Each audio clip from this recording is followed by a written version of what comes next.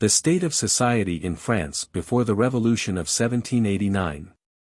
By Alexis de Tocqueville. Translator's Preface to the second edition. An interval of about 17 years has elapsed since the first publication of this book in France, and of the translation of it, which appeared simultaneously, in England. The English version has not been republished, and has long been out of print. But the work itself has retained a lasting place in the political literature of Europe. The historical events which have occurred since the date of its first publication have again riveted the attention of every thinking man on the astonishing phenomena of the French Revolution, which has resumed in these later days its mysterious and destructive course. And a deeper interest than ever seems to attach itself to the first causes of this long series of political and social convulsions, which appear to be as far as ever from their termination. Nor is this interest confined to the state of France alone. For at each succeeding period of our contemporary annals the operation and effects of the same causes may be traced in other countries. And the principles which the author of this book discerned with unerring sagacity derive fresh illustrations every day from the course of events both abroad and at home. For this reason, mainly, this translation is republished at the present time, in the hope that it may be read by men of the younger generation, who were not in being when it first appeared. And that some of those who read it before may be led by the light of passing events to read it again. For I venture to say that in no other work on the French Revolution has the art of scientific analysis been applied with equal skill to the genesis of these great changes, no other writer has so skillfully traced the continuous operation of the causes, long anterior to the Revolution itself, which have gradually reduced one of the greatest monarchies of Europe to its present condition. Are we to learn from this stern lesson of experience that the hopes of progress are closely united to the germs of dissolution? And that the great transformation hailed with so much enthusiasm 84 years ago was but the prelude of a final catastrophe? That the nation which was the first to plunge into this new order of things, by the destruction of all that it once loved and revered, is also the first to make manifest its fatal results? And that the last results of civilization are no preservative against the decline of empires? These pages may suggest such reflections, for if the vices and abuses of political society in France before the Revolution were, in some measure, peculiar to herself, the elements of destruction which the Revolution let loose upon the world are common to all civilized nations. In the present edition, moreover, it appeared to be desirable to make a considerable addition to the volume published in 1856. At the time of his death in the spring of 1859, M. de Tocqueville had made some progress in the continuation of his work, though his labor advanced very slowly, from the minute and conscientious care with which he conducted his researches and elaborated his thoughts. 7 chapters of the new volume were, however, found among his papers by his friend and literary executor, M. Gustave de Beaumont, in a state approaching to completeness. And these posthumous chapters were published in the 7th volume of the collected edition of M. de Tocqueville's works. They have not before been translated, and they are, I believe, but little known in this country. These chapters are not inferior, I think, to any of the works of their author in originality and interest. And they have the merit of bringing down his survey of the state of France before the Revolution to the very moment which preceded the convocation of the States General. I have therefore included these posthumous chapters in the present edition, and they form a third book, in addition to the 2 books of the original volume. Henry Reeve. April 1873. How do you find this book? Any thoughts about the book or the author? Any suggestion for improvement? Please take a moment to share your thoughts in a comment. If you like it, share it with your friends who might enjoy it as well. Subscribe to keep in touch. Visit CompleteAudiobooks.com for more quality content. Preliminary notice. The book I now publish is not a history of the French Revolution. That history has been written with too much success for me to attempt to write it again. This volume is a study on the Revolution. The French people made, in 1789, the greatest effort which was ever attempted by any nation to cut, so to speak, their destiny in halves, and to separate by an abyss that which they had heretofore been from that which they sought to become hereafter. For this purpose they took all sorts of precautions to carry nothing of their past with them into their new condition, they submitted to every species of constraint in order to fashion themselves otherwise than their fathers were. They neglected nothing which could efface their identity. I have always thought that they had succeeded in this singular attempt much less than was supposed abroad, and less than they had at first supposed themselves.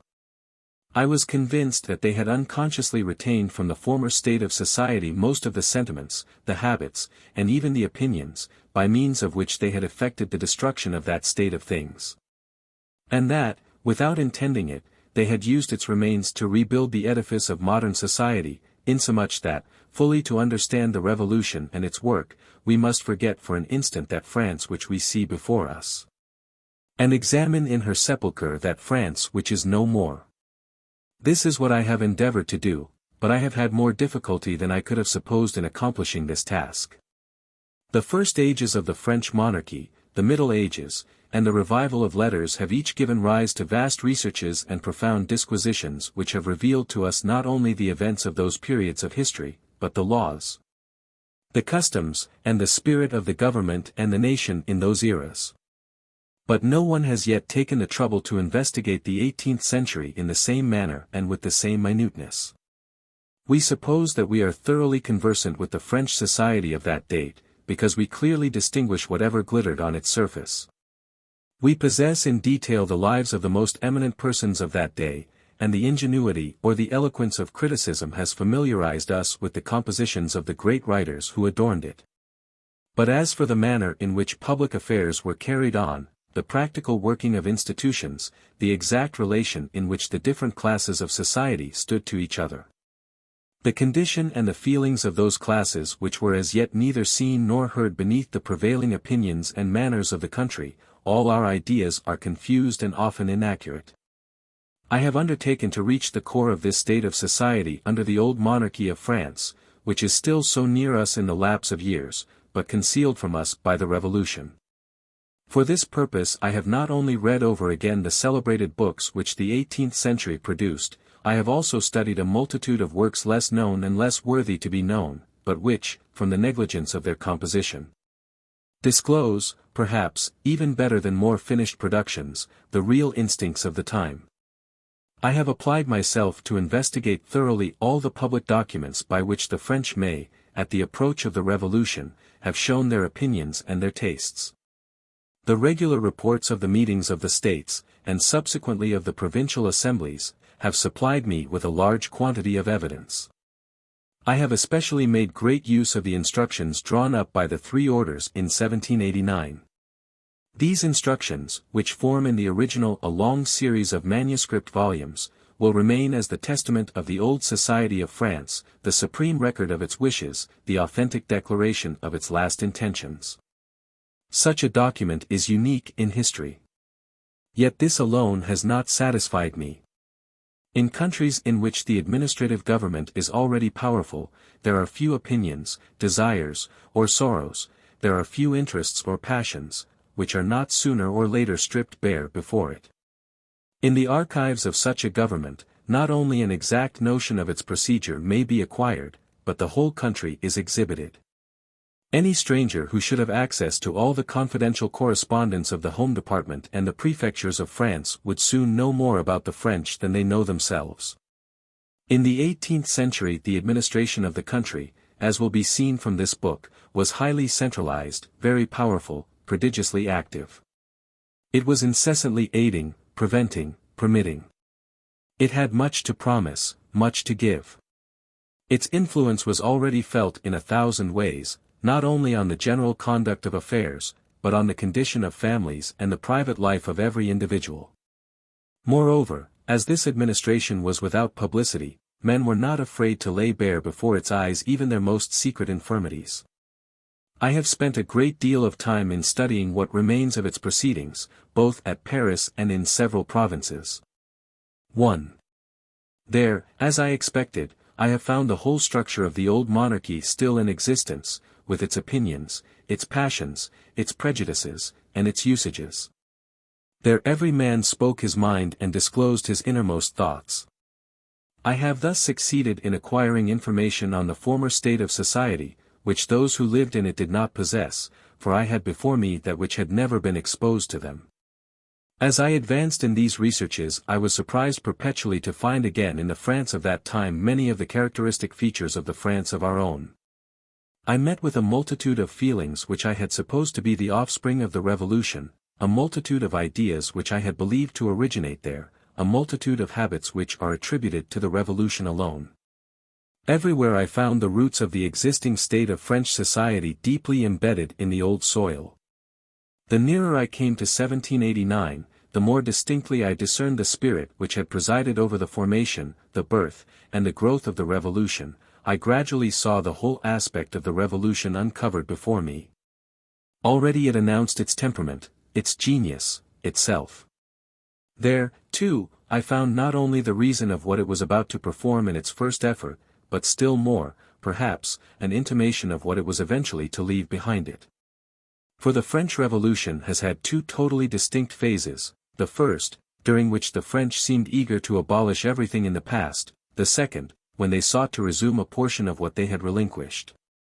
Many of the laws and political practices of the old monarchy thus suddenly disappeared in 1789, but they occur again some years later, as some rivers are lost in the earth to burst forth again lower down, and bear the same waters to other shores. The peculiar object of the work I now submit to the public is to explain why this great revolution, which was in preparation at the same time over almost the whole continent of Europe, broke out in France sooner than elsewhere. Why it sprang spontaneously from the society it was about to destroy, and, lastly, how the old French monarchy came to fall so completely and so abruptly. It is not my intention that the work I have commenced should stop short at this point. I hope, if time and my own powers permit it, to follow, through the vicissitudes of this long revolution, these same Frenchmen with whom I have lived so familiarly under the old monarchy, and whom that state of society had formed, to see them modified and transformed by the course of events, but without changing their nature, and constantly appearing before us with features somewhat different, but ever to be recognized. With them I shall proceed to review that first epoch of 1789, when the love of equality and that of freedom shared their hearts, when they sought to found not only the institutions of democracy, but the institutions of freedom, not only to destroy privileges, but to acknowledge and to sanction rights, a time of youth, of enthusiasm, of pride, of generous and sincere passion, which, in spite of its errors, will live forever in the memory of men, and which will still long continue to disturb the slumbers of those who seek to corrupt or to enslave them. Thus rapidly following the track of this same revolution, I shall attempt to show by what events, by what faults, by what miscarriages, this same French people was led at last to relinquish its first aim, and, forgetful of freedom, to aspire only to become the equal servants of the world's master, how a government, stronger and far more absolute than that which the revolution had overthrown, grasped and concentrated all the powers of the nation, suppressed the liberties which had been so dearly bought, putting in their place the counterfeit of freedom, calling sovereignty of the people the suffrages of electors who can neither inform themselves nor concert their operations, nor, in fact, choose, calling vote of taxes the assent of mute and enslaved assemblies. And while thus robbing the nation of the right of self-government, of the great securities of law, of freedom of thought, of speech, and of the pen, that is, of all the most precious and the most noble conquests of 1789, still daring to assume that mighty name. I shall pause at the moment when the revolution appears to me to have nearly accomplished its work and given birth to the modern society of France. That society will then fall under my observation. I shall endeavor to point out in what it resembles the society which preceded it, in what it differs, what we have lost in this immense displacement of our institutions, what we have gained by it, and, lastly, what may be our future. A portion of this second work is sketched out, though still unworthy to be offered to the public. Will it be given me to complete it? Who can say? The destiny of men is far more obscure than that of nations. I hope I have written this book without prejudice, but I do not profess to have written it without passion. No Frenchman should speak of his country and think of this time unmoved. I acknowledge that in studying the old society of France in each of its parts one have never entirely lost sight of the society of more recent times. I have sought not only to discover the disease of which the patient died, but also the means by which life might have been preserved. I have imitated that medical analysis which seeks in each expiring organ to catch the laws of life. My object has been to draw a picture strictly accurate, and at the same time instructive. Whenever I have met amongst our progenitors with any of those masculine virtues which we most want and which we least possess, such as a true spirit of independence, a taste for great things, faith in ourselves and in a cause, I have placed them in relief, so, too, when I have found in the laws, the opinions, and the manners of that time traces of some of those vices which after having consumed the former society of France still infest us, I have carefully brought them to the light, in order that, seeing the evil they have done us, it might better be understood what evils they may still engender. To accomplish this object I confess I have not feared to wound either persons, or classes, or opinions, or recollections of the past, however worthy of respect they may be. I have done so often with regret, but always without remorse. May those whom I have thus perhaps offended forgive me in consideration of the honest and disinterested object which I pursue. Many will perhaps accuse me of showing in this book a very unseasonable love of freedom, a thing for which it is said that no one any longer cares in France. I shall only beg those who may address to me this reproach to consider that this is no recent inclination of my mind. More than 20 years ago, speaking of another community, I wrote almost textually the following observations. Amidst the darkness of the future 3 truths may be clearly discovered. The first is, that all the men of our time are impelled by an unknown force which they may hope to regulate and to check, but not to conquer, a force which sometimes gently moves them, sometimes hurries them along, to the destruction of aristocracy. The second is, that of all the communities in the world those which will always be least able permanently to escape from absolute government are precisely the communities in which aristocracy has ceased to exist, and can never exist again. Lastly, the third is, that despotism nowhere produces more pernicious effects than in these same communities, for more than any other form of government despotism favors the growth of all the vices to which such societies are specially liable, and thus throws an additional weight on that side to which, by their natural inclination, they were already prone. Men in such countries, being no longer connected together by any ties of caste, of class, of corporation, of family, are but too easily inclined to think of nothing but their private interests, ever too ready to consider themselves only, and to sink into the narrow precincts of self, in which all public virtue is extinguished. Despotism, instead of combating this tendency, renders it irresistible, for it deprives its subjects of every common passion, of every mutual want, of all necessity of combining together, of all occasions of acting together. It immures them in private life. They already tended to separation, despotism isolates them. They were already chilled in their mutual regard, despotism reduces them to ice. In such societies, in which nothing is stable, every man is incessantly stimulated by the fear of falling and by eagerness to rise. And as money, while it has become the principal mark by which men are classed and distinguished, has acquired an extraordinary mobility, passing without cessation from hand to hand, transforming the condition of persons, raising or lowering that of families, there is scarcely a man who is not compelled to make desperate and continual efforts to retain or to acquire it. The desire to be rich at any cost, the love of business, the passion of lucre, the pursuit of comfort and of material pleasures, are therefore in such communities the prevalent passions. They are easily diffused through all classes, they penetrate even to those classes which had hitherto been most free from them, and would soon enervate and degrade them all, if nothing checked their influence. But it is of the very essence of despotism to favor and extend that influence.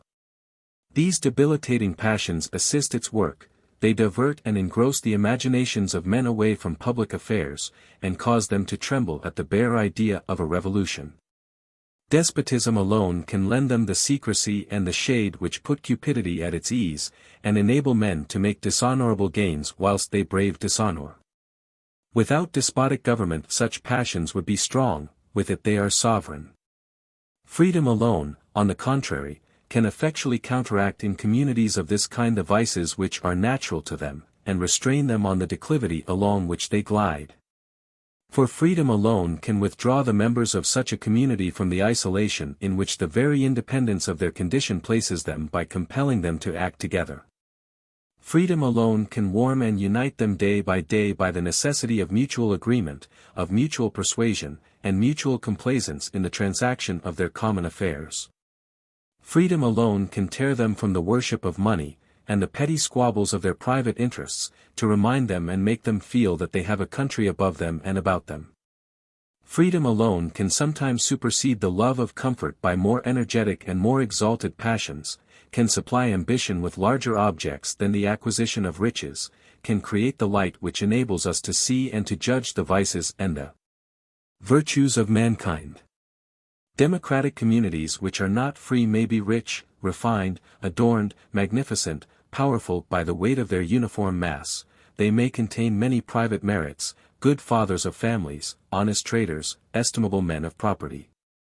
Nay, many good Christians will be found there, for their country is not of this world, and the glory of their faith is to produce such men amidst the greatest depravity of manners and under the worst government.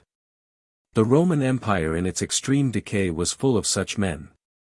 But that which, I am confident, will never be found in such societies is a great citizen, or, above all, a great people. Nay, I do not hesitate to affirm that the common level of the heart and the intellect will never cease to sink as long as equality of conditions and despotic power are combined there. Thus I thought and thus I wrote 20 years ago. I confess that since that time nothing has occurred in the world to induce me to think or to write otherwise. Having expressed the good opinion I had of freedom at a time when freedom was in favor, I may be allowed to persist in that opinion though she be forsaken. Let it also be considered that even in this I am less at variance with most of my antagonists than perhaps they themselves suppose. Where is the man who, by nature, should have so mean a soul as to prefer dependence on the caprices of one of his fellow creatures to obedience to laws which he has himself contributed to establish? Provided that his nation appear to him to possess the virtues necessary to use freedom aright? There is no such man. Despots themselves do not deny the excellence of freedom, but they wish to keep it all to themselves, and maintain that all other men are utterly unworthy of it. Thus it is not on the opinion which may be entertained of freedom that this difference subsists, but on the greater or the less esteem we may have for mankind. And it may be said with strict accuracy that the taste a man may show for absolute government bears an exact ratio to the contempt he may profess for his countrymen. I pause before I can be converted to that opinion. I may add, I think, without undue pretensions, that the volume now published is the product of very extended labors. Sometimes a short chapter has cost me more than a year of researches.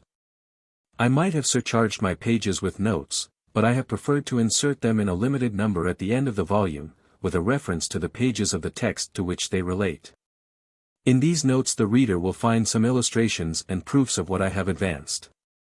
I could largely augment the quantity of them if this book should appear to require it. Book 1. Chapter 1. Opposing Judgments Passed on the French Revolution at its Origin. Nothing is better fitted to give a lesson in modesty to philosophers and statesmen than the history of the French Revolution. For never were there events more important, longer in ripening, more fully prepared, or less foreseen. The great Frederick himself, with all his genius, failed to perceive what was coming, and was almost in contact with the event without seeing it. Nay, more, he even acted in the spirit of the revolution beforehand, and was in some sort its precursor, and already its agent. Yet he did not recognize its approach, and when at length it made its appearance, the new and extraordinary features which were to distinguish its aspect, amidst the countless crowd of human revolutions, still passed unheeded. The curiosity of all other countries was on the stretch. Everywhere an indistinct conception arose amongst the nations that a new period was at hand, and vague hopes were excited of great changes and reforms. But no one as yet had any suspicion of what the revolution was really to become. Princes and their ministers lacked even the confused presentiment by which the masses were agitated. They beheld in the revolution only one of those periodical disorders to which the constitutions of all nations are subject, and of which the only result is to open fresh paths for the policy of their neighbors. Even when they did chance to express a true opinion on the events before them, they did so unconsciously.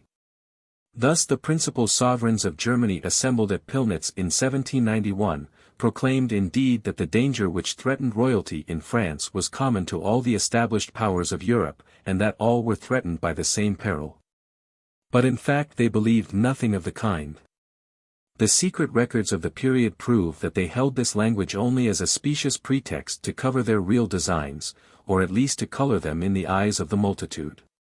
As for themselves, they were convinced that the French Revolution was an accident merely local and temporary, which they had only to turn to good account. With this notion they laid plans, made preparations, and contracted secret alliances.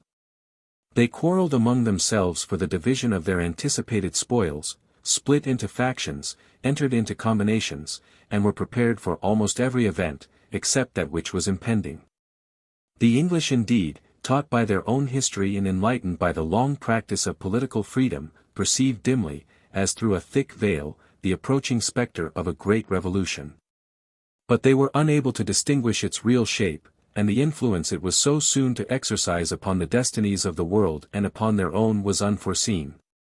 Arthur Young, who travelled over France just as the revolution was on the point of breaking out, and who regarded it as imminent, so entirely mistook its real character, that he thought it was a question whether it would not increase existing privileges. As for the nobility and clergy, says he, if this revolution were to make them still more preponderant, I think it would do more harm than good. Burke, whose genius was illuminated by the hatred with which the revolution inspired him from its birth, Burke himself hesitated, for a moment uncertain, at the sight. His first prediction was that France would be enervated, and almost annihilated by it. France is, at this time, in a political light, to be considered as expunged out of the system of Europe.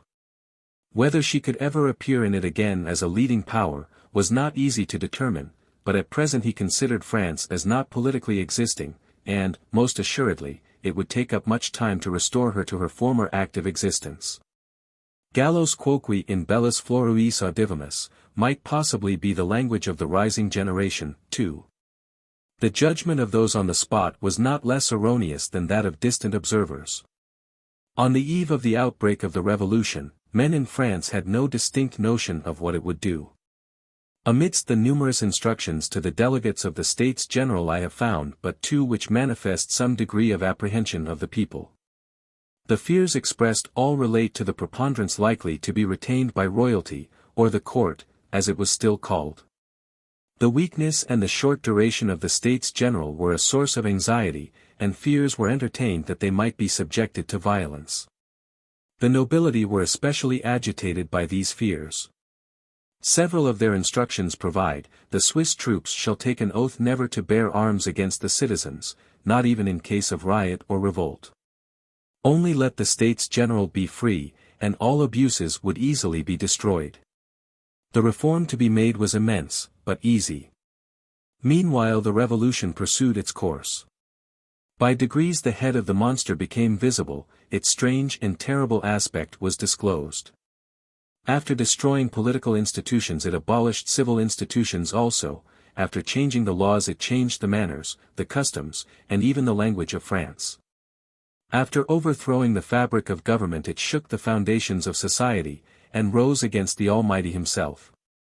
The revolution soon overflowed the boundaries of France with a vehemence hitherto unknown, with new tactics, with sanguinary doctrines, with armed opinions, to use the words of Pitt, with an inconceivable force which struck down the barriers of empires, shattered the crowns of Europe, trampled on its people, though, strange to say, it won them to its cause.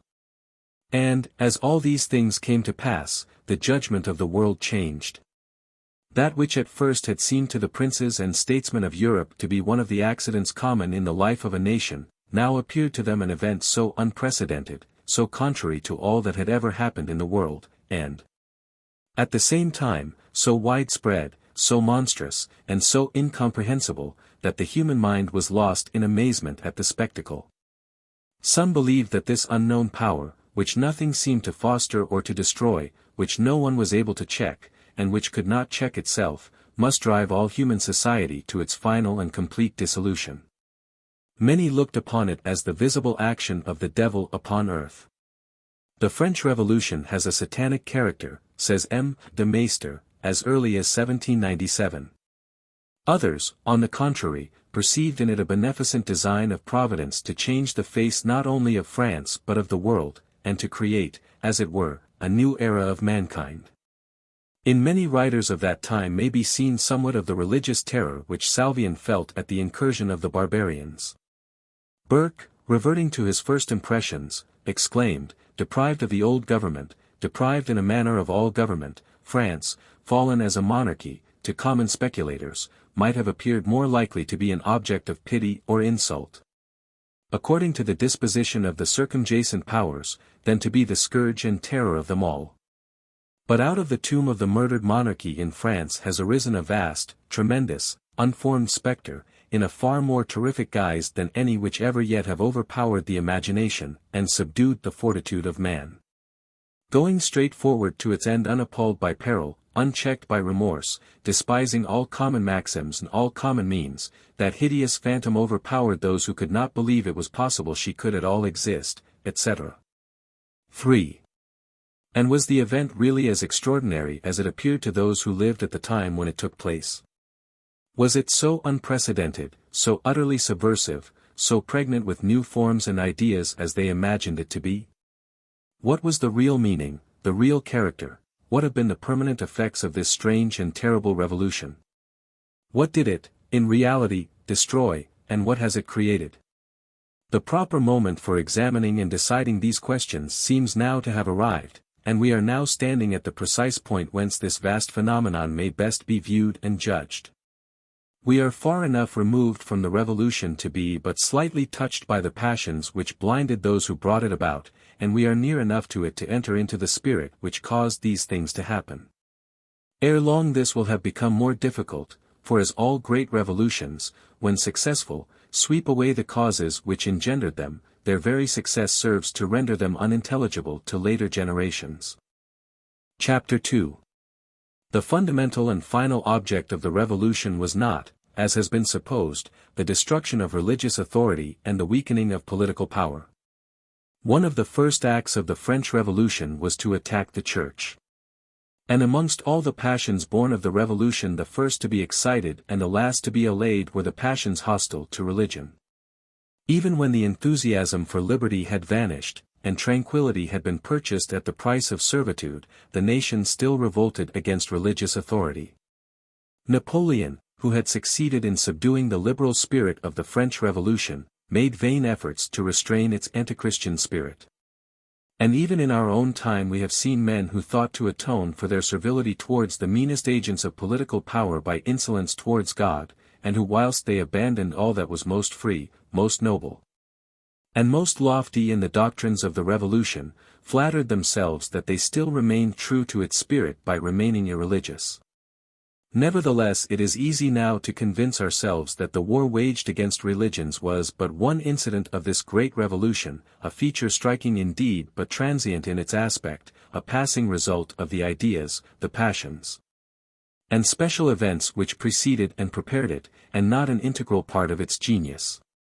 The philosophy of the 18th century has rightly been looked upon as one of the chief causes of the revolution, and it is quite true that this philosophy was profoundly irreligious. But we must be careful to observe that it contains two distinct and separable parts. One of these relates to all the new or newly revived opinions concerning the condition of society, and the principles of civil and political laws, such, for instance, as the natural equality of mankind, and the abolition of all privileges of caste, of class, of profession, which is the consequence of that equality. The sovereignty of the people, the omnipotence of social power, the uniformity of laws. All these doctrines were not only causes of the French Revolution, they were its very substance. Of all its effects they are the most fundamental, the most lasting, and the most true, as far as time is concerned. In the other part of their doctrines the philosophers of the 18th century attacked the Church with the utmost fury, they fell foul of her clergy, her hierarchy, her institutions, her dogmas. And, in order more surely to overthrow them, they endeavored to tear up the very foundations of Christianity.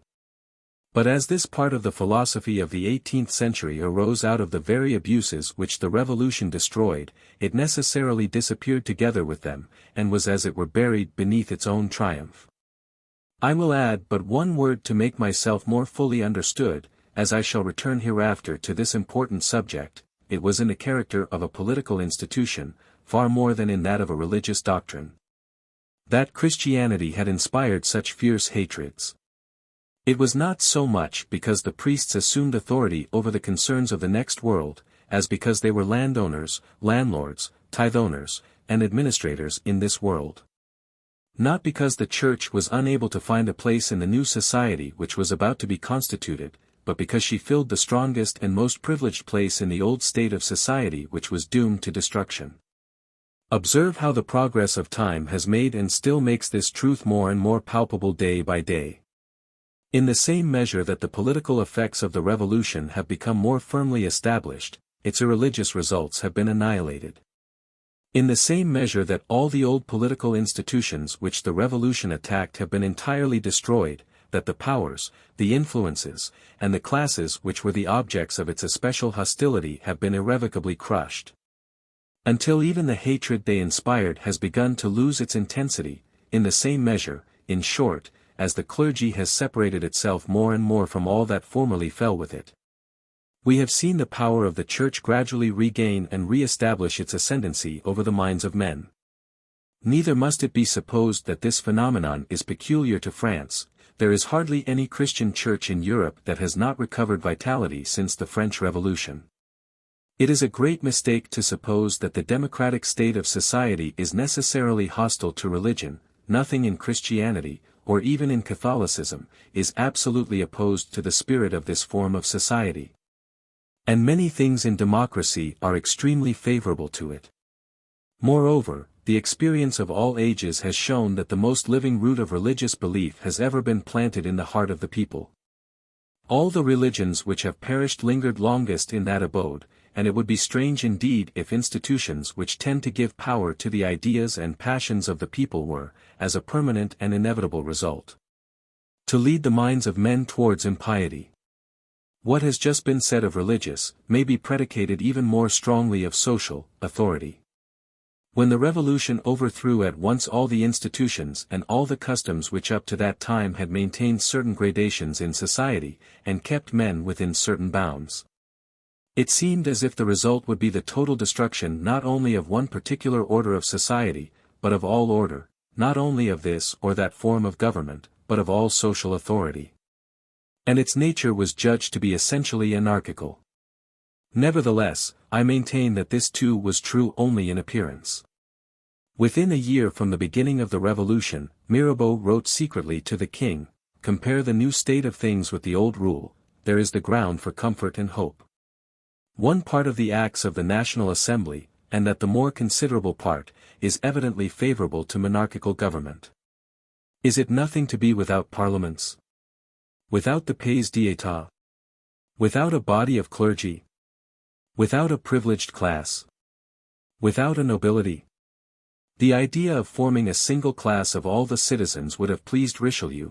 This equality of the surface facilitates the exercise of power. Several successive reigns of an absolute monarchy would not have done as much for the royal authority as this 1 year of revolution. Such was the view of the Revolution taken by a man capable of guiding it. As the object of the French Revolution was not only to change an ancient form of government, but also to abolish an ancient state of society, it had to attack at once every established authority, to destroy every recognized influence, to efface all traditions, to create new manners and customs, and, as it were, to purge the human mind of all the ideas upon which respect and obedience had hitherto been based. Thence arose its singularly anarchical character. But, clear away the ruins, and you behold an immense central power, which has attracted and absorbed into unity all the fractions of authority and influence which had formerly been dispersed amongst a host of secondary powers, orders, classes, professions, families and individuals, and which were disseminated throughout the whole fabric of society. The world had not seen such a power since the fall of the Roman Empire. This power was created by the Revolution, or rather it arose spontaneously out of the ruins which the Revolution had left. The governments which it founded are more perishable, it is true, but 100 times more powerful than any of those which it overthrew. We shall see hereafter that their fragility and their power were owing to the same causes. It was this simple, regular, and imposing form of power which Mirabeau perceived through the dust and rubbish of ancient, half-demolished institutions. This object, in spite of its greatness, was still invisible to the eyes of the many, but time has gradually unveiled it to all eyes. At the present moment it especially attracts the attention of rulers. It is looked upon with admiration and envy not only by those whom the Revolution has created, but by those who are the most alien and the most hostile to it. All endeavor, within their own dominions, to destroy immunities and to abolish privileges. They confound ranks, they equalize classes, they supersede the aristocracy by public functionaries, local franchises by uniform enactments, and the diversities of authority by the unity of a central government. They labor at this revolutionary task with unwearied industry, and when they meet with occasional obstacles, they do not scruple to copy the measures as well as the maxims of the Revolution. They have even stirred up the poor against the rich, the middle classes against the nobility, the peasants against their feudal lords. The French Revolution has been at once their curse and their instructor. Chapter 3. Showing that the French Revolution was a political revolution which followed the course of religious revolutions, and for what reasons. All mere civil and political revolutions have had some country for their birthplace, and have remained circumscribed within its limits. The French Revolution, however, had no territorial boundary. Far from it, one of its effects has been to efface as it were all ancient frontiers from the map of Europe. It united or it divided mankind in spite of laws, traditions, characters, and languages, turning fellow countrymen into enemies, and foreigners into brothers. Or rather, it formed an intellectual country common to men of every nation, but independent of all separate nationalities. We should search all the annals of history in vain for a political revolution of the same character. That character is only to be found in certain religious revolutions. And accordingly it is to them that the French Revolution must be compared, if any light is to be thrown upon it by analogy. Schiller remarks, with truth, in his History of the 30 Years' War, that the great Reformation of the 16th century had the effect of bringing together nations which scarcely knew each other, and of closely uniting them by new sympathies. Thus it was that Frenchmen warred against Frenchmen, while Englishmen came to their assistance. Men born on the most distant shores of the Baltic penetrated into the very heart of Germany in order to defend Germans of whose existence they had never heard until then. International wars assumed something of the character of civil wars, whilst in every civil war foreigners were engaged. The former interests of every nation were forgotten in behalf of new interests.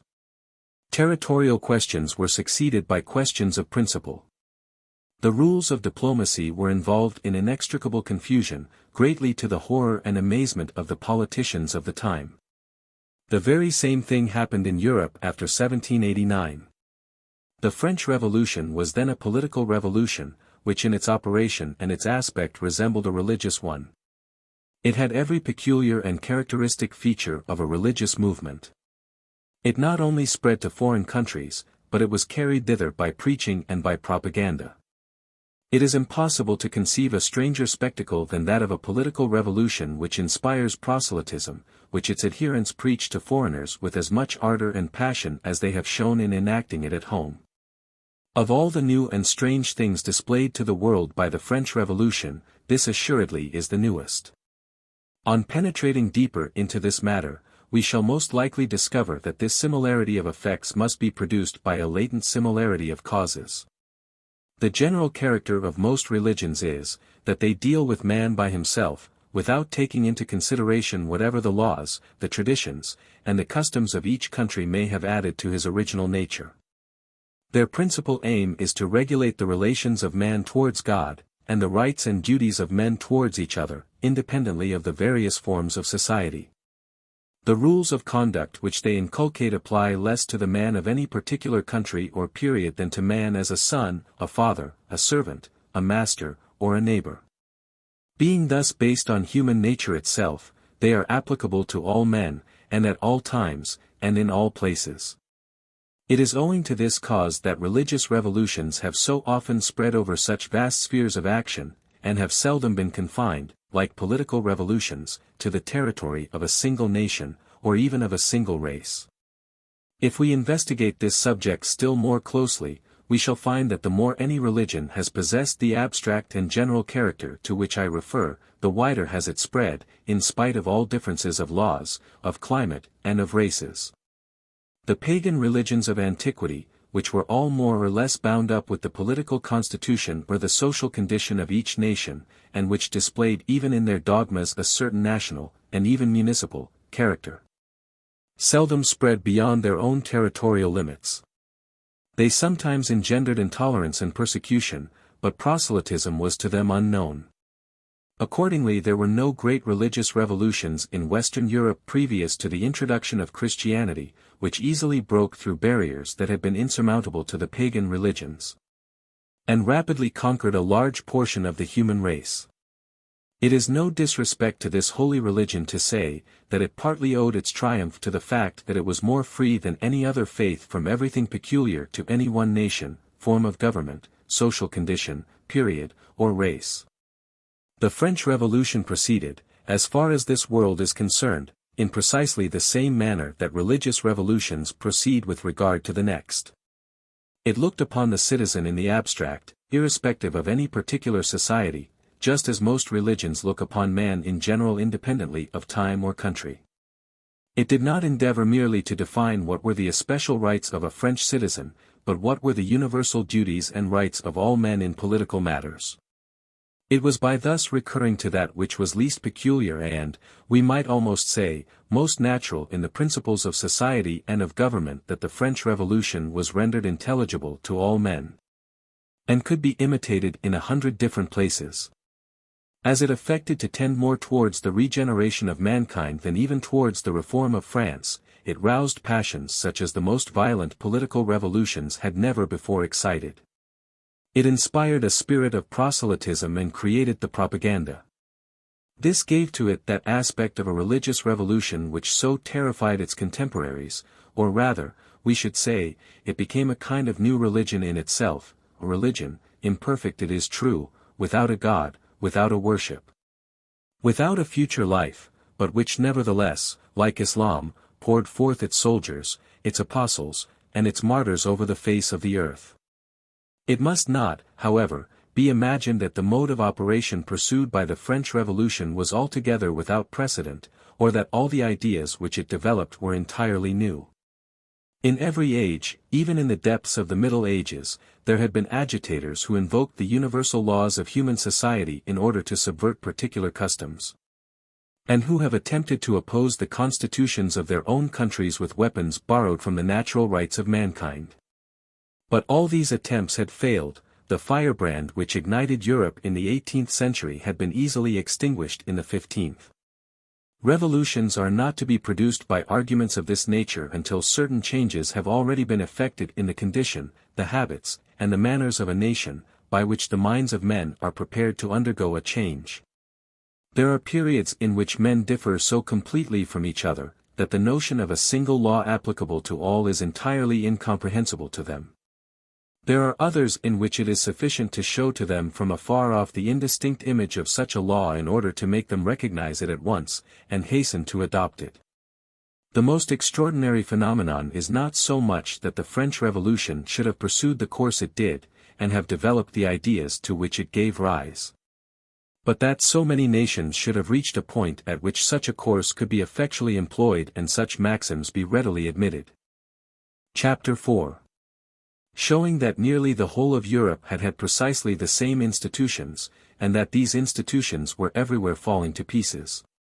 The tribes which overthrew the Roman Empire, and which in the end formed all the modern nations of Europe, differed among each other in race, in country, and in language. They only resembled each other in barbarism. Once established in the dominions of the empire, they engaged in a long and fierce struggle, and when at length they had gained a firm footing, they found themselves divided by the very ruins they had made. Civilization was almost extinct, public order at an end, the relations between man and man had become difficult and dangerous, and the great body of European society was broken up into thousands of small distinct and hostile societies, each of which lived apart from the rest. Nevertheless, certain uniform laws arose all at once out of the midst of this incoherent mass. These institutions were not copied from the Roman legislation. For indeed they were so much opposed to it that recourse was had to the Roman law to alter and abolish them. They have certain original characteristics which distinguish them from all other laws invented by mankind. They corresponded to each other in all their parts, and, taken together, they formed a body of law so compact that the articles of our modern codes are not more perfectly coherent. They were skillfully framed laws intended for a half-savage state of society. It is not my purpose to inquire how such a system of legislation could have arisen, spread, and become general throughout Europe. But it is certain that in the Middle Ages it existed more or less in every European nation, and that in many it prevailed to the exclusion of every other. I have had occasion to study the political institutions of the Middle Ages in France, in England, and in Germany. And the further I proceeded in my labors, the more was I astonished at the prodigious similarity which existed amongst all these various sets of laws. And the more did I wonder how nations so different, and having so little intercourse, could have contrived laws so much alike. Not but they continually and almost immeasurably differ in their details and in different countries, but the basis is invariably the same. If I discovered a political institution, a law, a fixed authority, in the ancient Germanic legislation, I was sure, on searching further, to find something exactly analogous to it in France and in England. Each of these three nations helped me more fully to understand the others. In all three the government was carried on according to the same maxims, political assemblies were formed out of the same elements, and invested with the same powers. Society was divided in the same manner, and the same gradation of classes subsisted in each. In all three the position of the nobles, their privileges, their characteristics, and their disposition were identical. As men they were not distinguishable, but rather, properly speaking, the same men in every place. The municipal constitutions were alike, the rural districts were governed in the same manner. The condition of the peasantry differed but little. The land was owned, occupied, and tilled after the same fashion, and the cultivators were subjected to the same burthens. From the confines of Poland to the Irish Channel, the lord's estate, the manorial courts, the fiefs, the quit rents, feudal service, feudal rights, and the corporations or trading guilds, were all alike. Sometimes the very names were the same. And what is still more remarkable, the same spirit breathes in all these analogous institutions. I think I may venture to affirm, that in the 14th century the social, political, administrative, judicial, economical, and literary institutions of Europe were more nearly akin to each other than they are at the present time. When civilization appears to have opened all the channels of communication, and to have leveled every obstacle. It is no part of my scheme to relate how this ancient constitution of Europe gradually became wasted and decayed. It is sufficient to remark that in the 18th century it was everywhere falling into ruin. 5. On the whole, its decline was less marked in the east than in the west of the continent, but on all sides old age and decrepitude were visible. The progress of this gradual decay of the institutions of the Middle Ages may be followed in the archives of the different nations. It is well known that each manor kept rolls called terriers, in which from century to century were recorded the limits of fiefs and the quit rents, the dues, the services to be rendered, and the local customs. I have seen rolls of the 13th and 14th centuries which are masterpieces of method, perspicuity, concision, and acuteness.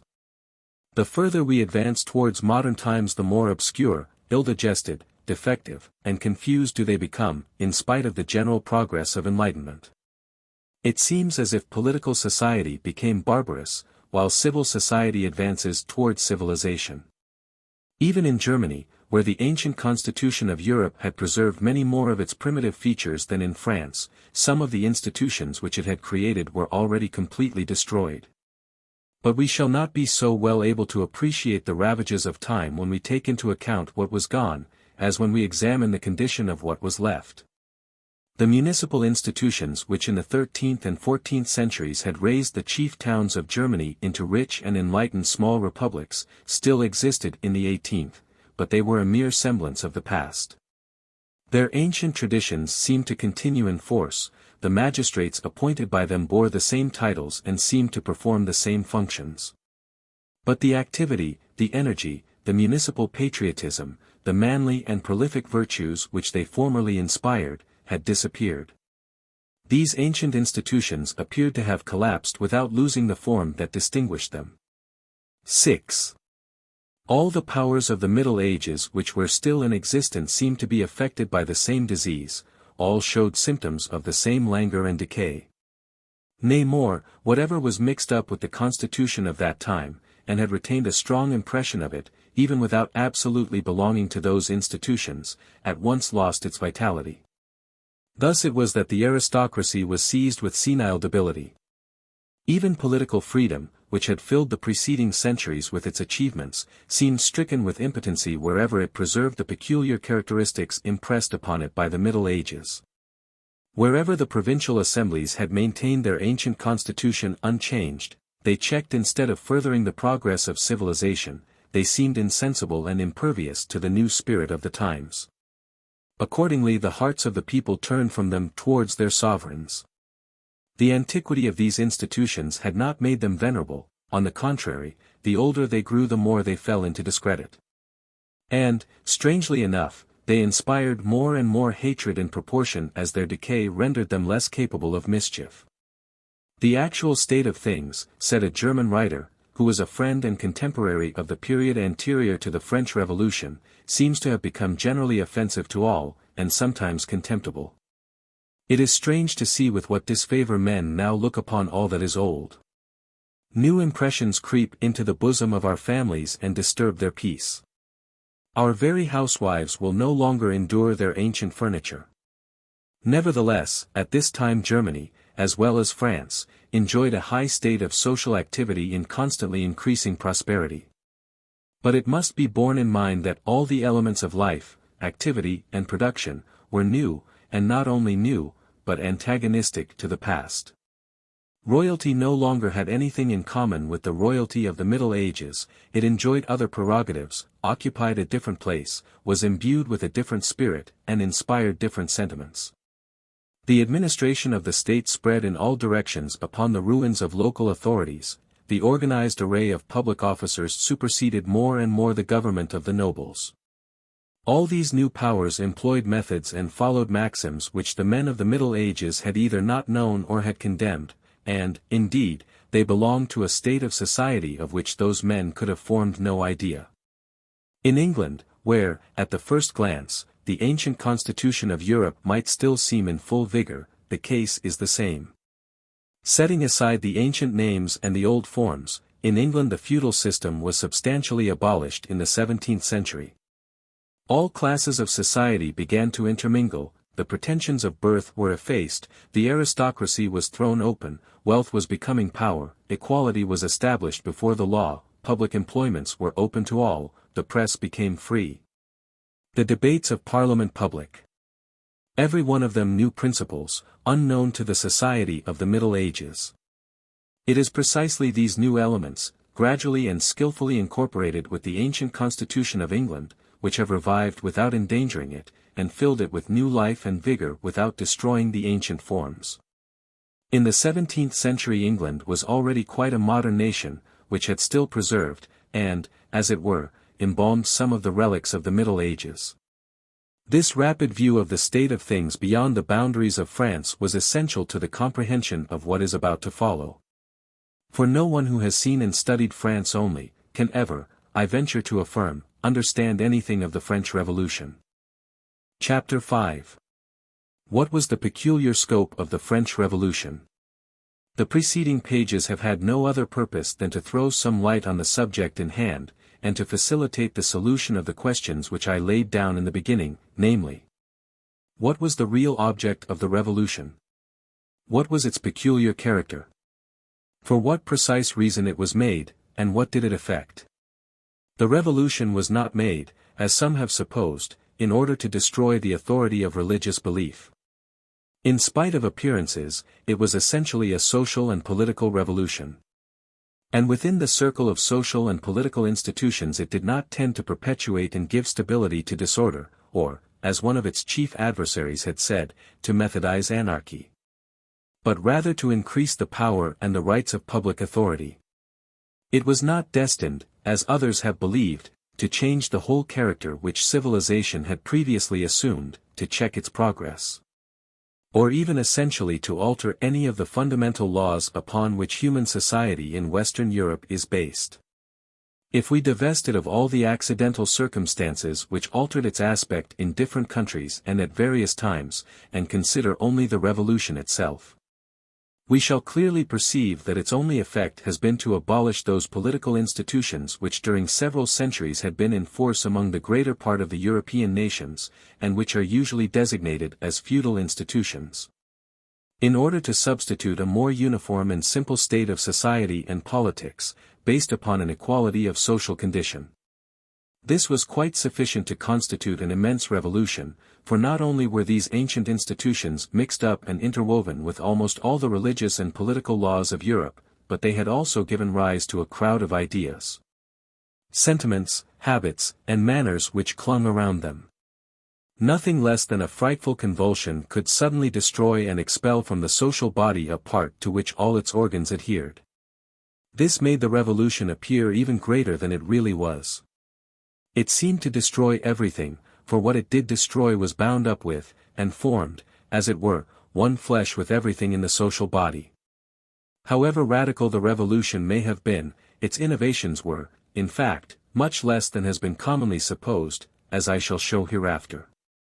What may truly be said is, that it entirely destroyed, or is still destroying, for it is not at an end, every part of the ancient state of society that owed its origin to aristocratic and feudal institutions, everything in any way connected with those institutions, or in any degree, however slight, imbued with their spirit. It spared no part of the old world, save such as had always been foreign to those institutions, or could exist apart from them. Least of all was the revolution a fortuitous event. It took the world by surprise, it is true, but it was not the less the completion of a long process, the sudden and violent termination of a work which had successively passed before the eyes of 10 generations. If it had not taken place, the old social structure would equally have fallen sooner in one place and later in another, only it would have crumbled away by degrees instead of falling with a crash. The revolution effected on a sudden and by a violent and convulsive effort, without any transition, without forethought, without mercy, that which would have happened little by little if left to itself. This was its work.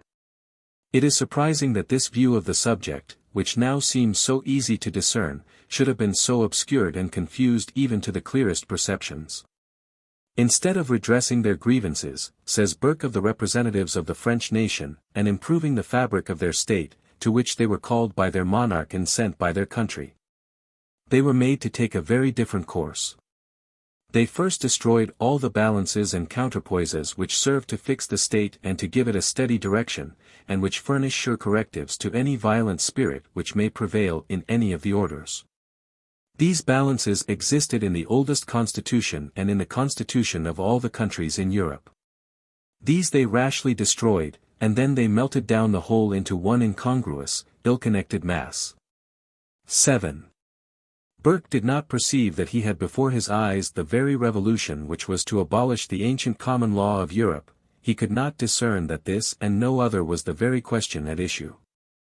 But why, we may ask, did this revolution, which was imminent throughout Europe, break out in France rather than elsewhere, and why did it there display certain characteristics which have appeared nowhere else?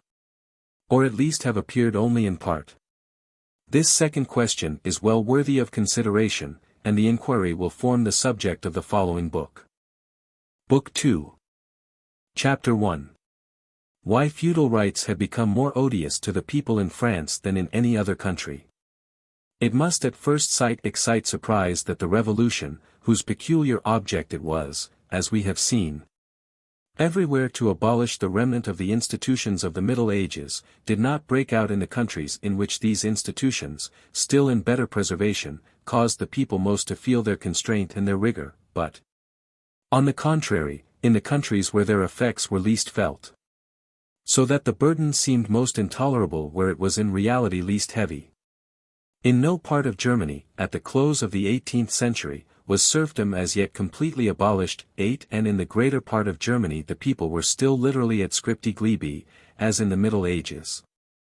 Almost all the soldiers who fought in the armies of Frederick II and of Maria Theresa were in reality serfs.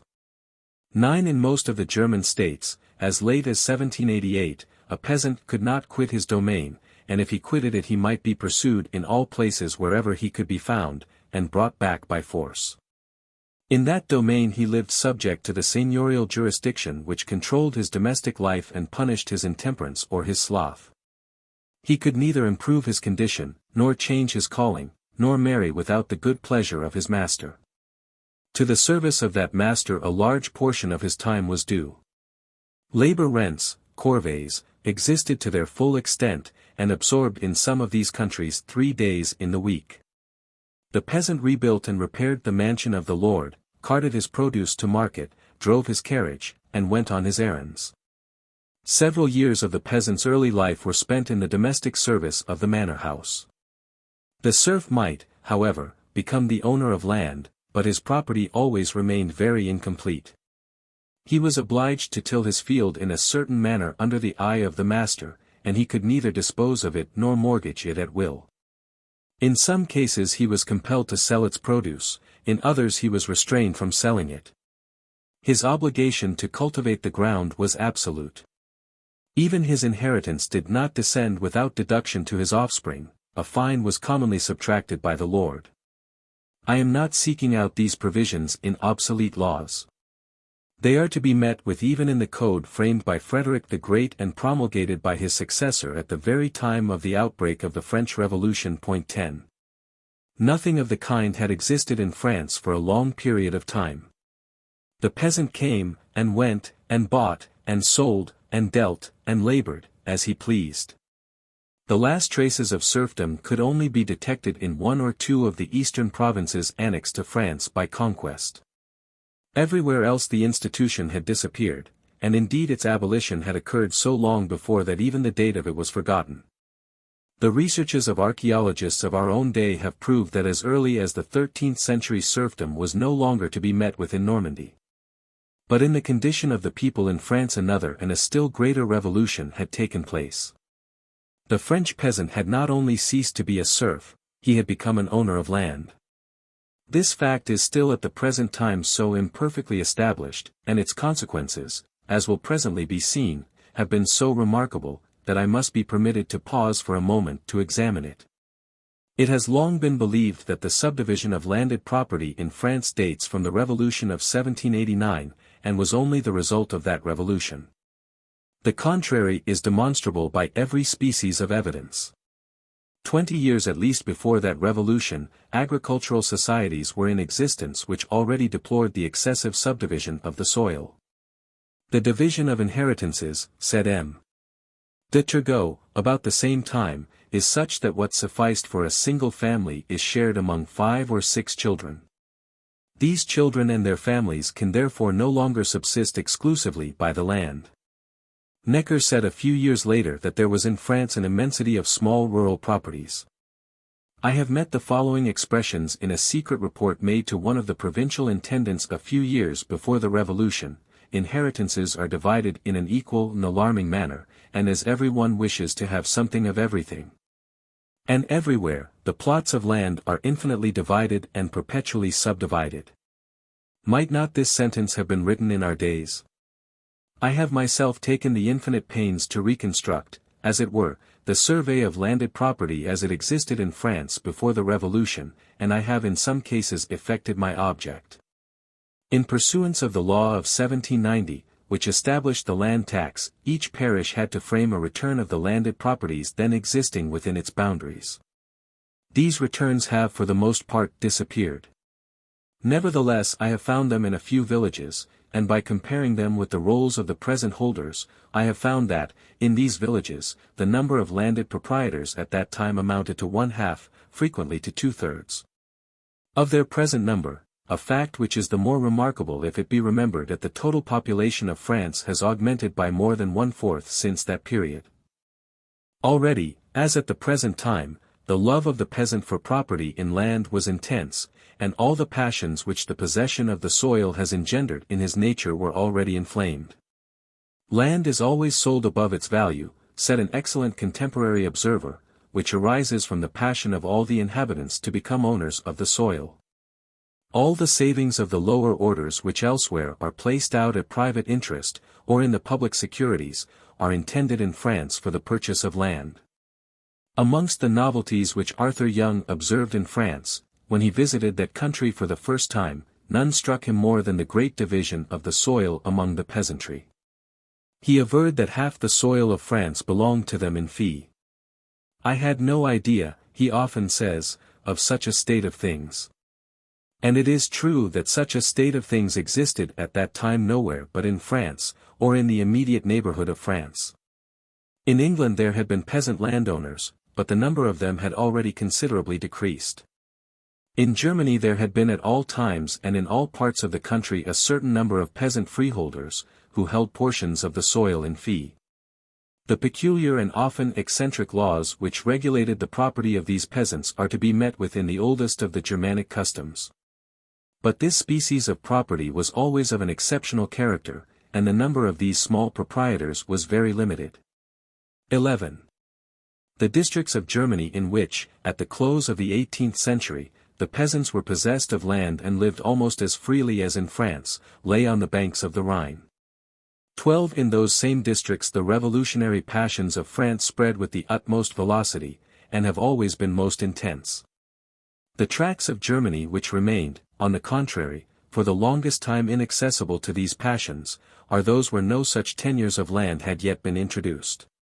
The observation deserves to be made.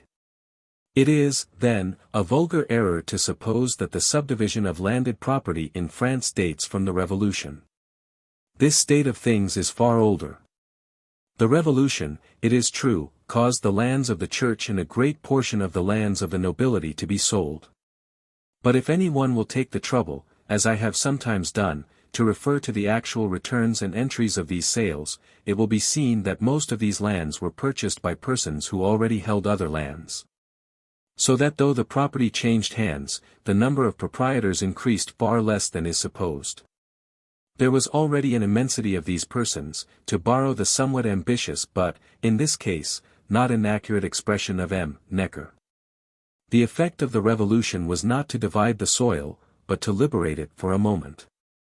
All these small landowners were, in reality, ill at ease in the cultivation of their property, and had to bear many charges or easements on the land which they could not shake off. These charges were no doubt onerous. 13. But the cause which made them appear insupportable was precisely that which might have seemed calculated to diminish the burden of them. The peasants of France had been released, more than in any other part of Europe, from the government of their lords, by a revolution not less momentous than that which had made them owners of the soil. Although what is termed in France the Ancien Régime is still very near to us, since we live in daily intercourse with men born under its laws, that period seems already lost in the night of time. The radical revolution which separates us from it has produced the effect of ages, it has obliterated all that it has not destroyed. Few persons therefore can now give an accurate answer to the simple question, how were the rural districts of France administered before 1789? And indeed no answer can be given to that question with precision and minuteness, without having studied, not books, but the administrative records of that period. It is often said that the French nobility, which had long ceased to take part in the government of the state, preserved to the last the administration of the rural districts, the seigneurs governed the peasantry. This again is very like a mistake. In the 18th century all the affairs of the parish were managed by a certain number of parochial officers, who were no longer the agents of the manor or domain, and whom the lord no longer selected. Some of these persons were nominated by the intendant of the province, others were elected by the peasants themselves. The duty of these authorities was to assess the taxes, to repair the church, to build schools, to convoke and preside over the vestry or parochial meeting. They attended to the property of the parish and determined the application of it, they sued and were sued in its name. Not only the lord of the domain no longer conducted the administration of these small local affairs, but he did not even superintend it. All the parish officers were under the government or the control of the central power, as we shall show in a subsequent chapter. Nay, more, the seigneur had almost ceased to act as the representative of the crown in the parish, or as the channel of communication between the king and his subjects. He was no longer expected to apply in the parish the general laws of the realm, to call out the militia, to collect the taxes, to promulgate the mandates of the sovereign, or to distribute the bounty of the crown. All these duties and all these rights belonged to others. The seigneur was in fact no longer anything but an inhabitant of the parish, separated by his own immunities and privileges from all the other inhabitants. His rank was different, not his power. The seigneur is only the principal inhabitant was the instruction constantly given by the provincial intendants to their subdelegates. If we quit the parish, and examine the constitution of the larger rural districts, we shall find the same state of things. Nowhere did the nobles conduct public business either in their collective or their individual capacity. This was peculiar to France. Everywhere else the characteristic features of the old feudal society were partially preserved, the possession of the soil and the government of those who dwelt on the soil were still commingled. England was administered as well as governed by the chief owners of the soil. Even in those parts of Germany, as in Prussia and in Austria, in which the reigning princes had been most successful in shaking off the control of the nobles in the general affairs of the state, they had left to that class, to a great degree, the administration of rural affairs, and though the landed proprietor was, in some places, controlled by the government, his authority had nowhere been superseded. To say the truth, the French nobility had long since lost all hold on the administration of public affairs, except on one single point, that namely of justice. The principal nobles still retained the right of having judges who decided certain suits in their name, and occasionally established police regulations within the limits of their domain. But the power of the crown had gradually cut down, limited, and subdued this seigneurial jurisdiction to such a degree that the nobles who still exercised it regarded it less as a source of authority than as a source of income. Such had been the fate of all the peculiar rights of the French nobility. The political element had disappeared, the pecuniary element alone remained, and in some instances had been largely increased. I speak at this moment of that portion of the beneficial privileges of the aristocracy, which were especially called by the name of feudal rights, since they were the privileges which peculiarly touched the people. It is not easy to ascertain in what these rights did precisely still consist in 1789, for the number of them had been great, their diversity amazing, and many of these rights had already vanished or undergone a transformation. So that the meaning of the terms by which they were designated was perplexing even to contemporaries, and is become obscure to us. Nevertheless, by consulting the works of the domanial jurists of the 18th century, and from attentive researches into local customs, it will be found that all the rights still in existence at that time may be reduced to a small number of leading heads. All the others still subsisted, it is true, but only in isolated cases. The traces of seigneurial labor rents, corvées, may almost everywhere be detected, but they were already half extinguished. Most of the tolls on roads had been reduced or abolished, yet there were few provinces in which some such tolls were not still to be met with. Everywhere two seigneurs levied dues on fairs and markets. Throughout France they had the exclusive right of sporting. Generally they alone could keep dovecots and pigeons, almost everywhere the peasant was compelled to grind at the seigneurial mill, and to crush his grapes in the seigneurial winepress. A very universal and onerous seigneurial right was that of the fine called lauds et ventes, paid to the lord every time lands were bought or sold within the boundaries of his manor. All over the country the land was burdened with quit rents, rent charges, or dues in money or in kind, due to the lord from the copyholder, and not redeemable by the latter. Under all these differences one common feature may be traced. All these rights were more or less connected with the soil or with its produce, they all bore upon him who cultivates it. 14. The spiritual lords of the soil enjoyed the same advantages. For the Church, which had a different origin, a different purpose, and a different nature from the feudal system, had nevertheless at last intimately mingled itself with that system. And though never completely incorporated with that foreign substance, it had struck so deeply into it as to be encrusted there. 15. Bishops, canons, and incumbents held fiefs or charges on the land in virtue of their ecclesiastical functions. A convent had generally the lordship of the village in which it stood. The Church held serfs in the only part of France in which they still existed, it levied its labor rents, its due on fairs and markets. It had the common oven, the common mill, the common winepress, and the common bull. Moreover, the clergy still enjoyed in France, as in all the rest of Christendom, the right of tithe. 16. But what I am here concerned to remark is, that throughout Europe at that time the same feudal rights, identically the same, existed, and that in most of the continental states they were far more onerous than in France. I may quote the single instance of the seigneurial claim for labor. In France this right was unfrequent and mild, in Germany it was still universal and harsh. Nay more, many of the rights of feudal origin which were held in the utmost abhorrence by the last generation of Frenchmen, and which they considered as contrary not only to justice but to civilization, such as tithes, inalienable rent charges or perpetual dues, fines or harriets, and what were termed, in the somewhat pompous language of the 18th century, the servitude of the soil, might all be met with at that time, to a certain extent, in England. And many of them exist in England to this day.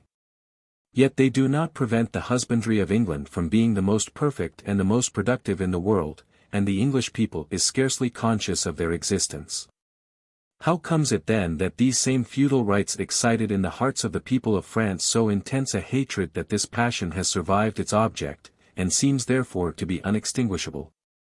The cause of this phenomenon is, that, on the one hand, the French peasant had become an owner of the soil, and that, on the other, he had entirely escaped from the government of the great landlords.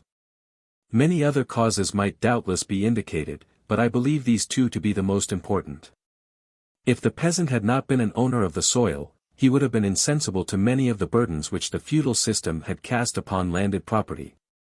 What matters tithe to a tenant farmer? He deducts it from his rent. What matters a rent charge to a man who is not the owner of the ground?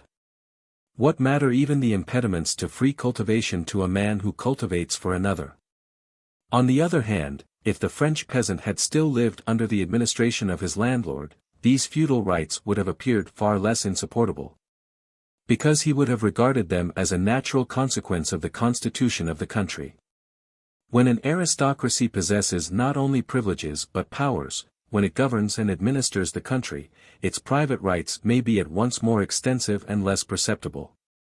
In the feudal times, the nobility were regarded pretty much as the government is regarded in our own.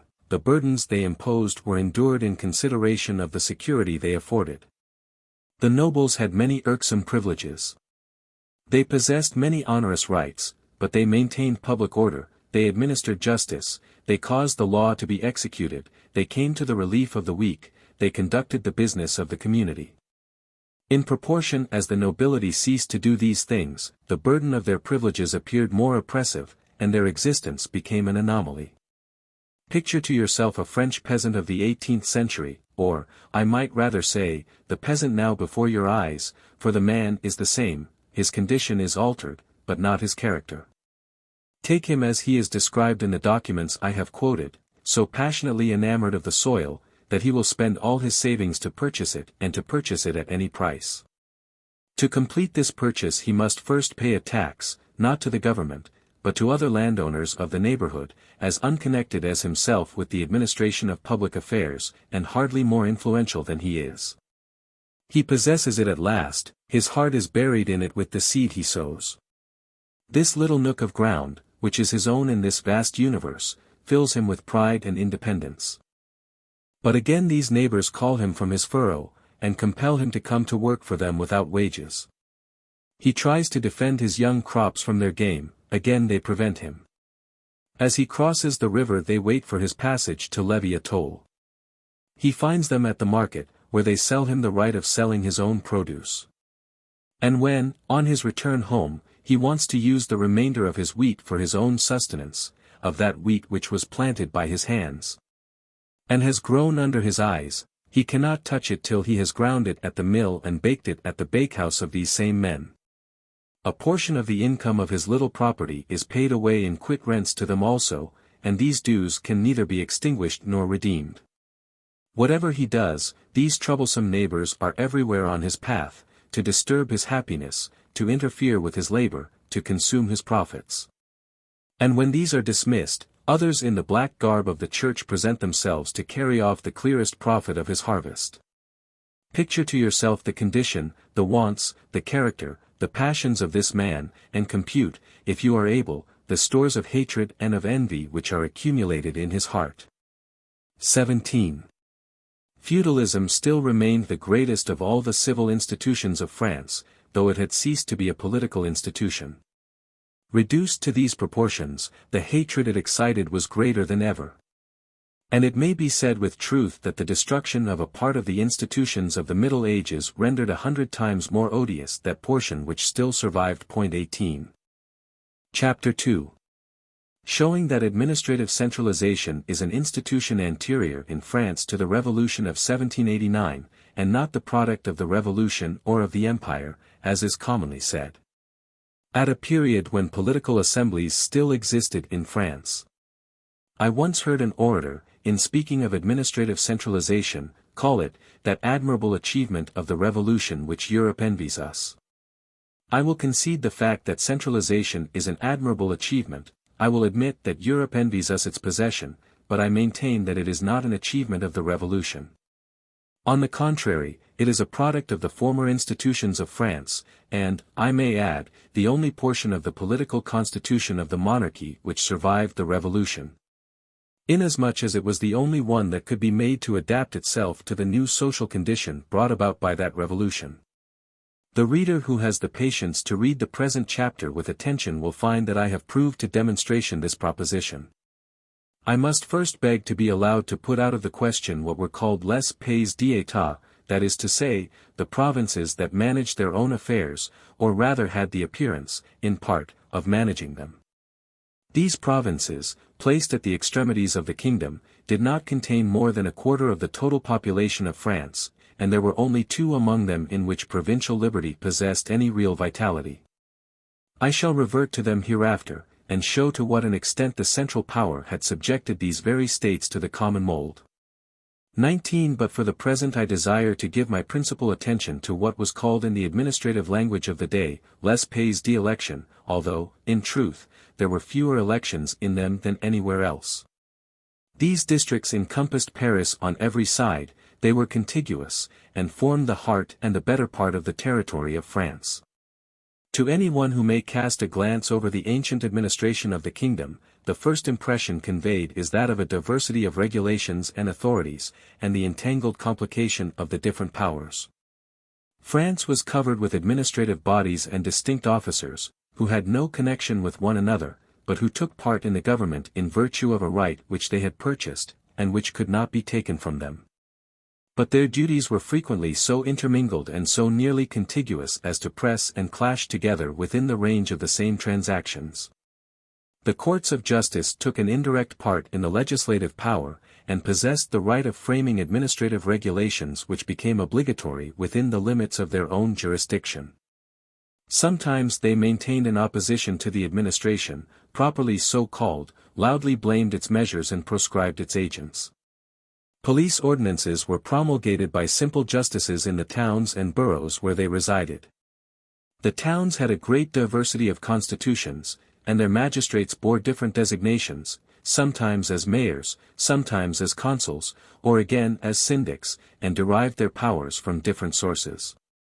Some were chosen by the king, others by the lord of the soil or by the prince holding the fief, some again were elected for a year by their fellow citizens, whilst others purchased the right of governing them permanently. These different powers were the last remains of the ancient system, but something comparatively new or greatly modified had by degrees established itself among them, and this I have yet to describe. In the center of the kingdom, and close to the throne, there had been gradually formed an administrative body of extraordinary authority, in the grasp of which every power was united after a new fashion. This was the King's Council. Its origin was ancient, but the greater part of its functions were of recent date. It was at once a supreme court of justice, inasmuch as it had the right to quash the judgments of all the ordinary courts, and a superior administrative tribunal, inasmuch as every special jurisdiction was dependent on it in the last resort. It possessed, moreover, as a council of state, subject to the pleasure of the king, a legislative power, for it discussed and proposed the greater part of the laws, and fixed and assessed the taxes. As the superior administrative board, it had to frame the general regulations which were to direct the agents of the government. Within its walls all important affairs were decided and all secondary powers controlled. Everything finally came home to it, from that center was derived the movement which set everything in motion. Yet it possessed no inherent jurisdiction of its own. The king alone decided, even when the council appeared to advise, and even when it seemed to administer justice. It consisted of no more than simple givers of advice, an expression used by the parliament in one of its remonstrances. This council was not composed of men of rank, but of personages of middling or even low extraction, former intendants or other men of that class thoroughly versed in the management of business, all of whom were liable to dismissal by the crown.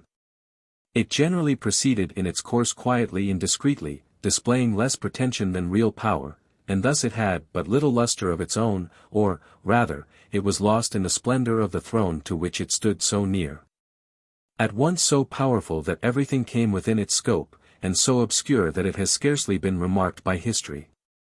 As the whole administration of the country was directed by a single body, so nearly the entire management of home affairs was entrusted to the care of one single agent, the Comptroller General.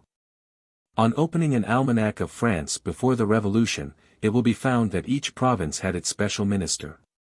But on studying the administration itself in the legal records of the time, it will soon be seen that the minister of the province had but few occasions of any importance for exercising his authority. The common course of business was directed by the Comptroller General, who gradually took upon himself all the affairs that had anything to do with money, that is to say, almost the whole public administration. And who thus performed successively the duties of Minister of Finance, Minister of the Interior, Minister of Public Works, and Minister of Trade. As, in truth, the central administration had but one agent in Paris, so it had likewise but a single agent in each province. Nobles were still to be found in the 18th century bearing the titles of governors of provinces. They were the ancient and often the hereditary representatives of feudal royalty. Honors were still bestowed upon them, but they no longer had any power. The intendant was in possession of the whole reality of government. This intendant was a man of humble extraction, always a stranger to the province, and a young man who had his fortune to make. He never exercised his functions by any right of election, birth, or purchase of office. He was chosen by the government among the inferior members of the Council of State, and was always subject to dismissal. He represented the body from which he was thus severed, and, for that reason, was called, in the administrative language of the time, a detached commissioner.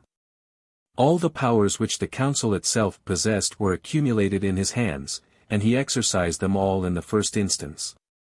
Like the council, he was at once administrator and judge.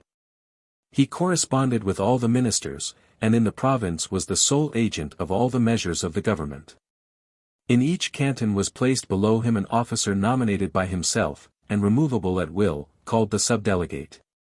The intendant was very commonly a newly created noble, the subdelegate was always a plebeian. He nevertheless represented the entire government in the small, circumscribed space assigned to him as much as the intendant did in the whole. And he was amenable to the intendant as the intendant was to the minister. The Marquis d'Argenson relates in his Memoirs, that one day Law said to him, "I never could have believed what I saw, when I was Comptroller of Finance. Do you know that this kingdom of France is governed by 30 intendants? You have neither parliament, nor estates, nor governors. It is upon 30 masters of requests, dispatched into the provinces, that their evil or their good, their fertility or their sterility, entirely depends. These powerful officers of the government were, however, completely eclipsed by the remnants of the ancient aristocracy, and lost in the brilliancy which that body still shed around it. So that, even in their own time, they were scarcely seen, although their finger was already on everything. In society the nobles had over such men the advantages of rank, wealth, and the consideration always attached to what is ancient. In the government the nobility were immediately about the person of the prince, and formed his court, commanded the fleets, led the armies, and, in short, did all that most attracts the observation of contemporaries, and too often absorbs the attention of posterity. A man of high rank would have been insulted by the proposal to appoint him an intendant. The poorest man of family would generally have disdained the offer. In his eyes the intendants were the representatives of an upstart power, new men appointed to govern the middle classes and the peasantry, and, as for the rest, very sorry company. Yet, as Law said, and as we shall see, these were the men who governed France. To commence with the right of taxation, which includes, as it were, all other rights. It is well known a part of the taxes were farmed. In these cases the King's Council negotiated with the financial companies, fixed the terms of the contract, and regulated the mode of collection. All the other taxes, such as the taille, the capitation tax, and the vingtiemes were fixed and levied by the agents of the central administration or under their all-powerful control. The council, every year, by a secret decision, fixed the amount of the taille and its numerous accessories, and likewise its distribution among the provinces. The taille had thus increased from year to year, though public attention was never called to the fact, no noise being made about it. As the taille was an ancient tax, its assessment and collection had been formerly confided to local agents, who were all, more or less, independent of the government by right of birth or election, or by purchase of office. They were the lords of the soil, the parochial collectors, the treasurers of France, or officers termed the élus. These authorities still existed in the 18th century, but some had altogether ceased to busy themselves about the taille, whilst others only did so in a very secondary and entirely subordinate manner. Even here the entire power was in the hands of the intendant and his agents. He alone, in truth, assessed the taille in the different parishes, directed and controlled the collectors, and granted delays of payments or exemptions.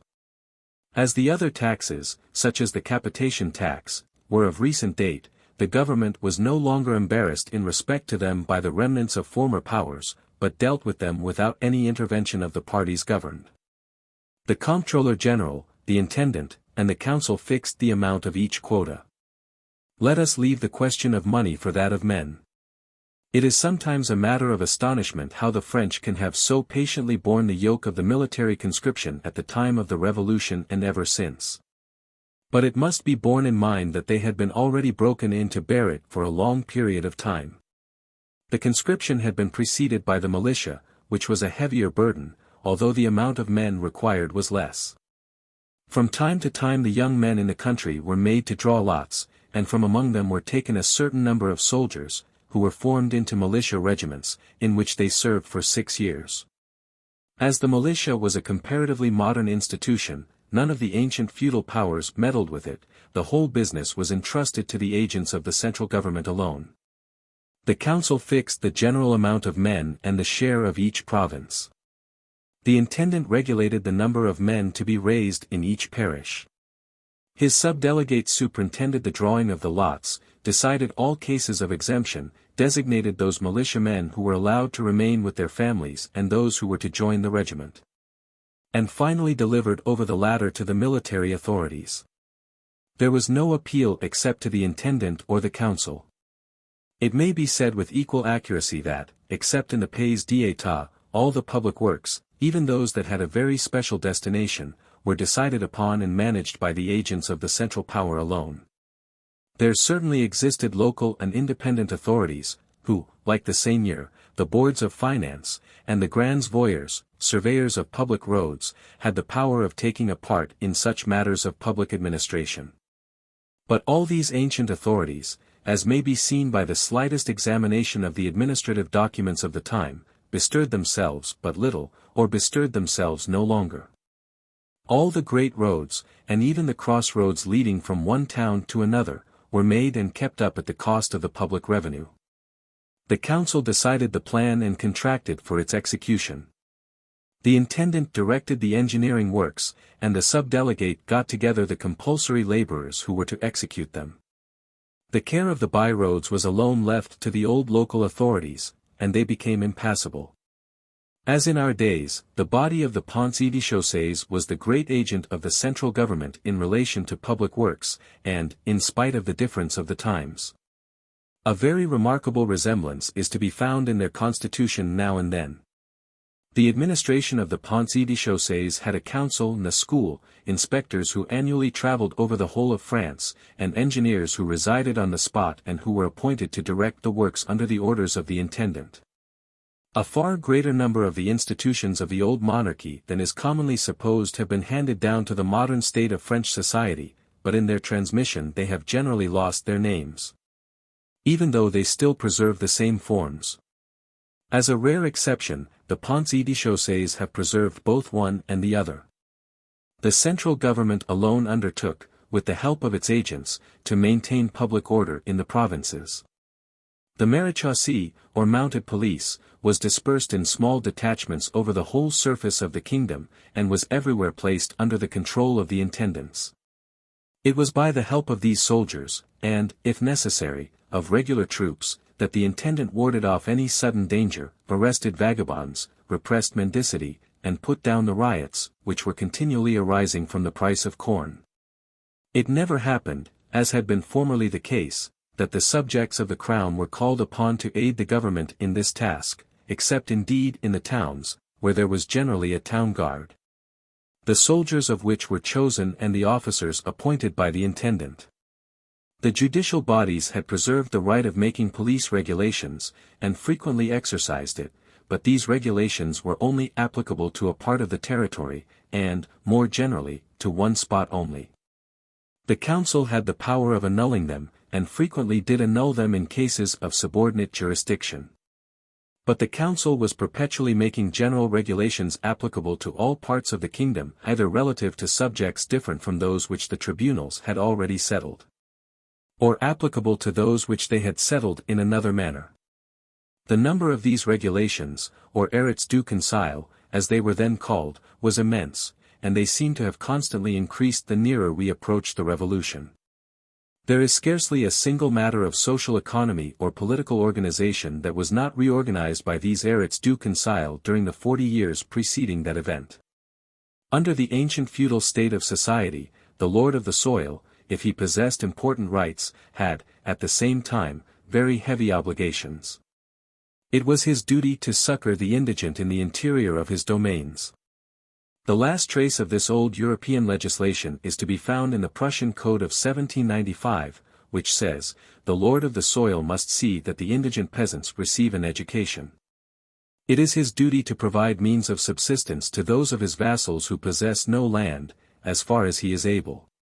If any of them fall into want, he must come to their assistance." But no law of the kind had existed in France for a long time. The lord, when deprived of his former power, considered himself liberated from his former obligations, and no local authority, no council, no provincial or parochial association, had taken his place. No single being was any longer compelled by law to take care of the poor in the rural districts, and the central government had boldly undertaken to provide for their wants by its own resources. Every year the council assigned to each province certain funds derived from the general produce of the taxes, which the intendant distributed for the relief of the poor in the different parishes. It was to him that the indigent laborer had to apply, and, in times of scarcity, it was he who caused corn or rice to be distributed among the people. The council annually issued ordinances for the establishment of charitable workshops, ateliers de charite, where the poorer among the peasantry were enabled to find work at low wages. And the council took upon itself to determine the places where these were necessary. It may be easily supposed, that alms thus bestowed from a distance were indiscriminate, capricious, and always very inadequate. 20. The central government, moreover, did not confine itself to relieving the peasantry in time of distress. It also undertook to teach them the art of enriching themselves, encouraged them in this task, and forced them to it, if necessary. 21. For this purpose, from time to time, it caused distributions of small pamphlets upon the science of agriculture to be made by its intendants and their subdelegates, founded schools of agriculture, offered prizes, and kept up, at a great expense, nursery grounds, of which it distributed the produce. It would seem to have been more wise to have lightened the weight and modified the inequality of the burdens which then oppressed the agriculture of the country, but such an idea never seems to have occurred. Sometimes the council insisted upon compelling individuals to prosper, whether they would or no. The ordinances constraining artisans to use certain methods and manufacture certain articles are innumerable. And as the intendants had not time to superintend the application of all these regulations, there were inspectors general of manufactures, who visited in the provinces to insist on their fulfillment. Some of the Arits du Conseil even prohibited the cultivation of certain crops which the council did not consider proper for the purpose, whilst others ordered the destruction of such vines as had been, according to its opinion, planted in an unfavourable soil. So completely had the government already changed its duty as a sovereign into that of a guardian. Chapter 3. Showing that what is now called administrative tutelage was an institution in France anterior to the Revolution. In France, municipal freedom outlived the feudal system. Long after the landlords were no longer the rulers of the country districts, the towns still retained the right of self-government. Some of the towns of France continued down to nearly the close of the 17th century to form, as it were, small democratic commonwealths, in which the magistrates were freely elected by the whole people and were responsible to the people, in which municipal life was still public and animated, in which the city was still proud of her rights and jealous of her independence. These elections were generally abolished for the first time in 1692. The municipal offices were then what was called put up to sale. Mises en offices was the technical expression, that is to say, the king sold in each town to some of the inhabitants the right of perpetually governing all their townsmen. This measure cost the towns at once their freedom and their well-being. For if the practice of the sale of commissions for a public employment sometimes proved useful in its effects when applied to the courts of justice, since the first condition of the good administration of justice is the complete independence of the judge, this system never failed to be extremely mischievous whenever it was applied to posts of administrative duty, which demand, above all things, responsibility, subordination, and zeal. The government of the old French monarchy was perfectly aware of the real effects of such a system. It took great care not to adopt for itself the same mode of proceeding which it applied to the towns, and scrupulously abstained from putting up to sale the commissions of its own intendants and subdelegates. And it well deserves the whole scorn of history that this great change was accomplished without any political motive. Louis XI had curtailed the municipal liberties of the towns, because he was alarmed by their democratic character. 22 Louis XIV destroyed them under no such fears. The proof is that he restored these rights to all the towns which were rich enough to buy them back again. In reality, his object was not to abolish them, but to traffic in them. And if they were actually abolished, it was, without meaning it, by a mere fiscal expedient. The same thing was carried on for more than 80 years. 7 times within that period the crown resold to the towns the right of electing their magistrates, and as soon as they had once more tasted this blessing, it was snatched away to be sold to them once more. The motive of the measure was always the same, and frequently avowed. Our financial necessities, says the preamble to an edict of 1722, compel us to have recourse to the most effectual means of relieving them. The mode was effectual, but it was ruinous to those who bore this strange impost. I am struck with the enormity of the sums which have been paid at all times to purchase back the municipal offices, writes an intendant to the Comptroller General in 1764. The amount of these sums spent in useful improvements would have turned to the advantage of the town, which has, on the contrary, felt nothing but the weight of authority and the privileges of these offices. I have not detected a more shameful feature in the whole aspect of the government of France before the Revolution. It seems difficult to say with precision at the present time how the towns of France were governed in the 18th century. For, besides that the origin of the municipal authorities fluctuated incessantly, as has just been stated, each town still preserved some fragments of its former constitution and its peculiar customs. There were not, perhaps, 2 towns in France in which everything was exactly similar, but this apparent diversity is fallacious, and conceals a general resemblance. 23. In 1764 the government proposed to make a general law on the administration of the towns of France, and for this purpose it caused reports to be sent in by the intendants of the Crown on the existing municipal government of the country. I have discovered a portion of the results of this inquiry, and I have fully satisfied myself by the perusal of it that the municipal affairs of all these towns were conducted in much the same manner. The distinctions are merely superficial and apparent, the groundwork is everywhere the same. In most instances the government of the towns was vested in 2 assemblies. All the great towns were thus governed, and some of the small ones. The first of these assemblies was composed of municipal officers, more or less numerous according to the place. These formed the executive body of the community, the corporation or corps de la ville, as it was then termed. The members of this body exercised a temporary power, and were elected when the king had restored the elective power, or when the town had been able to buy up its offices. They held their offices permanently upon a certain payment to the crown, when the crown had appropriated the patronage and succeeded in disposing of it by sale, which was not always the case. For this sort of commodity declined in value precisely in proportion to the increasing subordination of the municipal authority to the central power. These municipal officers never received any stipend, but they were remunerated by exemptions from taxation and by privileges. No regular gradation of authority seems to have been established among them, their administration was collective. The mayor was the president of the corporation, not the governor of the city. The second assembly, which was termed the General Assembly, or as we should say in England the Livery, elected the corporation, wherever it was still subject to election, and always continued to take a part in the principal concerns of the town. In the 15th century this General Assembly frequently consisted of the whole population. This custom, said one of the authors of these reports, was consistent with the popular spirit of our forefathers. At that time the whole people elected their own municipal officers, this body was sometimes consulted by the corporation, and to this body the corporation was responsible. At the end of the 17th century the same state of things might sometimes be met with. In the 18th century the people acting as a body had ceased to meet in this General Assembly, it had by that time become representative. But, it must be carefully remarked, that this body was no longer anywhere elected by the bulk of the community, or impressed with its spirit. It was invariably composed of notables, some of whom sat there in virtue of a personal right. Others were deputed by guilds or companies, from which each of them received imperative instructions. As this century rolled on, the number of these notables sitting in virtue of their own right augmented in the popular assembly.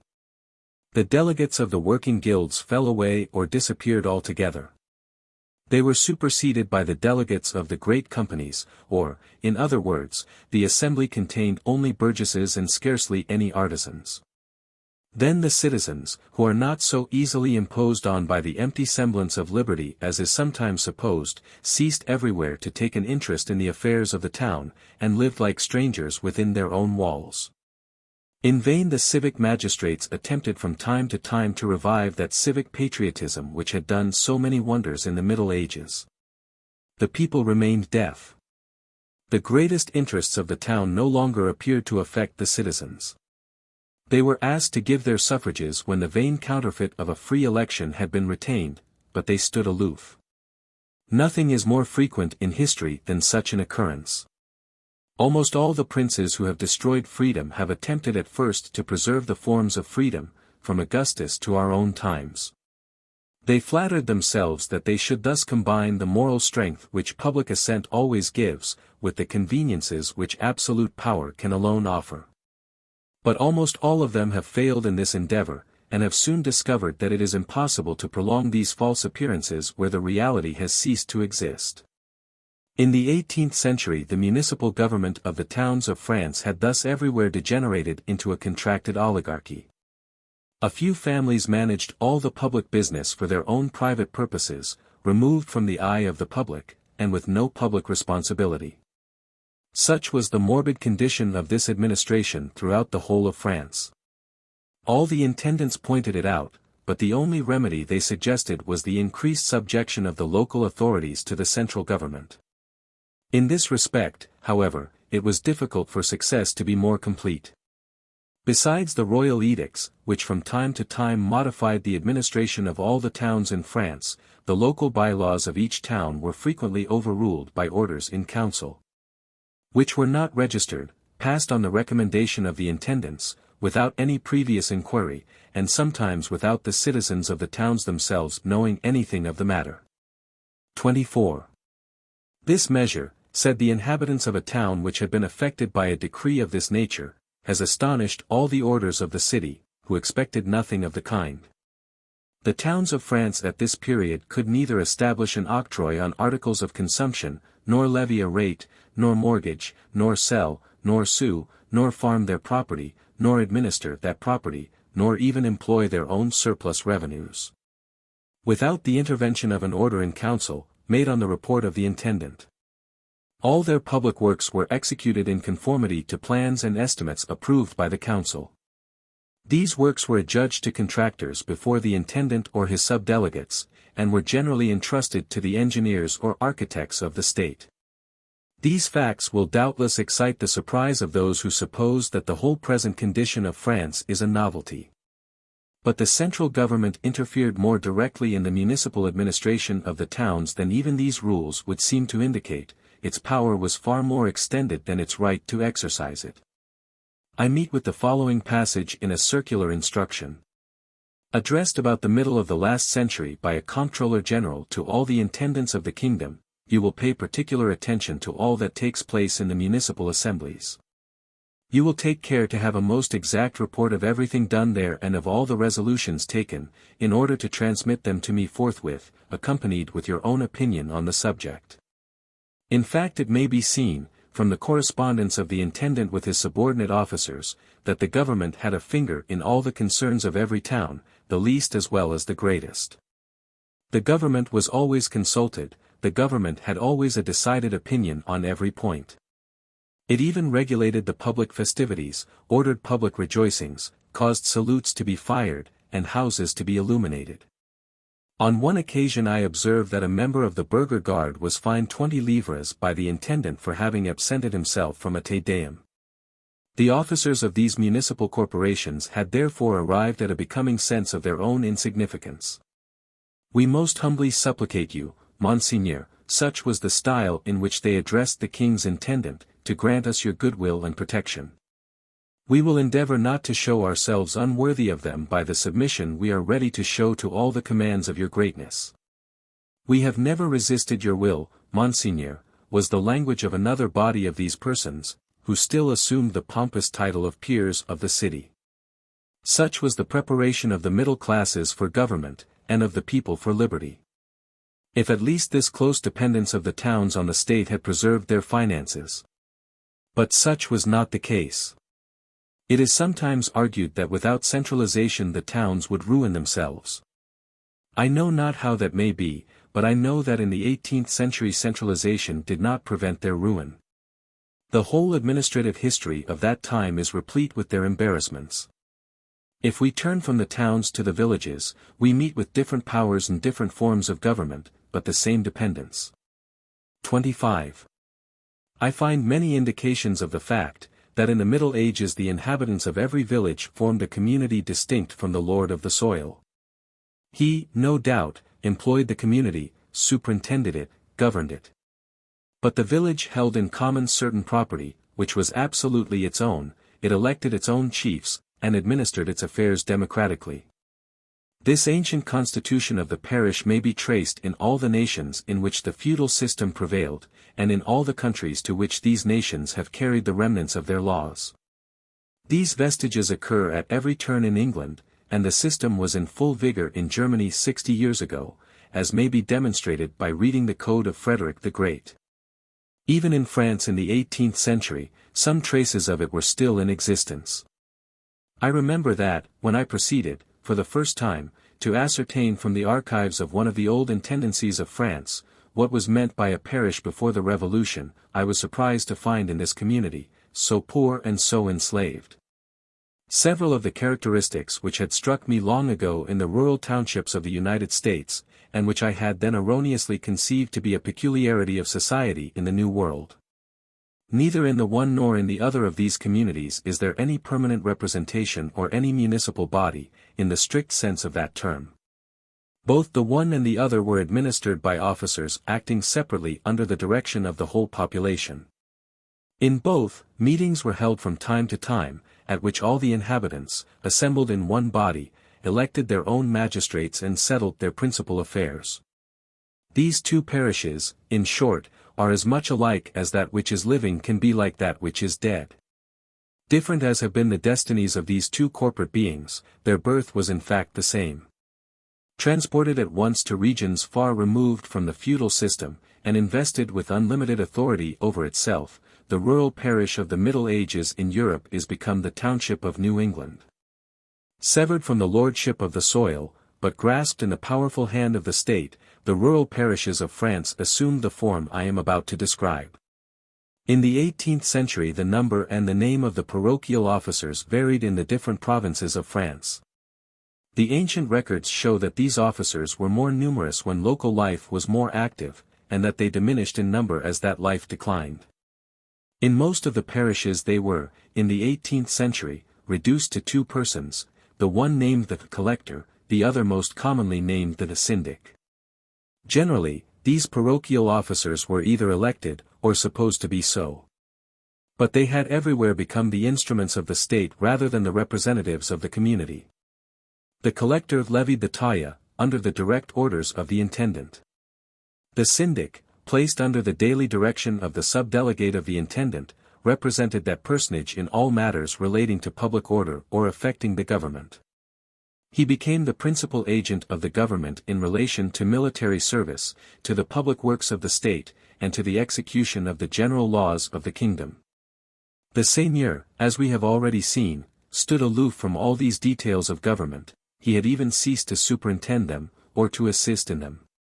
Nay more, these duties, which had served in earlier times to keep up his power, appeared unworthy of his attention in proportion to the progressive decay of that power. It would at last have been an offense to his pride to require him to attend to them. He had ceased to govern. But his presence in the parish and his privileges effectually prevented any good government from being established in the parish in place of his own. A private person differing so entirely from the other parishioners, so independent of them, and so favored by the laws, weakened or destroyed the authority of all rules. The unavoidable contact with such a person in the country had driven into the towns, as I shall subsequently have occasion to show, almost all those inhabitants who had either a competency or education. So that none remained about the seigneur but a flock of ignorant and uncultivated peasants, incapable of managing the administration of their common interests. A parish, as Turgot had justly observed, is an assemblage of cabins, and of inhabitants as passive as the cabins they dwell in. The administrative records of the 18th century are full of complaints of the incapacity, indolence, and ignorance of the parochial collectors and syndics. Ministers, intendants, subdelegates, and even the country gentlemen, are forever deploring these defects, but none of them had traced these defects to their cause.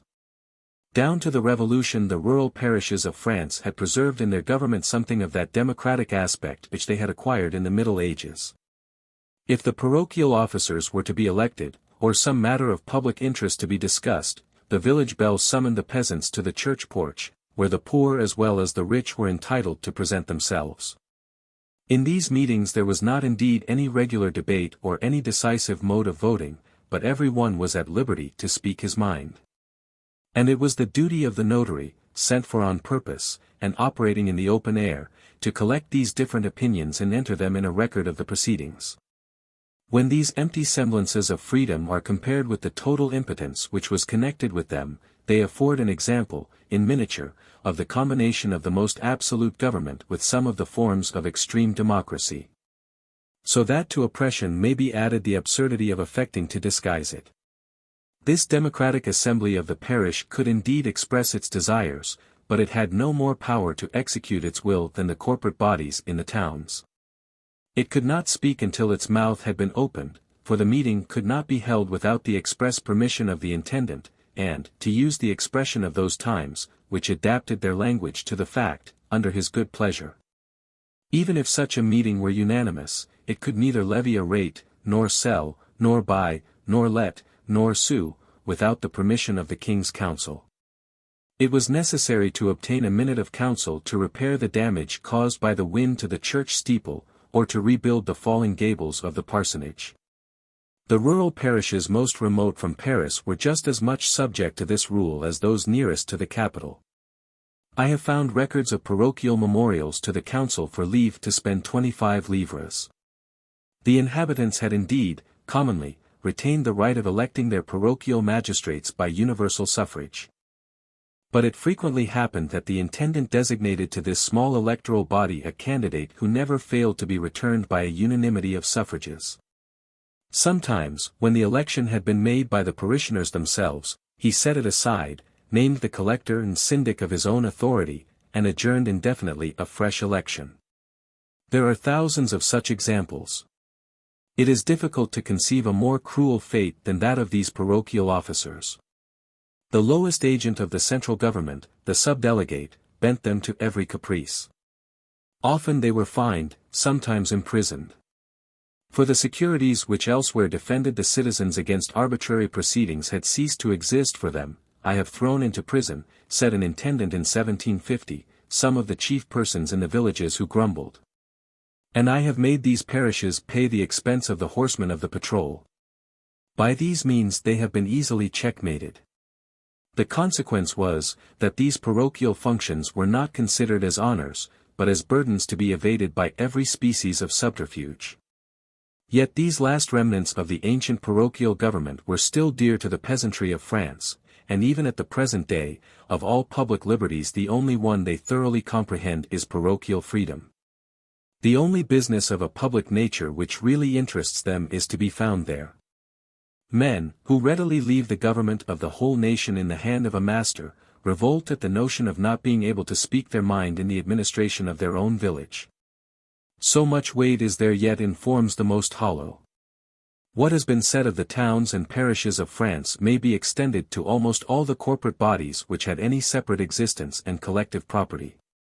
Under the social condition of France anterior to the Revolution of 1789, as well as at the present day, there was no city, town, borough, village, or hamlet in the kingdom, there was neither hospital, church fabric, religious house, nor college, which could have an independent will in the management of its private affairs, or which could administer its own property according to its own choice. Then, as now, the executive administration therefore held the whole French people in tutelage, and if that insolent term had not yet been invented, the thing itself already existed. Chapter 4. Administrative jurisdiction and the immunity of public officers are institutions of France anterior to the Revolution. Que la justice administrative et la garantie de fonctionnaires sont des institutions de l'ancien régime. The difficulty of rendering these terms into intelligible English arises from the fact that at no time in the last 2 centuries of the history of England has the executive administration assumed a peculiar jurisdiction to itself or removed its officers from the jurisdiction of the courts of common law in this country. It will be seen in this chapter that the ordinary jurisdictions of France have always been liable to be superseded by extraordinary judicial authorities when the interests of the government or the responsibility of its agents were at stake. The arbitrary jurisdiction of all such irregular tribunals was, in fact, abolished in England in 1641 by the Act under which fell the Court of Star Chamber and the High Commission. In no country in Europe were the ordinary courts of justice less dependent on the government than in France, but in no country were extraordinary courts of justice more extensively employed. These 2 circumstances were more nearly connected than might be imagined. As the king was almost entirely powerless in relation to the judges of the land, as he could neither dismiss them, nor translate them, nor even, for the most part, promote them, as, in short, he held them neither by ambition nor by fear. Their independence soon proved embarrassing to the crown. The result had been, in France, more than anywhere else, to withdraw from their jurisdiction the suits in which the authority of the crown was directly interested, and to call into being, as it were beside them, a species of tribunal more dependent on the sovereign, which should present to the subjects of the crown some semblance of justice without any real cause for the crown to dread its control. In other countries, as, for instance, in some parts of Germany, where the ordinary courts of justice had never been as independent of the government as those of France, no such precautions were taken.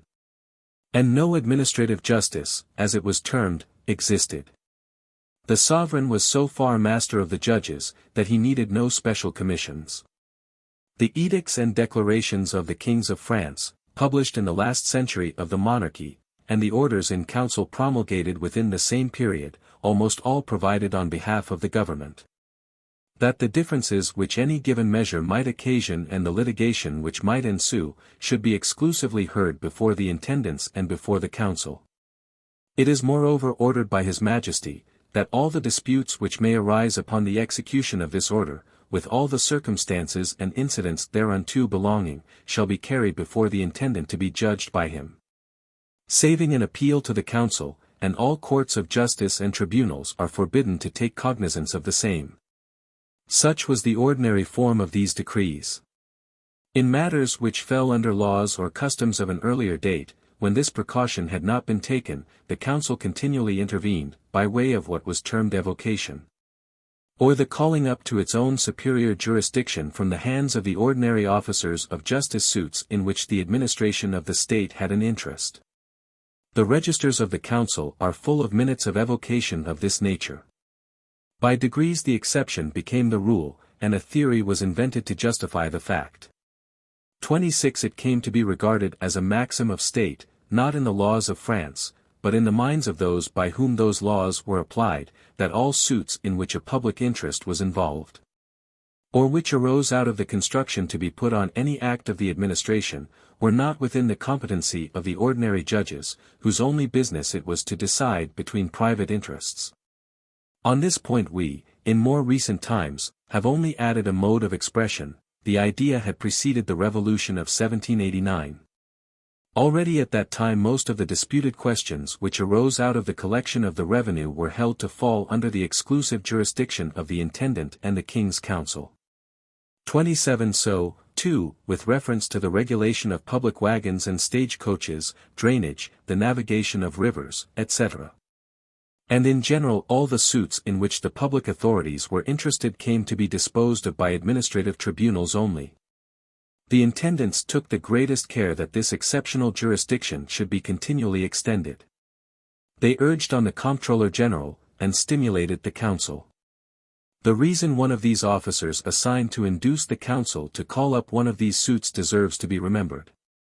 An ordinary judge, said he, is subject to fixed rules, which compel him to punish any transgression of the law, but the council can always set aside rules for a useful purpose.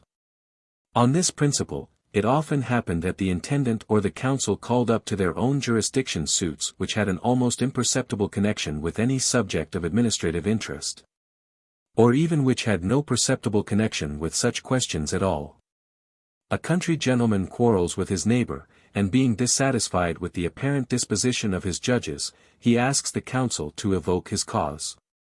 The intendant reports that, although this is a case solely affecting private rights, which fall under the cognizance of the courts of justice, yet that His Majesty can always, when he pleases, reserve to himself the decision of any suit whatever, without rendering any account at all of his motives. It was generally before the intendant or before the provost of the Monarchy that all the lower order of people were sent for trial, by this process of evocation, when they had been guilty of public disturbances. Most of the riots so frequently caused by the high price of corn gave rise to transfers of jurisdiction of this nature. The intendant then summoned to his court a certain number of persons, who formed a sort of local council, chosen by himself, and with their assistance he proceeded to try criminals.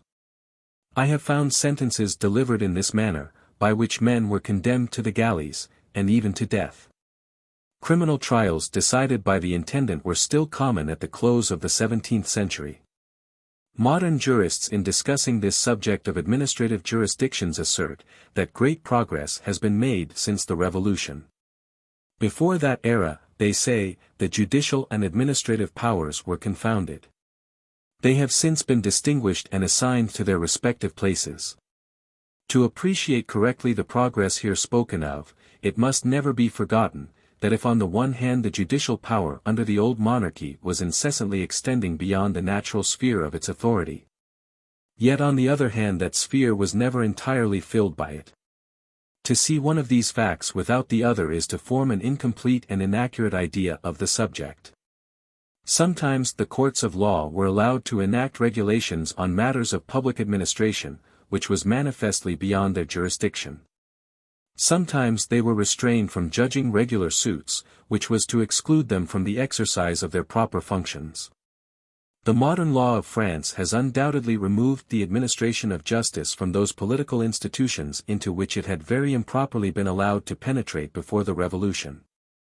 But at the same time, as has just been shown, the government continually invaded the proper sphere of the judicial authorities, and this state of things is unchanged. As if the confusion of these powers were not equally dangerous on the one side as on the other, and even worse in the latter mode. For the intervention of a judicial authority in administrative business is only injurious to the transaction of affairs. But the intervention of administrative power in judicial proceedings depraves mankind, and tends to render men at once revolutionary and servile. Amongst the 9 or 10 constitutions which have been established in perpetuity in France within the last 60 years, there is one in which it was expressly provided that no agent of the administration can be prosecuted before the ordinary courts of law without having previously obtained the assent of the government to such a prosecution. 28. This clause appeared to be so well devised that when the constitution to which it belonged was destroyed, this provision was saved from the wreck, and it has ever since been carefully preserved from the injuries of revolutions. The administrative body still calls the privilege secured to them by this article one of the great conquests of 1789. But in this they are mistaken, for under the old monarchy the government was not less solicitous than it is in our own times to spare its officers the unpleasantness of rendering an account in a court of law, like any other private citizens. The only essential difference between the two periods is this: before the Revolution the government could only shelter its agents by having recourse to illegal and arbitrary measures. Since the Revolution it can legally allow them to violate the laws. When the ordinary tribunals of the old monarchy allowed proceedings to be instituted against any officer representing the central authority of the government, an order in council usually intervened to withdraw the accused person from the jurisdiction of his judges, and to arraign him before commissioners named by the council. For, as was said by a councillor of state of that time, a public officer thus attacked would have had to encounter an adverse prepossession in the minds of the ordinary judges, and the authority of the king would have been compromised. This sort of interference occurred not only at long intervals, but every day, not only with reference to the chief agents of the government, but to the least. The slightest thread of a connection with the administration sufficed to relieve an officer from all other control. A mounted overseer of the Board of Public Works, whose business was to direct the forced labor of the peasantry, was prosecuted by a peasant whom he had ill-treated. The council evoked the cause, and the chief engineer of the district, writing confidentially to the intendant, said on this subject, "It is quite true that the overseer is greatly to blame. But that is not a reason for allowing the case to follow the ordinary jurisdiction. For it is of the utmost importance to the Board of Works that the courts of common law should not hear or decide on the complaints of the peasants engaged in forced labor against the overseers of these works. If this precedent were followed, those works would be disturbed by continual litigation, arising out of the animosity of the public against the officers of the government." On another occasion the intendant himself wrote to the Comptroller General with reference to a government contractor, who had taken his materials in a field which did not belong to him. "I cannot sufficiently represent to you how injurious it would be to the interests of the administration if the contractors were abandoned to the jurisdiction of the ordinary courts, whose principles can never be reconciled to those of the government. These lines were written precisely 100 years ago, but it appears as if the administrators who wrote them were our own contemporaries. Chapter 5. Showing how centralization had been able to introduce itself among the ancient institutions of France, and to supplant without destroying them. Let us now briefly recapitulate what has been said in the 3 preceding chapters. A single body or institution placed in the center of the kingdom regulated the public administration of the whole country. The same minister directed almost all the internal affairs of the kingdom. In each province a single government agent managed all the details, no secondary administrative bodies existed, and none which could act until they had been set in motion by the authority of the state. Courts of extraordinary jurisdiction judged the causes in which the administration was interested, and sheltered all its agents. What is this but the centralization with which we are so well acquainted? Its forms were less marked than they are at present, its course was less regular, its existence more disturbed, but it is the same being. It has not been necessary to add or to withdraw any essential condition. The removal of all that once surrounded it at once exposed it in the shape that now meets our eyes.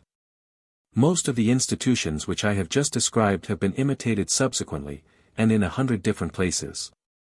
29 but they were at that time peculiar to France, and we shall shortly see how great was the influence they had on the French Revolution and on its results.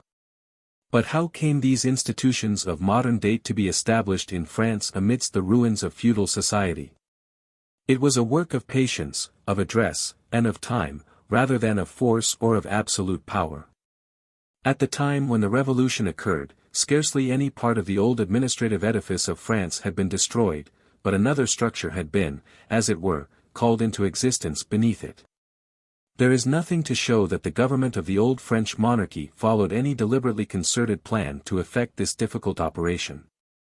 That government merely obeyed the instinct which leads all governments to aim at the exclusive management of affairs, an instinct which ever remained the same in spite of the diversity of its agents. The monarchy had left to the ancient powers of France their venerable names and their honors, but it had gradually subtracted from them their authority. They had not been expelled but enticed out of their domains. By the indolence of one man, by the egotism of another, the government had found means to occupy their places. Availing itself of all their vices, never attempting to correct but only to supersede them, the government at last found means to substitute for almost all of them its own sole agent, the intendant, whose very name was unknown when those powers which he supplanted came into being. The judicial institutions had alone impeded the government in this great enterprise, but even there the state had seized the substance of power, leaving only the shadow of it to its adversaries. The parliaments of France had not been excluded from the sphere of the administration, but the government had extended itself gradually in that direction so as to appropriate almost the whole of it.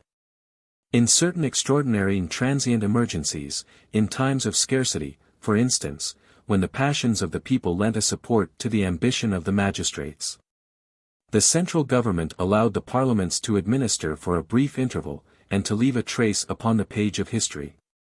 But the government soon silently resumed its place, and gently extended its grasp over every class of men and of affairs. In the struggles between the French parliaments and the authority of the crown, it will be seen on attentive observation that these encounters almost always took place on the field of politics, properly so called, rather than on that of administration. These quarrels generally arose from the introduction of a new tax, that is to say, it was not administrative power which these rival authorities disputed, but legislative power to which the one had as little rightful claim as the other. This became more and more the case as the Revolution approached. As the passions of the people began to take fire, the parliaments assumed a more active part in politics. And as at the same time the central power and its agents were becoming more expert and more adroit, the parliaments took a less active part in the administration of the country.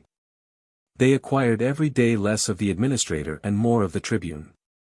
The course of events, moreover, incessantly opens new fields of action to the executive government, where judicial bodies have no aptitude to follow.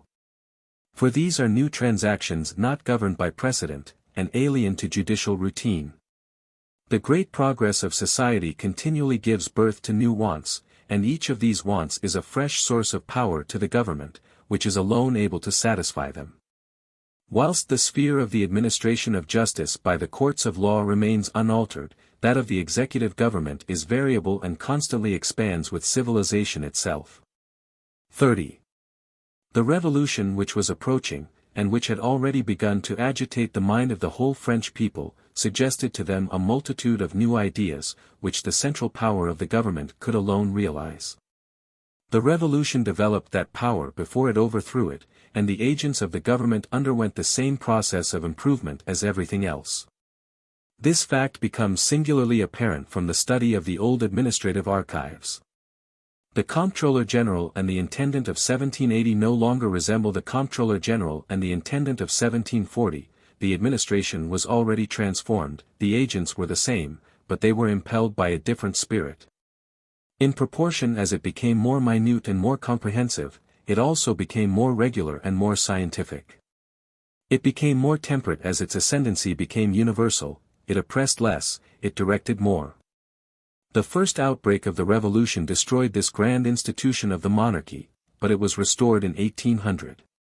It was not, as has so often been said, the principles of 1789 which triumphed at that time and ever since in the public administration of France, but, on the contrary, the principles of the administration anterior to the revolution, which then resumed their authority and have since retained it.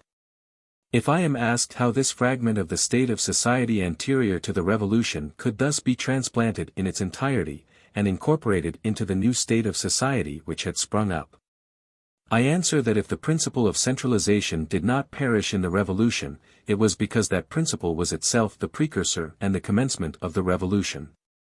And I add that when a people has destroyed aristocracy in its social constitution, that people is sliding by its own weight into centralization. Much less exertion is then required to drive it down that declivity than to hold it back. Amongst such a people all powers tend naturally to unity, and it is only by great ingenuity that they can still be kept separate. The democratic revolution which destroyed so many of the institutions of the French monarchy, served therefore to consolidate the centralized administration. And centralization seemed so naturally to find its place in the society which the revolution had formed that it might easily be taken for its offspring. Chapter 6. The administrative habits of France before the revolution. It is impossible to read the letters addressed by an intendant of one of the provinces of France, under the old monarchy, to his superiors and his subordinates, without admiring the similitude engendered by similar institutions between the administrators of those times and the administrators of our own. They seem to join hands across the abyss of the revolution which lies between them. The same may be said of the people they govern. The power of legislation over the minds of men was never more distinctly visible. The ministers of the crown had already conceived the design of taking actual cognizance of every detail of business and of regulating everything by their own authority from Paris. As time advanced and the administration became more perfect, this passion increased. Towards the end of the 18th century not a charitable workshop could be established in a distant province of France until the Comptroller General himself had fixed the cost, drawn up the scheme, and chosen the site. If a poor house was to be built the minister must be informed of the names of the beggars who frequent it, when they arrive, when they depart. As early as the middle of the same century, in 1733, M. D'Argenson wrote, "The details of business thrown upon the ministers are immense. Nothing is done without them, nothing except by them, and if their information is not as extensive as their powers, they are obliged to leave everything to be done by clerks, who become in reality the masters." The Comptroller General not only called for reports on matters of business, but even for minute particulars relating to individuals. To procure these particulars the intendant applied in his turn to his subdelegates, and of course repeated precisely what they told him, just as if he had himself been thoroughly acquainted with the subject. In order to direct everything from Paris and to know everything there, it was necessary to invent 1,000 checks and means of control. The mass of paper documents was already enormous, and such was the tedious slowness of these administrative proceedings, that I have remarked it always took at least a year before a parish could obtain leave to repair a steeple or to rebuild a parsonage, more frequently 2 or 3 years elapsed before the demand was granted. The council itself remarked in one of its minutes, March 29, 1773, that the administrative formalities lead to infinite delays, and too frequently excite very well-grounded complaints. These formalities are, however, all necessary, added the council. I used to believe that the taste for statistics belonged exclusively to the administrators of the present day, but I was mistaken. At the time immediately preceding the Revolution of 1789, small printed tables were frequently sent to the intendant, which he merely had to get filled up by his subdelegates and by the syndics of parishes. The Comptroller General required reports upon the nature of the soil, the methods of cultivation, the quality and quantity of the produce, the number of cattle, and the occupations and manners of the inhabitants. The information thus obtained was neither less circumstantial or more accurate than that afforded under similar circumstances by subprefects and mayors at the present day. The opinions recorded on these occasions by the subdelegates, as to the character of those under their authority, were for the most part far from favorable. They continually repeated that the peasants are naturally lazy, and would not work unless forced to do so in order to live. This economical doctrine seemed very prevalent amongst this class of administrators. Even the official language of the two periods is strikingly alike. In both the style is equally colorless, flowing, vague, and feeble. The peculiar characteristics of each individual writer are effaced and lost in a general mediocrity. It is much the same thing to read the effusions of a modern prefect or of an ancient intendant. Towards the end of a century, however, when the peculiar language of Diderot and Rousseau had had time to spread and mingle with the vulgar tongue, the false sensibility, with which the works of those writers are filled, infected the administrators and reached even the financiers. The official style, usually so dry in its texture, was become more unctuous and even tender. A subdelegate laments to the intendant of Paris, that in the exercise of his functions he often feels grief most poignant to a feeling heart. Then, as at the present time, the government distributed certain charitable donations among the various parishes, on condition that the inhabitants should on their part give certain alms. When the sum thus offered by them was sufficient, the Comptroller General wrote on the margin of the list of contributions, "Good, express satisfaction," but if the sum was considerable, he wrote, "Good, express satisfaction and sensibility." The administrative functionaries, nearly all belonging to the middle ranks, already formed a class imbued with a spirit peculiar to itself, and possessing traditions, virtues, an honor and a pride of its own. This was, in fact, the aristocracy of the new order of society, completely formed and ready to start into life. It only waited until the Revolution had made room for it.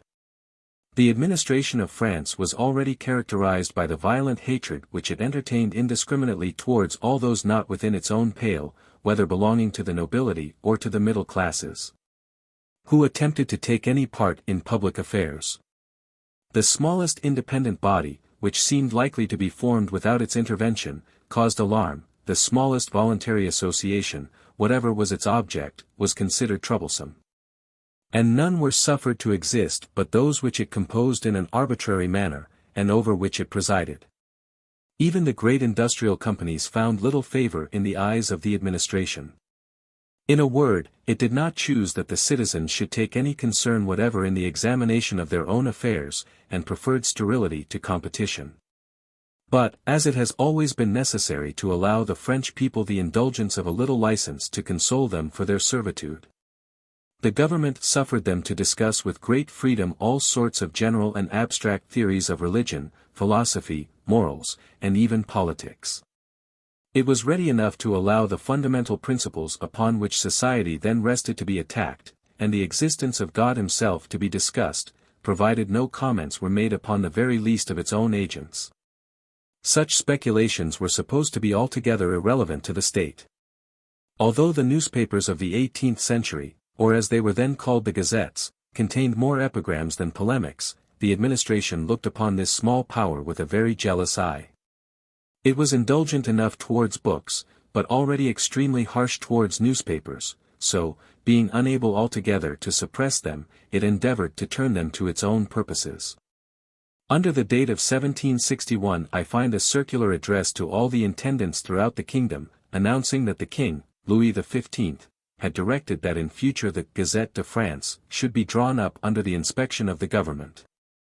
His Majesty being desirous, says the circular, to render that journal interesting, and to ensure to it a superiority over all others. In consequence whereof, adds the minister, you will take care to send me a bulletin of everything that happens in your district likely to engage the curiosity of the public, more especially whatever relates to physical science, natural history, or remarkable and interesting occurrences. This circular is accompanied by a prospectus setting forth that the new Gazette, though appearing oftener and containing more matter than the journal which it supersedes, will cost the subscribers much less. Furnished with these documents, the intendant wrote to his subdelegates and set them to work, but at first they replied that they knew nothing. This called forth a second letter from the minister, complaining bitterly of the sterility of the province as to news. His Majesty commands me to tell you that it is his intention that you should pay very serious attention to this matter, and that you should give the most precise order to your agents. Hereupon the subdelegates undertake the task. One of them reported that a smuggler of salt had been hung, and had displayed great courage, another that a woman in his district had been delivered of 3 girls at a birth. A third that a dreadful storm had occurred, though without doing any mischief. One of them declared that in spite of all his efforts he had been unable to discover anything worth recording, but that he would subscribe himself to so useful a journal, and would exhort all respectable persons to follow his example. All these efforts seem, however, to have produced but little effect, for a fresh letter informs us that, the king, who has the goodness, as the minister says, himself to enter into the whole detail of the measures for perfecting the Gazette, and who wishes to give to this journal the superiority and celebrity it deserves, has testified much dissatisfaction on seeing his views so ill carried out. History is a picture gallery, containing few originals and a great many copies. It must be admitted, however, that in France the central government never imitated those governments of the south of Europe which seem to have taken possession of everything only in order to render everything barren. The French government frequently showed great intelligence as to its functions, and always displayed prodigious activity. But its activity was often unproductive and even mischievous, because at times it endeavored to do that which was beyond its power, or that which no one could control. It rarely attempted, or quickly abandoned, the most necessary reforms, which could only be carried out by persevering energy, but it constantly changed its bylaws and its regulations. Within the sphere of its presence nothing remained in repose for a moment. New regulations succeeded each other with such extraordinary rapidity that the agents of government, amidst the multiplicity of commands they received, often found it difficult to discover how to obey them. Some municipal officers complained to the Comptroller General himself of the extreme mobility of this subordinate legislation. The variation of the financial regulations alone, said they, is such, that a municipal officer, even were his appointment permanent, has no time for anything but studying the new rules as fast as they come out. Even to the extent of being forced to neglect his own business. Even when the law itself was not altered, its application varied every day. Without seeing the working of the administration under the old French government in the secret documents which are still in existence, it is impossible to imagine the contempt into which the law eventually falls. Even in the eyes of those charged with the application of it, when there are no longer either political assemblies or public journals to check the capricious activity, or to set bounds to the arbitrary and changeable humor of the ministers and their offices. We hardly find a single order in council that does not recite some anterior laws, often of very recent date, which had been enacted but never executed. There was not an edict, a royal declaration, or any solemnly registered letters patent, that did not encounter 1,000 impediments in its application. The letters of the controllers general and the intendants show that the government constantly permitted things to be done, by exception, at variance with its own orders. It rarely broke the law, but the law was perpetually made to bend slightly in all directions to meet particular cases, and to facilitate the conduct of affairs. An intendant writes to the minister with reference to a duty of octroi from which a contractor of public works wanted to be exempted. It is certain that according to the strict letter of the edicts and decrees which I have just quoted, no person throughout the kingdom is exempted from these duties. But those who are versed in the knowledge of affairs are well aware that these imperative enactments stand on the same footing as to the penalties which they impose, and that although they are to be found in almost every edict, declaration, and decree for the imposition of taxes, they have never prevented exceptions from being made. The whole essence of the then state of France is contained in this passage. Rigid rules and lax practice were its characteristics. Anyone who should attempt to judge the government of that period by the collection of its laws would fall into the most absurd mistakes. Under the date 1757 I have found a royal declaration condemning to death anyone who shall compose or print writings contrary to religion or established order. The bookseller who sells and the peddler who hawks them are to suffer the same punishment. Was this in the age of Saint Dominic? It was under the supremacy of Voltaire. It is a common subject of complaint against the French that they despise law, but when, alas, could they have learned to respect it? It may be truly said that amongst the men of the period I am describing, the place which should be filled in the human mind by the notion of law was empty. Every petitioner entreated that the established order of things should be set aside in his favor with as much vehemence and authority as if he were demanding that it should be properly enforced. And indeed its authority was never alleged against him but as a means of getting rid of his importunity. The submission of the people to the existing powers was still complete, but their obedience was the effect of custom rather than of will, and when by chance they were stirred up, the slightest excitement led at once to violence, which again was almost always repressed by counter-violence and arbitrary power, not by the law. In the 18th century the central authority in France had not yet acquired that sound and vigorous constitution which it has since exhibited. Nevertheless, as it had already succeeded in destroying all intermediate authorities, and had left only a vast blank between itself and the individuals constituting the nation, it already appeared to each of them from a distance as the only spring of the social machine, the sole and indispensable agent of public life. Nothing shows this more fully than the writings even of its detractors. When the long period of uneasiness which preceded the Revolution began to be felt, all sorts of new systems of society and government were concocted. The ends which these various reformers had in view were various, but the means they proposed were always the same. They wanted to employ the power of the central authority in order to destroy all existing institutions, and to reconstruct them according to some new plan of their own device. No other power appeared to them capable of accomplishing such a task. The power of the state ought, they said, to be as unlimited as its rights. All that was required was to force it to make a proper use of both.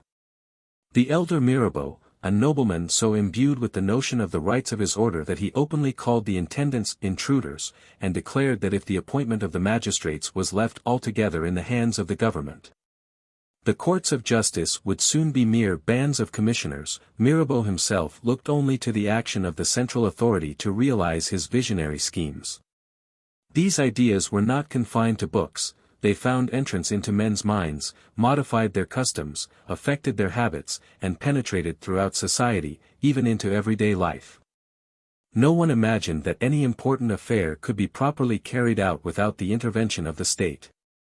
Even the agriculturists, a class usually refractory to precept, were disposed to think that if agriculture did not improve, it was the fault of the government, which did not give them sufficient advice and assistance. One of them writes to an intendant in a tone of irritation which foreshadows the coming revolution. Why does not the government appoint inspectors to go once a year into the provinces to examine the state of cultivation, to instruct the cultivators how to improve it, to tell them what to do with their cattle, how to fatten, rear, and sell them, and where to take them to market? These inspectors should be well paid, and the farmers who exhibited proofs of the best system of husbandry should receive some mark of honor. Agricultural inspectors and crosses of honor. Such means of encouraging agriculture never would have entered into the head of a Suffolk farmer. In the eyes of the majority of the French the government was alone able to ensure public order. The people were afraid of nothing but the patrols, and men of property had no confidence in anything else. Both classes regarded the gendarme on his rounds not merely as the chief defender of order, but as order itself. No one, says the Provincial Assembly of Guyenne, can fail to observe that the sight of a patrol is well calculated to restrain those most hostile to all subordination. Accordingly, everyone wanted to have a squadron of them at his own door. The archives of an intendancy are full of requests of this nature. No one seemed to suspect that under the guise of a protector a master might be concealed. 31. Nothing struck the émigrés so much on their arrival in England as the absence of this military force. It filled them with surprise, and often even with contempt, for the English. One of them, a man of ability, but whose education had not prepared him for what he was to see, wrote as follows: "It is perfectly true that an Englishman congratulates himself on having been robbed. On the score that at any rate there is no patrol in his country. A man may lament anything that disturbs public tranquility, but he will nevertheless comfort himself, when he sees the turbulent restored to society, with the reflection that the letter of the law is stronger than all other considerations." Such false notions, however, he adds, are not absolutely universal. There are some wise people who think otherwise, and wisdom must prevail in the end. But that these eccentricities of the English could have any connection with their liberties never entered into the mind of this observer. He chose rather to explain the phenomenon by more scientific reasons. "In a country," said he, "where the moisture of the climate, and the want of elasticity in the air, give a somber tinge to the temperament, the people are disposed to give themselves up to serious objects. The English people are naturally inclined to occupy themselves with the affairs of government, to which the French are averse. The French government having thus assumed the place of Providence, it was natural that every one should invoke its aid in his individual necessities. Accordingly we find an immense number of petitions which, while affecting to relate to the public interest, really concern only small individual interests. 32. The boxes containing them are perhaps the only place in which all the classes composing that society of France, which has long ceased to exist, are still mingled. It is a melancholy task to read them. We find peasants praying to be indemnified for the loss of their cattle or their horses, wealthy landowners asking for assistance in rendering their estates more productive, manufacturers soliciting from the intendant privileges by which they may be protected from a troublesome competition, and very frequently confiding the embarrassed state of their affairs to him, and begging him to obtain for them relief or a loan from the Comptroller General. It appears that some fund was set apart for this purpose. Even the nobles were often very importunate solicitants. The only mark of their condition is the lofty tone in which they begged. The tax of 20ths was to many of them the principal link in the chain of their dependence. Their quota of this tax was fixed every year by the council upon the report of the intendant, and to him they addressed themselves in order to obtain delays and remissions. I have read a host of petitions of this nature made by nobles, nearly all men of title, and often of very high rank, in consideration, as they stated, of the insufficiency of their revenues, or the disordered state of their affairs. The nobles usually addressed the intendant as Monsieur, but I have observed that, under these circumstances, they invariably called him Monseigneur, as was usually done by men of the middle class. Sometimes pride and poverty were drolly mixed in these petitions. One of the nobles wrote to the intendant, "Your feeling heart will never consent to see the father of a family of my rank strictly taxed by 20ths like a father of the lower classes." At the periods of scarcity, which were so frequent during the 18th century, the whole population of each district looked to the intendant, and appeared to expect to be fed by him alone. It is true that every man already blamed the government for all his sufferings. The most inevitable privations were ascribed to it, and even the inclemency of the seasons was made a subject of reproach to it. We need not be astonished at the marvelous facility with which centralisation was re-established in France at the beginning of this century. 33. The men of 1789 had overthrown the edifice, but its foundations remained deep in the very minds of the destroyers, and on these foundations it was easy to build it up anew, and to make it more stable than it had ever been before. Chapter 7. Of all European nations France was already that in which the metropolis had acquired the greatest preponderance over the provinces, and had most completely absorbed the whole empire. The political preponderance of capital cities over the rest of the empire is caused neither by their situation, their size, nor their wealth, but by the nature of the government. London, which contains the population of a kingdom, has never hitherto exercised a sovereign influence over the destinies of Great Britain. No citizen of the United States ever imagined that the inhabitants of New York could decide the fate of the American Union. Nay more, no one even in the state of New York conceives that the will of that city alone could direct the affairs of the nation. Yet New York at this moment numbers as many inhabitants as Paris contained when the Revolution broke out. At the time of the wars of religion in France, Paris was thickly peopled in proportion to the rest of the kingdom as in 1789. Nevertheless, at that time it had no decisive power. At the time of the Fronde, Paris was still no more than the largest city in France. In 1789 it was already France itself. As early as 1740 Montesquieu wrote to one of his friends, "Nothing is left in France but Paris and the distant provinces, because Paris has not yet had time to devour them." In 1750 the Marquis de Mirabeau, a fanciful but sometimes deep thinker, said, in speaking of Paris without naming it, "Capital cities are necessary, but if the head grows too large, the body becomes apoplectic and the whole perishes." What then will be the result, if by giving over the provinces to a sort of direct dependence, and considering their inhabitants only as subjects of the crown of an inferior order, to whom no means of consideration are left and no career for ambition is open, every man possessing any talent is drawn towards the capital? He called this a kind of silent revolution which must deprive the provinces of all their men of rank, business, and talent.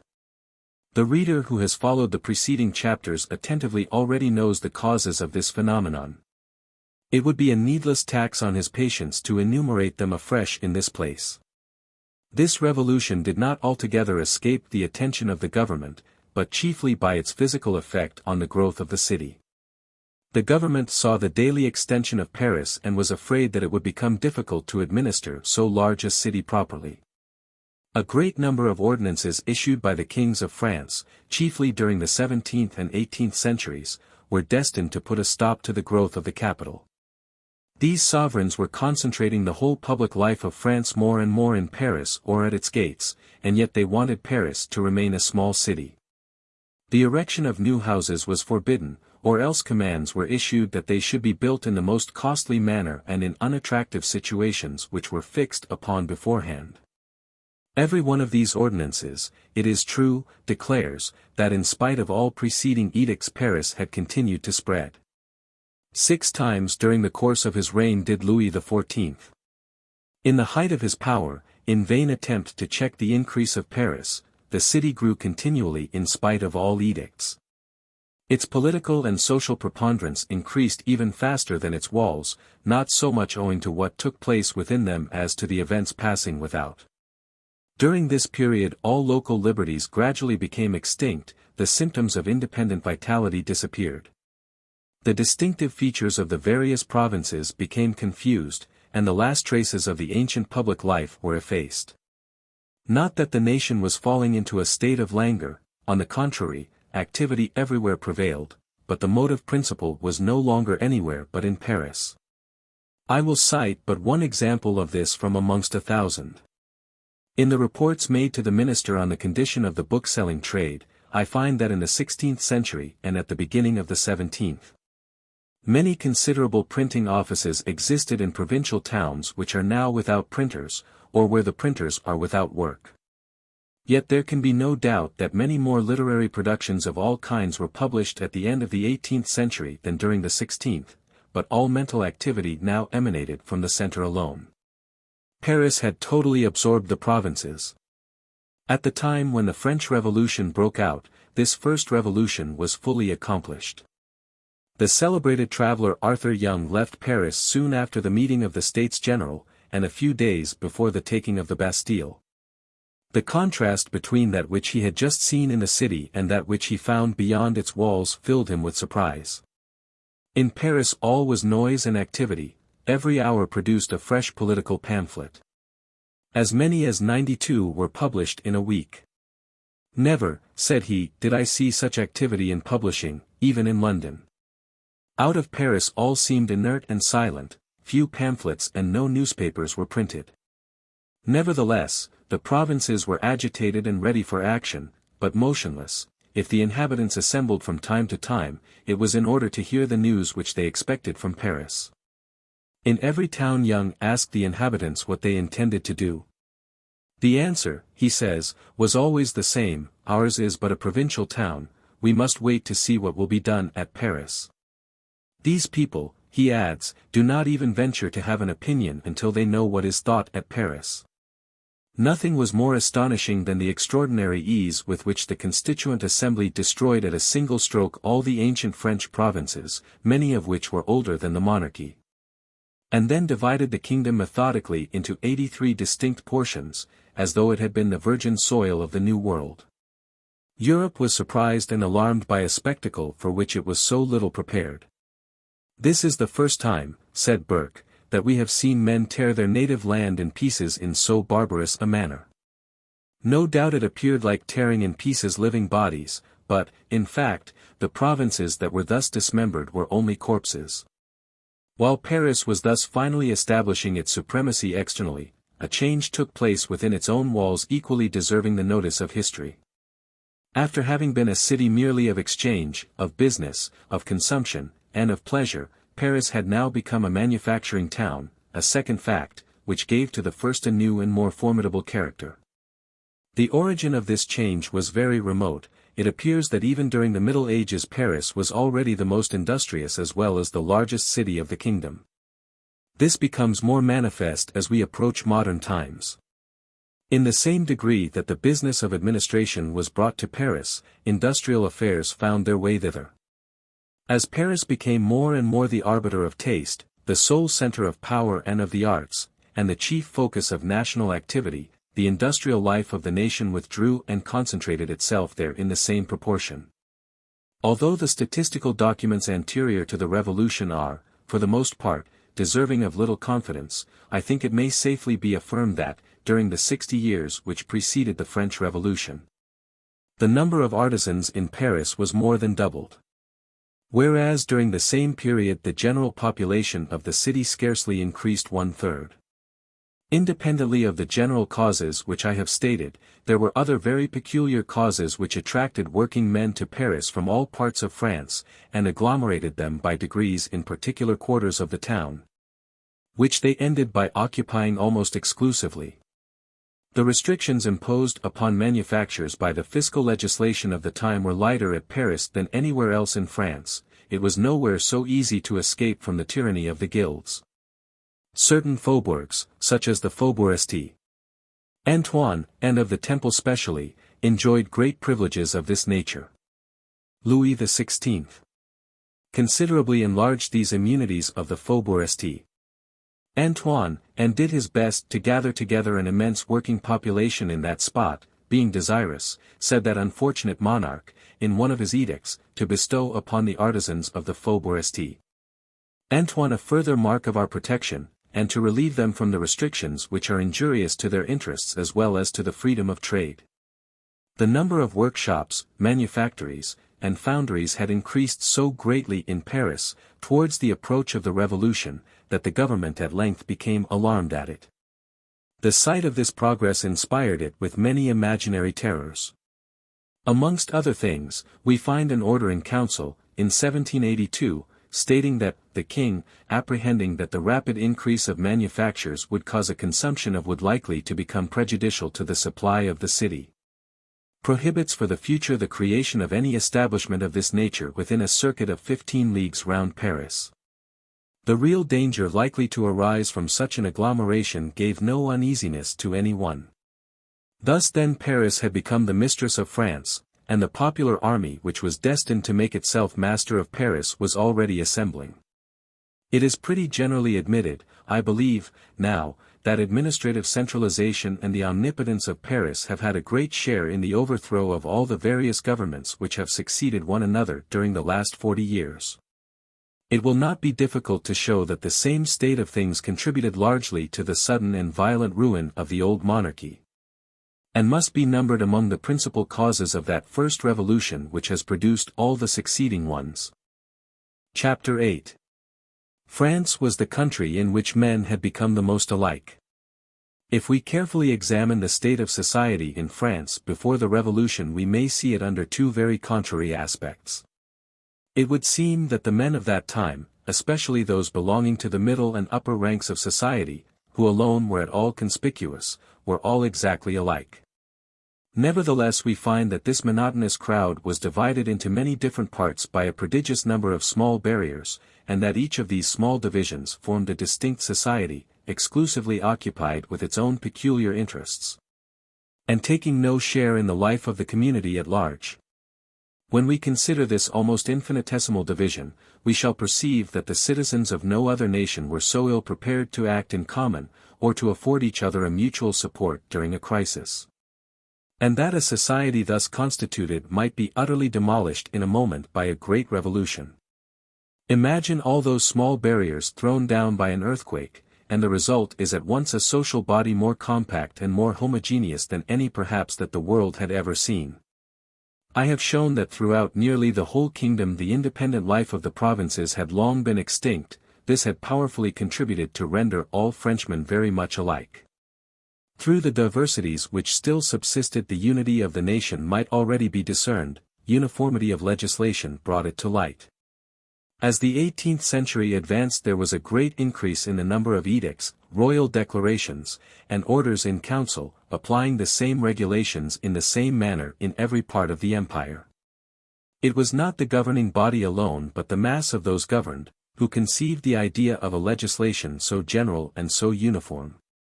The same everywhere and for all. This idea was apparent in all the plans of reform which succeeded each other for 30 years before the outbreak of the Revolution. 2 centuries earlier the very materials for such conceptions, if we may use such a phrase, would have been wanting. Not only did the provinces become more and more alike, but in each province men of various classes, those at least who were placed above the common people, grew to resemble each other more and more, in spite of differences of rank. Nothing displays this more clearly than the perusal of the instructions to the several orders of the States General of 1789. The interests of those who drew them up were widely different, but in all else they were identical. In the proceedings of the earlier States General the state of things was totally different. The middle classes and the nobility had then more common interests, more business in common. They displayed far less reciprocal animosity. Yet they appeared to belong to two distinct races. Time, which had perpetuated, and, in many respects, aggravated the privileges interposed between two classes of men, had powerfully contributed to render them alike in all other respects. For several centuries the French nobility had grown gradually poorer and poorer.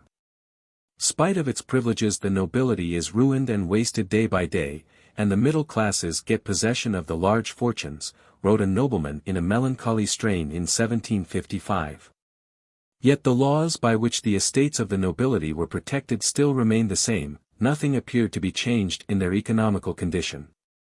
Nevertheless, the more they lost their power the poorer they everywhere became, in exactly the same proportion. It would seem as if, in all human institutions as in man himself, there exists, independently of the organs which manifestly fulfill the various functions of existence, some central and invisible force which is the very principle of life.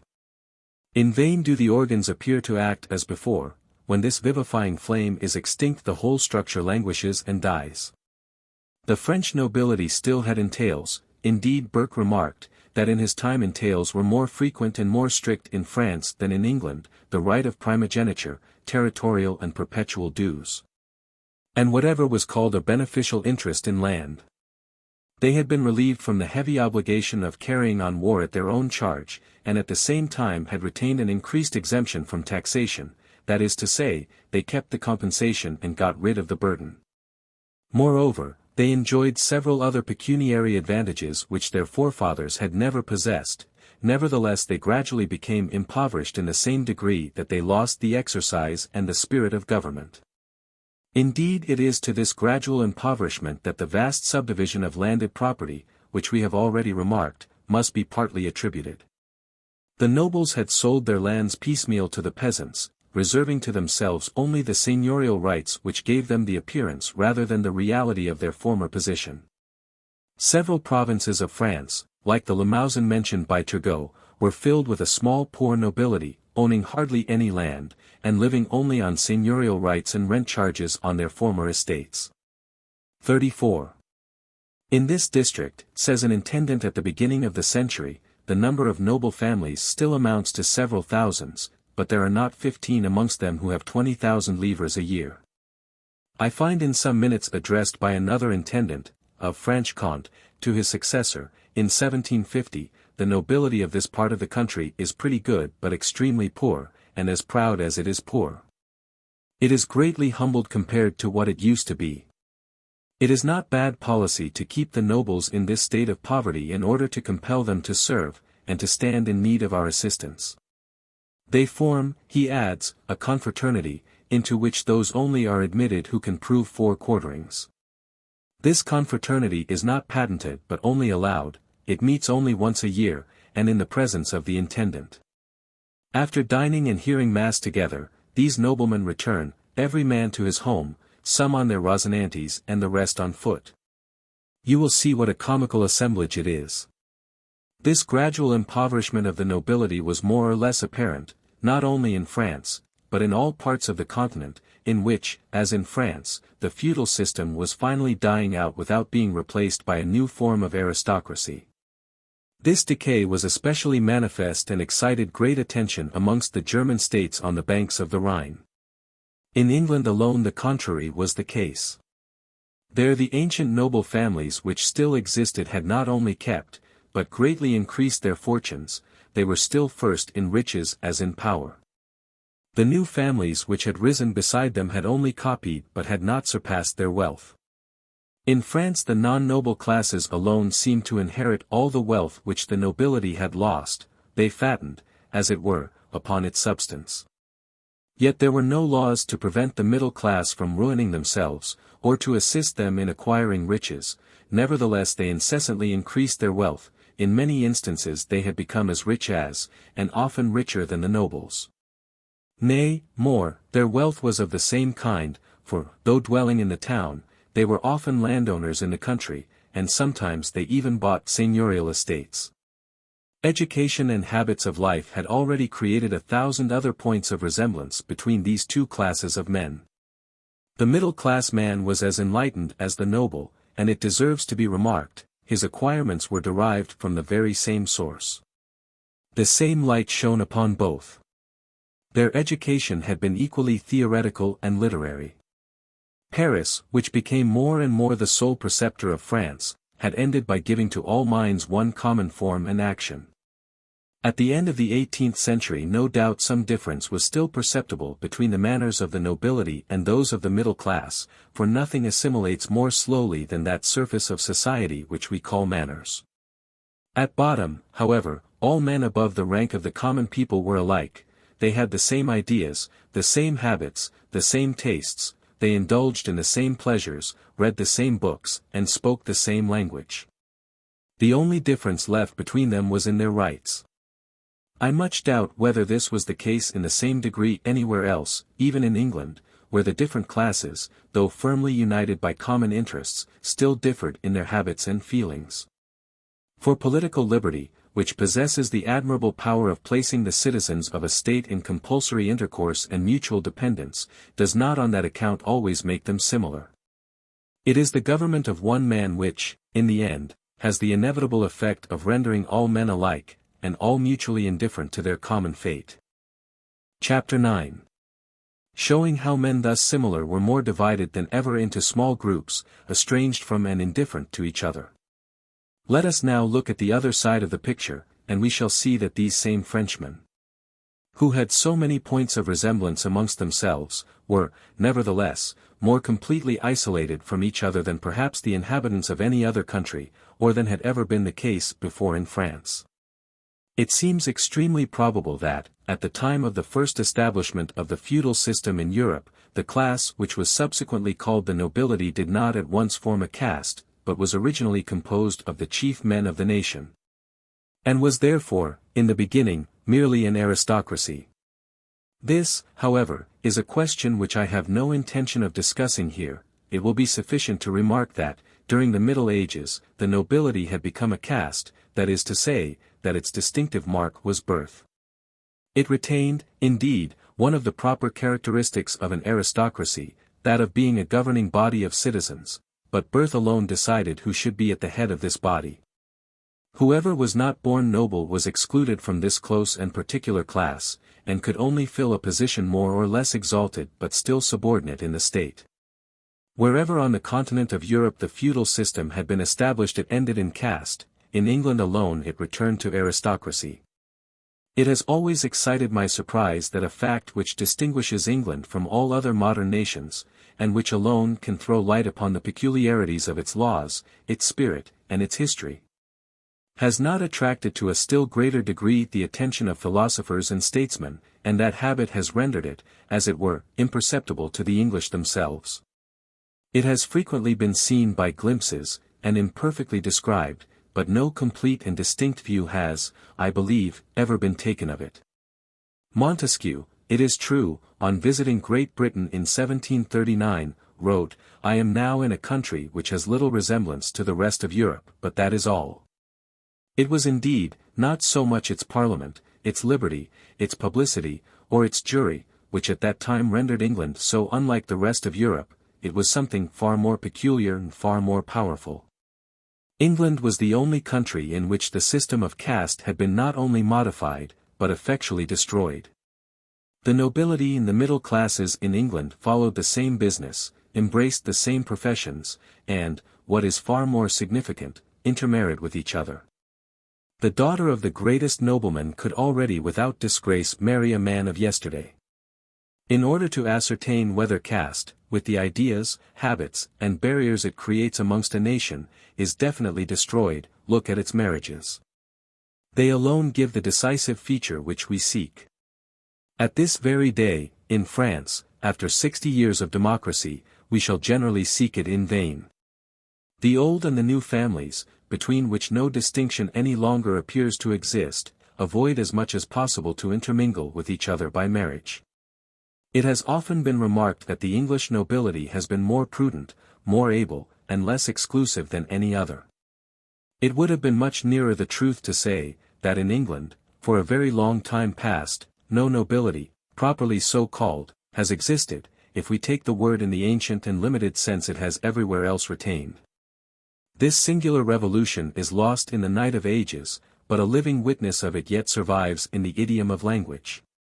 For several centuries the word gentleman has altogether changed its meaning in England, and the word roturier has ceased to exist. It would have been impossible to translate literally into English the well-known line from the Tartuffe, even when Molière wrote it in 1664. Idi tel qu'on le voit, Illinois est bon gentilhomme. If we make a further application of the science of languages to the science of history, and pursue the fate of the word gentleman through time and through space, the offspring of the French word gentilhomme, we shall find its application extending in England in the same proportion in which classes draw near one another and amalgamate. In each succeeding century it is applied to persons placed somewhat lower in the social scale. At length it travelled with the English to America, where it is used to designate every citizen indiscriminately. Its history is that of democracy itself. In France the word gentilhomme has always been strictly limited to its original meaning. Since the Revolution it has been almost disused, but its application has never changed. The word which was used to designate the members of the caste was kept intact, because the caste itself was maintained as separate from all the rest as it had ever been. I go even further, and assert that this caste had become far more exclusive than it was when the word was first invented, and that in France a change had taken place in the direction opposed to that which had occurred in England. Though the nobility and the middle class in France had become far more alike, they were at the same time more isolated from each other, two things which are so essentially distinct that the former, instead of extenuating the latter, may frequently aggravate it. During the Middle Ages, and whilst the feudal system was still in force, all those who held land under a lord, and who were properly called vassals, in feudal law, were constantly associated with the lord, though many of them were not noble, in the government of the seigneury. Indeed this was the principal condition of their tenures. Not only were they bound to follow the lord to war, but they were bound, in virtue of their holdings, to spend a certain part of the year at his court, that is in helping him to administer justice, and to govern the inhabitants. The Lord's court was the mainspring of the feudal system of government. It played a part in all the ancient laws of Europe, and very distinct vestiges of it may still be found in many parts of Germany. The learned feudalist, Edme de Fremonville, who, 30 years before the French Revolution, thought fit to write a thick volume on feudal rights and on the renovation of manor rolls, informs us that he had seen in the titles of a number of manors that the vassals were obliged to appear every fortnight at the Lord's court, and that being there assembled they judged conjointly with the Lord and his ordinary judge, the assizes and differences which had arisen between the inhabitants. He adds, that he had found there were sometimes 80, 150, and even as many as 200 vassals in one lordship, a great number of whom were roturiers. I have quoted this, not as a proof, for 1,000 others might be adduced, but as an example of the manner in which at the beginning, and for long afterwards, the rural classes were united with the nobility, and mingled with them daily in the conduct of affairs. That which the Lord's court did for the small rural proprietors, the provincial estates, and subsequently the States General, effected for the citizens of the towns. It is impossible to study the records of the States General of the 14th century, and above all of the provincial estates of the same period, without being astonished at the importance of the place which the tiers état filled in those assemblies, and at the power it wielded in them. As a man the burgess of the 14th century was, doubtless, very inferior to the burgess of the 18th, but the middle class, as a body, filled a far higher and more secure place in political society. Its right to a share in the government was uncontested, the part which it played in political assemblies was always considerable and often preponderating. The other classes of the community were forced to a constant reckoning with the people. But what strikes us most is, that the nobility and the tiers état found it at that time so much easier to transact business together, or to offer a common resistance, than they have ever found it since.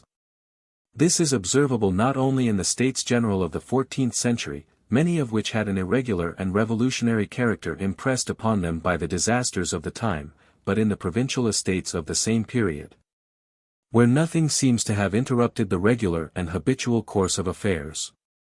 Thus, in Auvergne, we find that the three orders took the most important measures in common, and that the execution of them was superintended by commissioners chosen equally from all three. The same thing occurred at the same time in Champagne. Every one knows the famous act by which, at the beginning of the same century, the nobles and burgesses of a large number of towns combined together to defend the franchises of the nation and the privileges of their provinces against the encroachments of the crown. During that period of French history we find many such episodes, which appear as if borrowed from the history of England. In the following centuries events of this character altogether disappeared. 35. The fact is, that as by degrees the government of the lordships became disorganized, and the States General grew rarer or ceased altogether, that as the general liberties of the country were finally destroyed, involving the local liberties in their ruin, the burgess and the noble ceased to come into contact in public life. They no longer felt the necessity of standing by one another, or of a mutual compact. Every day rendered them more independent of each other, but at the same time estranged them more and more. In the 18th century this revolution was fully accomplished. The two conditions of men never met but by accident in private life. Thenceforth the two classes were not merely rivals but enemies. 36. One circumstance which seems very peculiar to France, was that at the very time when the order of nobility was thus losing its political powers, the nobles individually acquired several privileges which they had never possessed before, or increased those which they already enjoyed. It was as if the members enriched themselves with the spoil of the body. The nobility had less and less right to command, but the nobles had more and more the exclusive prerogative of being the first servants of the master. It was more easy for a man of low birth to become an officer under Louis XIV than under Louis XVI. This frequently happened in Prussia at a time when there was no example of such a thing in France. Every one of these privileges once obtained adhered to the blood and was inseparable from it. The more the French nobility ceased to be an aristocracy, the more did it become a caste. Let us take the most invidious of all these privileges, that of exemption from taxation. 37 It is easy to perceive that from the 15th century until the French Revolution, this privilege was continually increasing, and that it increased with the rapid progress of the public burdens. When, as under Charles VII, only 1,200,000 livres were raised by the taille, the privilege of being exempted from it was but small, but when, under Louis XVI, 80 millions were raised by the same tax, the privilege of exemption became very great. When the taille was the only tax levied on the non-noble classes, the exemption of the nobility was little felt. But when taxes of this description were multiplied 1,000-fold under various names and shapes, when 4 other taxes had been assimilated with the taille, when burdens unknown in the Middle Ages, such as the application of forced labor by the crown to all public works or services, the militia, and had been added to the taille with its accessories, and were distributed with the same inequality, then indeed the exemption of birth appeared immense. The inequality, though great, was indeed still more apparent than real, for the noble was often reached through his farmer by the tax which he escaped in his own person. But in such matters as this the inequality which is seen does more harm than that which is felt. Louis XIV, pressed by the financial difficulties which overwhelmed him towards the end of his reign, had established 2 common taxes, the capitation tax and the 20ths. But, as if the exemption from taxation had been in itself a privilege so venerable that it was necessary to respect it in the very act by which it was infringed, care was taken to render the mode of collection different even when the tax was common. For one class it remained harsh and degrading, for the other indulgent and honorable. 38. Although inequality under taxation prevailed throughout the whole continent of Europe, there were very few countries in which it had become so palpable or was so constantly felt as in France. Throughout a great part of Germany most of the taxes were indirect, and even with respect to the direct taxes, the privilege of the nobility frequently consisted only in bearing a smaller share of the common burden. 39 There were, moreover, certain taxes which fell only upon the nobles, and which were intended to replace the gratuitous military service which was no longer exacted. Now of all means of distinguishing one man from another and of marking the difference of classes, inequality of taxation is the most pernicious and the most calculated to add isolation to inequality, and in some sort to render both irremediable. Let us look at its effects. When the noble and the middle classes are not liable to the same tax, the assessment and collection of each year's revenue draws afresh with sharpness and precision the line of demarcation between them. Every year each member of the privileged order feels an immediate and pressing interest in not suffering himself to be confounded with the mass, and makes a fresh effort to place himself apart from it. 40. As there is scarcely any matter of public business that does not either arise out of or result in a tax, it follows that as soon as the 2 classes are not equally liable to it, they can no longer have any reason for common deliberation, or any cause of common wants and desires. No effort is needed to keep them asunder, the occasion and the desire for common action have been removed. In the highly colored description which Mr. Burke gave of the ancient constitution of France, he urged in favor of the constitution of the French nobility. The ease with which the middle classes could be ennobled by acquiring an office, he fancied that this bore some analogy to the open aristocracy of England. Louis XI had, it is true, multiplied the grants of nobility, with him it was a means of lowering the aristocracy, his successors lavished them in order to obtain money. Necker informs us, that in his time the number of offices which conferred nobility amounted to 4,000.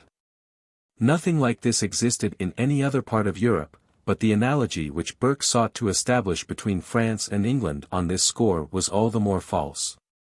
If the middle classes of England, instead of making war upon the aristocracy, have remained so intimately connected with it, it is not specially because the aristocracy is open to all, but rather, as has been said, because its outline is indistinct and its limit unknown, not so much because any man could be admitted into it as because it was impossible to say with certainty when he took rank there, so that all who approached it might look upon themselves as belonging to it.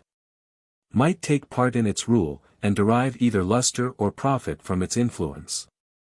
Whereas the barrier which divided the nobility of France from the other classes, though easily enough passed, was always fixed and visible, and manifested itself to those who remained without, by striking and odious tokens. He who had once crossed it was separated from all those whose ranks he had just quitted by privileges which were burdensome and humiliating to them. The system of creating new nobles, far from lessening the hatred of the roturier to the nobleman, increased it beyond measure. It was envenomed by all the envy with which the new noble was looked upon by his former equals. For this reason the tiers état, in all their complaints, always displayed more irritation against the newly ennobled than against the old nobility. And far from demanding that the gate which led out of their own condition should be made wider, they continually required that it should be narrowed. At no period of French history had it been so easy to acquire nobility as in 1789, and never were the middle classes and the nobility so completely separated. Not only did the nobles refuse to endure, in their electoral colleges, anyone who had the slightest taint of middle-class blood, but the middle classes also as carefully excluded all those who might in any degree be looked upon as noble. In some provinces the newly ennobled were rejected by one class because they were not noble enough, and by the other because they were too much so. This, it is said, was the case with the celebrated Lavoisier. If, leaving the nobility out of the question, we turn our attention to the middle classes, we shall find the same state of things, the man of the middle classes living almost as far apart from the common people as the noble was from the middle class. Almost the whole of the middle class before the Revolution dwelt in the towns. Two causes had principally led to this result, the privileges of the nobles and the taille. The seigneur who lived on his estates usually treated his peasants with a certain good-natured familiarity, but his arrogance towards his neighbors of the middle class was unbounded. It had never ceased to augment as his political power had diminished, and for that very reason, for on the one hand, as he had ceased to govern, he no longer had any interest in conciliating those who could assist him in that task. Whilst, on the other, as has frequently been observed, he tried to console himself for the loss of real power by an immoderate display of his apparent rights. Even his absence from his estates, instead of relieving his neighbors, only served to increase their annoyance. Absenteeism had not even that good effect, for privileges enforced by proxy were all the more insupportable. I am not sure, however, that the taille, and all the taxes which had been assimilated to it, were not still more powerful causes. I could show, I think, in very few words, why the taille and its accessories pressed much more heavily on the country than on the towns, but the reader would probably think it superfluous. It will be sufficient to point out that the middle classes, gathered together in the towns, could find 1,000 means of alleviating the weight of the taille, and often indeed of avoiding it altogether, which not one of them could have employed singly had he remained on the estate to which he belonged. Above all, he thereby escaped the obligation of collecting the taille, which he dreaded far more than that of paying it, and not without reason. For there never was under the old French government, or, I believe, under any government, a worse condition than that of the parochial collector of the taille. I shall have occasion to show this hereafter. Yet no one in a village except the nobles could escape this office, and rather than subject himself to it, the rich man of the middle class let his estates and withdrew to the neighboring town. Turgot coincides with all the secret documents which I have had an opportunity of consulting, when he says, that the collecting of the taille converts all the non-noble landowners of the country into burgesses of the towns. Indeed this, to make a passing remark, was one of the chief causes why France was fuller of towns, and especially of small towns, than almost any other country in Europe. Once ensconced within the walls of a town, a wealthy though low-born member of the middle class soon lost the tastes and ideas of rural life. He became totally estranged from the labors and the affairs of those of his own class whom he had left behind. His whole life was now devoted to one single object: he aspired to become a public officer in his adopted town. It is a great mistake to suppose that the passion for place, which fills almost all Frenchmen of our time, more especially those belonging to the middle ranks, has arisen since the Revolution. Its birth dates from several centuries back, and it has constantly increased in strength, thanks to the variety of fresh food with which it has been continually supplied. Places under the old government did not always resemble those of our day, but I believe they were even more numerous. The number of petty places was almost infinite. It has been reckoned that between the years 1693 and 1790 alone, 40,000 such places were created, almost all within the reach of the lower middle class. I have counted that, in 1750, in a provincial town of moderate size, no less than 109 persons were engaged in the administration of justice, and 126 in the execution of the judgments delivered by them, all inhabitants of the town.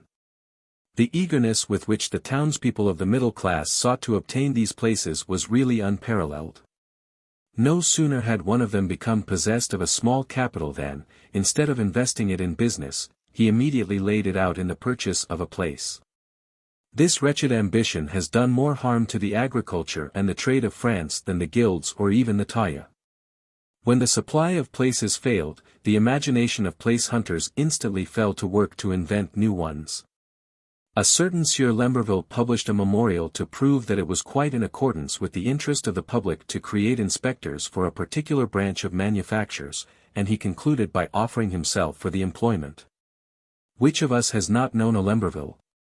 A man endowed with some education and small means, thought it not decorous to die without having been a government officer.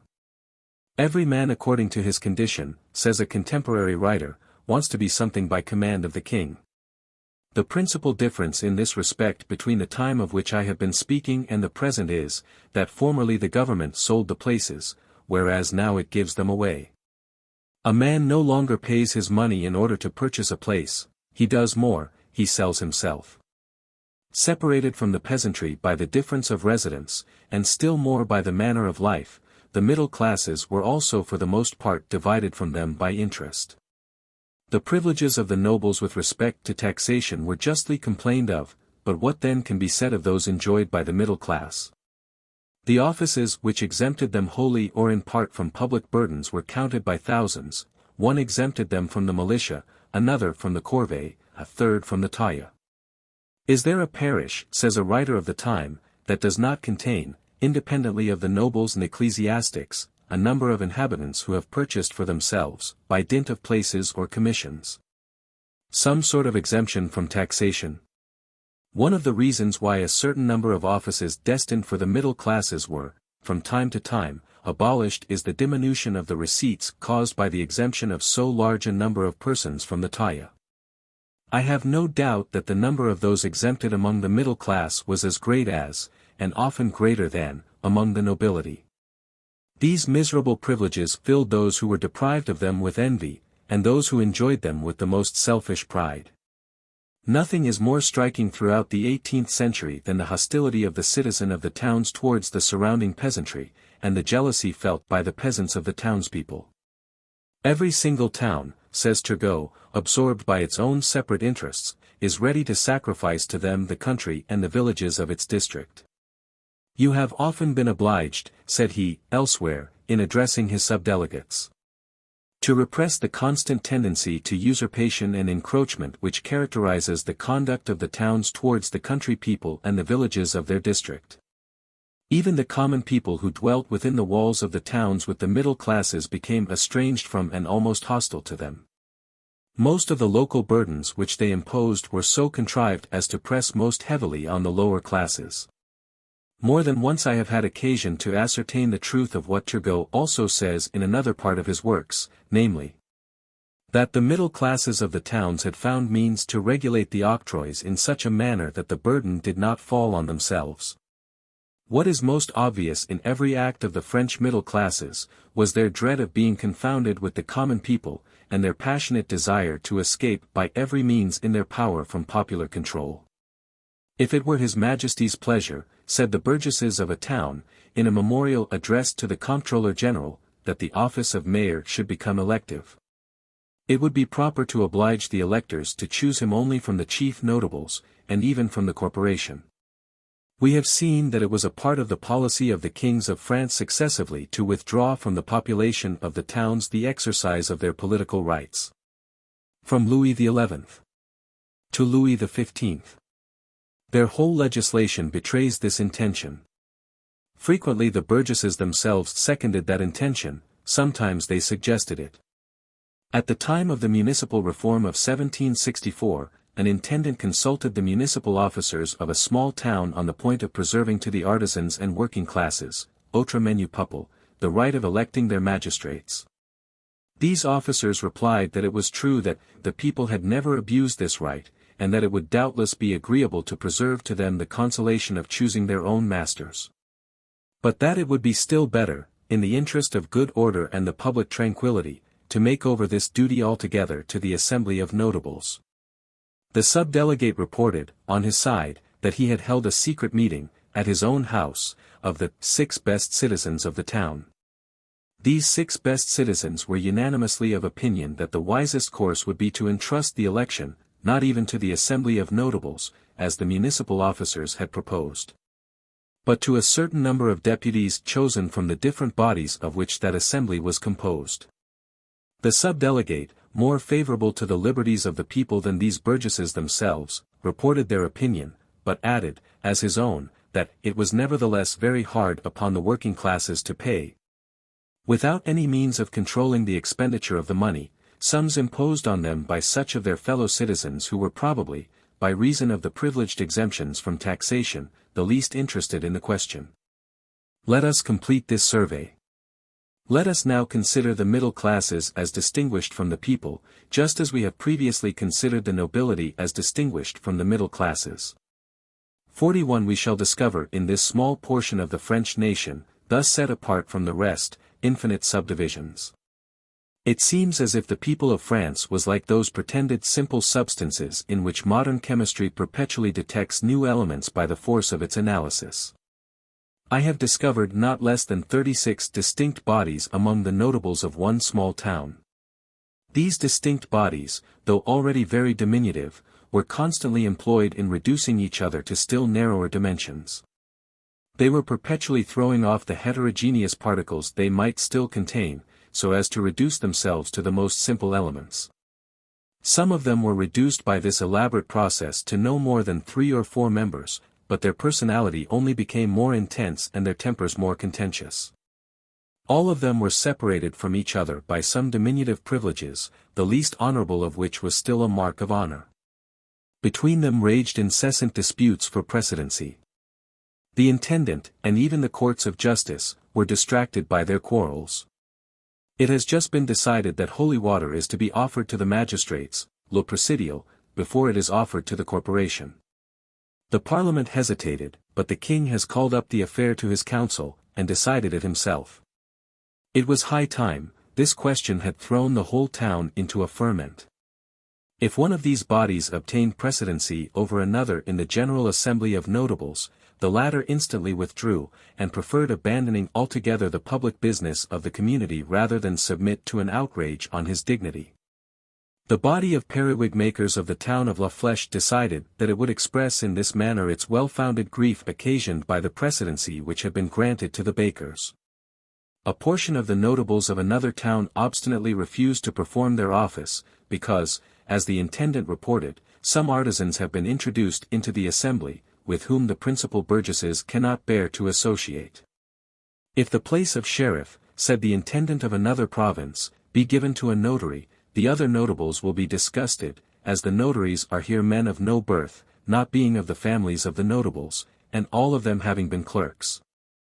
The 6 best citizens, whom I have already mentioned, and who so readily decided that the people ought to be deprived of their political rights, were singularly perplexed when they had to determine who the notables were to be, and what order of precedency was to be established amongst them.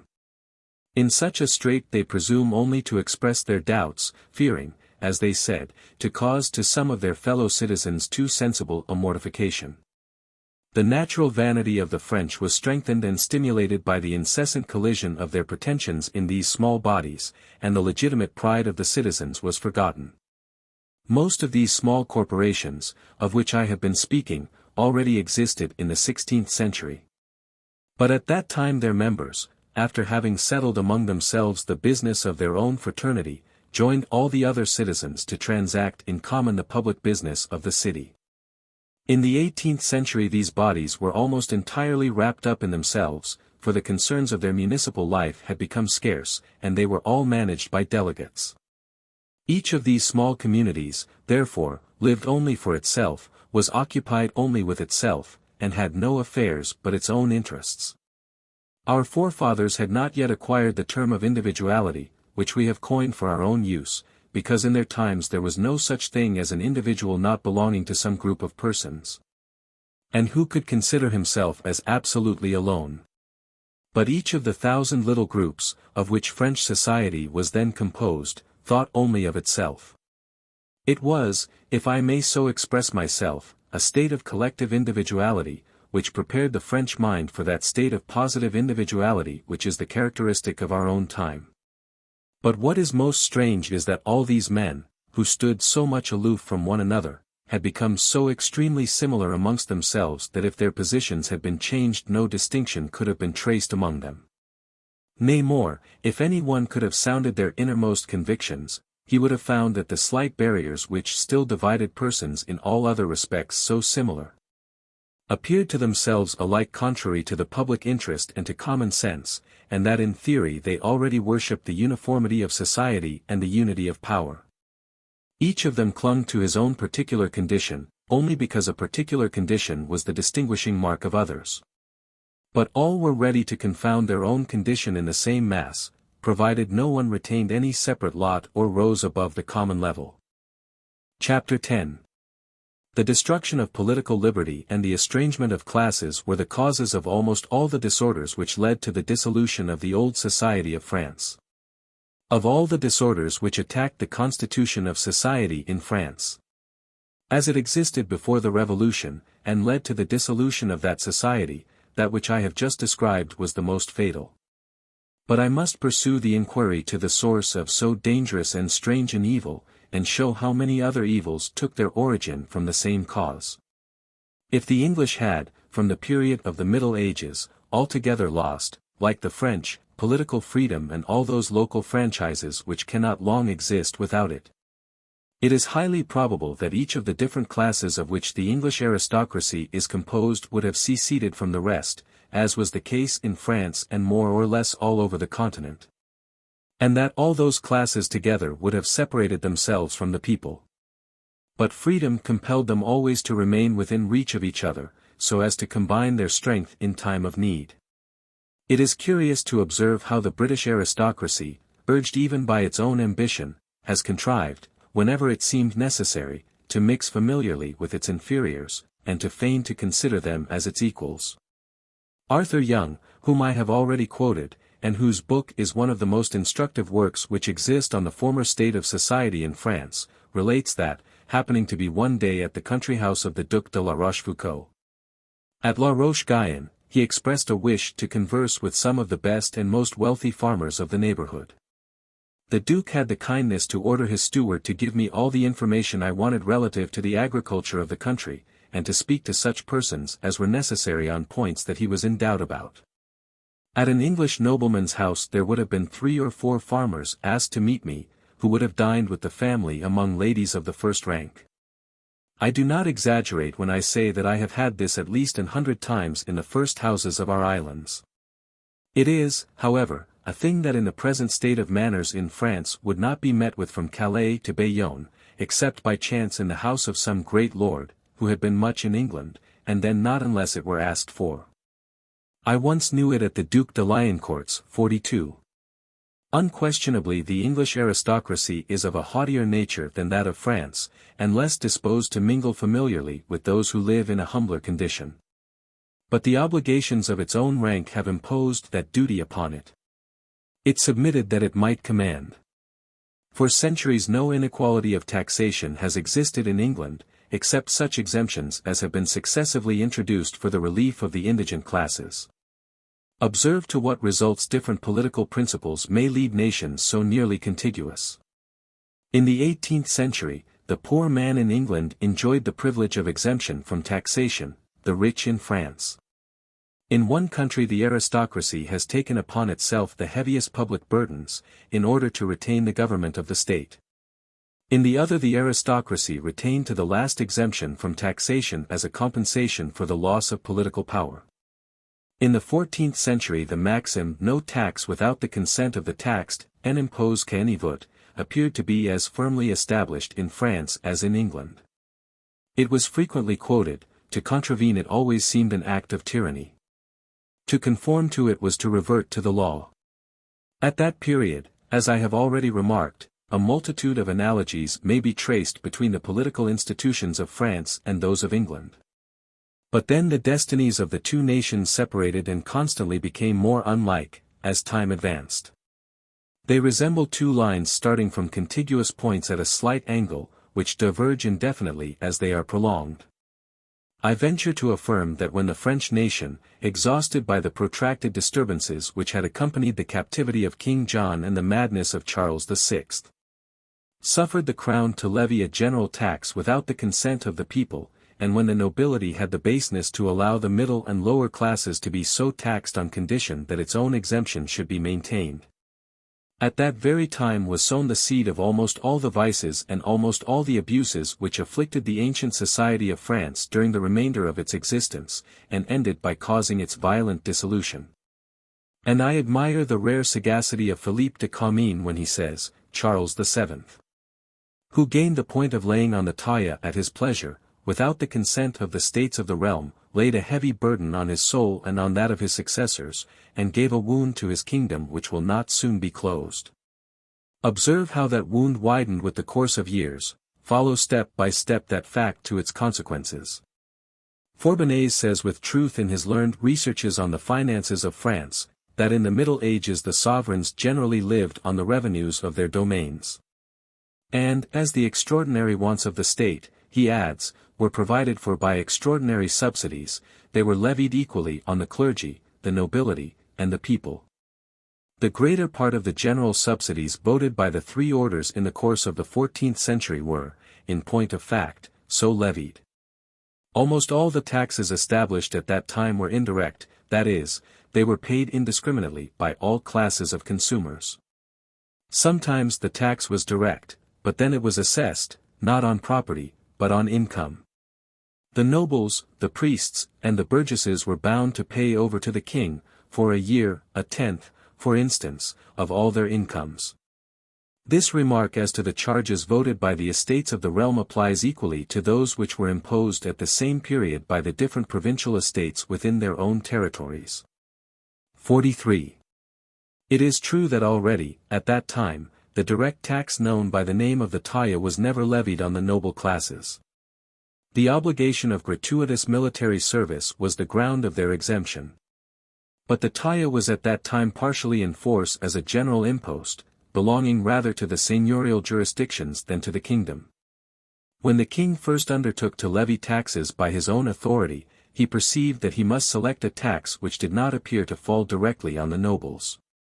For that class, formidable and dangerous to the monarchy itself, would never have submitted to an innovation so prejudicial to their own interests.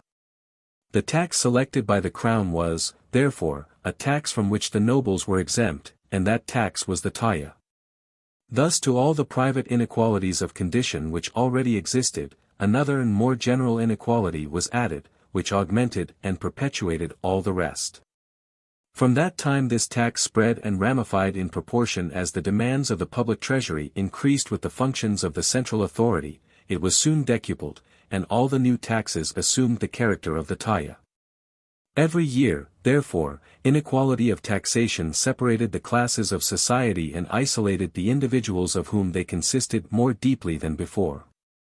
Since the object of taxation was not to include those most able to pay taxes, but those least able to defend themselves from paying, the monstrous consequence was brought about that the rich were exempted and the poor burdened.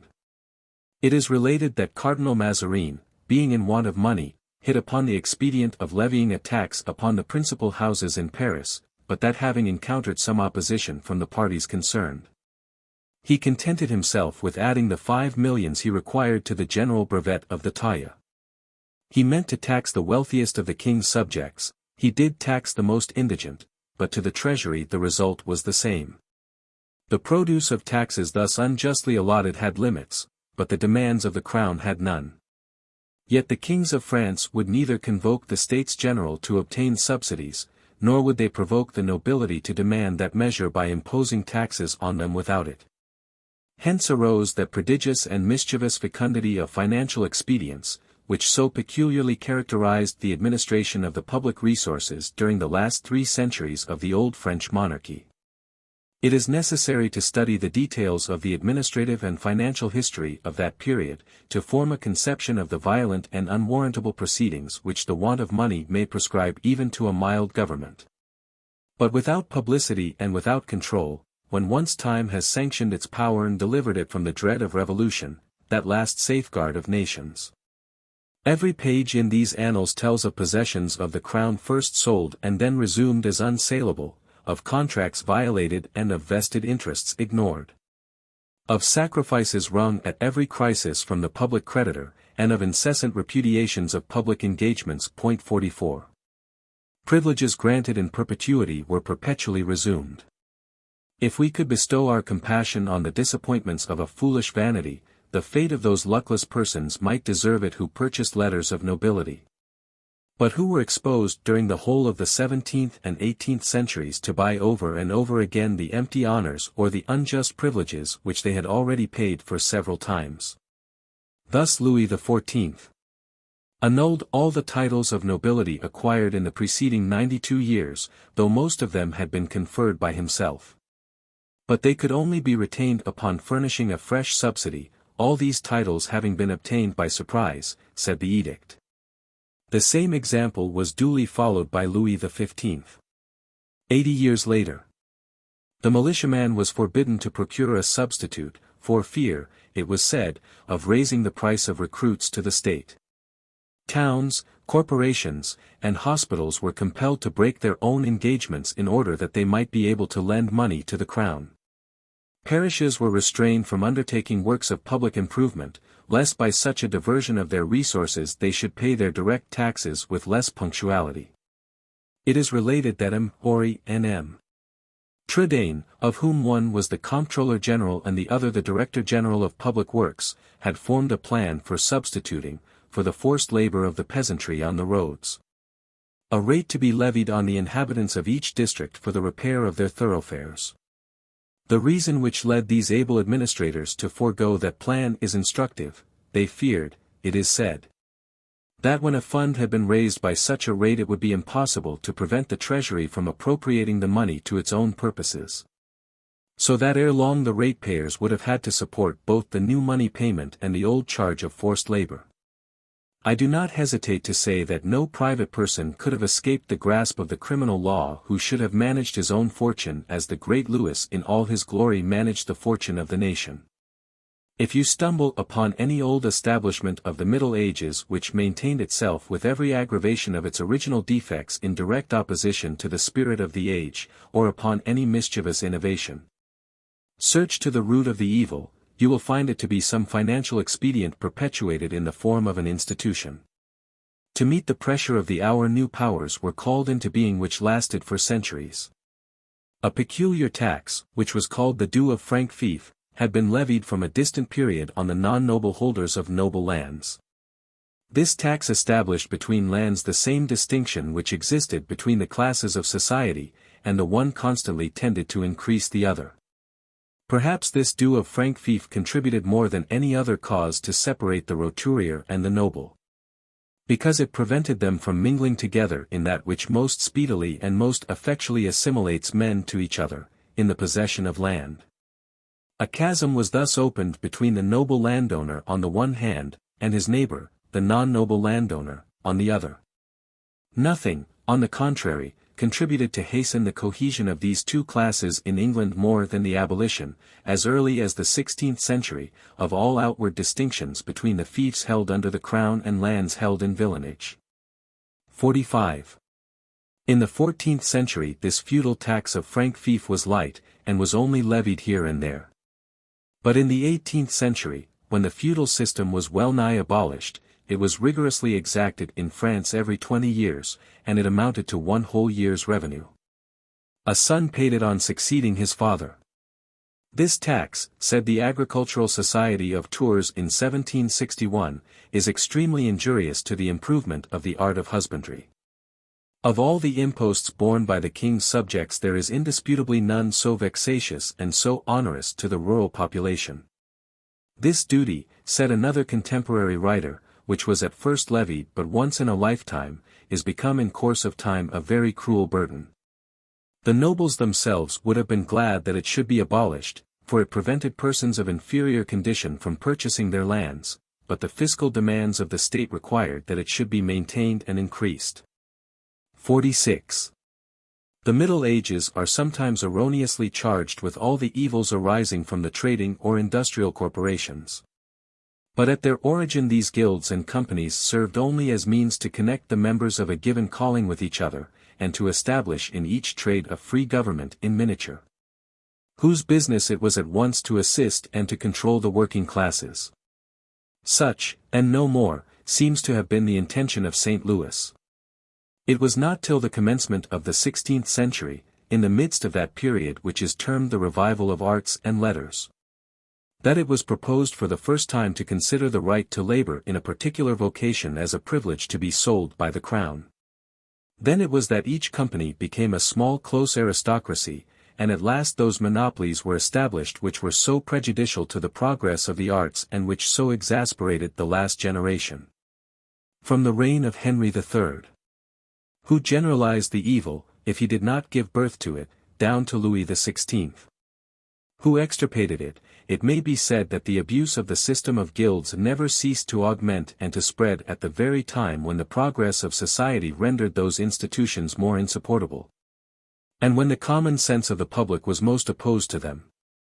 Year after year more professions were deprived of their freedom, year after year the privileges of the incorporated trades were increased. Never was the evil carried to greater lengths than during what are commonly called the prosperous years of the reign of Louis XIV. Because at no former period had the want of money been more imperious, or the resolution not to raise money with the assent of the nation more firmly taken. Letron said with truth in 1775, the state has only established the trading companies to furnish pecuniary resources, partly by the patents which it sells, partly by the creation of new offices which the companies are forced to buy up. The Edict of 1673 carried the principles of Henry III to their furthest consequences by compelling all the companies to take out letters of confirmation upon payment for the same. And all the workmen who were not yet incorporated in some one of these bodies were compelled to enter them. This wretched expedient brought in 300,000 livres. We have already seen how the whole municipal constitution of the towns was overthrown, not by any political design, but in the hope of picking up a pittance for the treasury. This same want of money, combined with the desire not to seek it from the States General of the kingdom, gave rise to the venality of public offices, which became at last a thing so strange that its like had never been seen in the world. It was by this institution, engendered by the fiscal spirit of the government, that the vanity of the middle classes was kept on the stretch for 3 centuries and exclusively directed to the acquisition of public employments. And thus was the universal passion for places made to penetrate to the bowels of the nation, where it became the common source of revolutions and of servitude. As the financial embarrassments of the state increased, new offices sprang up, all of which were remunerated by exemptions from taxation and by privileges. And as these offices were produced by the wants of the treasury, not of the administration, the result was the creation of an almost incredible number of employments which were altogether superfluous or mischievous. 47 As early as 1664, upon an inquiry instituted by Colbert, it was found that the capital invested in this wretched property amounted to nearly 500 millions of livres. Richelieu had suppressed, it was said, 100,000 offices, but they cropped out again under other names. 48 For a little money the state renounced the right of directing, of controlling, and of compelling its own agents. An administrative engine was thus gradually built up so vast, so complicated, so clumsy, and so unproductive, that it came at last to be left swinging on in space, whilst a more simple and handy instrument of government was framed beside it, which really performed the duties these innumerable public officers were supposed to be doing. It is clear that none of these pernicious institutions could have subsisted for 20 years if they could have been brought under discussion. None of them would have been established or aggravated if the estates had been consulted, or if their remonstrances had been listened to when by chance they were still called together. Rarely as the States General were convoked in the last ages of the monarchy, they never ceased to protest against these abuses. On several occasions these assemblies pointed out as the origin of all these evils the power of arbitrarily levying taxes which had been arrogated by the king, or, to borrow the identical terms employed by the energetic language of the 15th century, the right of enriching himself from the substance of the people without the consent and deliberation of the three estates. Nor did they confine themselves to their own rights alone, they demanded with energy, and frequently they obtained, greater deference to the rights of the provinces and towns. In every session some voices were raised in those bodies against the inequality of the public burdens. They frequently demanded the abolition of the system of close guilds. They attacked with increasing vigor in each successive age the venality of public employments. He who sells office sells justice, which is infamous, was their language. When that venality was established, they still complained of the abusive creation of offices. They denounced so many useless places and dangerous privileges, but always in vain. 3 institutions had been previously established against themselves. They had originated in the desire not to convoke these assemblies, and in the necessity of disguising from the French nation the taxation which it was unsafe to exhibit in its real aspect. And it must be observed that the best kings were as prone to have recourse to these practices as the worst. Louis XII completed the introduction of the venality of public offices. Henry IV extended the sale of them to reversions. The vices of the system were stronger than the virtues of those who applied it. The same desire of escaping from the control of the States General caused the parliaments to be entrusted with most of their political functions. The result was an intermixture of judicial and administrative offices, which proved extremely injurious to the good conduct of business. It was necessary to seem to afford some new guarantees in place of those which were taken away. For though the French support absolute power patiently enough, so long as it be not oppressive, they never like the sight of it. And it is always prudent to raise about it some appearance of barriers, which serve at least to conceal what they do not arrest. Lastly, it was this desire of preventing the nation, when asked for its money, from asking back its freedom, which gave rise to an incessant watchfulness in separating the classes of society, so that they should never come together, or combine in a common resistance, and that the government should never have on its hands at once more than a very small number of men separated from the rest of the nation. In the whole course of this long history, in which have figured so many princes remarkable for their ability, sometimes remarkable for their genius, almost always remarkable for their courage, not one of them ever made an effort to bring together the different classes of his people, or to unite them otherwise than by subjecting them to a common yoke. One exception there is, indeed, to this remark. One king of France there was who not only desired this end, but applied himself with his whole heart to attain it. That prince, for such are the inscrutable judgments of Providence, was Louis XVI. The separation of classes was the crime of the old French monarchy, but it became its excuse. For when all those who constitute the rich and enlightened portion of a nation can no longer agree and co-operate in the work of government, a country can by no possibility administer itself, and a master must intervene. The nation, said Turgot, with an air of melancholy, in a secret report addressed to the king, is a community, consisting of different orders ill compacted together, and of a people whose members have very few ties among themselves, so that every man is exclusively engrossed by his personal interest. Nowhere is any common interest discernible. The villages, the towns, have not any stronger mutual relations than the districts to which they belong. They cannot even agree among themselves to carry on the public works which they require. Amidst this perpetual conflict of pretensions and of undertakings your Majesty is compelled to decide everything in person or by your agents. Your special injunctions are expected before men will contribute to the public advantage, or respect the rights of others, or even sometimes before they will exercise their own. It is no slight enterprise to bring more closely together fellow citizens who have thus been living for centuries as strangers or as enemies to each other, and to teach them how to carry on their affairs in common. To divide them was a far easier task than it then becomes to reunite them. Such has been the memorable example given by France to the world. When the different classes which divided the ancient social system of France came once more into contact 60 years ago, after having been isolated so long, and by so many barriers, they encountered each other on those points on which they felt most poignantly, and they met in mutual hatred. Even in this our day their jealousies and their animosities have survived them. Chapter 11. Of the species of liberty which existed under the old monarchy, and of the influence of that liberty on the Revolution. If the reader were here to interrupt the perusal of this book, he would have but a very imperfect impression of the government of the old French monarchy, and he would not understand the state of society produced by the Revolution. Since the citizens of France were thus divided and thus contracted within themselves, since the power of the crown was so extensive and so great, it might be inferred that the spirit of independence had disappeared with public liberty, and that the whole French people were equally bent in subjection.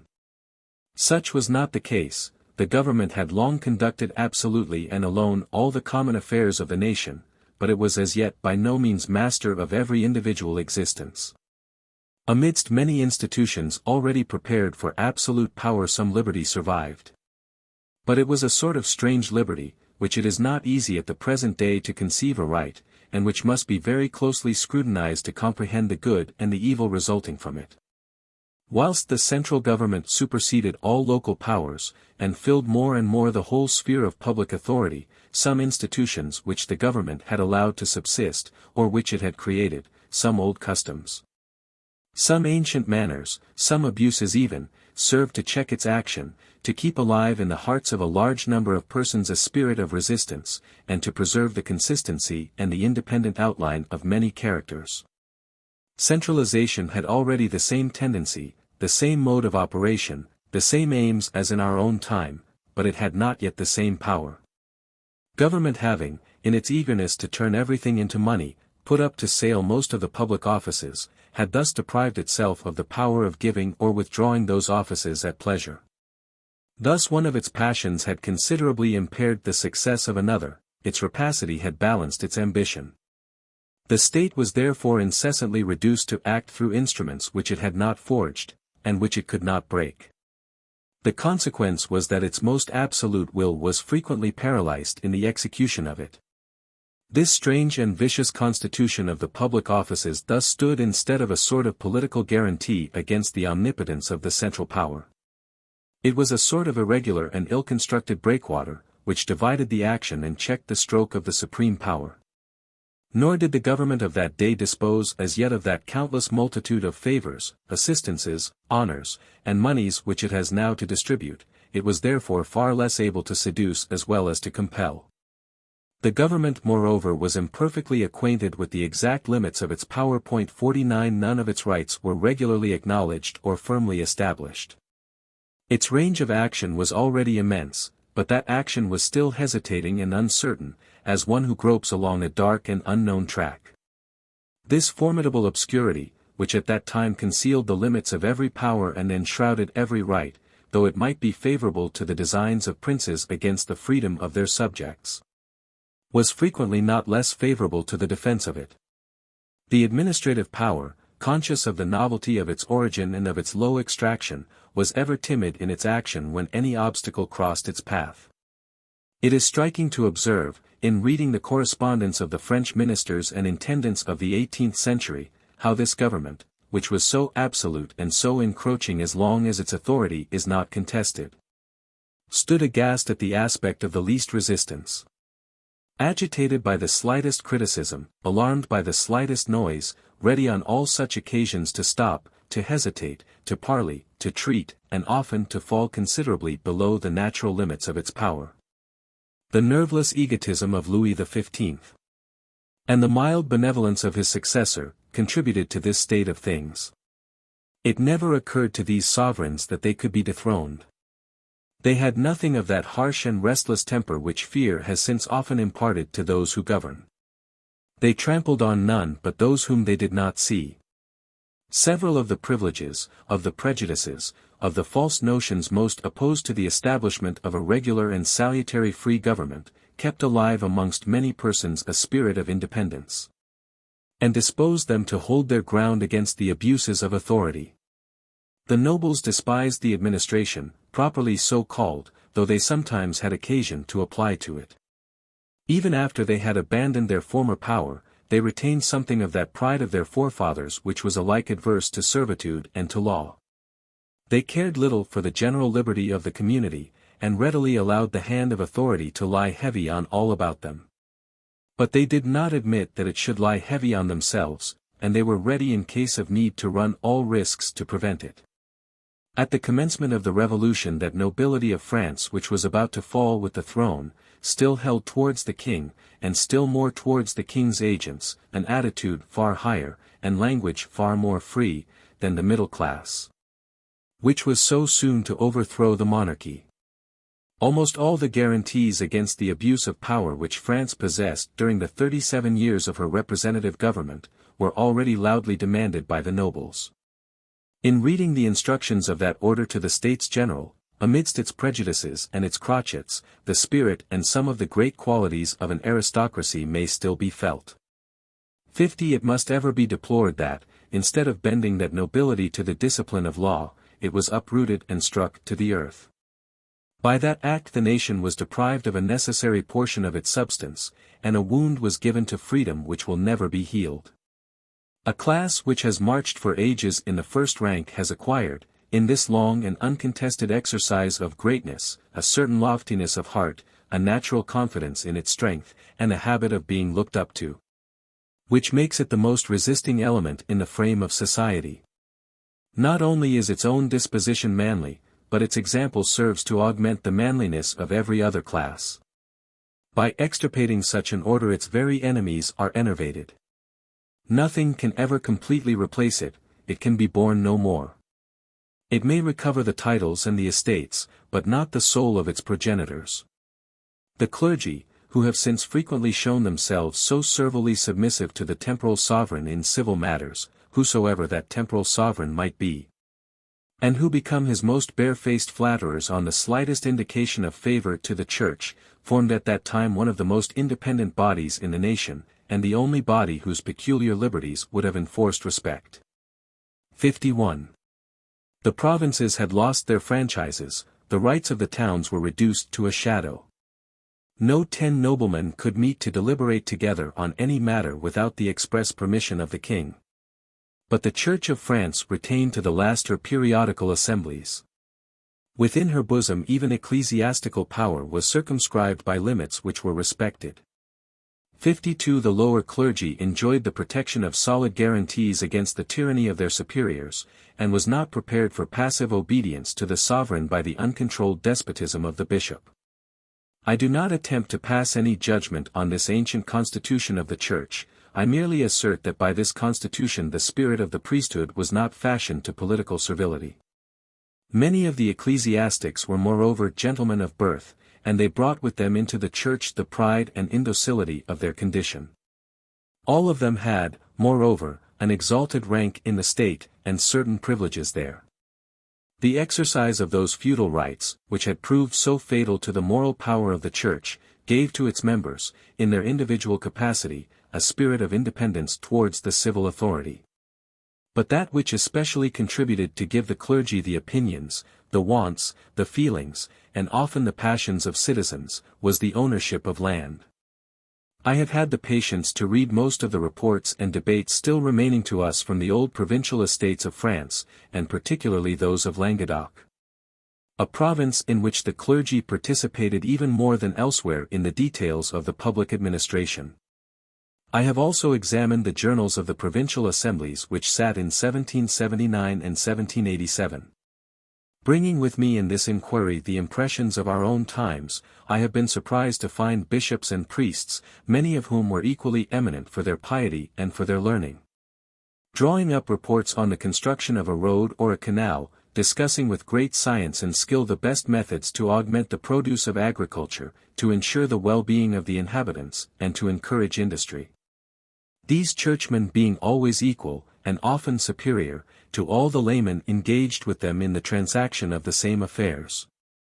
I maintain, in opposition to an opinion which is very generally and very firmly established, that the nations which deprive the Roman Catholic clergy of all participation in landed property, and convert their incomes into salaries, do in fact only promote the interests of the papacy, and those of the temporal ruler, whilst they renounce an important element of freedom amongst themselves.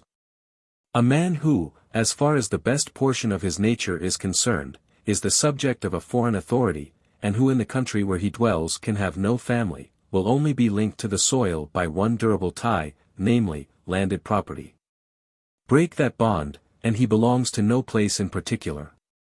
In the place where the accident of birth may have cast him, he lives like an alien in the midst of a civil community, scarcely any of whose civil interests can directly affect him. His conscience binds him to the Pope, his maintenance to the sovereign. His only country is the Church. In every political event he perceives little more than the advantage or the loss of his own profession. Let but the Church be free and prosperous, what matters all the rest? His most natural political state is that of indifference, an excellent member of the Christian commonwealth, but elsewhere a worthless citizen. Such sentiments and such opinions as these in a body of men who are the directors of childhood, and the guardians of morality, cannot fail to enervate the soul of the entire nation in relation to public life. A correct impression of the revolution which may be effected in the human mind by a change wrought in social conditions, may be obtained from a perusal of the instructions given to the delegates of the clergy at the States General of 1789. 53. The clergy in those documents frequently showed their intolerance, and sometimes a tenacious attachment to several of their former privileges. But, in other respects, not less hostile to despotism, not less favorable to civil liberty, not less enamored of political liberty, than the middle classes or the nobility, this order proclaimed that personal liberty must be secured. Not by promises alone, but by a form of procedure analogous to the Habeas Corpus Act. They demanded the destruction of the state prisons, the abolition of extraordinary jurisdictions and of the practice of calling up causes to the Council of State, publicity of procedure, the permanence of judicial officers. The admissibility of all ranks to public employments, which should be open to merit alone. A system of military recruiting less oppressive and humiliating to the people, and from which none should be exempted, the extinction by purchase of seigneurial rights, which sprung from the feudal system were, they said, contrary to freedom. Unrestricted freedom of labor, the suppression of internal custom houses, the multiplication of private schools, insomuch that one gratuitous school should exist in every parish. Lay charitable institutions in all the rural districts, such as workhouses and workshops of charity, and every kind of encouragement to agriculture. In the sphere of politics, properly so called, the clergy proclaimed, louder than any other class, that the nation had an indefeasible and inalienable right to assemble to enact laws and to vote taxes. No Frenchman, said the priests of that day, can be forced to pay a tax which he has not voted in person or by his representative. The clergy further demanded that States General freely elected should annually assemble.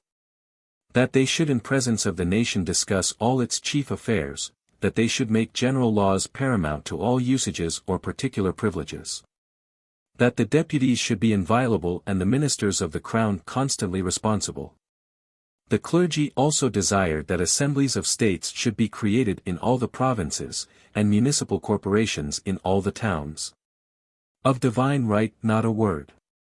Upon the whole, and notwithstanding the notorious vices of some of its members, I question if there ever existed in the world a clergy more remarkable than the Catholic clergy of France at the moment when it was overtaken by the Revolution, a clergy more enlightened, more national, less circumscribed within the bounds of private duty and more alive to public obligations, and at the same time more zealous for the faith. Persecution proved it. I entered on the study of these forgotten institutions full of prejudices against the clergy of that day. I conclude that study full of respect for them. They had in truth no defects but those inherent in all corporate bodies, whether political or religious, when they are strongly constituted and knit together. Such as a tendency to aggression, a certain intolerance of disposition, and an instinctive, sometimes a blind, attachment to the particular rights of their order. The middle classes of the time preceding the revolution were also much better prepared than those of the present day to show a spirit of independence. Many even of the defects of their social constitution contributed to this result. We have already seen that the public employments occupied by these classes were even more numerous than at present, and that the passion for obtaining these situations was equally intense. But mark the difference of the age. Most of those places being neither given nor taken away by the government, increased the importance of those who filled them without placing them at the mercy of the ruler. Hence, the very cause which now completes the subjection of so many persons was precisely that which most powerfully enabled them at that time to maintain their independence. The immunities of all kinds which so unhappily separated the middle from the lower classes, converted the former into a spurious aristocracy, which often displayed the pride and the spirit of resistance of the real aristocracy. In each of those small particular associations which divided the middle classes into so many sections, the general advantage was readily overlooked, but the interests and the rights of each body were always kept in view.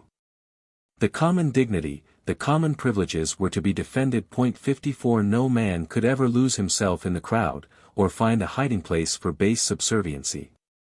Every man stood, as it were, on a stage, extremely contracted it is true, but in a glare of light, and there he found himself in presence of the same audience, ever ready to applaud or to condemn him. The art of stifling every murmur of resistance was at that time far less perfected than it is at present.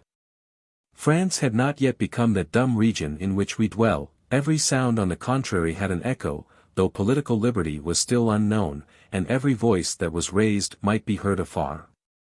That which more especially in those times ensured to the oppressed the means of being heard was the constitution of the courts of justice.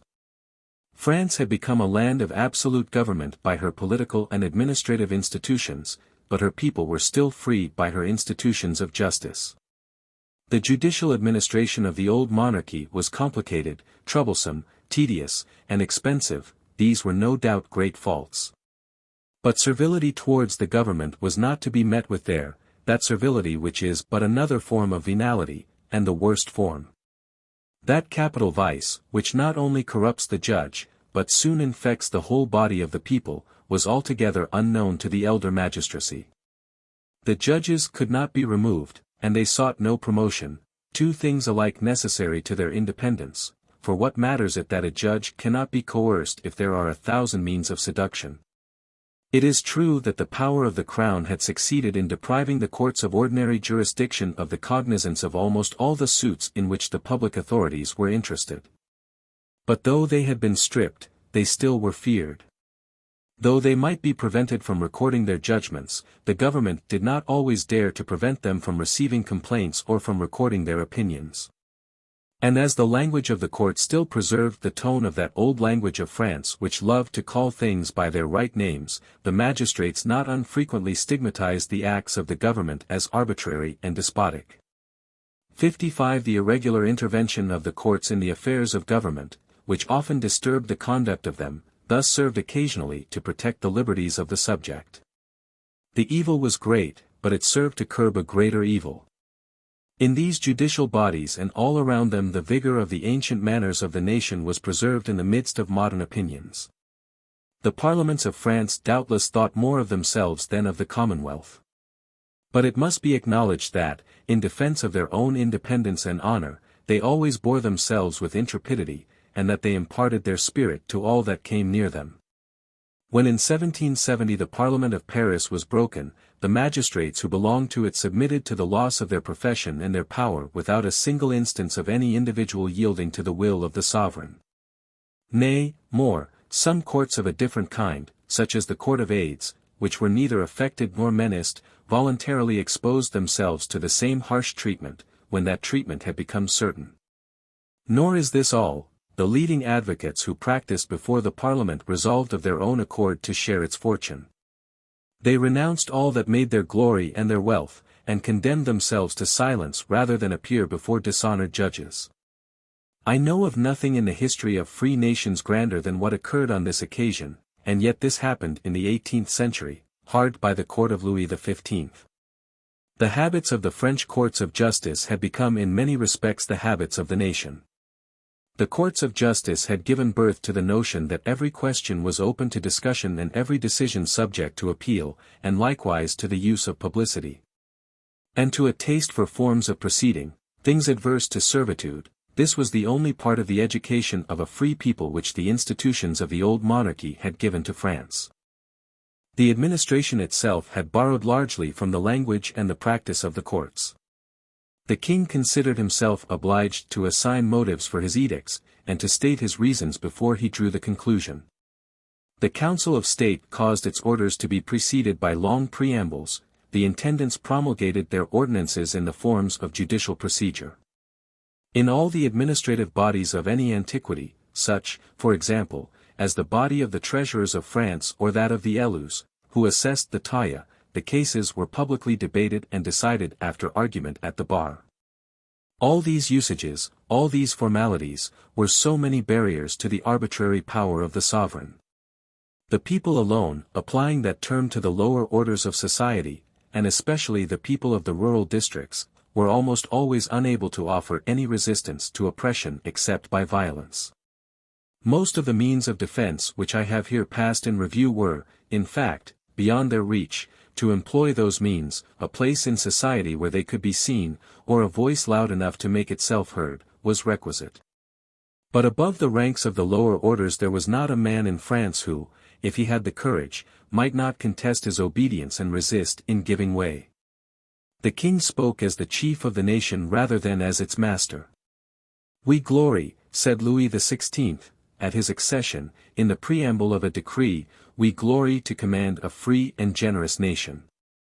One of his ancestors had already expressed the same idea in older language, when, thanking the States General for the boldness of their remonstrances, he said, "We like better to speak to freemen than to serfs." The men of the 18th century knew little of that sort of passion for comfort which is the mother of servitude, a relaxing passion, though it be tenacious and unalterable, which mingles and intertwines itself with many private virtues, such as domestic affections, regularity of life, respect for religion, and even with the lukewarm, though assiduous, practice of public worship, which favors propriety but proscribes heroism, and excels in making decent livers but base citizens. The men of the 18th century were better and they were worse. The French of that age were addicted to joy and passionately fond of amusement. They were perhaps more lax in their habits, and more vehement in their passions and opinions than those of the present day, but they were strangers to the temperate and decorous sensualism that we see about us. In the upper classes men thought more of adorning life than of rendering it comfortable, they sought to be illustrious rather than to be rich. Even in the middle ranks the pursuit of comfort never absorbed every faculty of the mind. That pursuit was often abandoned for higher and more refined enjoyments. Every man placed some object beyond the love of money before his eyes. "I know my countrymen," said a contemporary writer, in language which, though eccentric, is spirited, apt to melt and dissipate the metals, they are not prone to pay them habitual reverence. And they will not be slow to turn again to their former idols, to valor, to glory, and, I will add, to magnanimity. The baseness of mankind is, moreover, not to be estimated by the degree of their subserviency to a sovereign power, that standard would be an incorrect one. However submissive the French may have been before the Revolution to the will of the king, one sort of obedience was altogether unknown to them. They knew not what it was to bow before an illegitimate and contested power, a power but little honored, frequently despised, but which is willingly endured because it may be serviceable or because it may hurt. To this degrading form of servitude they were ever strangers. The king inspired them with feelings which none of the most absolute princes who have since appeared in the world have been able to call forth, and which are become incomprehensible to the present generation. So entirely has the Revolution extirpated them from the hearts of the nation.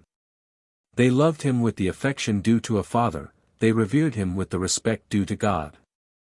In submitting to the most arbitrary of his commands they yielded less to compulsion than to loyalty, and thus they frequently preserved great freedom of mind even in the most complete dependence. To them the greatest evil of obedience was compulsion, to us it is the least, the worst is in that servile sentiment which leads men to obey.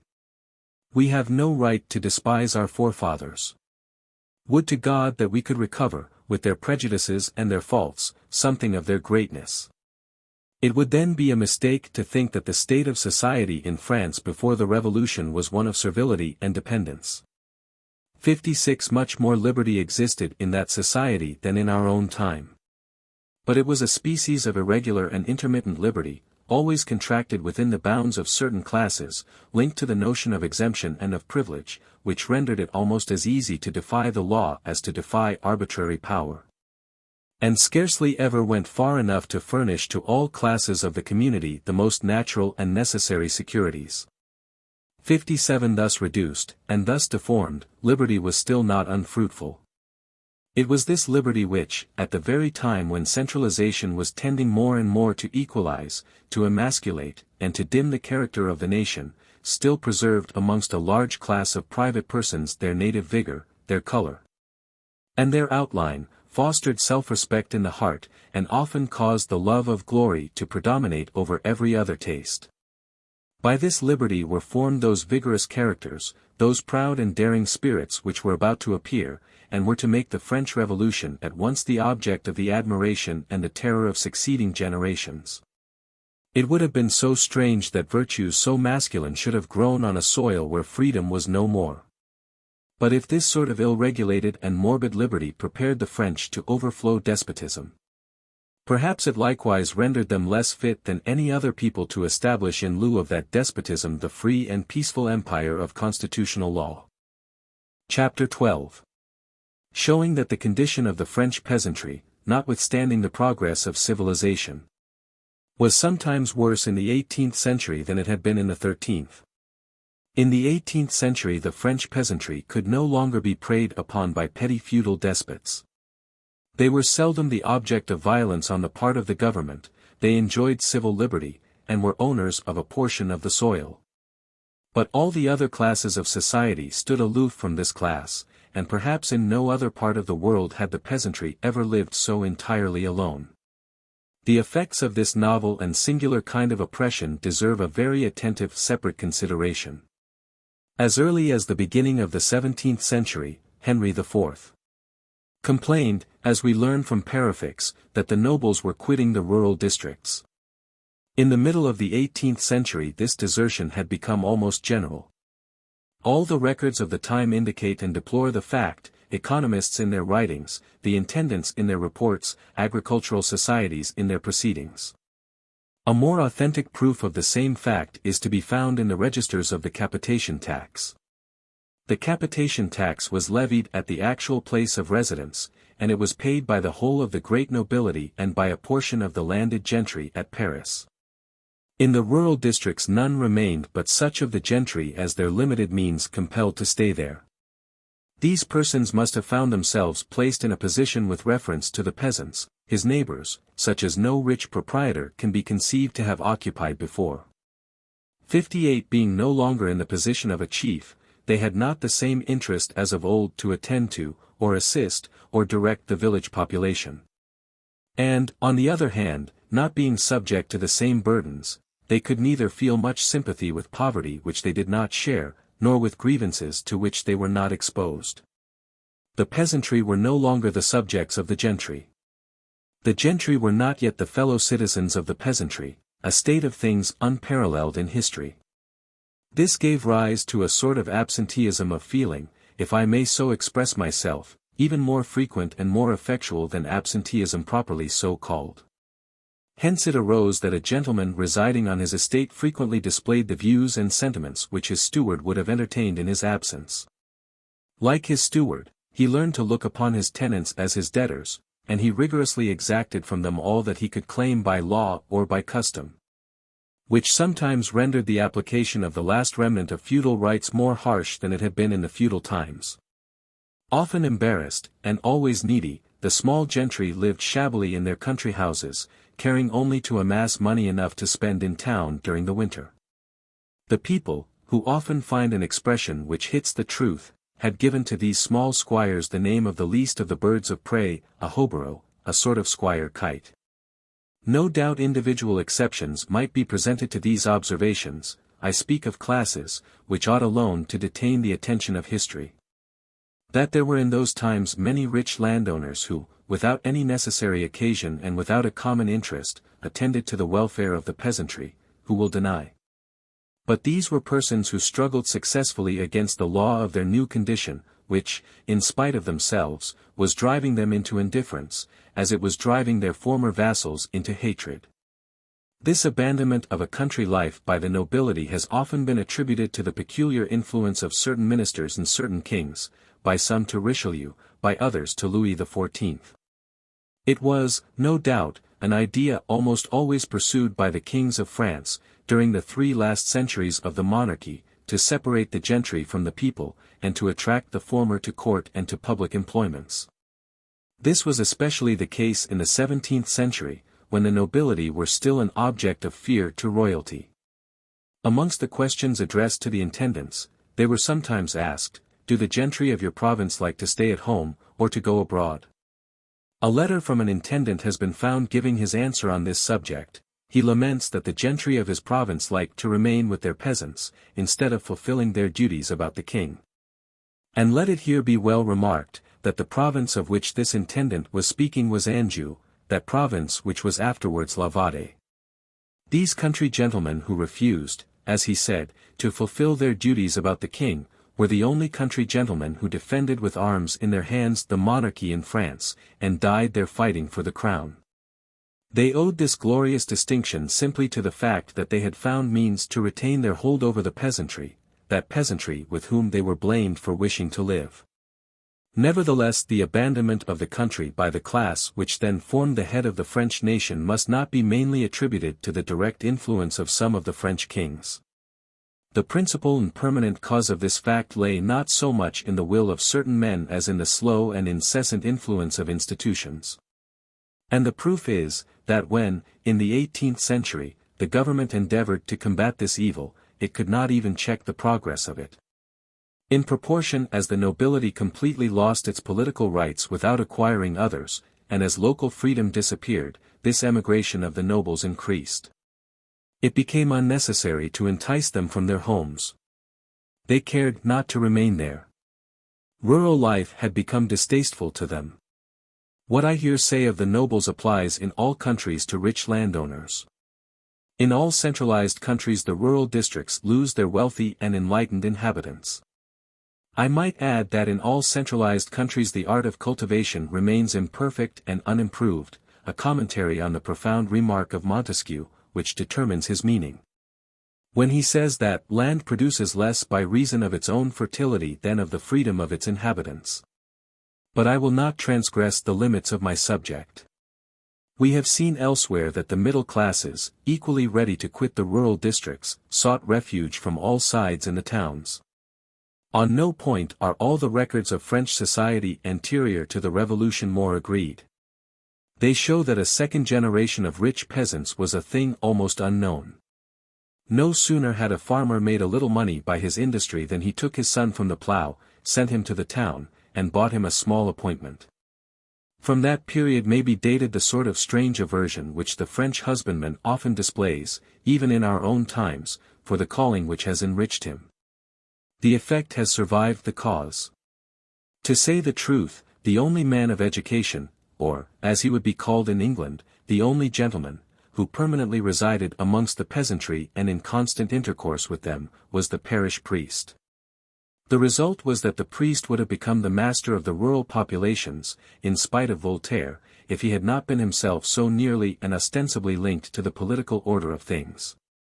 The possession of several political privileges exposed him in some degree to the hatred inspired by those political institutions. 59.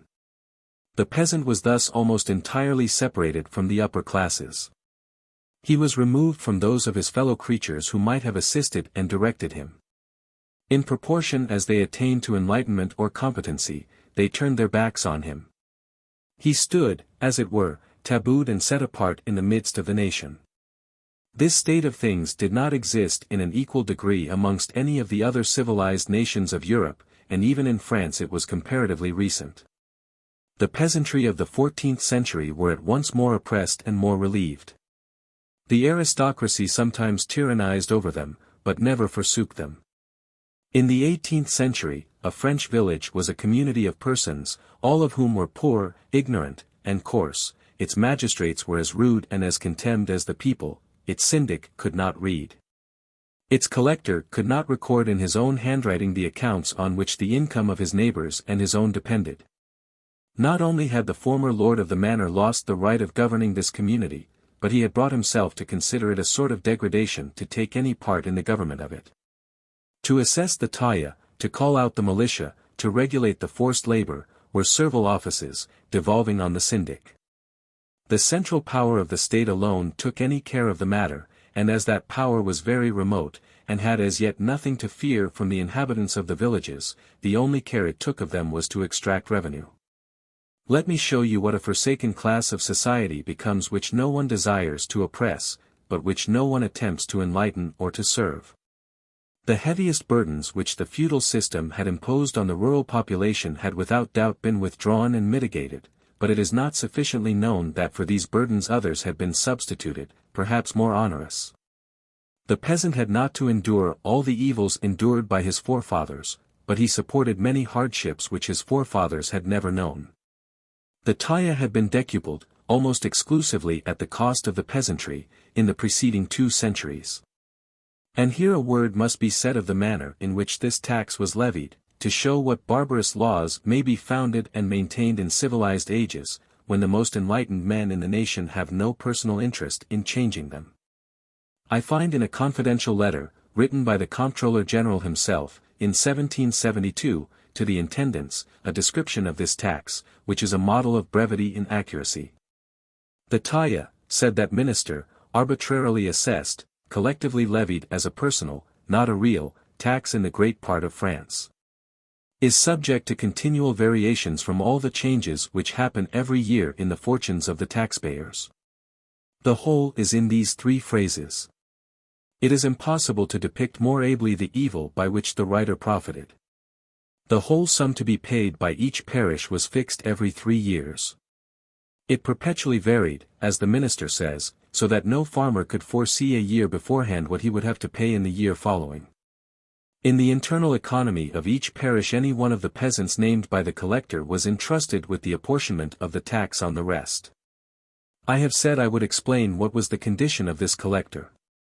Let us take this explanation in the language of the Assembly of the Province of Berry in 1779, a body not liable to suspicion, for it was entirely composed of privileged persons, who paid no taille, and were chosen by the king.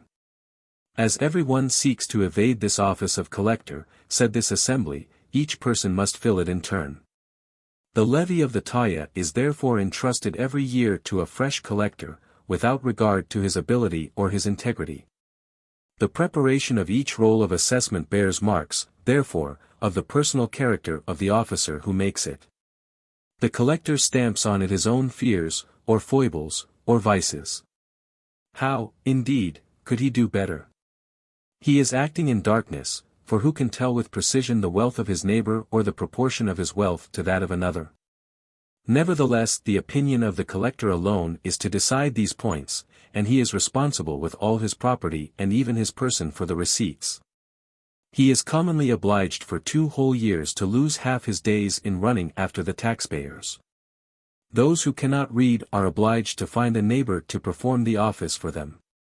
Turgot had already said of another province, a short time before, this office of collector drives to despair, and generally to ruin, those on whom it is imposed. By this means all the wealthier families of a village are successively reduced to poverty. This unhappy officer was, however, armed with the most arbitrary powers. 60 He was almost as much a tyrant as a martyr. Whilst he was discharging functions by which he ruined himself, he had it in his power to ruin everybody else. Preference for his relations, to recur to the language of the provincial assembly, or for his friends and neighbors, hatred and revenge against his enemies, the want of a patron, the fear of affronting a man of property who had work to give, were at issue with every feeling of justice. Personal fear often hardened the heart of the collector. There were parishes in which he never went out but escorted by constables and bailiffs. When he comes without the constable, said an intendant to a minister, in 1764, the persons liable to the tax will not pay. In the district of Villefranche alone, says the Provincial Assembly of Guyenne, there were 106 officers constantly out to serve writs and levy distraints. To evade this violent and arbitrary taxation the French peasantry, in the midst of the 18th century, acted like the Jews in the Middle Ages. They were ostensibly paupers, even when by chance they were not so in reality. They were afraid to be well off, and not without reason, as may be seen from a document which I select, not from Guyenne, but 100 leagues off. The Agricultural Society of Maine announced in its report of 1761, that it proposed to distribute cattle by way of prizes and encouragements. This plan was stopped, it adds, on account of the dangerous consequences to be apprehended by a low jealousy of the winners of these prizes, which, by means of the arbitrary assessment of the public taxes, would occasion them annoyance in the following year. Under this system of taxation each taxpayer had, in fact, a direct and permanent interest to act as a spy on his neighbors, and to denounce to the collector the progress of their fortunes. The whole population was thus trained to delation and to hatred. Were not such things rather to be expected in the domains of a Raja of Hindostan? There were, however, at the same time in France certain districts in which the taxes were raised with regularity and moderation. These were called the pays d'etat. 61 It is true that to these districts the right of levying their own taxes had been left. In Languedoc, for example, the taille was assessed on real property, and did not vary according to the means of the holder. Its fixed and known basis was a survey which had been carefully made, and was renewed every 30 years, and in which the lands were divided, according to their fertility, into 3 classes. Every taxpayer knew beforehand exactly what his proportion of the charge amounted to. If he failed to pay, he alone, or rather his land alone, was liable. If he thought the assessment unjust, he might always require that his share should be compared with that of any other inhabitant of the parish, on the principle of what is now termed in France an appeal to proportionate equality. These regulations are precisely those which are now followed in France. They have not been improved since that time, but they have been generalized, for it deserves observation, that although the form of the public administration in France has been taken from the government anterior to the Revolution, nothing else has been copied from that government. The best of the administrative forms of proceeding in modern France have been borrowed from the old provincial assemblies, and not from the government. The machine was adopted, but its produce rejected. The habitual poverty of the rural population had given birth to maxims little calculated to put an end to it. If nations were well off, said Richelieu, in his political testament, hardly would they keep within the rules. In the 18th century this maxim was modified, but it was still believed that the peasantry would not work without the constant stimulus of necessity, and that want was the only security against idleness. That is precisely the theory which is sometimes professed with reference to the Negro population of the colonies. It was an opinion so generally diffused amongst those who governed that almost all the economists thought themselves obliged to combat it at length. The primary object of the taille was to enable the king to purchase recruits so as to dispense the nobles and their vassals from military service. But in the 17th century the obligation of military service was again imposed, as we have seen, under the name of the militia, and henceforth it weighed upon the common people only, and almost exclusively on the peasantry. The infinite number of police reports from the constables, which are still to be found amongst the records of any intendancy, all relating to the pursuit of refractory militiamen or deserters, suffice to prove that this force was not raised without obstacles. It seems, indeed, that no public burden was more insupportable to the peasantry than this. To evade it they frequently fled into the woods, where they were pursued by the armed authorities. This is the more singular, when we see the facility with which the conscription works in France in the present times. This extreme repugnance of the peasantry of France before the Revolution to the militia was attributable less to the principle of the law than to the manner in which the law was executed. More especially from the long period of uncertainty, during which it threatened those liable to be drawn, they could be taken until 40 years of age, unless they were married, from the arbitrary power of revision.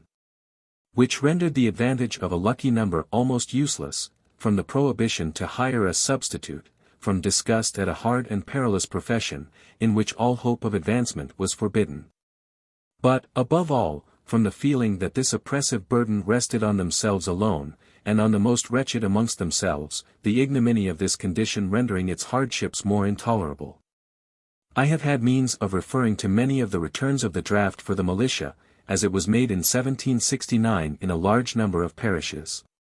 In all these returns there are some exemptions. This man is a gentleman's servant. That, the gamekeeper of an abbey, a third is only the valet of a man of inferior birth, but who, at least, lives like a nobleman. Wealth alone afforded an exemption. When a farmer annually figured amongst those who paid the largest sum in taxes, his sons were dispensed from the militia, that was called encouragement of agriculture. Even the economists, who, in all other points, were great partisans of social equality, were not shocked by this privilege. They only suggested that it should be extended, or, in other words, that the burden of the poorest and most friendless of the peasants should become more severe. The low pay of the soldier, said one of these writers, the manner in which he is lodged, dressed, and fed, and his entire state of dependence, would render it too cruel to take any but a man of the lowest orders. Down to the close of the reign of Louis XIV. The high roads were not repaired, or were repaired at the cost of those who used them, namely, the state and the adjacent landowners. But about that time the roads began to be repaired by forced labor only, that is to say, exclusively at the expense of the peasantry. 62 This expedient for making roads without paying for them was thought so ingenious, that in 1737 a circular of the Comptroller General Ory established it throughout France. The intendants were armed with the right of imprisoning the refractory at pleasure, or of sending constables after them. 63. From that time, whenever trade augmented, so that more roads were wanted or desired, the corvée or forced labor extended to new lines, and had more work to do. It appears from the report made in 1779 to the Provincial Assembly of Berry, that the works executed by forced labor in that poor province were estimated in 1 year at 700,000 livres. In 1787 they were computed at about the same sum in Lower Normandy. Nothing can better demonstrate the melancholy fate of the rural population. The progress of society, which enriched all the other classes, drove them to despair, and civilization itself turned against that class alone. I find about the same time, in the correspondence of the intendants, that leave was to be refused to the peasants to do their forced labor on the private roads of their own villages. Since this labor was to be reserved to the great high roads only, or, as they were then called, the King's Highway. The strange notion that the cost of the roads was to be defrayed by the poorest persons, and by those who were the least likely to travel by them, though of recent date, took such root in the minds of those who were to profit by it, that they soon imagined that the thing could not be done differently. 64 In 1766 an attempt was made to commute this forced labor into a local rate, but the same inequality survived, and affected this new species of tax. Though originally a seigneurial right, the system of forced labor, by becoming a royal right, was gradually extended to almost all public works. In 1719 I find it was employed to build barracks. Parishes are to send their best workmen, said the ordinance, and all other works are to give way to this. The same forced service was used to escort convicts to the galleys and beggars to the workhouse. 65 It had to cart the baggage of troops as often as they changed their quarters, a burden which was very onerous at a time when each regiment carried heavy baggage after it. Many carts and oxen had to be collected for the purpose. 66 This sort of obligation, which signified little at its origin, became one of the most burdensome when standing armies grew more numerous. Sometimes the government contractors loudly demanded the assistance of forced labor to convey timber from the forests to the naval arsenals. These peasants commonly received certain wages, but they were arbitrarily fixed and low. 67 The burden of an impost so ill assessed sometimes became so heavy as to excite the uneasiness of the receivers of the taille. The outlay required of the peasants on the roads, said one of these officers in 1751, is such, that they will soon be quite unable to pay the taille. Could all these new oppressions have been established if there had been in the vicinity of these peasants any men of wealth and education, disposed and able, if not to defend them, at least to intercede for them? With that common master who already held in his grasp the fortunes of the poor and of the rich? I have read a letter of a great landowner, writing in 1774 to the intendant of his province, to induce him to open a road. This road, he said, would cause the prosperity of the village, and for several reasons. He then went on to recommend the establishment of a fair, which would double, he thought, the price of produce. With excellent motives, he added that with the assistance of a small contribution a school might be established, which would furnish the king with more industrious subjects. It was the first time that these necessary ameliorations had occurred to him. He had only thought of them in the preceding 2 years, which he had been compelled by a lettre de cachet to spend in his own house. My exile for the last 2 years in my estates, he candidly observed, has convinced me of the extreme utility of these things. It was more especially in times of scarcity that the relaxation or total interruption of the ties of patronage and dependence, which formerly connected the great rural proprietors and the peasantry, was manifest. At such critical times the central government, alarmed by its own isolation and weakness, sought to revive for the nonce the personal influences or the political associations which the government itself had destroyed. They were summoned to its aid, but they were summoned in vain, and the state was astonished to find that those persons were defunct whom it had itself deprived of life. In this extremity some of the intendants, Turgot, for instance, in the poorest provinces, issued illegal ordinances to compel the rich landowners to feed their tenants till the next harvest.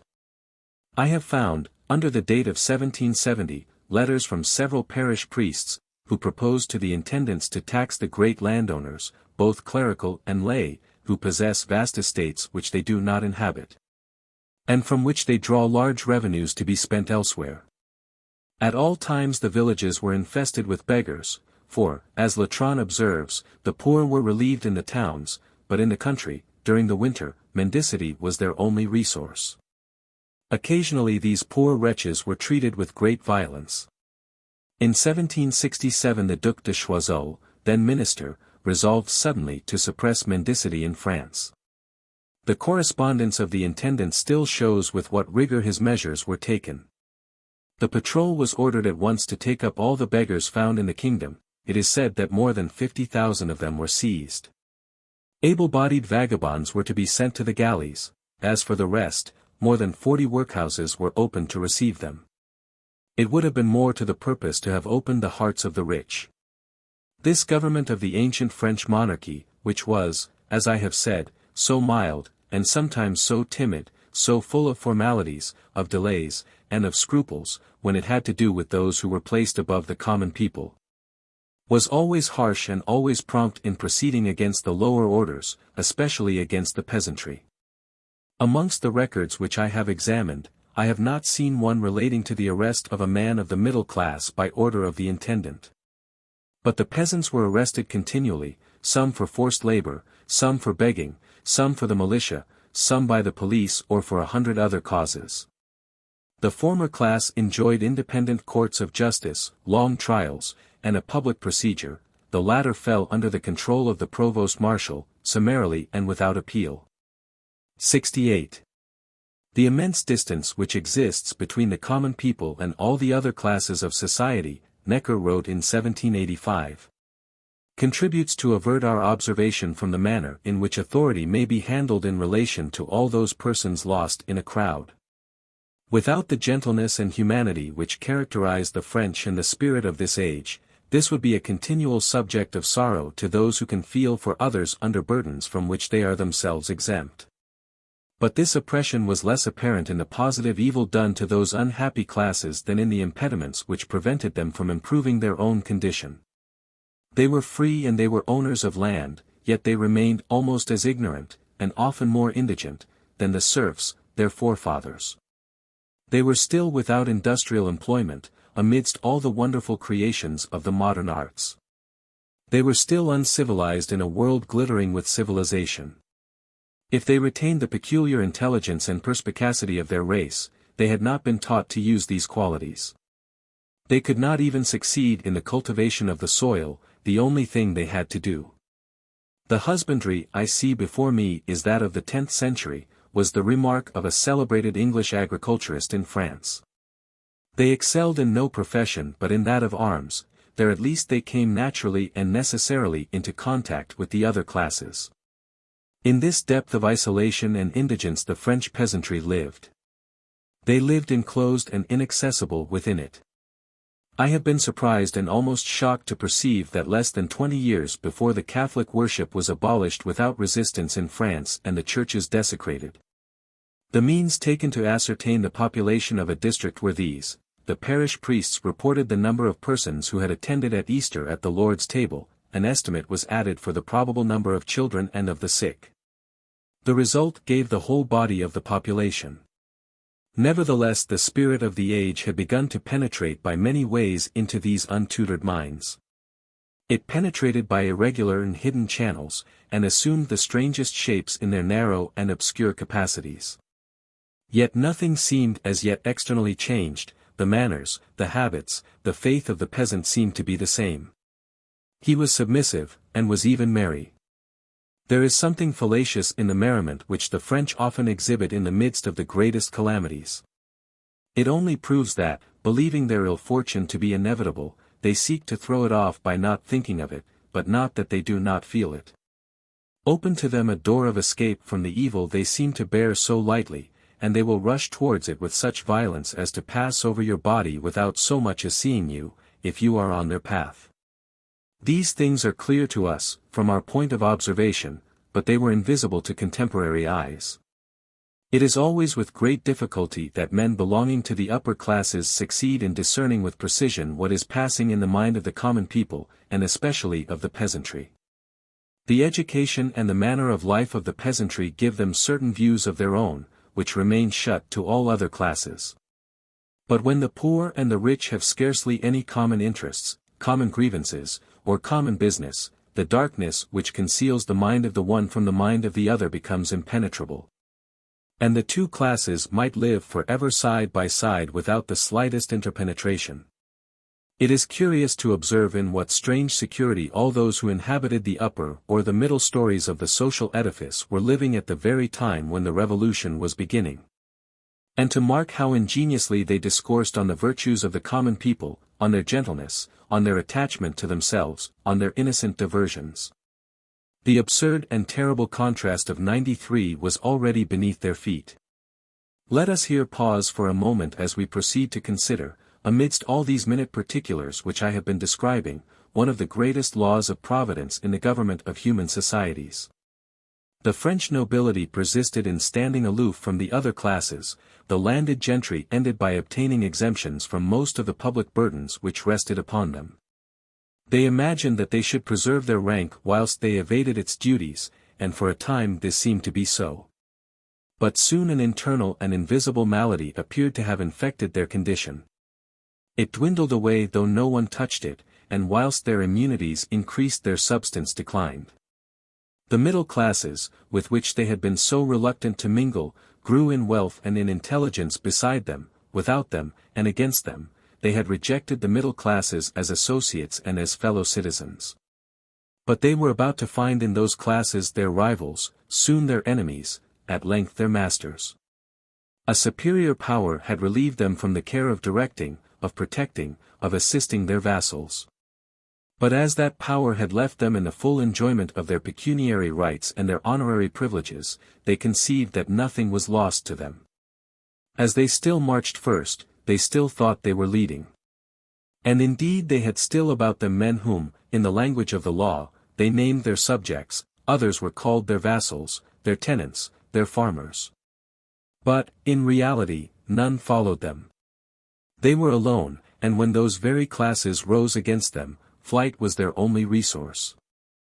Although the destinies of the nobility and the middle classes have differed materially from each other, they have had one point of resemblance: the men of the middle classes had ended by living as much apart from the common people as those of the upper classes.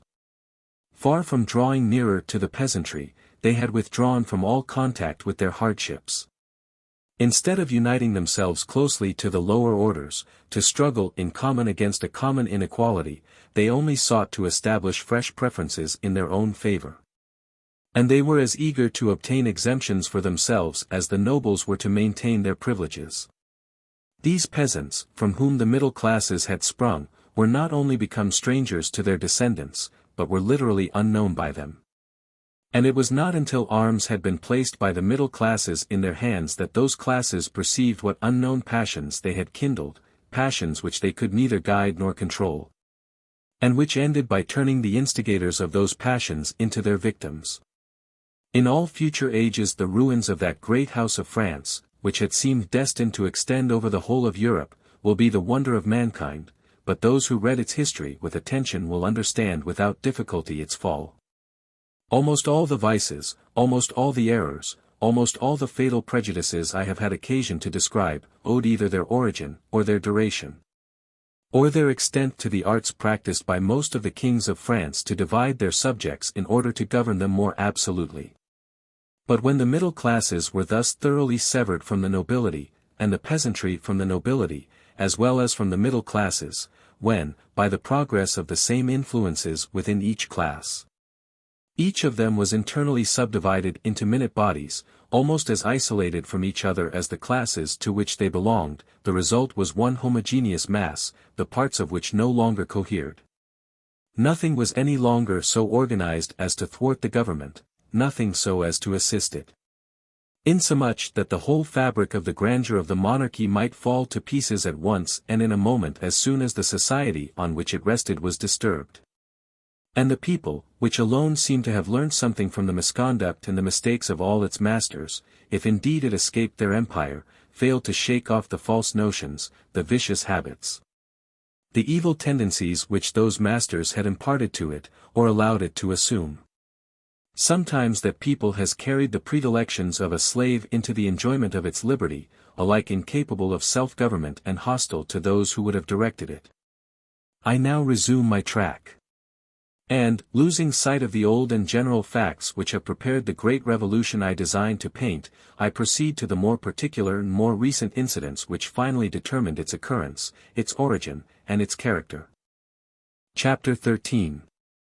Showing that towards the middle of the 18th century men of letters became the leading political men of France, and of the effects of this occurrence.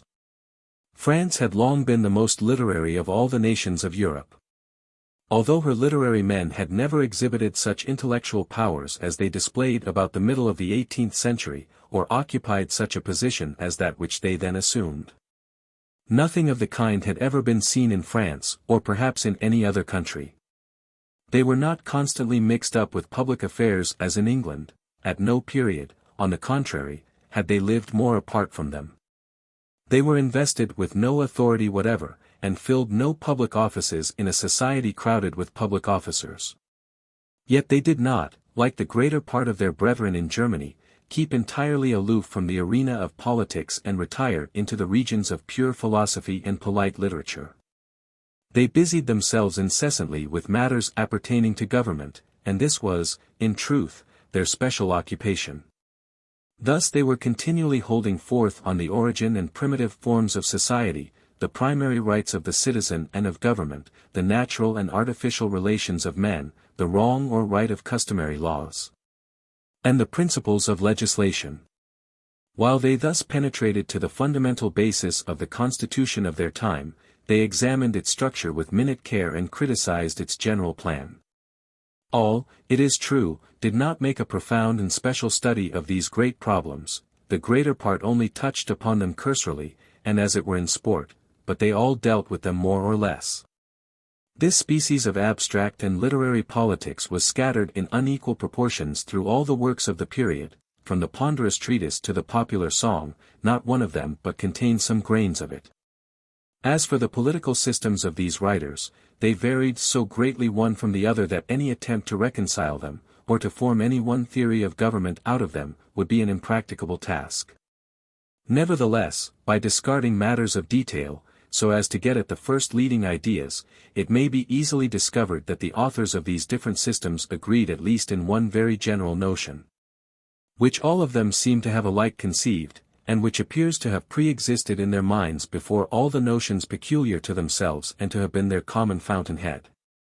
However widely they may have diverged in the rest of their course, they all started from this point. They all agreed that it was expedient to substitute simple and elementary rules, deduced from reason and natural law, for the complicated traditional customs which governed the society of their time. Upon a strict scrutiny it may be seen that what might be called the political philosophy of the 18th century consisted, properly speaking, in this one notion. These opinions were by no means novel. For 3,000 years they had unceasingly traversed the imaginations of mankind, though without being able to stamp themselves there. How came they at last to take possession of the minds of all the writers of this period? Why, instead of progressing no farther than the heads of a few philosophers, as had frequently been the case, had they at last reached the masses, and assumed the strength and the fervor of a political passion to such a degree that general and abstract theories upon the nature of society became daily topics of conversation, and even inflamed the imaginations of women, and of the peasantry? How was it that literary men, possessing neither rank, nor honors, nor fortune, nor responsibility, nor power, became, in fact, the principal political men of the day, and even the only political men? Inasmuch as whilst others held the reins of government, they alone grasped its authority. A few words may suffice to show what an extraordinary and terrible influence these circumstances, which apparently belong only to the history of French literature, exercised upon the Revolution, and even upon the present condition of France. It was not by chance that the philosophers of the 18th century thus coincided in entertaining notions so opposed to those which still served as bases to the society of their time. These ideas had been naturally suggested to them by the aspect of the society which they had all before their eyes. The sight of so many unjust or absurd privileges, the burden of which was more and more felt whilst their cause was less and less understood, urged, or rather precipitated the minds of one and all towards the idea of the natural equality of man's condition. Whilst they looked upon so many strange and irregular institutions, born of other times, which no one had attempted either to bring into harmony with each other or to adapt to modern wants, and which appeared likely to perpetuate their existence though they had lost their worth, they learned to abhor what was ancient and traditional, and naturally became desirous of reconstructing the social edifice of their day upon an entirely new plan, a plan which each one traced solely by the light of his reason. 69. These writers were predisposed, by their own position, to relish general and abstract theories upon the subject of government, and to place in them the blindest confidence. The almost immeasurable distance in which they lived from practical duties afforded them no experience to moderate the ardor of their character. Nothing warned them of the obstacles which the actual state of things might oppose to reforms, however desirable. They had no idea of the perils which always accompany the most needful revolutions.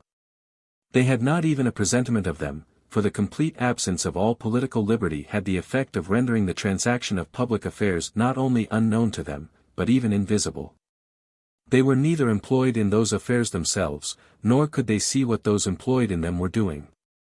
They were consequently destitute of that superficial instruction which the sight of a free community, and the tumult of its discussions, bestow even upon those who are least mixed up with government. Thus they became far more bold in innovation, more fond of generalizing and of systems, more disdainful of the wisdom of antiquity, and still more confident in their individual reason than is commonly to be seen in authors who write speculative books on politics. The same state of ignorance opened to them the ears and hearts of the people. It may be confidently affirmed that if the French had still taken part, as they formerly had done, in the States General, or if even they had found a daily occupation in the administration of the affairs of the country in the assemblies of their several provinces, they would not have allowed themselves to be inflamed as they were by the ideas of the writers of the day. Since they would have retained certain habits of public business which would have preserved them from the evils of pure theory.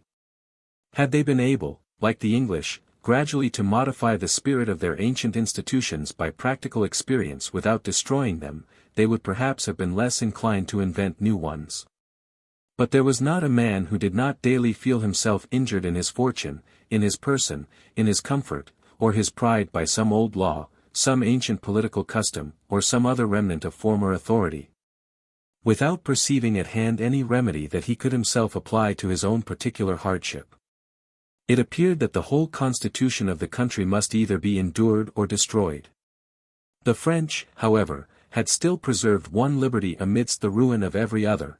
They were still free to philosophize almost without restraint upon the origin of society, the essential nature of governments, and the primordial rights of mankind.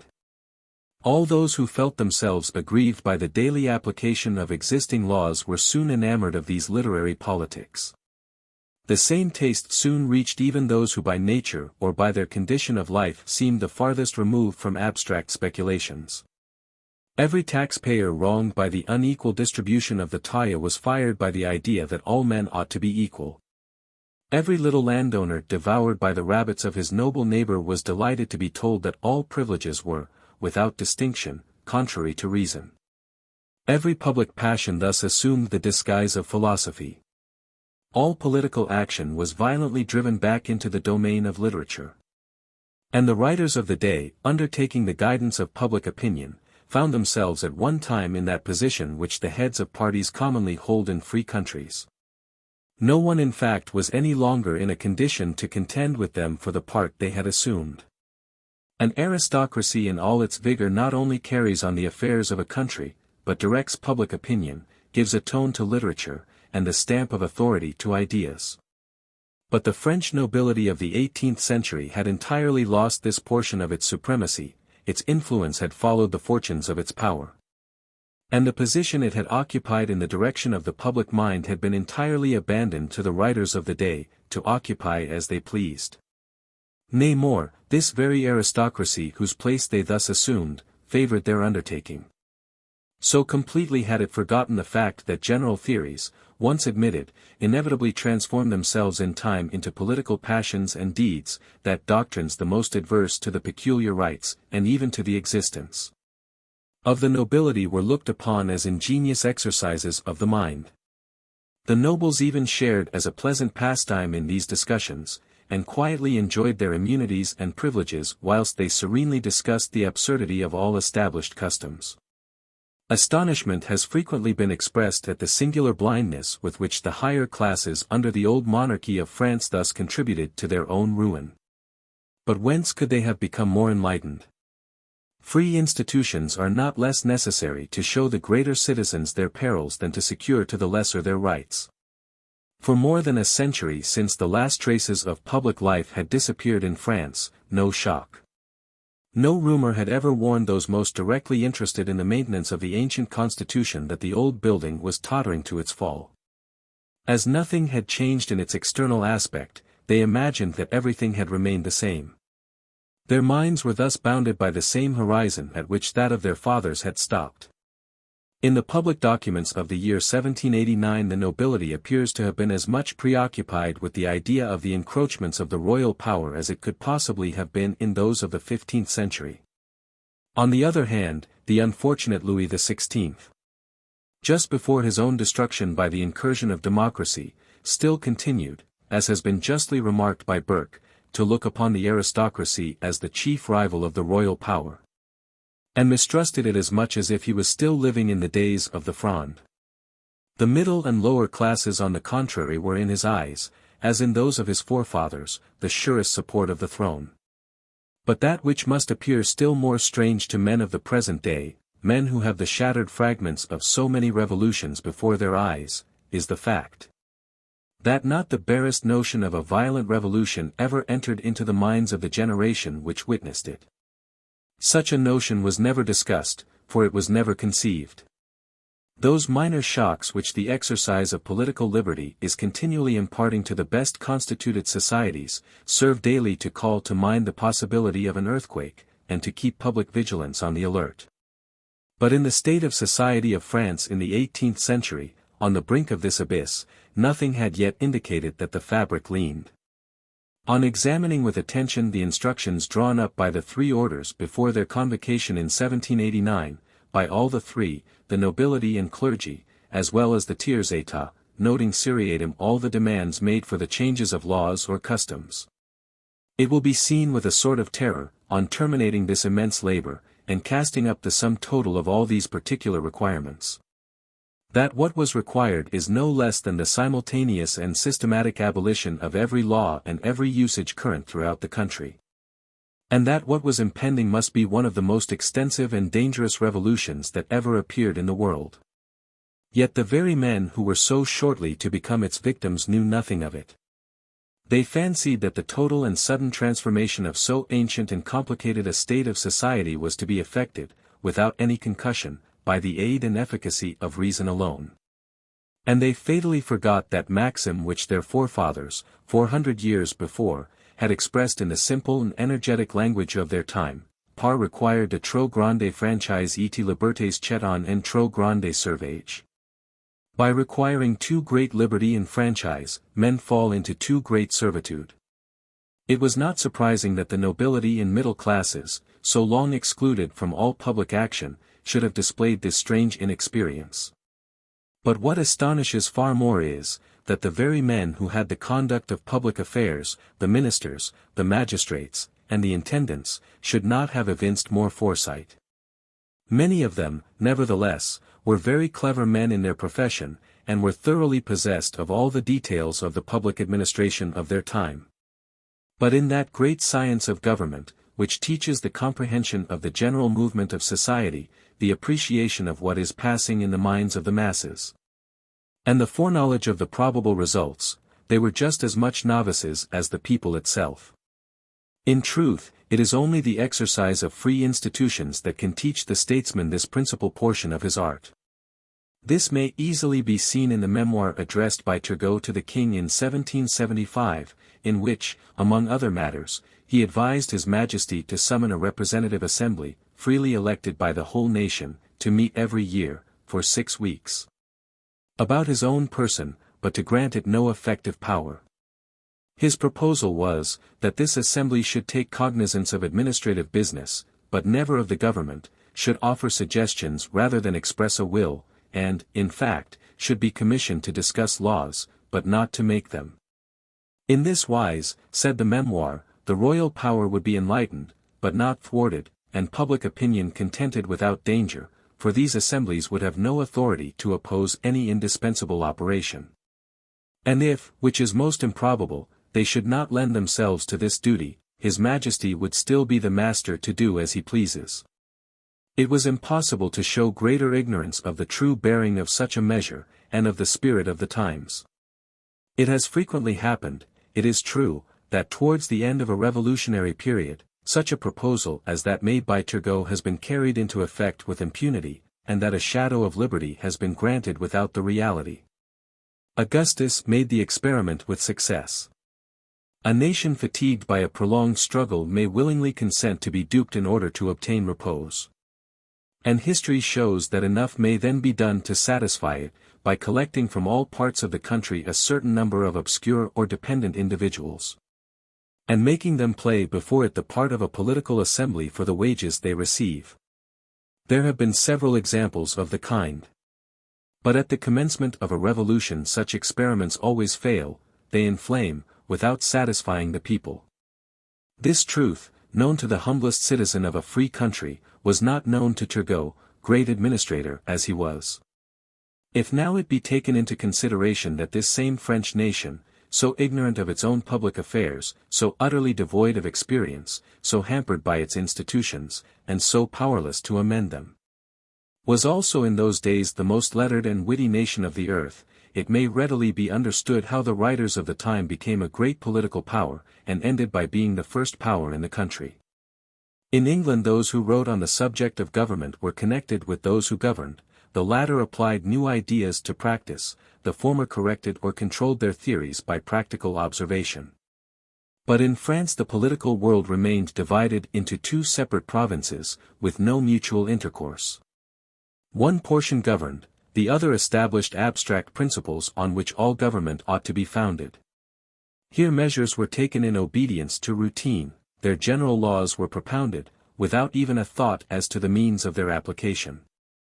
These kept the direction of affairs, those guided the intelligence of the nation. Above the actual state of society, the constitution of which was still traditional, confused, and irregular, and in which the laws remained conflicting and contradictory, ranks sharply sundered. The conditions of the different classes fixed whilst their burdens were unequal, an imaginary state of society was thus springing up, in which everything appeared simple and coordinate, uniform, equitable, and agreeable to reason. The imagination of the people gradually deserted the former state of things in order to seek refuge in the latter. Interest was lost in what was, to foster dreams of what might be. And men thus dwelt in fancy in this ideal city, which was the work of literary invention. The French Revolution has been frequently attributed to that of America. The American Revolution had certainly considerable influence upon the French. But the latter owed less to what was actually done in the United States than to what was thought at the same time in France. Whilst to the rest of Europe the Revolution of America still only appeared a novel and strange occurrence, in France it only rendered more palpable and more striking that which was already supposed to be known. Other countries it astonished. To France it brought more complete conviction.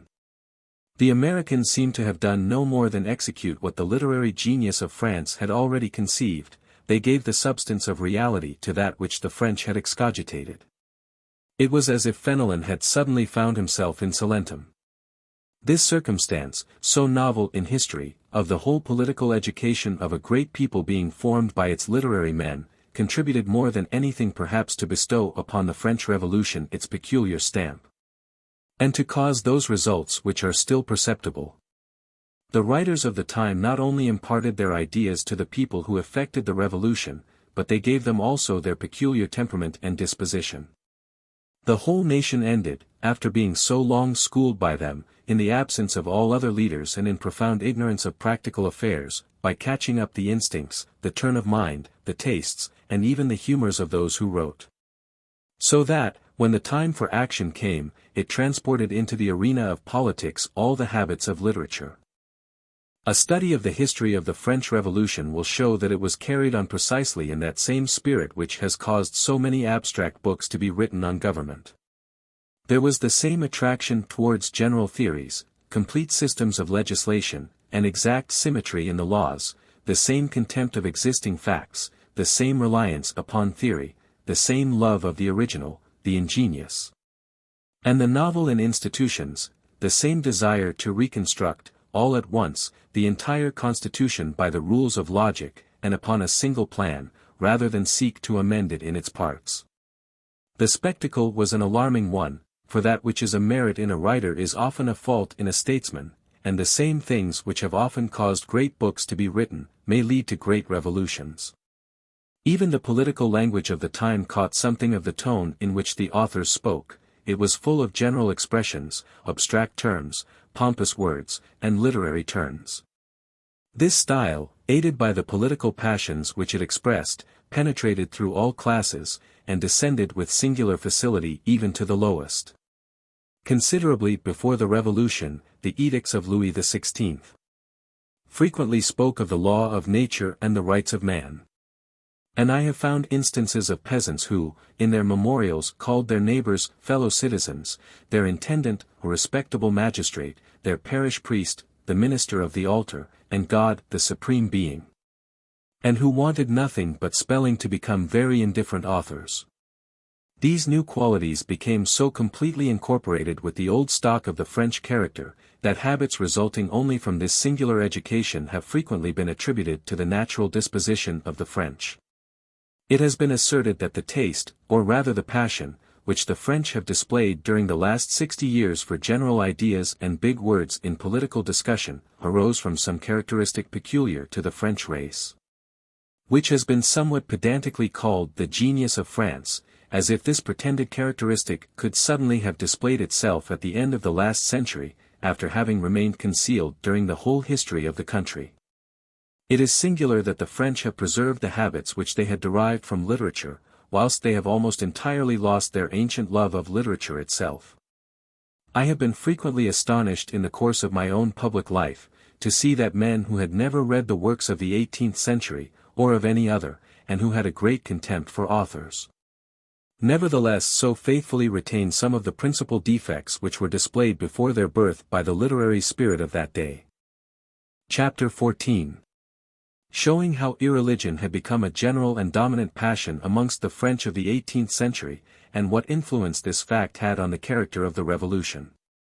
From the time of the Great Revolution of the 16th century, when the spirit of free inquiry undertook to decide which were false and which were true among the different traditions of Christianity, it had never ceased to engender certain minds of a more curious or a bolder stamp, who contested or rejected them all.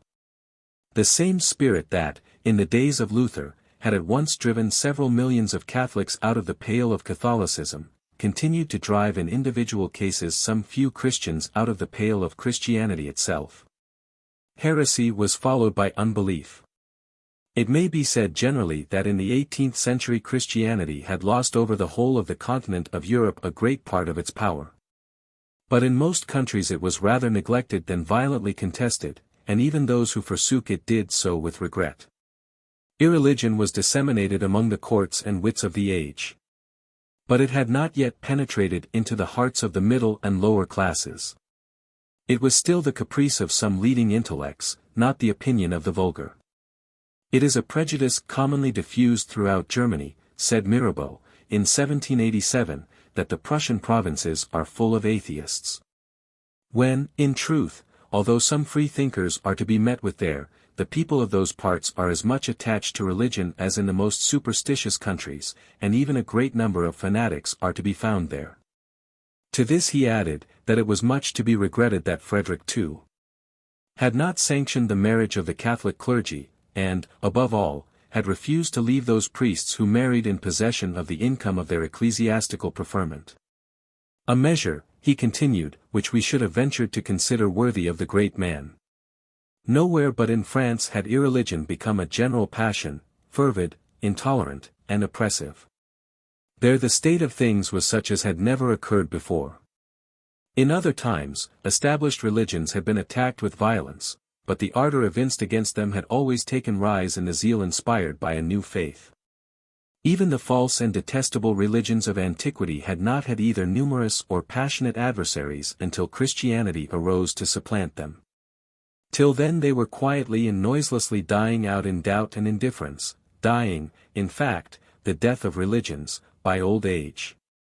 But in France the Christian religion was attacked with a sort of rage, without any attempt to substitute any other belief.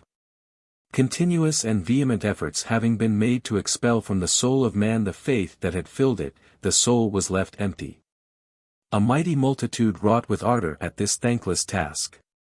That absolute incredulity in matters of religion which is so contrary to the natural instincts of man, and places his soul in so painful a condition, appeared attractive to the masses. That which until then had only produced the effect of a sickly languor, began to generate fanaticism and a spirit of propagandism. The occurrence of several great writers, all disposed to deny the truths of the Christian religion, can hardly be accepted as a sufficient explanation of so extraordinary an event.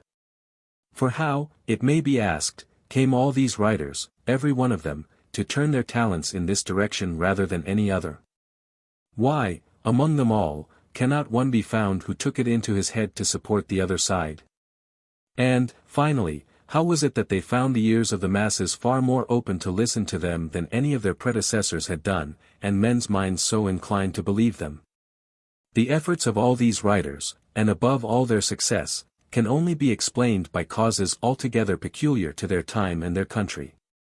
The spirit of Voltaire had already been long in the world, but Voltaire himself, in truth, could never have attained his supremacy, except in the 18th century and in France. It must first be acknowledged that the Church was not more open to attack in France than elsewhere.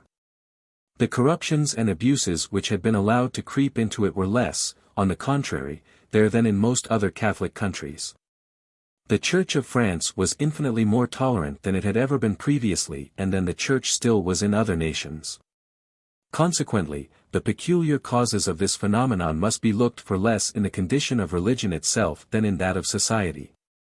For the thorough comprehension of this fact, what was said in the preceding chapter must not be lost sight of, namely, that the whole spirit of political opposition excited by the corruption of the government, not being able to find a vent in public affairs, had taken refuge in literature, and that the writers of the day had become the real leaders of the great party which tended to overthrow the social and political institutions of the country.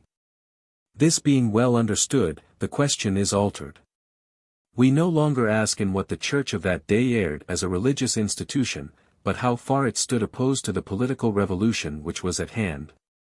And how it was more especially irksome to the writers who were the principal promoters of this revolution. The Church, by the first principles of her ecclesiastical government, was adverse to the principles which they were desirous of establishing in civil government. The Church rested principally upon tradition. They professed great contempt for all institutions based upon respect for the past. The Church recognized an authority superior to individual reason, they appealed to nothing but that reason. The Church was founded upon a hierarchy, they aimed at an entire subversion of ranks. To have come to a common understanding, it would have been necessary for both sides to have recognized the fact, that political society and religious society, being by nature essentially different, cannot be regulated by analogous laws. But at that time they were far enough from any such conclusion, and it was fancied that, in order to attack the institutions of the state, those of the Church must be destroyed which served as their foundation and their model. Moreover, the Church was itself the first of the political powers of the time, and, although not the most oppressive, the most hated. For she had contrived to mix herself up with those powers, without having any claim to that position either by her nature or her vocation. She often sanctioned in them the very defects she blamed elsewhere. She covered them with her own sacred inviolability, and seemed desirous of rendering them as immortal as herself. An attack upon the Church was sure at once to chime in with the strong feeling of the public. But, besides these general reasons, the literary men of France had more special, and, so to say, personal reasons for attacking the Church in the first instance. The Church represented precisely that portion of the government which stood nearest and most directly opposed to themselves. The other powers of the state were only felt by them from time to time. But the ecclesiastical authority being specially employed in keeping watch over the progress of thought, and the censorship of books, was a daily annoyance to them. By defending the common liberties of the human mind against the Church, they were combating in their own cause, and they began by bursting the shackles which pressed most closely upon themselves. Moreover, the Church appeared to them to be, and was, in fact, the most open and the worst defended side of all the vast edifice which they were assailing. Her strength had declined at the same time that the temporal power of the crown had increased. After having been first the superior of the temporal powers, then their equal, she had come down to be their client. And a sort of reciprocity had been established between them. The temporal powers lent the Church their material force, whilst the Church lent them her moral authority. They caused the Church to be obeyed, the Church caused them to be respected, a dangerous interchange of obligations in times of approaching revolution, and always disadvantageous to a power founded not upon constraint but upon faith. Although the kings of France still called themselves the eldest sons of the Church, they fulfilled their obligations towards her most negligently, they evinced far less ardor in her protection than in the defense of their own government. They did not, it is true, permit any direct attack upon her, but they suffered her to be transfixed from a distance by 1,000 shafts. The sort of semi-constraint which was at that time imposed upon the enemies of the Church, instead of diminishing their power, augmented it. There are times when the restraint imposed on literature succeeds in arresting the progress of opinions. There are others when it accelerates their course, but a species of control similar to that then exercised over the press, has invariably augmented its power 100-fold. Authors were persecuted enough to excite compassion, not enough to inspire them with terror. They suffered from that kind of annoyance which irritates to opposition, not from the heavy yoke which crushes. The prosecutions directed against them, which were almost always dilatory, noisy, and vain, appeared less calculated to prevent their writing than to excite them to the task. A complete liberty of the press would have been less prejudicial to the Church. You consider our intolerance more favorable to the progress of the mind than your unlimited liberty, wrote Diderot to David Hume in 1768. D'Holbach, Helvetius, Morlet, and Seward, are not of your opinion. Yet it was the Scotchman who was right, he possessed the experience of the free country in which he lived. Diderot looked upon the matter as a literary man, Hume as a politician. If the first American who might be met by chance, either in his own country or abroad, were to be stopped and asked whether he considered religion useful to the stability of the laws and the good order of society, he would answer, without hesitation, that no civilized society, but more especially none in a state of freedom, can exist without religion. Respect for religion is, in his eyes, the greatest guarantee of the stability of the state and of the safety of the community. Those who are ignorant of the science of government know that fact at least.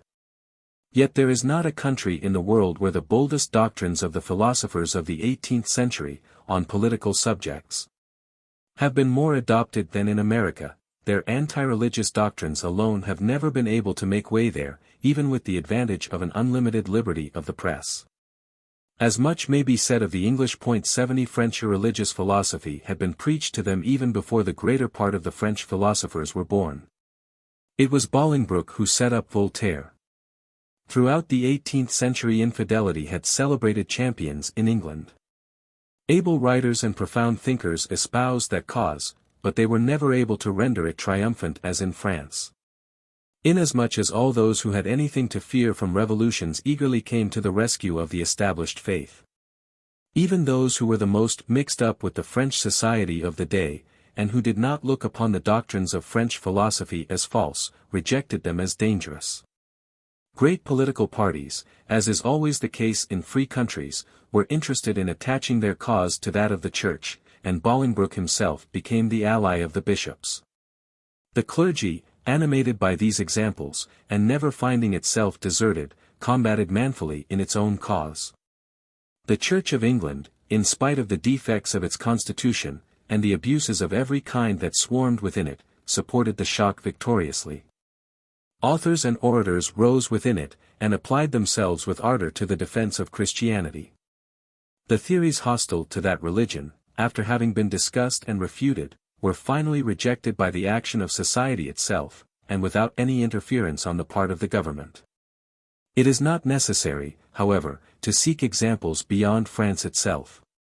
What Frenchman would ever think in our times of writing such books as those of Diderot or Helvetius? Who would read them now? And, it may almost be said, who even knows their titles? The imperfect experience of public life which France has acquired during the last 60 years has been sufficient to disgust the French with this dangerous literature. It is only necessary to see how much the respect for religion has gradually resumed its sway among the different classes of the nation, according as each of them acquired that experience in the rude school of revolution. The old nobility, which was the most irreligious class before 1789, became the most fervent after 1793. It was the first infected, and the first cured. When the bourgeoisie felt itself struck down in its triumph, it began also, in its turn, gradually to revert to religious faith. Little by little, respect for religion penetrated to all the classes in which men had anything to lose by popular disturbances, and infidelity disappeared, or at least hid its head more and more, as the fear of revolutions arose. But this was by no means the case at the time immediately preceding the Revolution of 1789. The French had so completely lost all practical experience in the great affairs of mankind, and were so thoroughly ignorant of the part held by religion in the government of empires. That infidelity first established itself in the minds of the very men who had the greatest and most pressing personal interest in keeping the state in order and the people in obedience. Not only did they themselves embrace it, but in their blindness they disseminated it below them.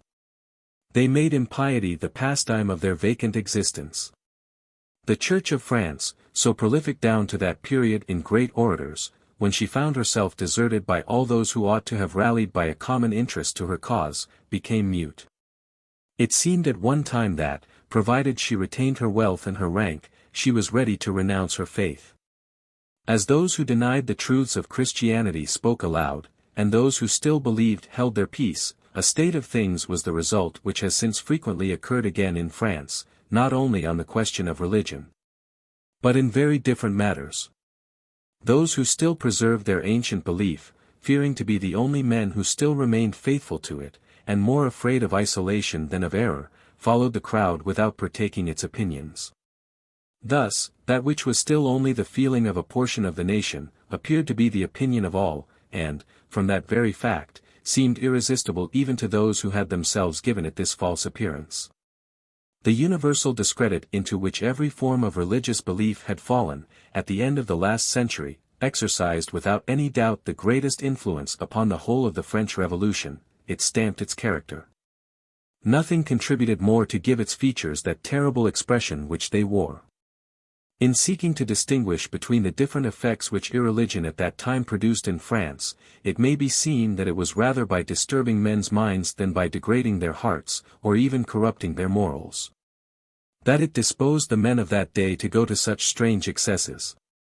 When religion thus deserted the souls of men, it did not leave them, as is frequently the case, empty and debilitated. They were filled for the time with sentiments and ideas that occupied its place, and did not, at first, allow them to be utterly prostrate. If the French who effected the Revolution were more incredulous than those of the present day in matters of religion, at least they had one admirable faith which the present generation has not. They had faith in themselves. They never doubted of the perfectibility and power of man, they were burning with enthusiasm for his glory, they believed in his worth. They placed that proud confidence in their own strength which so often leads to error, but without which a people is only capable of servitude. They never doubted of their call to transform the face of society and regenerate the human race. These sentiments and passions became like a sort of new religion to them, which, as it produced some of those great effects which religions produce, kept them from individual selfishness, urged them on even to self-sacrifice and heroism, and frequently rendered them insensible to all those petty objects which possessed the men of the present day. After a profound study of history we may still venture to affirm that there never was a revolution, in which, at the commencement, more sincere patriotism, more disinterestedness, more true greatness, were displayed by so great a number of men. The nation then exhibited the principal defect, but, at the same time, the principal ornament, which youth possesses, or rather did possess, namely, inexperience and generosity. Yet irreligion had produced an enormous public evil.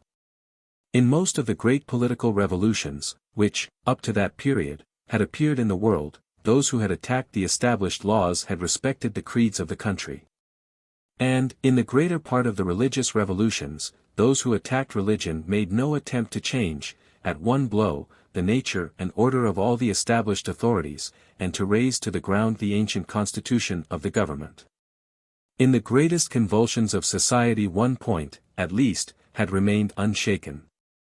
But in the French Revolution, the religious laws having been abolished at the same time that the civil laws were overthrown, the minds of men were entirely upset, they no longer knew either to what to cling, or where to stop. And thus arose a hitherto unknown species of revolutionists, who carried their boldness to a pitch of madness, who were surprised by no novelty and arrested by no scruple, and who never hesitated to put any design whatever into execution. Nor must it be supposed that these new beings have been the isolated and ephemeral creation of a moment, and destined to pass away as that moment passed. They have since formed a race of beings which has perpetuated itself, and spread into all the civilized parts of the world, everywhere preserving the same physiognomy, the same passions, the same character. The present generation found it in the world at its birth, it still remains before our eyes. Chapter 15. That the French aimed at reform before liberty. It is worthy of observation that amongst all the ideas and all the feelings which led to the French Revolution, the idea and the taste for political liberty, properly so called, were the last to manifest themselves and the first to disappear. For some time past the ancient fabric of the government had begun to be shaken, it tottered already, but liberty was not yet thought of. Even Voltaire had scarcely thought about it. 3 years' residence in England had shown him what that liberty is, but without attaching him to it. The sceptical philosophy which was then in vogue in England enchanted him, the political laws of England hardly attracted his attention. He was more struck by their defects than by their merits. In his Letters on England, which are one of his best pieces, Parliament is hardly mentioned. The fact was that he envied the English their literary freedom without caring for their political freedom, as if the former could ever long exist without the latter.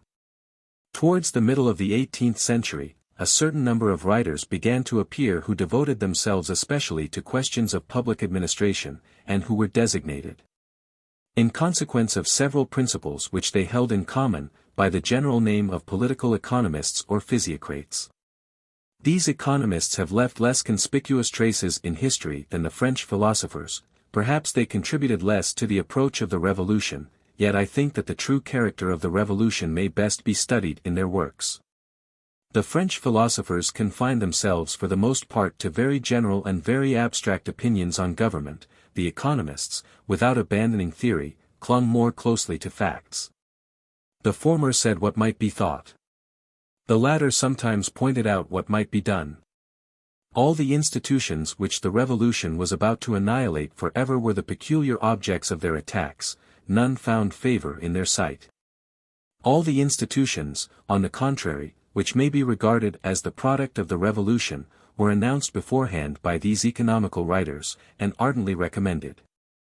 There is hardly one of these institutions of which the germ may not be discovered in some of their writings, and those writings may be said to contain all that is most substantial in the Revolution itself. Nay, more, their books already bore the stamp of that revolutionary and democratic temper which we know so well. They breathed not only the hatred of certain privileges, but even diversity was odious to them. They would adore equality, even in servitude. All that thwarts their designs is to be crushed. They care little for plighted faith, nothing for private rights, or rather, to speak accurately, private rights have already ceased in their eyes to exist. Public utility is everything. Yet these were men, for the most part, of gentle and peaceful lives, worthy persons, upright magistrates, able administrators, but the peculiar spirit of their task bore them onwards. The past was to these economists a subject of endless contempt. This nation has been governed for centuries on false principles, said Latran. Everything seems to have been done by haphazard. Starting from this notion, they set to work. No institution was so ancient or so well established in the history of France that they hesitated to demand its suppression from the moment that it incommoded them or deranged the symmetry of their plans. One of these writers proposed to obliterate at once all the ancient territorial divisions of the kingdom, and to change all the names of the provinces, 40 years before the Constituent Assembly executed this scheme.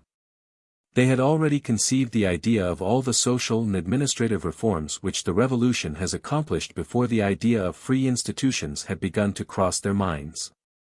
They were, indeed, extremely favorable to the free exchange of produce, and to the doctrine of laissez-faire et laissez-passer, the basis of free trade and free labor.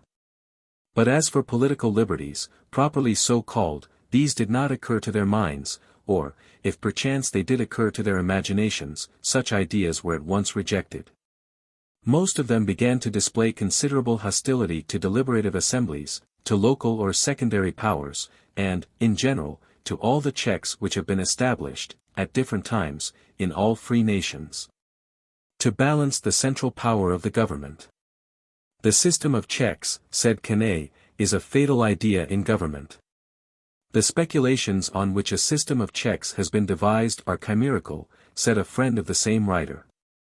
The sole guarantee invented by them against the abuse of power was public education, for, as Quesnay elsewhere observes, despotism is impossible when the nation is enlightened. Struck by the evils arising from abuses of authority, said another of his disciples, men have invented 1,000 totally useless means of resistance, whilst they have neglected the only means which are truly efficacious, namely, public, general, and continual instruction in the principles of essential justice and natural order. This literary nonsense was, according to these thinkers, to supply the place of all political securities.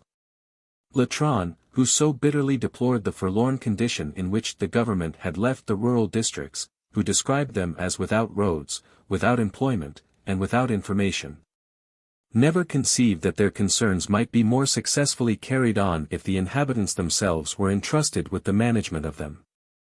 Turgot himself, who deserves to rank far above all the rest for the elevation of his character and the singular merits of his genius, had not much more taste than the other economists for political liberty, or, at least, that taste came to him later, and when it was forced upon him by public opinion.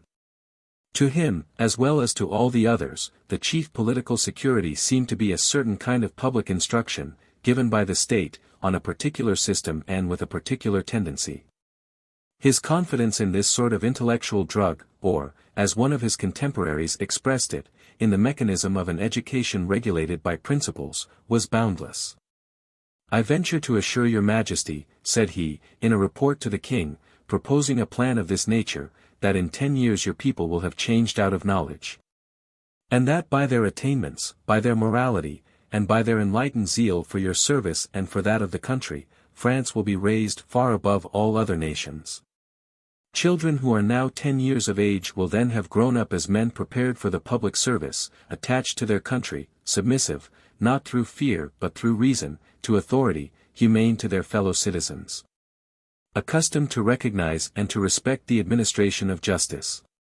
Political freedom had been so long destroyed in France that men had almost entirely forgotten what are its conditions and its effects. Nay, more, the shapeless ruins of freedom which still remained, and the institutions which seemed to have been formed to supply its place, rendered it an object of suspicion and of prejudice. Most of the provincial assemblies which were still in existence retained the spirit of the Middle Ages as well as their obsolete formalities, and they checked rather than advanced the progress of society. The parliaments, which alone stood in lieu of political bodies, had no power to prevent the evil which the government did, and frequently prevented the good which the government attempted to do. To accomplish the revolution which they contemplated by means of all these antiquated instruments appeared impracticable to the school of economists. To confide the execution of their plans to the nation, mistress of herself, was not more agreeable to them. For how was it possible to cause a whole people to adopt and follow a system of reform so extensive and so closely connected in all its parts? It seemed to them more easy and more proper to make the administrative power of the crown itself the instrument of their designs. That new administrative power had not sprung from the institutions of the Middle Ages, nor did it bear the mark of that period. In spite of its errors they discovered in it some beneficial tendencies. Like themselves it was naturally favorable to equality of conditions and to uniformity of rules, as much as themselves it cordially detested all the ancient powers which were born of feudalism or tended to aristocracy. In all Europe no machine of government existed so well organized, so vast, or so strong. To find such a government ready to their hands seemed to them a most fortunate circumstance. They would have called it providential, if it had been the fashion then, as it now is, to cause Providence to intervene on all occasions. "The state of France," said Latran, "is infinitely better than that of England, for here reforms can be accomplished which will change the whole condition of the country in a moment. Whilst among the English such reforms may always be thwarted by political parties." The point was, then, not to destroy this absolute power, but to convert it. "The state must govern according to the rules of essential order," said Mercier de la Rivière, "and when this is the case it ought to be all-powerful. Let the state thoroughly understand its duty, and then let it be altogether free." From Quesnay to the Abbé Baudot they were all of the same mind. They not only relied on the royal administration to reform the social condition of their own age, but they partially borrowed from it the idea of the future government they hoped to found. The latter was framed in the image of the former. These economists held that it is the business of the state not only to command the nation, but to fashion it in a certain manner, to form the character of the population upon a certain preconceived model. To inspire the mind with such opinions and the heart with such sentiments as it may deem necessary. In fact, they set no limits to the rights of the state, nor to what it could effect. The state was not only to reform men, but to transform them, perhaps if it chose, to make others. "The state can make men what it pleases," said Baudot. That proposition includes all their theories. This unlimited social power which the French economists had conceived was not only greater than any power they ever beheld, but it differed from every other power by its origin and its nature. It did not flow directly from the deity, it did not rest on tradition, it was an impersonal power, it was not called the king, but the state, it was not the inheritance of a family, but the product and the representative of all. It entitled them to bend the right of every man to the will of the rest. That peculiar form of tyranny which is called democratic despotism, and which was utterly unknown to the Middle Ages, was already familiar to these writers. No gradations in society, no distinctions of classes, no fixed ranks, a people composed of individuals nearly alike and entirely equal, this confused mass being recognized as the only legitimate sovereign, but carefully deprived of all the faculties which could enable it either to direct or even to superintend its own government. Above this mass a single officer, charged to do everything in its name without consulting it. To control this officer, public opinion, deprived of its organs, to arrest him, revolutions, but no laws. In principle, a subordinate agent. In fact, a master. As nothing was as yet to be found about them which came up to this ideal, they sought it in the depths of Asia.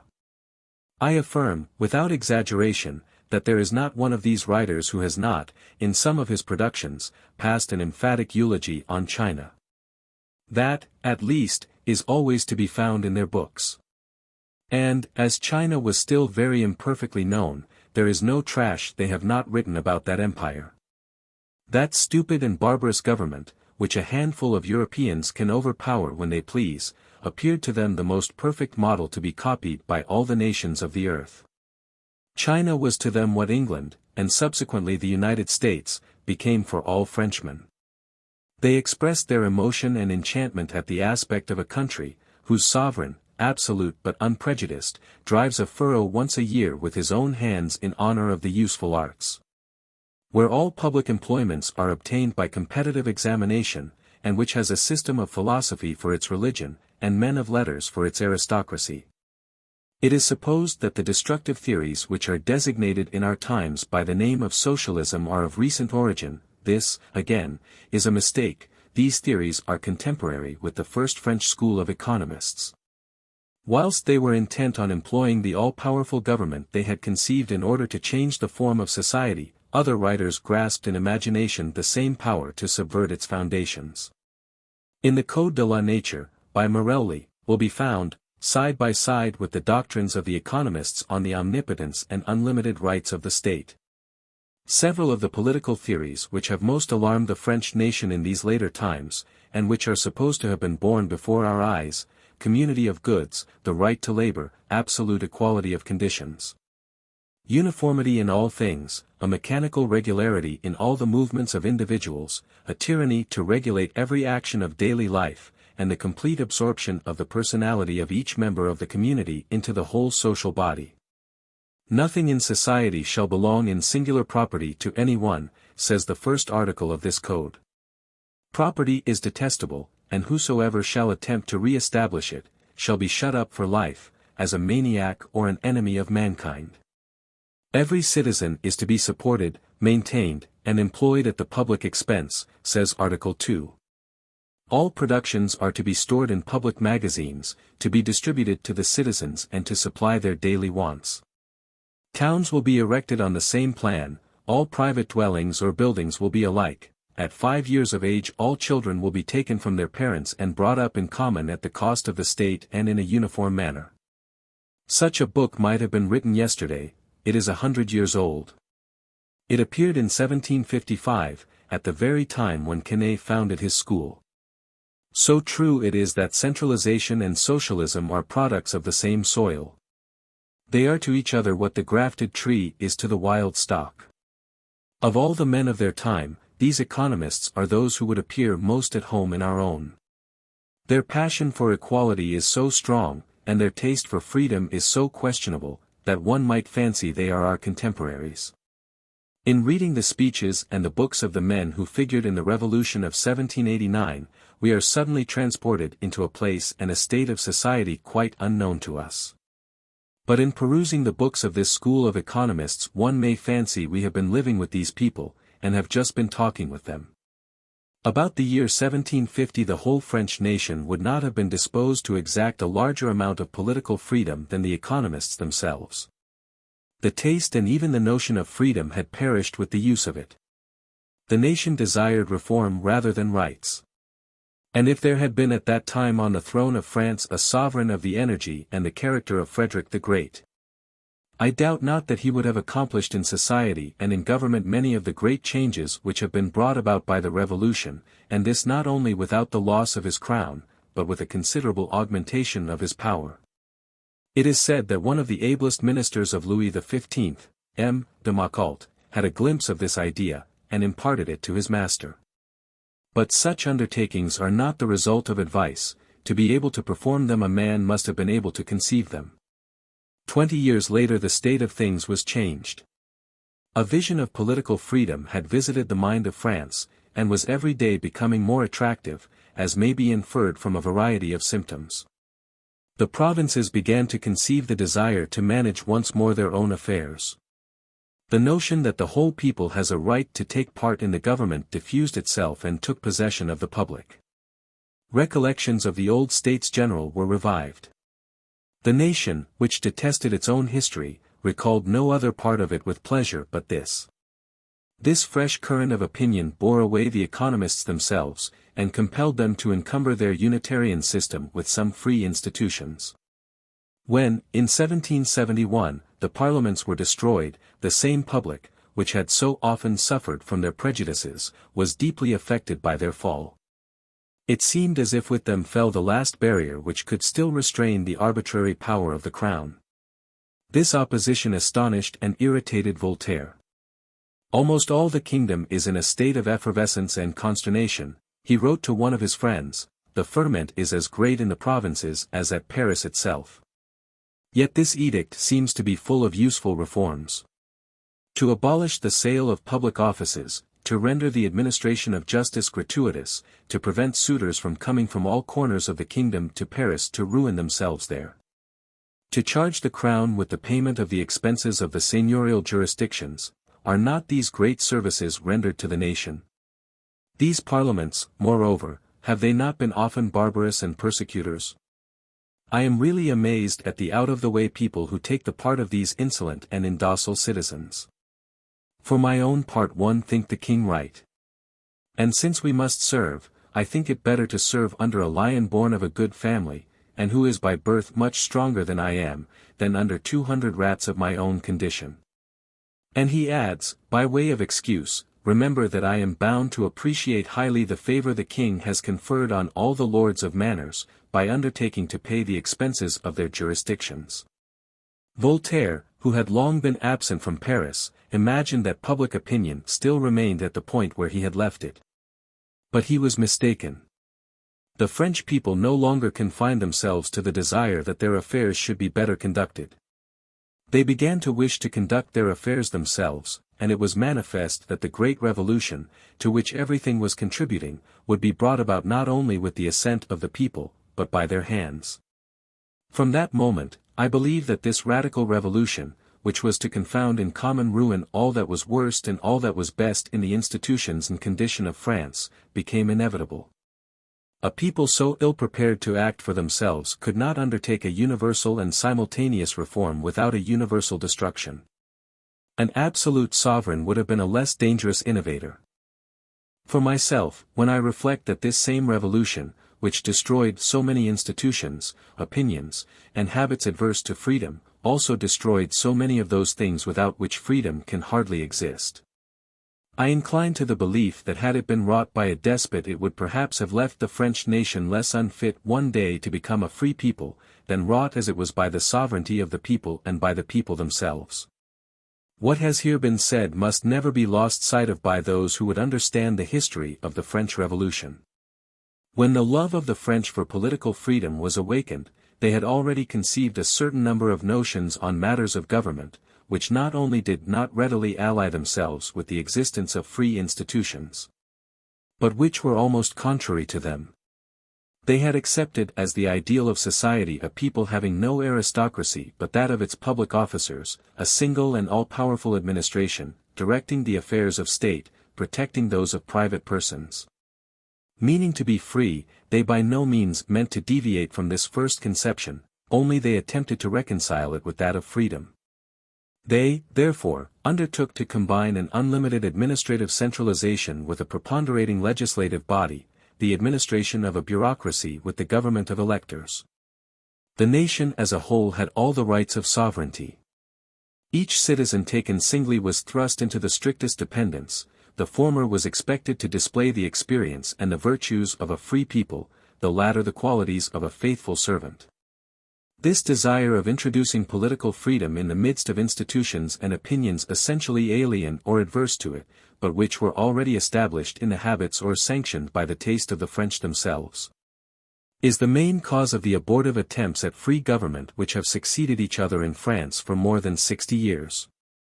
And which have been followed by such disastrous revolutions, that, wearied by so many efforts, disgusted by so laborious and so sterile a work, abandoning their second intentions for their original aim, many Frenchmen have arrived at the conclusion that to live as equals under a master is after all not without some charm.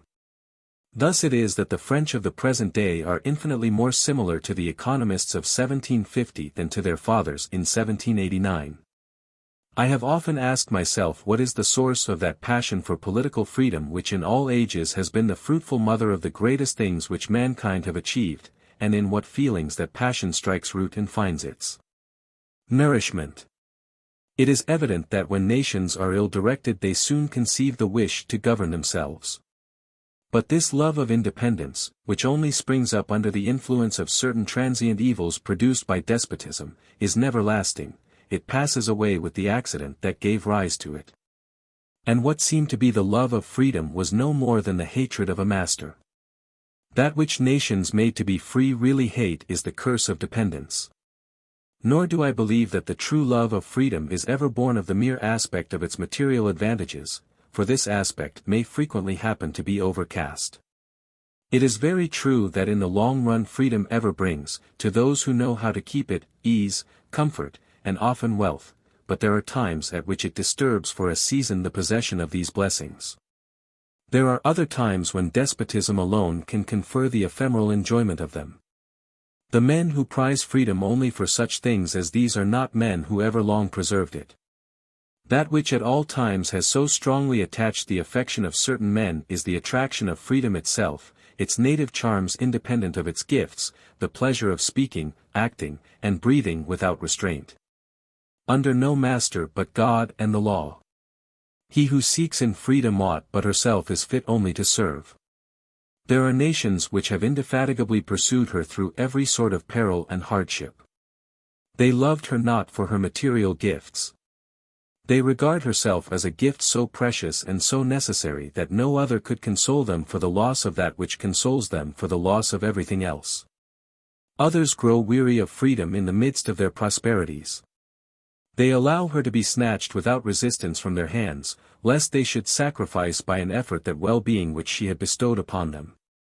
For them to remain free, nothing was wanting but a taste for freedom. I attempt no analysis of that lofty sentiment to those who feel it not. It enters of its own accord into the large hearts God has prepared to receive it, it fills them, it enraptures them. But to the meaner minds which have never felt it, it is past finding out. Chapter 16. Showing that the reign of Louis XVI was the most prosperous epoch of the old French monarchy, and how this very prosperity accelerated the revolution. It cannot be doubted that the exhaustion of the kingdom under Louis XIV began long before the reverses of that monarch. The first indication of it is to be perceived in the most glorious years of his reign. France was ruined long before she had ceased to conquer. Vauban left behind him an alarming essay on the administrative statistics of his time. The intendants of the provinces, in the reports addressed by them to the Duke of Burgundy at the close of the 17th century, and before the disastrous War of the Spanish Succession had begun, all alluded to the gradual decline of the nation. And they speak of it not as a very recent occurrence. The population has considerably decreased in this district, says one of them. This town, formerly so rich and flourishing, is now without employment, says another. Or again, there have been manufactures in this province, but they are now abandoned. Or, the farmers formerly raised much more from the soil than they do at present. Agriculture was in a far better condition 20 years ago. Population and production have diminished by about 1/5 in the last 30 years, said an intendant of Orleans at the same period. The perusal of these reports might be recommended to those persons who are favorable to absolute government, and to those princes who are fond of war. As these hardships had their chief source in the evils of the constitution, the death of Louis XIV, and even the restoration of peace, did not restore the prosperity of the nation. It was the general opinion of all those who wrote on the art of government or on social economy in the first half of the 18th century, that the provinces were not recovering themselves. Many even thought that their ruin was progressive. Paris alone, they said, grows in wealth and in extent. Intendants, ex-ministers, and men of business were of the same opinion on this point as men of letters. For myself, I confess that I do not believe in this continuous decline of France throughout the first half of the 18th century. But an opinion so generally entertained amongst persons so well informed, proves at least that the country was making at that time no visible progress. All the administrative records connected with this period of the history of France which have fallen under my observation denote, indeed, a sort of lethargy in the community. The government continued to revolve in the orbit of routine without inventing any new thing. The towns made scarcely an effort to render the condition of their inhabitants more comfortable or more wholesome.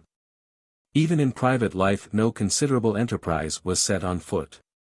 About 30 or 40 years before the Revolution broke out the scene began to change. It seemed as if a sort of inward perturbation, not remarked before, thrilled through the social frame. At first none but a most attentive eye could discern it, but gradually this movement became more characterized and more distinct. Year by year it gained in rapidity and in extent, the nation stirs, and seems about to rise once more. But, beware! It is not the old life of France which reanimates her. The breath of a new life pervades the mighty body, but pervades it only to complete its dissolution. Restless and agitated in their own condition, all classes are straining for something else. To better that condition is the universal desire, but this desire is so feverish and wayward that it leads men to curse the past, and to conceive a state of society altogether the reverse of that which lies before them. Nor was it long before the same spirit penetrated to the heart of the government. The government was thus internally transformed without any external alteration. The laws of the kingdom were unchanged, but they were differently applied. I have elsewhere remarked that the controllers general and the intendants of 1760 had no resemblance to the same officers in 1780. The correspondence of the public offices demonstrates this fact in detail. Yet the intendant of 1780 had the same powers, the same agents, the same arbitrary authority as his predecessor, but not the same purposes. The only care of the former was to keep his province in a state of obedience, to raise the militia, above all to collect the taxes. The latter has very different views. His head is full of 1,000 schemes for the augmentation of the wealth of the nation. Roads, canals, manufactures, commerce, are the chief objects of his thoughts. Agriculture more particularly attracts his notice. Sully came into fashion amongst the administrators of that age. Then it was that they began to form the agricultural societies, which I have already mentioned. They established exhibitions, they distributed prizes. Some of the circulars of the controllers general were more like treatises on husbandry than official correspondence. In the collection of all the taxes the change which had come over the mind of the governing body was especially perceptible. The existing law was still unfair, arbitrary and harsh as it had long been, but all its defects were mitigated in the application of it. When I began to study our fiscal laws, says M. Mollien 71 in his memoirs, I was terrified by what I found there. Fines, imprisonment, corporal punishment, were placed at the disposal of exceptional courts for mere oversights. The clerks of the revenue farms had almost all property in persons in their power, subject to the discretion of their oaths. Fortunately I did not confine myself to the mere perusal of this code. And I soon had occasion to find out that between the text of the law and its application there was the same difference as between the manners of the old and the new race of financiers. The collection of taxes may undoubtedly give rise to infinite abuses and annoyances, said the Provincial Assembly of Lower Normandy in 1787. We must, however, do justice to the gentleness and consideration with which these powers have been exercised for some years past. The examination of public records fully bears out this assertion. They frequently show a genuine respect for the life and liberty of man, and more especially a sincere commiseration for the sufferings of the poor, which before would have been sought for in vain. Acts of violence committed by the fiscal officers on paupers had become rare, remissions of taxation were more frequent, relief more abundant. The king augmented all the funds intended to establish workshops of charity in the rural districts, or to assist the indigent, and he often founded new ones. Thus more than 80,000 livres were distributed by the state in this manner in the district of Upper Guyenne alone in 1779, 40,000 in 1784 in that of Tours, 48,000 in that of Normandy in 1787. Louis XVI did not leave this portion of the duties of government to his ministers only, he sometimes took it upon himself. When in 1776, an edict of the crown fixed the compensation due to the peasantry whose fields were devastated by the king's game in the neighborhood of the royal seats, and established a simple and certain method of enforcing the payment of it, the king himself drew the preamble of the decree. Turgot relates that this virtuous and unfortunate prince handed the paper to him with these words, "You see that I too have been at work."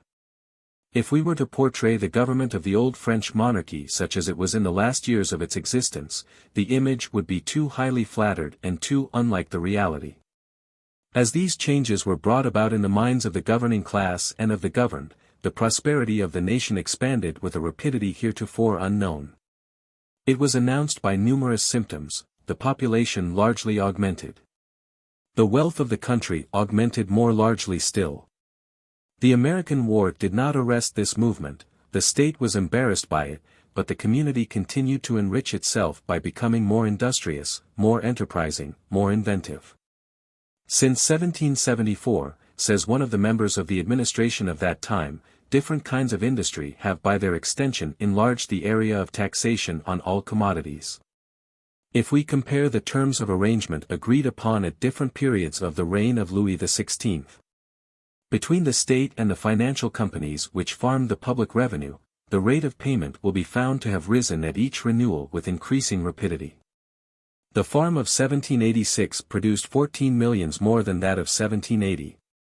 It may be reckoned that the produce of duties on consumption is increasing at the rate of 2 millions per annum, said Necker, in his report of 1781.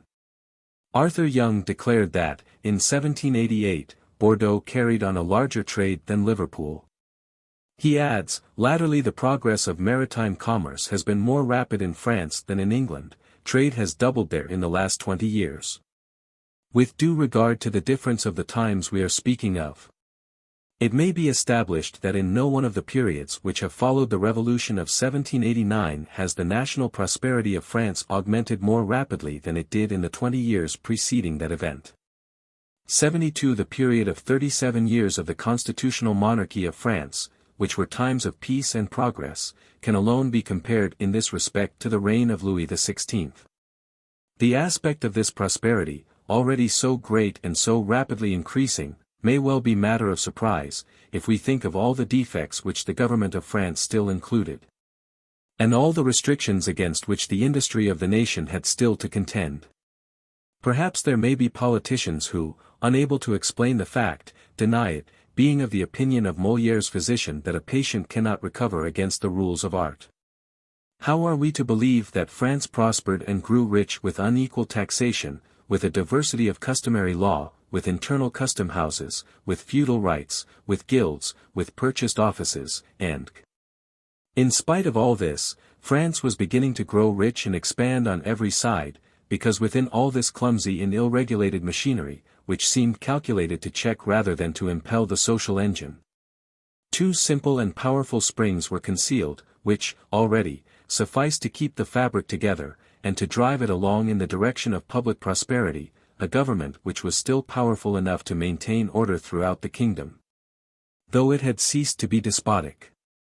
A nation which, in its upper classes, was already the most enlightened and the most free on the continent of Europe, and in which every man could enrich himself after his own fashion and preserve the fortune he had once acquired.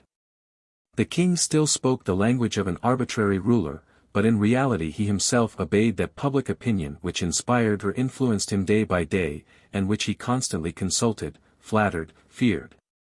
Absolute by the letter of the laws, limited by their application. As early as 1784, Necker said in a public document as a thing not disputed, most foreigners are unable to form an idea of the authority now exercised in France by public opinion. They can hardly understand what is that invisible power which makes itself obeyed even in the king's palace, yet such is the fact. Nothing is more superficial than to attribute the greatness and the power of a people exclusively to the mechanism of its laws. For, in this respect, the result is obtained not so much by the perfection of the engine as by the amount of the propelling power.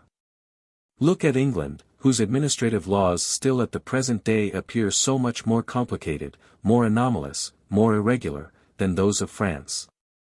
73 Yet is there a country in Europe where the national wealth is greater, where private property is more extended, varied, and secure, or where society is more stable and more rich?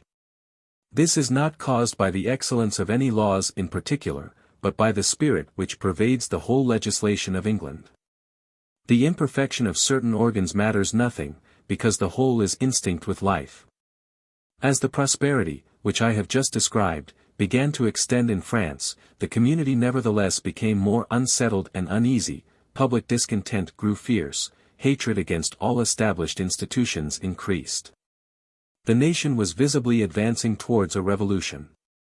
Nay, more, those parts of France which were about to become the chief centers of this revolution were precisely the parts of the territory where the work of improvement was most perceptible. An examination of what remains of the archives of the ancient circumscription of the Isle de France readily shows that the abuses of the monarchy had been soonest and most effectually reformed in the immediate vicinity of Paris. 74 There, the liberty and property of the peasants were already better secured than in any other of what were termed the pays d'election. Personal forced service had disappeared long before 1789. The taille was levied with greater regularity, moderation, and fairness than in any other part of France. The ordinance made in 1772 for the amelioration of this tax in this district is a striking proof of what an intendant could do for the advantage or for the misery of a whole province. As seen through this document, the aspect of the tax was already changed. Government commissioners were to proceed every year to each parish, the community was to assemble before them.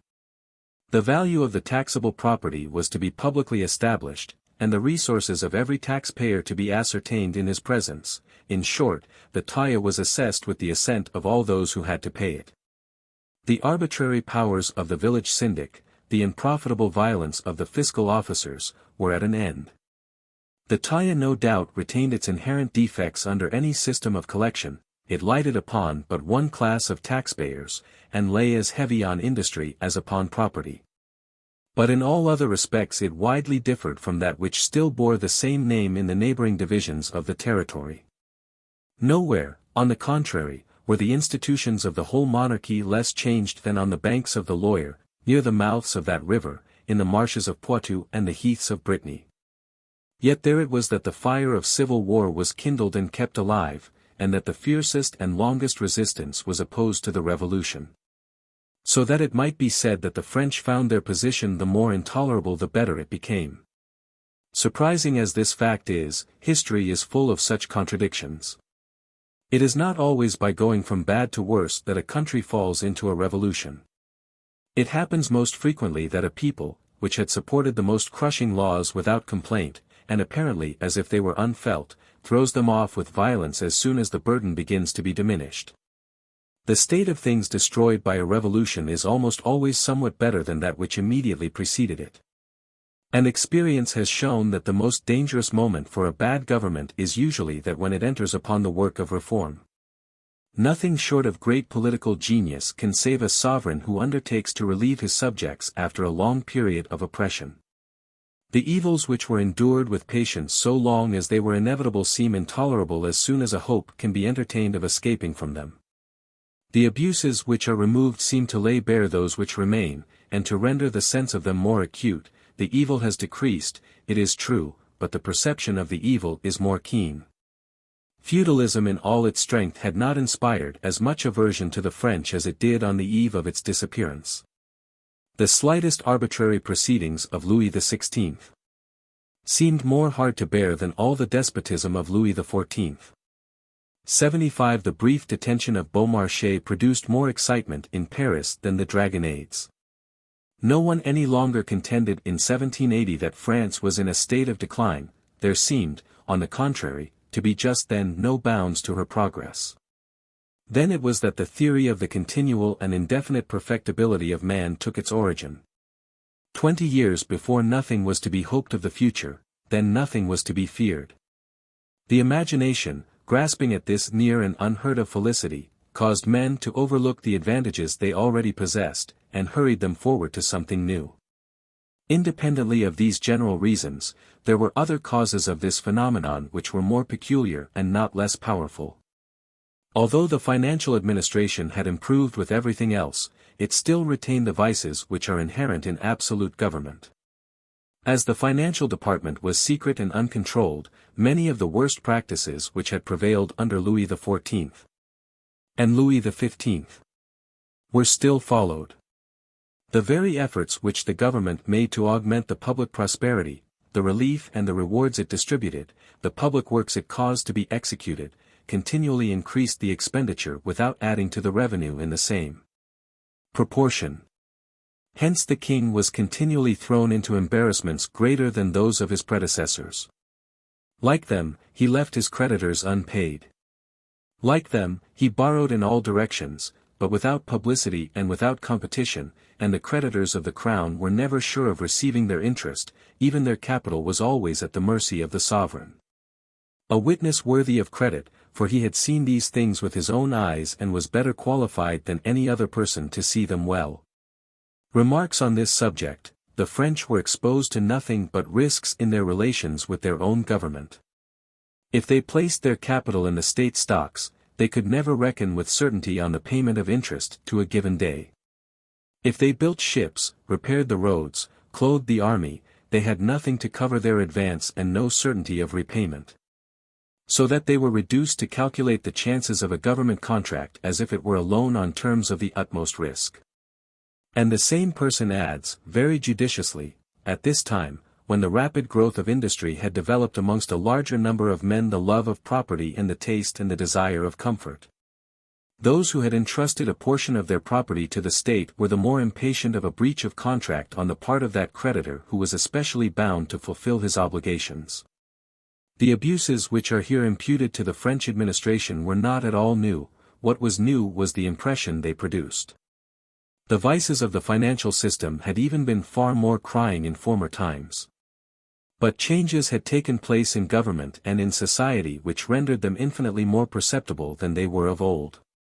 The government, having become more active in the last 20 years, and having embarked in every species of undertaking which it had never thought of before, was at last become the greatest consumer of the produce of industry and the greatest contractor of public works in the kingdom. The number of persons who had pecuniary transactions with the state, who were interested in government loans, lived by government wages, or speculated in government contracts, had prodigiously increased. Never before had the fortune of the nation and the fortunes of private persons been so much intermingled. The mismanagement of the public finances, which had long been no more than a public evil, thus became to a multitude of families a private calamity. In 1789 the state was indebted nearly 600 millions of francs to creditors who were almost all in debt themselves, and who inoculated with their own dissatisfaction against the government all those whom the irregularity of the public treasury caused to participate in their embarrassments. And it must be observed, that as malcontents of this class became more numerous, they also became more exasperated. For the love of speculation, the thirst for wealth, the taste for comfort, having grown and extended in proportion to the business transacted, the same evils which they might have endured 30 years before without complaint now appeared altogether insupportable. Hence it arose that the fundholders, the traders, the manufacturers, and other persons engaged in business or in monetary affairs, who generally form the class most hostile to political innovation, the most friendly to existing governments, whatever they may be, and the most submissive to the laws even when they despise and detest them, were on this occasion the class most eager and resolute for reform. They loudly demanded a complete revolution in the whole system of finance, without reflecting that to touch this part of the government was to cause every other part to fall. How could such a catastrophe be averted? On the one hand, a nation in which the desire of making fortunes extended every day, on the other, a government which incessantly excited this passion, which agitated, inflamed, and beggared the nation, driving by either path on its own destruction. Chapter 17. Showing that the French people were excited to revolt by the means taken to relieve them. As the common people of France had not appeared for one single moment on the theatre of public affairs for upwards of 140 years. No one any longer imagined that they could ever again resume their position. They appeared unconscious, and were therefore believed to be deaf. Accordingly, those who began to take an interest in their condition talked about them in their presence just as if they had not been there. It seemed as if these remarks could only be heard by those who were placed above the common people, and that the only danger to be apprehended was that they might not be fully understood by the upper classes. The very men who had most to fear from the fury of the people declaimed loudly in their presence on the cruel injustice under which the people had always suffered. They pointed out to each other the monstrous vices of those institutions which had weighed most heavily upon the lower orders. They employed all their powers of rhetoric in depicting the miseries of the common people and their ill-paid labor. And thus they infuriated while they endeavored to relieve them. I do not speak of the writers, but of the government, of its chief agents, and of those belonging to the privileged class itself. When the king, 13 years before the Revolution, tried to abolish the use of compulsory labor, he said, in the preamble to this decree, with the exception of a small number of provinces, the pays d'état. Almost all the roads throughout the kingdom have been made by the gratuitous labor of the poorest part of our subjects. Thus the whole burden has fallen on those who possess nothing but their hands, and who are interested only in a secondary degree in the existence of roads. Those really interested are the landowners, nearly all privileged persons, whose estates are increased in value by the construction of roads. By forcing the poor to keep them up unaided, and by compelling them to give their time and labor without remuneration, they are deprived of their sole resource against want and hunger, because they are made to labor for the profit of the rich. When, at the same period, an attempt was made to abolish the restrictions which the system of trading companies or guilds imposed on artisans, it was proclaimed, in the king's name, that the right to work is the most sacred of all possessions. That every law by which it is infringed violates the natural rights of man, and is null and void in itself, that the existing corporations are moreover grotesque and tyrannical institutions, the result of selfishness, avarice, and violence. Such words as these were dangerous, no doubt, but, what was infinitely more so, was that they were spoken in vain. A few months later the corporations and the system of compulsory labor were again established. It is said that Turgot was the minister who put this language into the king's mouth, but most of Turgot's successors made him hold no other. When, in 1780, the king announced to his subjects that the increase of the taille would, for the future, be subject to public registration, he took care to add, by way of commentary, those persons who are subject to the taille. Besides being harassed by the vexations incident to its collection, have likewise hitherto been exposed to unexpected augmentations of the tax. Insomuch that the contributions paid by the poorest part of our subjects have increased in a much greater proportion than those paid by all the rest. When the king, not yet venturing to place all the public burdens on an equal footing, attempted at least to establish equality of taxation in those which were already imposed on the middle class, he said, His Majesty hopes that rich persons will not consider themselves aggrieved by being placed on the common level, and made to bear their part of a burden which they ought long since to have shared more equally. But it was, above all, at periods of scarcity that nothing was left untried to inflame the passions of the people far more than to provide for their wants. In order to stimulate the charity of the rich, one intendant talked of the injustice and insensibility of those landowners who owe all they possess to the labors of the poor, and who let them die of hunger at the very moment they are toiling to augment the returns of landed property. The king, too, thus expressed himself on a similar occasion: His Majesty is determined to defend the people against maneuvers which expose them to the want of the most needful food, by forcing them to give their labor at any price that the rich choose to bestow. The king will not suffer one part of his subjects to be sacrificed to the avidity of the other. Until the very end of the monarchy, the strife which subsisted among the different administrative powers gave occasion for all sorts of demonstrations of this kind. The contending parties readily imputed to each other the miseries of the people. A strong instance of this appeared in the quarrel which arose, in 1772, between the Parliament of Toulouse and the king, with reference to the transport of grain. The government, by its bad measures, places the poor in danger of dying of hunger, said the Parliament. The ambition of the Parliament and the avidity of the rich are the cause of the general distress, retorted the king. Thus both the parties were endeavoring to impress the minds of the common people with the belief that their superiors are always to blame for their sufferings. These things are not contained in the secret correspondence of the time, but in public documents which the government and the parliaments themselves took care to have printed and published by thousands. The king took occasion incidentally to tell very harsh truths both to his predecessors and to himself. The treasure of the state, said he on one occasion, has been burdened by the lavish expenditure of several successive reigns. Many of our inalienable domains have been granted on leases at nominal rents. On another occasion he was made to say, with more truth than prudence, the privileged trading companies mainly owed their origin to the fiscal avidity of the crown. Farther on, he remarked that, if useless expenses have often been incurred, and if the taille has increased beyond all bounds, it has been because the Board of Finance found an increase of the taille the easiest resource inasmuch as it was clandestine, and was therefore employed, although many other expedients would have been less burdensome to our people. 76. All this was addressed to the enlightened part of the nation, in order to convince it of the utility of certain measures which private interests rendered unpopular. As for the common people, it was assumed that if they listened they did not understand. It must be admitted that at the bottom of all these charitable feelings there remained a strong bias of contempt for these wretched beings whose miseries the higher classes so sincerely wish to relieve, and that we are somewhat reminded, by this display of compassion, of the notion of Madame Ducatelet, who, as Voltaire's secretary tells us, did not scruple to undress herself before her attendants, not thinking it by any means proved that lackeys are men. And let it not be supposed that Louis XVI or his ministers were the only persons who held the dangerous language which I have just cited. The privileged persons, who were about to become the first objects of the popular fury, expressed themselves in exactly the same manner before their inferiors. It must be admitted that in France the higher classes of society had begun to pay attention to the condition of the poor before they had any reason to fear them.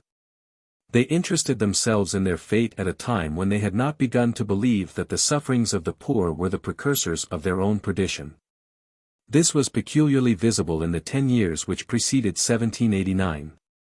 The peasants were the constant objects of compassion, their condition was continually discussed, the means of affording them relief were examined, the chief abuses from which they suffered were exposed, and the fiscal laws which pressed most heavily upon them were condemned. But the manner in which this newborn sympathy was expressed was as imprudent as the long-continued insensibility which had preceded it. If we read the reports of the provincial assemblies which met in some parts of France in 1779, and subsequently throughout the kingdom, and if we study the other public records left by them, we shall be touched by the generous sentiments expressed in them, and astonished at the wonderful imprudence of the language in which they are expressed. The Provincial Assembly of Lower Normandy said, in 1787, "We have too frequently seen the money destined by the king for roads serve only to increase the prosperity of the rich without any benefit to the people. It has often been employed to embellish the approach to a country mansion instead of making a more convenient entrance to a town or village." In the same assembly the orders of nobility and clergy, after describing the abuses of compulsory labor, spontaneously offered to contribute out of their own funds 50,000 livres towards the improvement of the roads, in order, as they said, that the roads of the province might be made practicable without any further cost to the people. It would probably have cost these privileged classes less to abolish the compulsory system, and to substitute for it a general tax of which they should pay their quota. But though willing to give up the profit derived from inequality of taxation, they liked to maintain the appearance of the privilege. While they gave up that part of their rights which was profitable, they carefully retained that which was odious. Other assemblies, composed entirely of landowners exempt from the taille, and who fully intended to continue so, nevertheless depicted in the darkest colors the hardships which the taille inflicted on the poor. They drew a frightful picture of all its abuses, which they circulated in all directions. But the most singular part of the affair is that to these strong marks of the interest they felt in the common people, they from time to time added public expressions of contempt for them. The people had already become the object of their sympathy without having ceased to be the object of their disdain. The provincial assembly of Upper Guyenne, speaking of the peasants whose cause they so warmly pleaded, called them coarse and ignorant creatures, turbulent spirits, and rough and intractable characters. Turgot, who did so much for the people, seldom spoke of them otherwise. 77. These harsh expressions were used in acts intended for the greatest publicity, and meant to meet the eyes of the peasants themselves. It seemed as though the framers of them imagined that they were living in a country like Galicia, where the higher classes speak a different language from the lower, and cannot be understood by them. The feudalists of the 18th century, who frequently displayed towards the ratepayers and others who owed them feudal services, a disposition to indulgence, moderation, and justice, unknown to their predecessors, still spoke occasionally of vile peasants. These insults seem to have been, in proper form, as the lawyers say. The nearer we approach toward 1789, the more lively and imprudent does this sympathy with the hardships of the common people become. I have held in my hands the circulars addressed by several provincial assemblies in the very beginning of 1788 to the inhabitants of the different parishes, calling upon them to state in detail all the grievances of which they might have to complain. One of these circulars is signed by an abbé, a great lord, 3 nobles, and a man of the middle class, all members of the assembly, and acting in its name. This committee directed the syndic of each parish to convoke all the peasants, and to inquire of them what they had to say against the manner in which the various taxes which they paid were assessed and collected.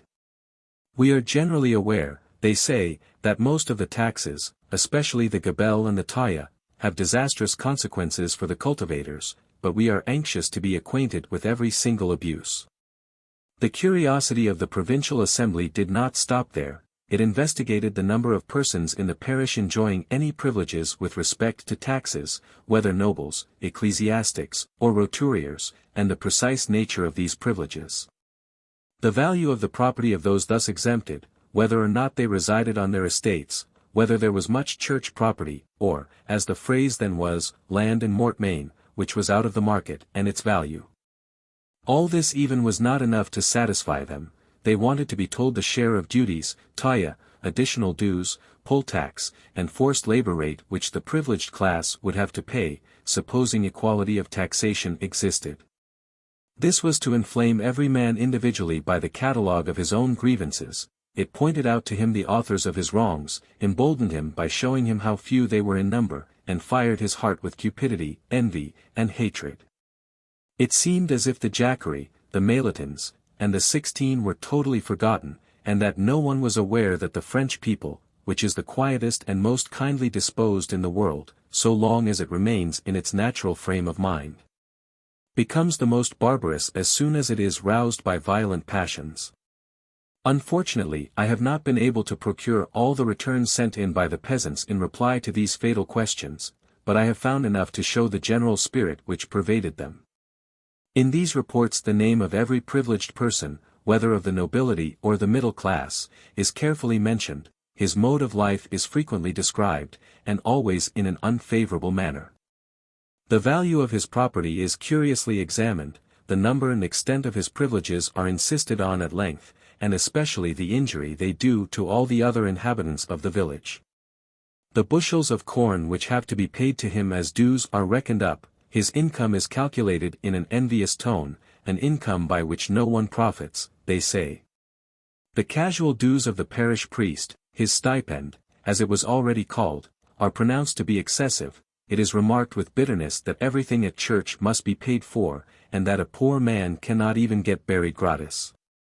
As to the taxes, they are all unfairly assessed and oppressive, not one of them finds favor, and they are all spoken of in a tone of violence which betrays exasperation. The indirect taxes are detestable, they say. There is not a household in which the clerk of the excise does not come and search, nothing is sacred from his eyes and hands. The registration dues are crushing. The collector of the taille is a tyrant, whose rapacity leads him to avail himself of every means of harassing the poor. The bailiffs are no better, no honest farmer can be secure from their ferocity. The collectors are forced to ruin their neighbors in order to avoid exposing themselves to the voracity of these despots. The revolution not only announces its approach in this inquiry. It is already there, speaking its own proper language and showing its face without disguise. Amid all the differences which exist between the religious revolution of the 16th century and the French Revolution of the 18th, one contrast is peculiarly striking. In the 16th century most of the great nobles changed their religion from motives of ambition or cupidity. The people, on the contrary, from conviction and without any hope of profit. In the 18th century the reverse was the case. Disinterested convictions and generous sympathies then agitated the enlightened classes and incited them to revolution, while a bitter feeling of their wrongs and an ardent desire to alter their position excited the common people. The enthusiasm of the former put the last stroke to inflaming and arming the rage and the desires of the latter. Chapter 18. Concerning some practices by which the government completed the revolutionary education of the people of France. The government itself had long been at work to instill into and rivet upon the mind of the common people many of the ideas which have been called revolutionary, ideas hostile to individual liberty, opposed to private rights, and favorable to violence. The king was the first to show with how much contempt it was possible to treat the most ancient, and apparently the best established, institutions. Louis XV shook the monarchy and hastened the revolution quite as much by his innovations as by his vices, by his energy as by his indolence. When the people beheld the fall and disappearance of a parliament almost contemporary with the monarchy itself, and which had until then seemed as immovable as the throne, they vaguely perceived that they were drawing near a time of violence and of chance when everything may become possible, when nothing, however ancient, is respected, and nothing, however new, may not be tried. During the whole course of his reign Louis XVI did nothing but talk of reforms to be accomplished. There are few institutions of which he did not foreshadow the approaching ruin, before the revolution came to effect it. After removing from the statute book some of the worst of these institutions he very soon replaced them. It seemed as if he wanted only to loosen their roots, leaving to others the task of striking them down. By some of the reforms which he effected himself, ancient and venerable customs were suddenly changed without sufficient preparation, and established rights were occasionally violated. These reforms prepared the way for the revolution, not so much by overthrowing the obstacles in its way, as by showing the people how to set about making it. The evil was increased by the very purity and disinterestedness of the intentions which actuated the king and his ministers, for no example is more dangerous than that of violence exerted for a good purpose by honest and well-meaning men. At a much earlier period Louis XIV had publicly broached in his edicts the theory that all the land throughout the kingdom had originally been granted conditionally by the state, which was thus declared to be the only true landowner, and that all others were possessors whose titles might be contested, and whose rights were imperfect. This doctrine had arisen out of the feudal system of legislation, but it was not proclaimed in France until feudalism was dying out, and was never adopted by the courts of justice. It is, in fact, the germ of modern socialism, and it is curious enough to see it first springing up under royal despotism. During the reigns which followed that of Louis XIV, the administration day by day instilled into the people in a manner still more practical and comprehensible the contempt in which private property was to be held. When during the latter half of the 18th century the taste for public works, especially for roads, began to prevail, the government did not scruple to seize all the land needed for its undertakings, and to pull down the houses which stood in the way. The French Board of Works was already just as enamored of the geometrical beauty of straight lines as it has been ever since. It carefully avoided following the existing roads if they were at all crooked, and rather than make the slightest deviation it cut through innumerable estates. The ground thus damaged or destroyed was never paid for but at an arbitrary rate and after long delay, or frequently not at all. 78. When the Provincial Assembly of Lower Normandy took the administration out of the hands of the intendant, it was discovered that the price of all the land seized by authority in the preceding 20 years for making roads was still unpaid. The debt thus contracted by the state, and not discharged, in this small corner of France, amounted to 250,000 livres. The number of large proprietors thus injured was limited. But the small ones who suffered were very numerous, for even then the land was much subdivided. 79. Every one of these persons had learnt by his own experience how little respect the rights of an individual can claim when the interest of the public requires that they should be invaded, a doctrine which he was not likely to forget when the time came for applying it to others for his own advantage. In a great number of parishes charitable endowments had formerly existed, destined by their founders to relieve the inhabitants in certain cases, and in conformity to testamentary bequest. Most of these endowments were destroyed during the later days of the monarchy, or diverted from their original objects by mere orders in council, that is to say, by the arbitrary act of government. In most instances the funds thus left to particular villages were taken from them for the benefit of neighboring hospitals. At the same time the property of these hospitals was in its turn diverted to purposes which the founder had never had in view, and would undoubtedly not have approved. An edict of 1780 authorized all these establishments to sell the lands which had been devised to them at various times to be held by them forever, and permitted them to hand over the purchase money to the state, which was to pay the interest upon it. This, they said, was making a better use of the charity of their forefathers than they had done themselves. They forgot that the surest way of teaching mankind to violate the rights of the living is to pay no regard to the will of the dead. The contempt displayed by the administration of the old French monarchy for testamentary dispositions has never been surpassed by any succeeding power. Nothing could be more unlike the scrupulous anxiety which leads the English to invest every individual citizen with the force of the whole social body in order to assist him in maintaining the effect of his last dispositions, and which induces them to pay even more respect to his memory than to himself. Compulsory requisitions, the forced sale of provisions, and the maximum, are measures not without their precedents under the old monarchy. I have discovered instances in which the officers of government, during periods of scarcity, fixed beforehand the price of the provisions which the peasants brought to market. And when the latter stayed away from fear of this constraint, ordinances were promulgated to compel them to come under penalty of a fine. But nothing taught a more pernicious lesson than some of the forms adopted by criminal justice when the common people were in question.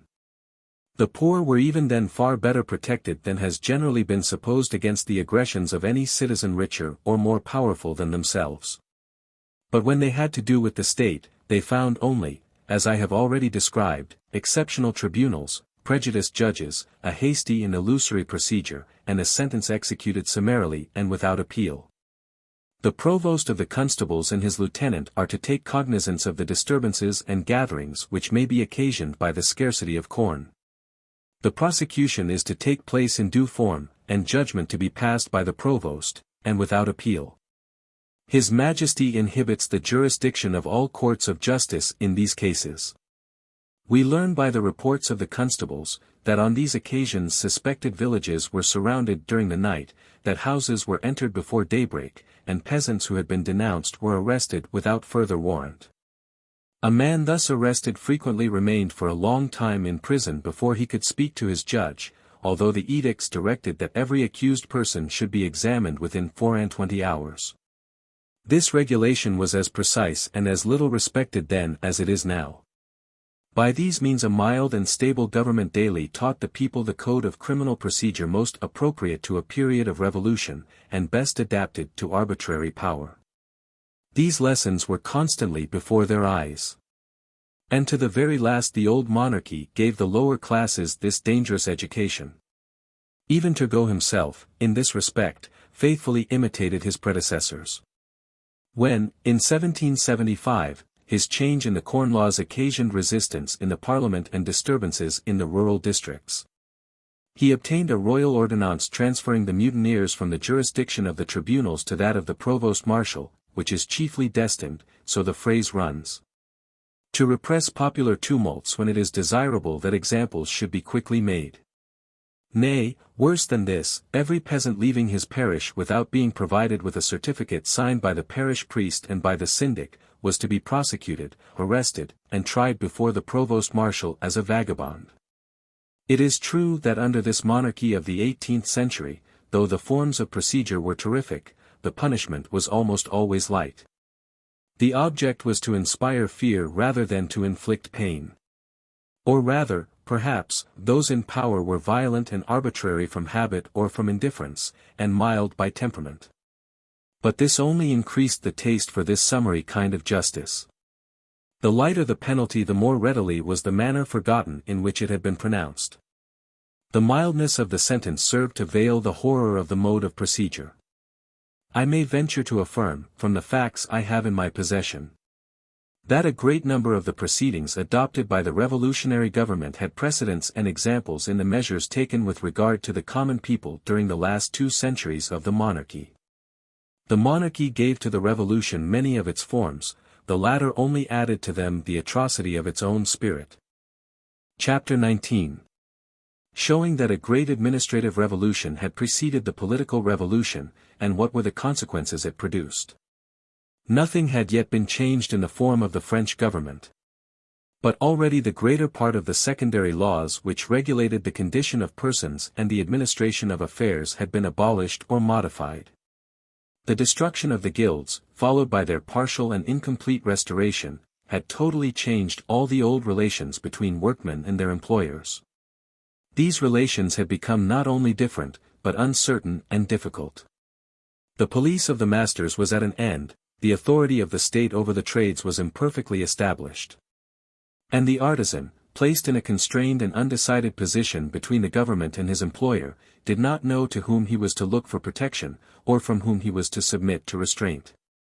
This state of discontent and anarchy, into which the whole lower class of the towns had been plunged at one blow, produced very great consequences as soon as the people began to reappear on the political stage. 1 year before the revolution a royal edict had disturbed the order of the administration of justice in all its parts, several new jurisdictions had been created, a multitude of others abolished, and all the rules of judicial competence changed. Now in France, as I have already shown, the number of persons engaged in administering justice and in executing the sentences of the law was enormous. In fact, it may be said that the whole of the middle class was more or less connected with the tribunals. The effect of this law, therefore, was to unsettle the station and property of thousands of families, and to place them in a new and precarious position. The edict was little less inconvenient to litigants, who found it difficult, in the midst of this judicial revolution, to discover what laws were applicable to their cases, and by what tribunals they were to be decided. But it was the radical reform which the administration, properly so called, underwent in 1787, which more than all the rest first threw public affairs into disorder, and shook the private existence of every individual citizen. I have already mentioned that in what were termed the pays d'election, that is to say, in about 3/4 of France, the whole administration of each district was abandoned to one man, the intendant, who acted not only without control, but without advice. In 1787, in addition to the intendant, a provincial assembly was created, which assumed the real administration of the country. In each village an elective municipal body likewise took the place of the ancient parochial assemblies, and in most cases of the syndic. A state of the law so opposed to that which had preceded it, and which so completely changed not only the whole course of affairs, but the relative position of persons, was applied in all places at the same moment and almost in the same manner. Without the slightest regard to previous usages or to the peculiar situation of each province, so fully had the passion for unity which characterized the revolution taken possession of the ancient government, which the revolution was about to destroy. These changes served to display the force of habit in the action of political institutions, and to show how much easier it is to deal with obscure and complicated laws, which have long been in use, than with a totally new system of legislation, however simple. Under the old French monarchy there existed all sorts of authorities, which varied almost infinitely, according to the provinces. But as none of these authorities had any fixed or definite limits, the field of action of each of them was always common to several others besides. Nevertheless, affairs had come to be transacted with a certain regularity and convenience. Whereas the newly established authorities, which were fewer in number, carefully circumscribed, and exactly similar, instantly conflicted and became entangled in hopeless confusion, frequently reducing each other mutually to impotence. Moreover, the new law had one great vice which in itself would have sufficed, especially at first, to render it difficult of execution: all the powers it created were collective or corporate. Under the old monarchy there had been only two methods of administration. Where the administration was entrusted to one man, he acted without the assistance of any assembly. Wherever assemblies existed, as in the pays d'état or in the towns, the executive power was not vested in any particular person. The assembly not only governed and superintended the administration, but administered itself, or by means of temporary commissions which it appointed. As these were the only two modes of operation which were then understood, when one was given up the other was adopted. It is strange that in the midst of a community so enlightened, and where the administration of the government had long played so prominent a part, no one ever thought of uniting the two systems and of drawing a distinction, without making a separation, between the power which has to execute and that which superintends and directs. This idea, which appears so simple, never occurred to any one. It was not discovered until the present century, and may be said to be the only great invention in the field of public administration which we can claim. We shall see hereafter the results of the contrary practice when these administrative habits were transferred to political life, and when, in obedience to the traditions of the old institutions of the monarchy, hated as they were, the system which had been followed by the provincial estates and the small municipalities of the towns was applied in the National Convention. And the causes which had formerly occasioned a certain embarrassment in the transaction of business suddenly engendered the Reign of Terror. The provincial assemblies of 1787 were invested with the right of governing themselves in most of the cases in which, until then, the intendant had acted alone. They were charged, under the authority of the central government, with the assessment of the taille and with the superintendence of its collection, with the power of deciding what public works were to be undertaken, and with their execution. All the persons employed in public works, from the inspector down to the driver of the road gang, were under their control. They were to order what they thought proper, to render an account of the services performed to the minister, and to suggest to him the fitting remuneration. The parochial trusts were almost entirely placed under the direction of these assemblies. They were to decide, in the first instance, most of the litigated matters which had until then been tried before the intendant. Many of these functions were unsuitable for a collective and irresponsible body, and moreover they were to be performed by men who were now, for the first time, to take a part in the administration. The confusion was made complete by depriving the intendant of all power, though his office was not suppressed. After taking from him the absolute right of doing everything, he was charged with the task of assisting and superintending all that was to be done by the assembly. As if it were possible for a degraded public officer to enter into the spirit of the law by which he has been dispossessed and to assist its operation. That which had been done to the intendant was now extended to his subdelegate. By his side, and in the place which he had formerly occupied, was placed a district assembly, which was to act under the direction of the provincial assembly, and upon analogous principles. All that we know of the acts of the provincial assemblies of 1787-81 and even their own reports, show that as soon as they were created they engaged in covert hostilities and often in open war with the intendants, who made use of their superior experience only to embarrass the movements of their successors. Here an assembly complained that it was only with difficulty that it could extract the most necessary documents from the hands of the intendant. There an intendant accused the members of the assembly of endeavoring to usurp functions, which, as he said, the edicts had still left to himself.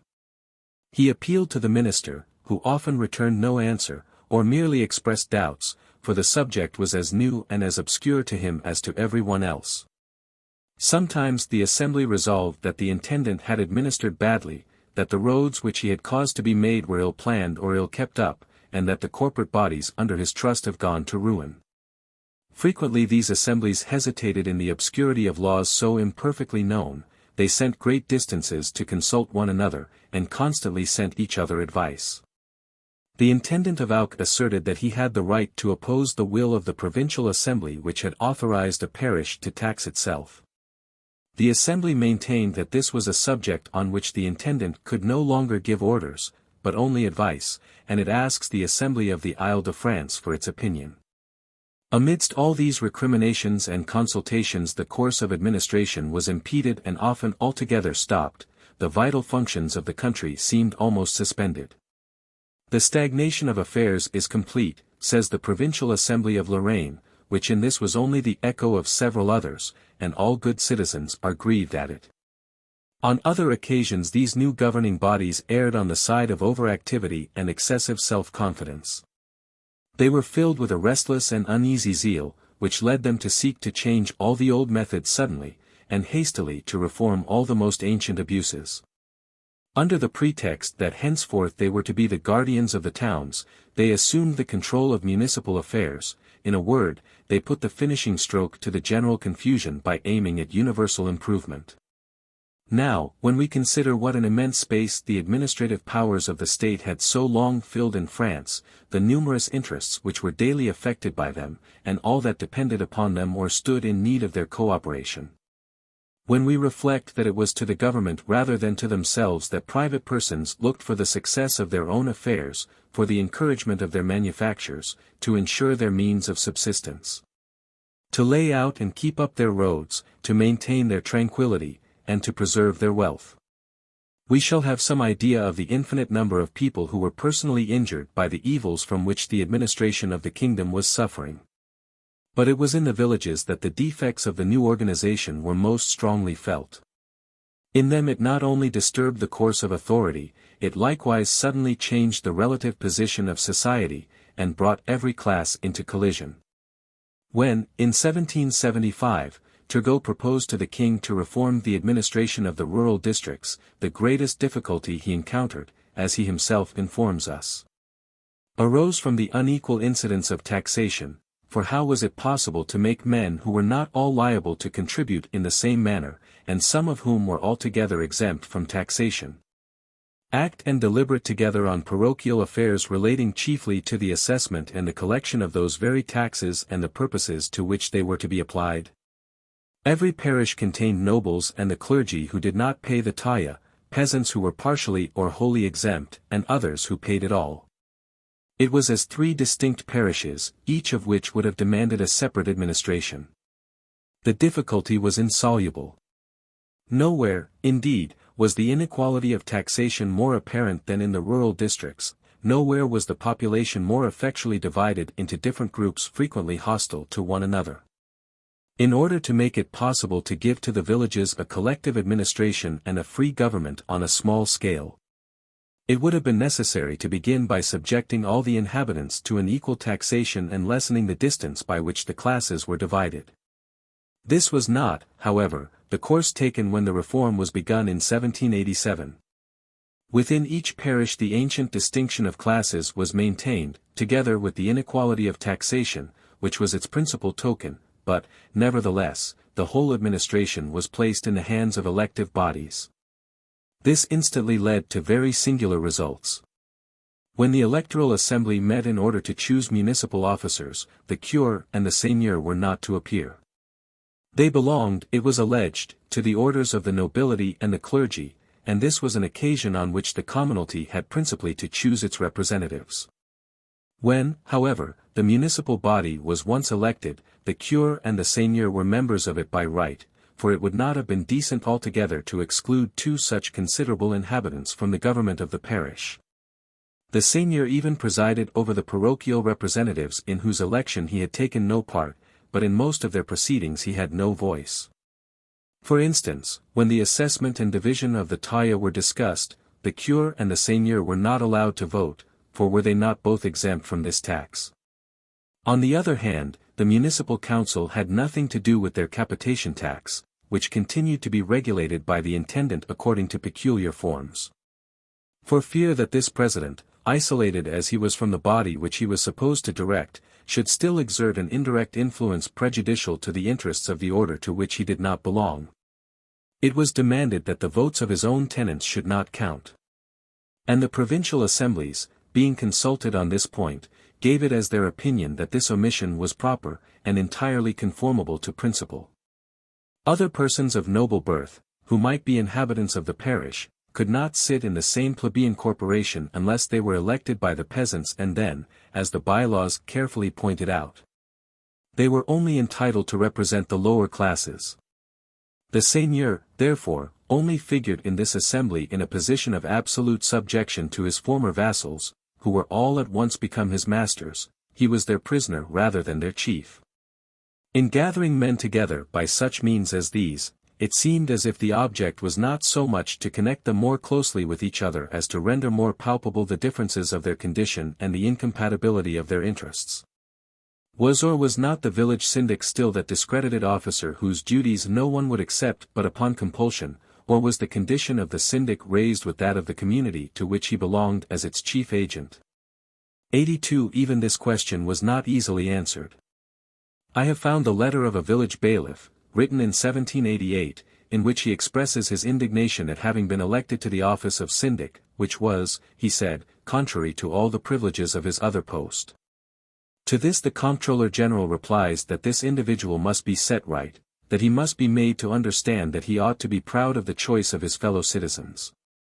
And that moreover the new syndics were not to resemble the local officers who had formerly borne the same appellation, and that they would be treated with more consideration by the government. On the other hand, some of the chief inhabitants of parishes, and even men of rank, began at once to draw nearer to the peasantry, as soon as the peasantry had become a power in the state.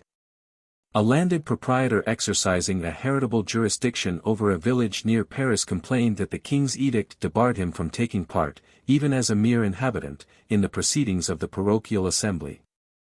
Others consented, from mere public spirit, as they said, to accept even the office of syndic. It was too late, but as the members of the higher classes of society in France thus began to approach the rural population and sought to combine with the people, drew back into the isolation to which it had been condemned and maintained that position. Some parochial assemblies refused to allow the seigneur of the place to take his seat among them, others practiced every kind of trick to evade the reception of persons as low-born as themselves, but who were rich.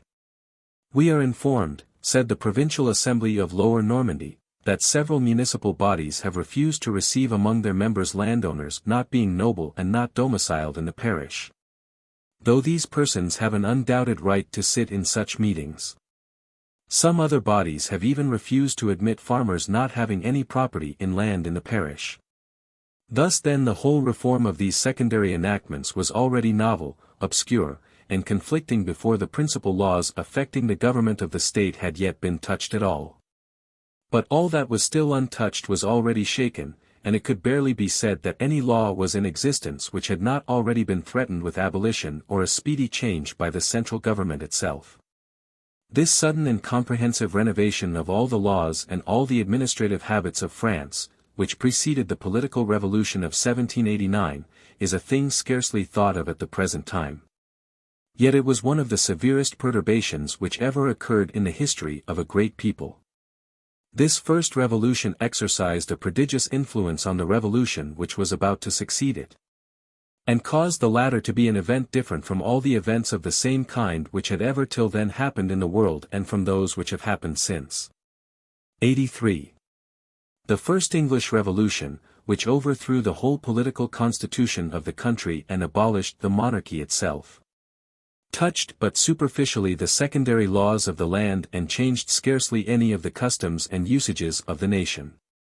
The administration of justice and the conduct of public business retained their old forms and followed even their past aberrations. In the heat of the civil wars the 12 judges of England are said to have continued to go the circuit twice a year. Everything was not, therefore, abandoned to agitation at the same time.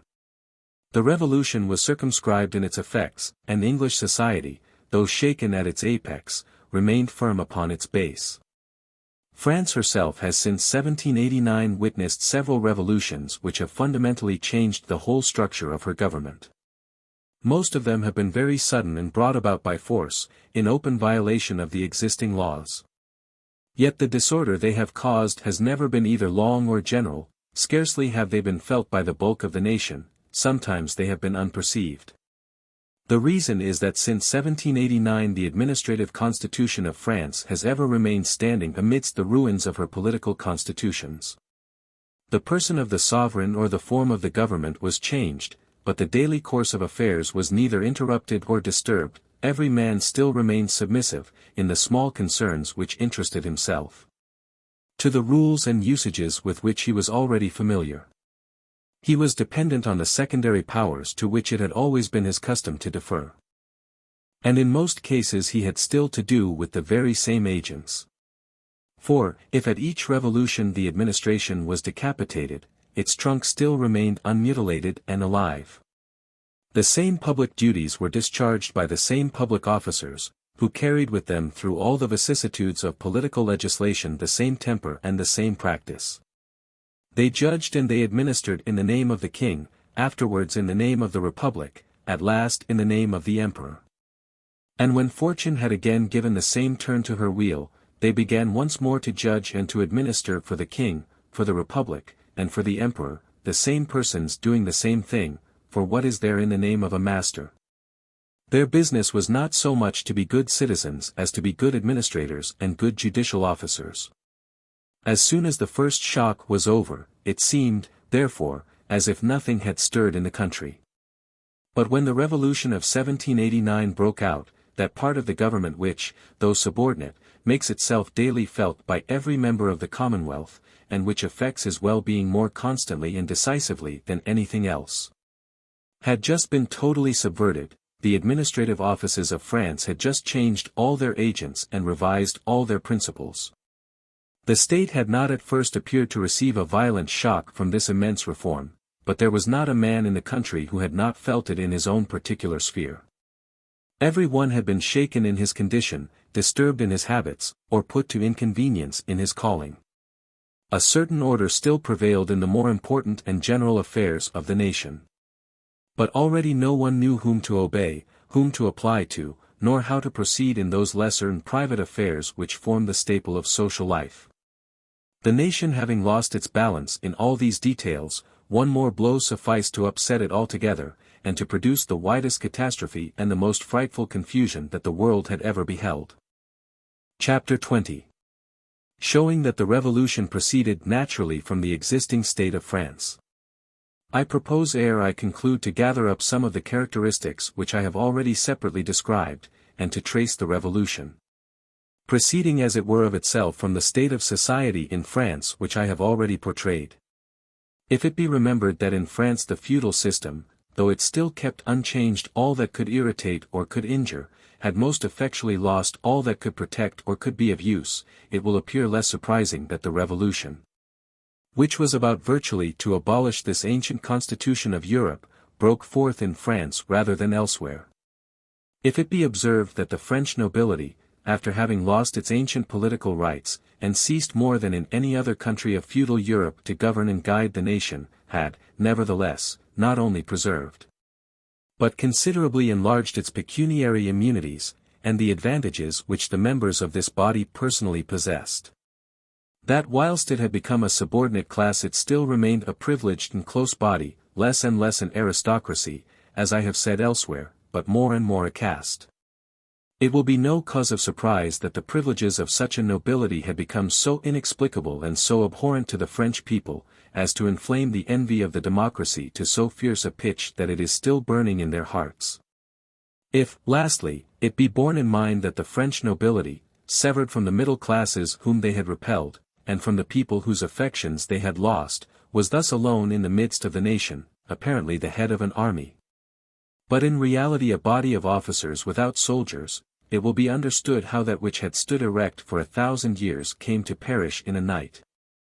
I have shown how the king's government, having abolished the franchises of the provinces, and having usurped all local powers in 3/4 of the territory of France, had thus drawn all public affairs into its own hands. The least as well as the greatest. I have shown, on the other hand, how, by a necessary consequence, Paris had made itself the master of the kingdom of which till then it had been the capital, or rather had itself become the entire country. These two facts, which were peculiar to France, would alone suffice, if necessary, to explain why a riot could fundamentally destroy a monarchy which had for ages endured so many violent convulsions, and which, on the eve of its dissolution, still seemed unassailable even to those who were about to overthrow it. France being one of the states of Europe in which all political life had been for the longest time and most effectually extinguished, in which private persons had most lost the usage of business, the habit of reading the course of events, the experience of popular movements and almost the notion of the people, it may readily be imagined how all Frenchmen came at once to fall into a frightful revolution without foreseeing it. Those who were most threatened by that catastrophe leading the way, and undertaking to open and widen the path which led to it. As there were no longer any free institutions, or consequently any political classes, no living political bodies, no organized or disciplined parties, and as, in the absence of all these regular forces, the direction of public opinion. When public opinion came again into being, devolved exclusively on the French philosophers, it might be expected that the revolution would be directed less with a view to a particular state of facts than with reference to abstract principles and very general theories. It might be anticipated that instead of endeavoring separately to amend the laws which were bad, all laws would be attacked, and that an attempt would be made to substitute for the ancient constitution of France an entirely novel system of government, conceived by these writers. The Church being naturally connected with all the old institutions which were doomed to perish, it could not be doubted that the revolution would shake the religion of the country when it overthrew the civil government. Wherefore it was impossible to foretell to what pitch of extravagance these innovators might rush, delivered at once from all the restraints which religion, custom, and law impose on the imagination of mankind. He who should thus have studied the state of France would easily have foreseen that no stretch of audacity was too extreme to be attempted there, and no act of violence too great to be endured. What, said Burke, in one of his eloquent pamphlets, is there not a man who can answer for the smallest district, nay, more, not one man who can answer for another? Every one is arrested in his own home without resistance, whether he be accused of royalism, of moderantism, or of anything else. But Mr. Burke knew but little of the condition in which that monarchy which he regretted had abandoned France to her new masters. The administration which had preceded the revolution had deprived the French both of the means and of the desire of mutual assistance. When the revolution arrived, it would have been vain to seek in the greater part of France for any 10 men accustomed to act systematically and in concert, or to provide for their own defense. The central power had alone assumed that duty, so that when this central power had passed from the hands of the crown into those of an irresponsible and sovereign assembly, and had become as terrible as it had before been good-natured, nothing stood before it to stop or even to check it for a moment. The same cause which led the monarchy to fall so easily rendered everything possible after its fall had occurred. Never had toleration in religion, never had mildness in authority, never had humanity and goodwill to mankind been more professed, and, it seemed, more generally admitted than in the 18th century. Even the rights of war, which is the last refuge of violence, had become circumscribed and softened. Yet from this relaxed state of manners a revolution of unexampled inhumanity was about to spring, though this softening of the manners of France was not a mere pretense. For no sooner had the revolution spent its fury than the same gentleness immediately pervaded all the laws of the country, and penetrated into the habits of political society. This contrast between the benignity of its theories and the violence of its actions, which was one of the strangest characteristics of the French Revolution, will surprise no one who has remarked that this revolution had been prepared by the most civilized classes of the nation, and that it was accomplished by the most barbarous and the most rude. The members of those civilized classes having no pre-existing bond of union, no habit of acting in concert, no hold upon the people almost instantly became supreme when the old authorities of the state were annihilated. Where the people did not actually assume the government, it gave its spirit to those who governed. And if, on the other hand, it be recollected what the manner of life of that people had been under the old monarchy, it may readily be surmised what it would soon become. Even the peculiarities of its condition had imparted to the French people several virtues of no common occurrence. Emancipated early, and long possessed of a part of the soil, isolated rather than dependent, the French showed themselves at once temperate and proud. Sons of labor, indifferent to the delicacies of life, resigned to its greatest evils, firm in danger, a simple and manly race who were about to fill those mighty armies before which Europe was to bow. But the same cause made them dangerous masters. As they had borne almost alone for centuries all the burden of public wrongs, as they had lived apart feeding in silence on their prejudices, their jealousies, and their hatreds, they had become hardened by the rigor of their destiny, and capable both of enduring and of inflicting every evil. Such was the state of the French people when, laying hands on the government, it undertook to complete the work of the Revolution. Books had supplied the theory. The people undertook the practical application, and adapted the conceptions of those writers to the impulse of their own passions. Those who have attentively considered, in these pages, the state of France in the 18th century must have remembered the birth and development of two leading passions, which, however, were not contemporaneous, and which did not always tend to the same end. The first, more deeply seated and proceeding from a more remote source, was the violent and inextinguishable hatred of inequality. This passion, born and nurtured in presence of the inequality it abhorred, had long impelled the French with a continuous and irresistible force to raise to their foundations all that remained of the institutions of the Middle Ages. And upon the ground thus cleared to construct a society in which men should be as much alike and their conditions as equal as human nature admits of. The second, of a more recent date and a less tenacious root, led them to desire to live, not only equal but free. At the period immediately preceding the Revolution of 1789, these two passions were equally sincere and appeared to be equally intense. At the outbreak of the Revolution they met and combined. For a moment they were intimately mingled, they inflamed each other by mutual contact, and kindled at once the whole heart of France. Such was 1789, a time of inexperience no doubt, but a time of generosity, of enthusiasm, of virility, and of greatness, a time of immortal memory, towards which the eyes of mankind will turn with admiration and respect long after those who witnessed it and we ourselves shall have disappeared.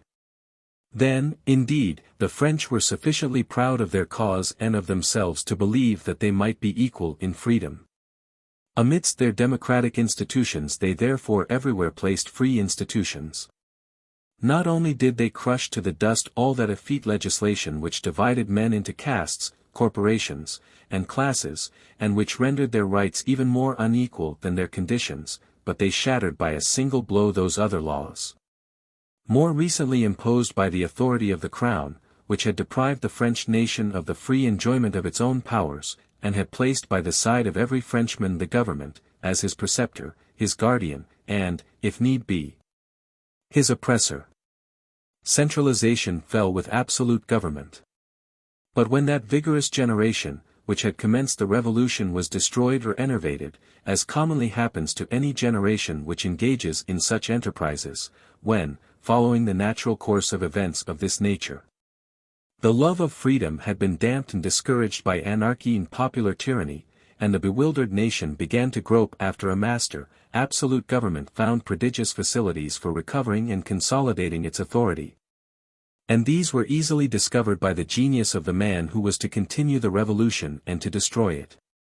France under the old monarchy had, in fact, contained a whole system of institutions of modern date, which, not being adverse to social equality, could easily have found a place in the new state of society, but which offered remarkable opportunities to despotism. These were sought for amidst the ruins of all other institutions, and they were found there. These institutions had formerly given birth to habits, to passions, and to opinions, which tended to retain men in a state of division and obedience, and such were the institutions which were restored and set to work. Centralisation was disentangled from the ruins and re-established. And as, whilst this system rose once more, everything by which it had before been limited was destroyed, from the bowels of that nation which had just overthrown monarchy a power suddenly came forth more extended, more comprehensive, more absolute than that which had ever been exercised by any of the French kings. This enterprise appeared strangely audacious, and its success unparalleled, because men were thinking of what they saw, and had forgotten what they had seen. The dominator fell, but all that was most substantial in his work remained standing. His government had perished, but the administration survived, and every time that an attempt has since been made to strike down absolute power, all that has been done is to place a head of liberty on a servile body.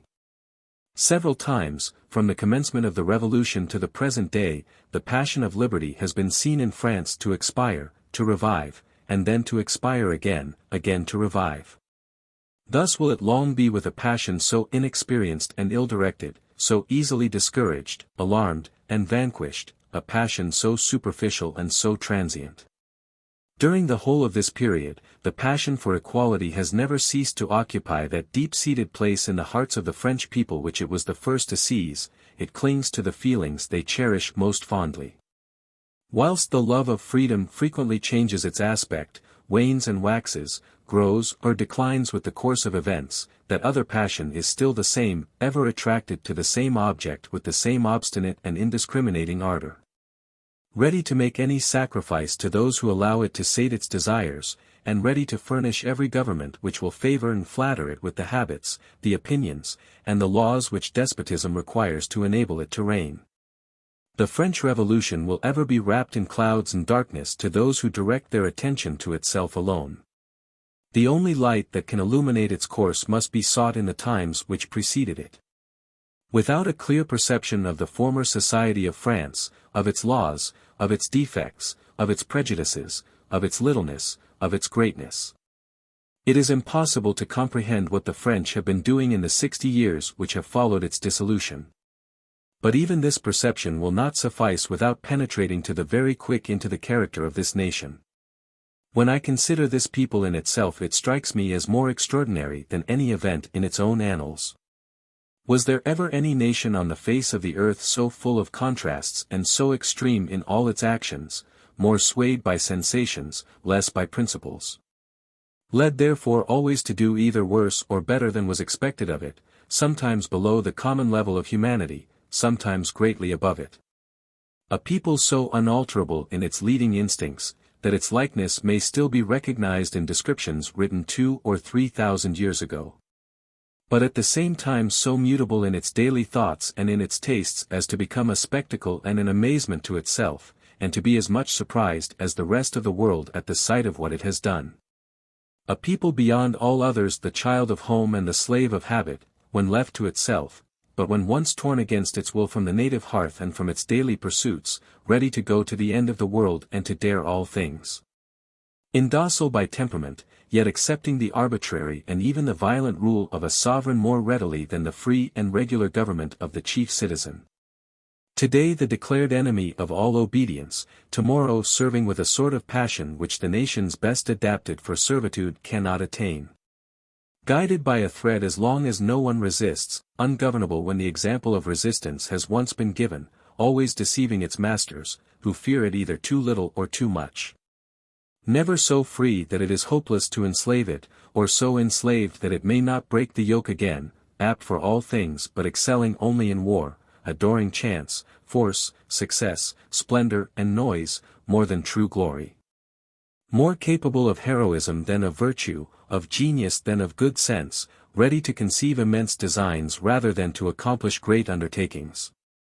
The most brilliant and the most dangerous of the nations of Europe, and that best fitted to become by turns an object of admiration, of hatred, of pity, of terror, but never of indifference. Such a nation could alone give birth to a revolution so sudden, so radical, so impetuous in its course, and yet so full of reactions, of contradictory incidents and of contrary examples.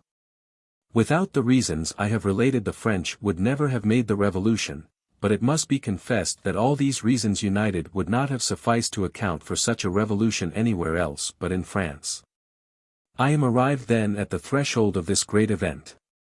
My intention is not to go beyond it now, though perhaps I may do so hereafter.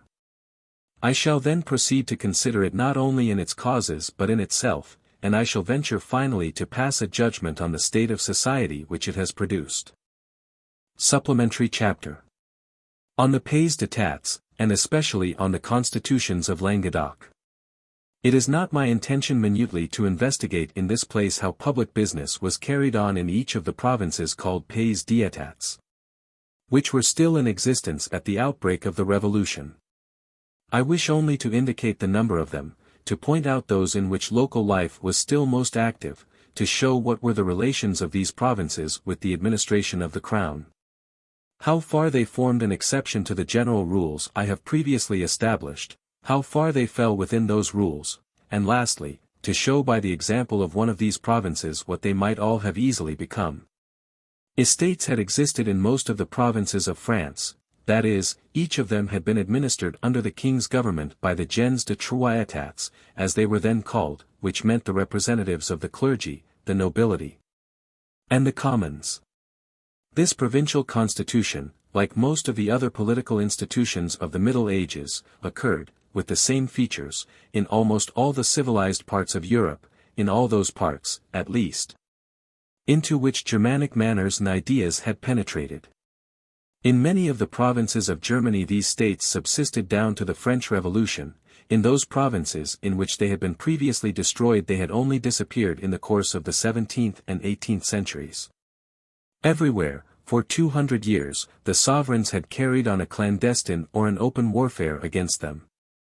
Nowhere had they attempted to improve this institution with the progress of time, but only to destroy and deform it whenever an opportunity presented itself and when they could not do worse.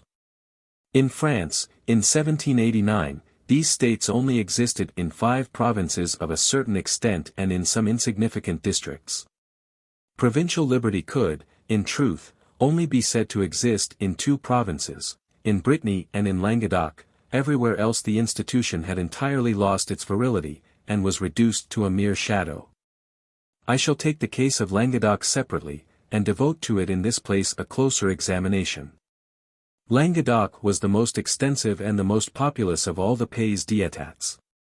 It contained more than 2,000 parishes, or, as they were then called, communities, and nearly 2 millions of inhabitants.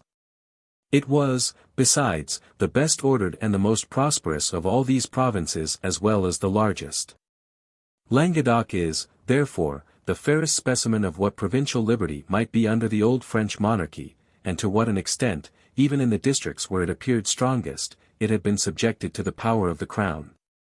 In Languedoc the estates could only assemble upon the express order of the king, and under a writ of summons addressed by the king individually every year to the members of whom they were composed. Which caused one of the malcontents of the time to say, of the 3 bodies composing our estates, one, that of the clergy, sits at the nomination of the king, since he names to the bishoprics and benefices. And the 2 others may be supposed to be so, since an order of the court may prevent any member it pleases from attending the assembly, and this without exiling or prosecuting him, by merely not summoning him. The estates were not only to meet, but to be prorogued on certain days appointed by the king. The customary duration of their session had been fixed at 40 days by an order in council. The king was represented in the assembly by commissioners, who had always free access when they required it, and whose business it was to explain the will of the government. The assembly was, moreover, strictly held in restraint. They could take no resolution of any importance, they could determine on no financial measure at all, until their deliberations had been approved by an order in council. For a tax, a loan, or a suit at law they require the express permission of the king. All their standing orders, down to that which related to the order of their meetings, had to be authorized before they became operative. The aggregate of their receipts and expenditure, their budget, as it would now be called, was subjected every year to the same control. The central power, moreover, exercised in Languedoc the same political rights which were everywhere else acknowledged to belong to it.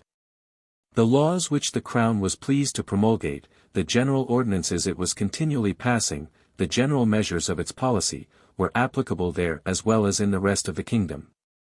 The crown exercised there all the natural functions of government, it had there the same police and the same agents. There, as well as everywhere else, it created numerous new public officers, whose places the province was compelled to buy up at a large price. Languedoc was governed, like the other provinces of France, by an intendant. This intendant had, in each district, his subdelegates, who corresponded with the heads of the parishes and directed them. The intendant exercised the tutelage of the administration as completely as in the Pays d'Election. The humblest village in the gorges of the Cevennes was precluded from making the smallest outlay until it had been authorized by an order of the King's Council from Paris. That part of the judicial administration which is now denominated in France the contentieux administratif, or the litigated questions referred to the Council of State, was not only not less, but more comprehensive than in the remainder of France. The intendant decided, in the first instance, all questions relating to the public ways, he judged all suits relating to roads, and, in general, he pronounced on all the matters in which the government was, or conceived itself to be, interested. The government extended the same protection as elsewhere to all its agents against the rash prosecutions of the citizens whom they might have oppressed. What then did Languedoc possess which distinguished it from the other provinces of the kingdom, and which caused them to envy its institutions? Three things sufficed to render it entirely different from the rest of France. I. An assembly, composed of men of station, looked up to by the population, respected by the crown, to which no officer of the central power, or, to use the phraseology then in use, no officer of the king, could belong, and in which, every year, the special interests of the province were freely and gravely discussed. The mere fact that the royal administration was placed near this source of light caused its privileges to be very differently exercised. And though its agents and its instincts were the same, its results in no degree resembled what they were elsewhere. 2. In Languedoc many public works were executed at the expense of the king and his agents. There were other public works, for which the central government provided the funds and partly directed the execution, but the greater part of them were executed at the expense of the province alone. When the king had approved the plan and authorized the estimates for these last-mentioned works, they were executed by officers chosen by the estates, and under the inspection of commissioners taken from this assembly. 3. Lastly, the province had the right of levying itself, and in the manner it preferred, a part of the royal taxes and all the rates which were imposed by its own authority for its own wants. Let us see the results which Languedoc continued to extract from these privileges. They deserve a minute attention. Nothing is more striking in the other parts of France, the Pays d'Election, than the almost complete absence of local charges. The general imposts were frequently oppressive, but a province spent nothing on itself. In Languedoc, on the contrary, the annual expenditure of the province on public works was enormous. In 1780 it exceeded 2 millions of livres. The central government was sometimes alarmed at witnessing so vast an outlay. It feared that the province, exhausted by such an effort, would be unable to acquit the share of the taxes due to the state. It blamed the estates for not moderating this expenditure. I have read a document, framed by the Assembly, in answer to these animadversions. The passages I am about to transcribe from it will depict, better than all I could say, the spirit which animated this small government. It is admitted in this statement that the province has commenced and is still carrying on immense public works. But, far from offering any apology for this proceeding, it is added that, saving the opposition of the crown, these works will be still further extended and persevered in. The province had already improved or rectified the channel of the principal rivers within its territory, and it was then engaged in adding to the Canal of Burgundy, dug under Louis XIV. But already insufficient, a prolongation which, passing through Lower Languedoc, should proceed by Sète and Agen to the Rhône. The port of Sète had been opened to trade, and was maintained at great cost. All these expenses had, as was observed, a national rather than a provincial character, yet the province, as the party chiefly interested, had taken them on itself. It was also engaged in draining and restoring to agriculture the marshes of Aigues-Mortes. Roads had been the object of its peculiar care. All those which connect the province with the rest of the kingdom had been opened or put in good order. Even the crossroads between the towns and villages of Languedoc had been repaired. All these different roads were excellent even in winter, and formed the greatest contrast with the hard, uneven, and ill-constructed roads which were to be found in most of the adjacent provinces, such as Dauphiny, Quercy, and the government of Bordeaux, all pays d'election, it was remarked. On this point the report appeals to the opinion of travelers and traders. And this appeal was just, for Arthur Young, when he visited the country 10 years afterwards, put on his notes, Languedoc, pays d'etats, good roads, made without compulsory labor. If the king would allow it, this report continued, the states will do more, they will undertake the improvement of the crossroads in the villages, which are not less interesting than the others.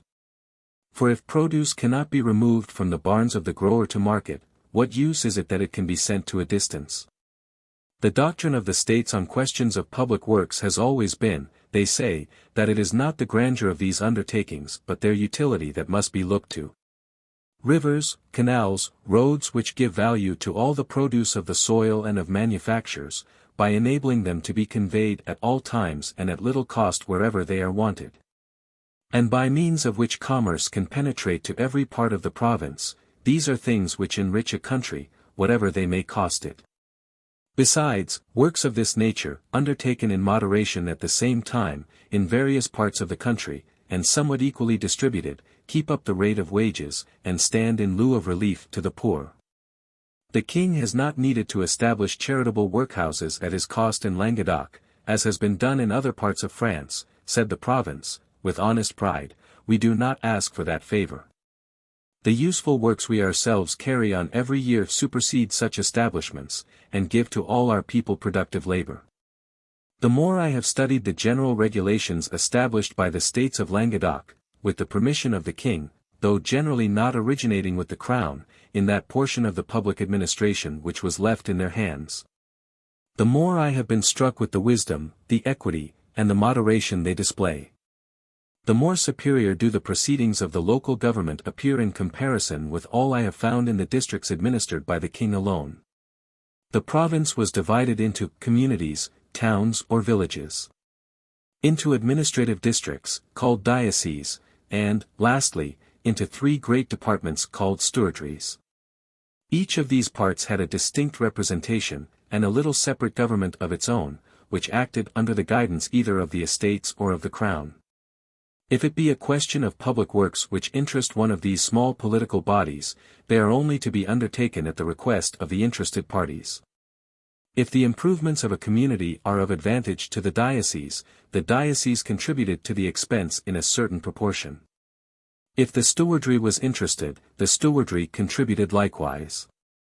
So again these several divisions were all to assist the townships, even for the completion of undertakings of local interest, if they were necessary and above its strength, for, said the states frequently, the fundamental principle of our constitution is that all parts of Languedoc are reciprocally bound together, and ought successively to help each other. The works executed by the province were to be carefully prepared beforehand, and first submitted to the examination of the lesser bodies which were to contribute to them. They were all paid for, forced labor was unknown. I have observed that in the other parts of France, the pays d'election, the land taken from its owners for public works was always ill and tardily paid for, and often not paid for at all. This was one of the great grievances complained of by the provincial assemblies when they were convoked in 1787. In some cases the possibility of liquidating debts of this nature had been taken away, for the object taken had been altered or destroyed before the valuation. In Languedoc every inch of ground taken from its owner was to be carefully valued before the works were begun, and paid for in the first year of the execution. The regulations of these estates relating to different public works, from which these details are copied, seemed so well conceived that even the central government admired, though without imitating them. The King's Council, after having sanctioned the application of them, caused them to be printed at the royal press, and to be transmitted to all the intendants of France as a document to be consulted. What I have said of public works is a fortiori applicable to that other not less important portion of the provincial administration which related to the levy of taxes. In this respect, more particularly, the contrast was so great between the kingdom and the provinces that it is difficult to believe they formed part of the same empire. I have had occasion to say elsewhere that the methods of proceeding used in Languedoc for the assessment and collection of the taille were in part the same as are now employed in France in the levy of the public taxes. Nor shall I here revert to this subject, merely adding that the province was so attached to its own superior methods of proceeding, that when new taxes were imposed by the crown, the states of Languedoc never hesitated to purchase at a very high price the right of levying them in their own manner and by their own agents exclusively. In spite of all the expenses which I have successively enumerated, the finances of Languedoc were nevertheless in such good order, and its credit so well established, that the central government often had recourse to it, and borrowed, in the name of the province, sums of money which would not have been lent on such favorable terms to the government itself. Thus Languedoc borrowed, on its own security, but for the king's service, in the later years of the monarchy, 73,200,000 livres, or nearly 3 millions sterling. The government and the ministers of the crown looked, however, with an unfavorable eye on these provincial liberties. Richelieu had first mutilated and afterwards abolished them. The spiritless and indolent Louis XIII, who loved nothing, detested them. The horror he felt for all provincial privileges was such, said Boulainvilliers, that his anger was excited by the mere name of them. It is hard to sound the hatred of feeble souls for whatever compels them to exert themselves. All that they retain of manhood is turned in that direction, and they exhibit strength in their animosity, however weak they may be in everything else. Fortunately the ancient constitution of Languedoc was restored under the minority of Louis XIV, who consequently respected it as his own work. Louis XV suspended it for a couple of years, but afterwards allowed it to go on. The creation of municipal offices for sale exposed the constitution of the province to dangers less direct, but not less formidable. That pernicious institution not only destroyed the constitution of the towns, it tended to vitiate that of the provinces. I know not whether the deputies of the commons in the provincial assemblies had ever been elected ad hoc, but at any rate they had long ceased to be so. The municipal officers of the towns were ex officio the sole representatives of the burgesses and the people in those bodies. This absence of a direct constituency acting with reference to the affairs of the day was but little remarked as long as the towns freely elected their own magistrates by universal suffrage, and generally for a very limited period. Thus the mayor, the council, or the syndic represented the wishes of the population in the hall of the estates as faithfully as if they had been elected by their fellow citizens for that purpose.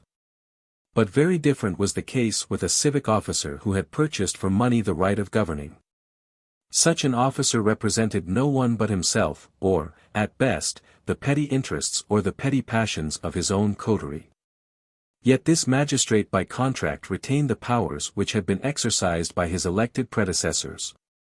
The character of the institution was, therefore, immediately changed. The nobles and the clergy, instead of having the representatives of the people sitting with them or opposite to them in the provincial assembly, met there none but a few isolated, timid, and powerless burgesses.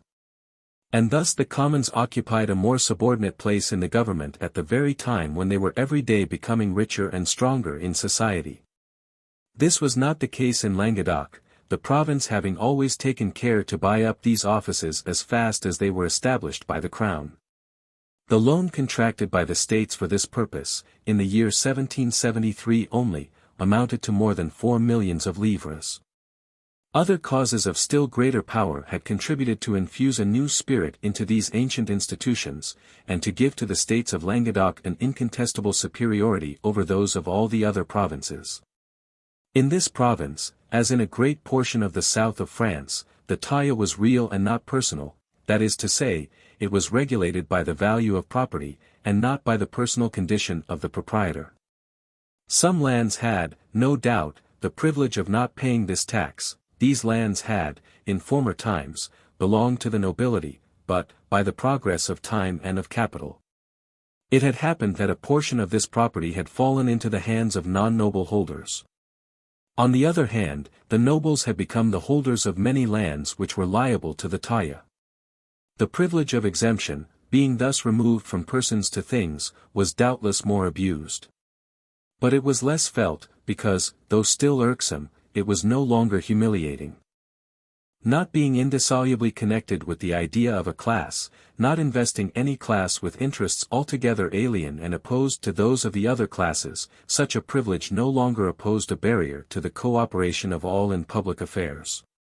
In Languedoc especially, more than in any other part of France, all classes did so cooperate, and this on a footing of complete equality.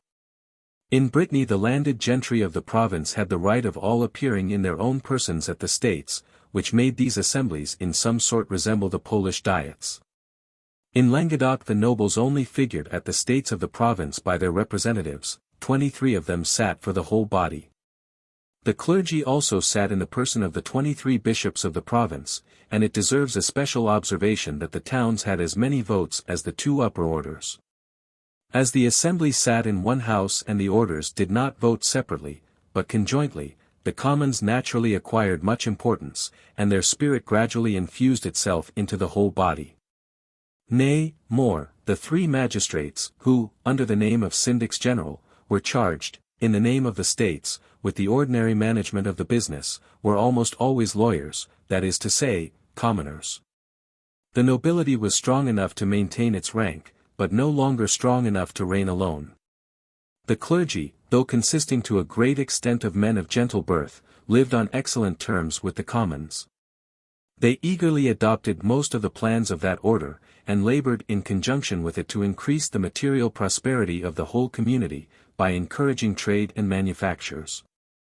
Thus placing their own great knowledge of mankind and their singular dexterity in the conduct of affairs at the service of the people. A priest was almost always chosen to proceed to Versailles to discuss with the ministers of the crown the questions which sometimes set at variance the royal authority and that of the states. It might be said that throughout the last century Languedoc was administered by the commons, who were controlled by the nobles and assisted by the bishops. Thanks to this peculiar constitution of Languedoc, the spirit of the age was enabled peacefully to pervade this ancient institution, and to modify it altogether without at all destroying it. It might have been so everywhere else in France. A small portion of the perseverance and the exertions which the sovereigns of France employed for the abolition or the dislocation of the provincial estates would have sufficed to perfect them in this manner, and to adapt them to all the wants of modern civilization, if those sovereigns had ever had any other aim than to become and to remain the masters of France. The chapters which follow were not included in the work first published by M. de Tocqueville in 1855. They are the continuation of it, left unfinished at the time of his death in 1859, and published in 1865 by M. de Beaumont amongst the posthumous works of his friend. They are now translated for the first time.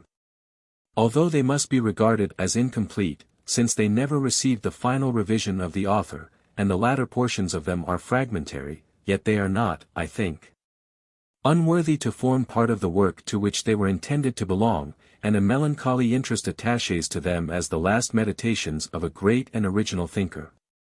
In the French text an attempt has been made to distinguish, by a different type, the passages which are more carefully finished from those which consisted merely of notes for further elaboration. But as this arrangement breaks the uniformity of the text more than is necessary, I have not adopted it. H.R. Book 3. Chapter 1. Of the violent and undefined agitation of the human mind at the moment and the French Revolution broke out. What I have previously said of France is applicable to the whole continent. In the 10 or 15 years preceding the French Revolution, the human mind was abandoned, throughout Europe, to strange, incoherent, and irregular impulses, symptoms of a new and extraordinary disease, which would have singularly alarmed the world if the world had understood them. A conception of the greatness of man in general, and of the omnipotence of his reason and the boundless range of his intelligence, had penetrated and pervaded the spirit of the age. Yet this lofty conception of mankind in general was commingled with a boundless contempt for the age in which men were living and the society to which they belonged. Never was so much humility united to so much pride. The pride of humanity was inflated to madness, the estimate each man formed of his age and country was singularly low.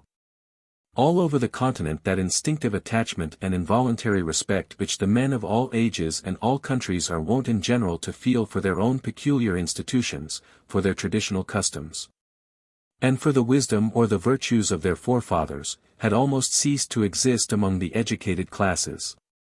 Nothing was spoken of but the decrepitude and incoherence of existing institutions, the vices and corruption of existing society. Traces of this state of mind may be discovered throughout the literature of Germany.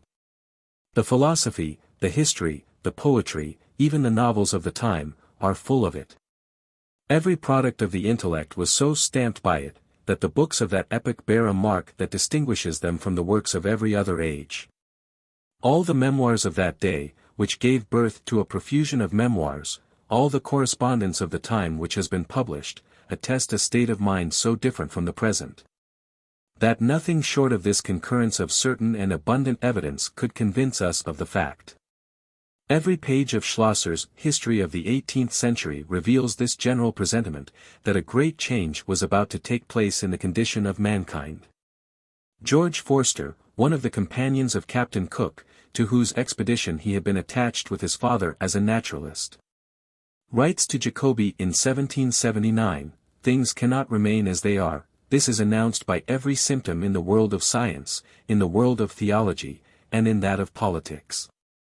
Much as my heart has hitherto desired peace, not less do I desire to see the arrival of this crisis on which such mighty hopes are founded." 84. Europe, he writes again in 1782, seems to me on the brink of a horrible revolution. In truth the mass is so corrupt that bleeding may well be necessary. 85. The present state of society, said Jacobi, presents to me nothing but the aspect of a dead and stagnant sea. That is why I could desire an inundation, be it what it may, even of barbarians, to sweep away this reeking marsh and lay bare a fresh soil.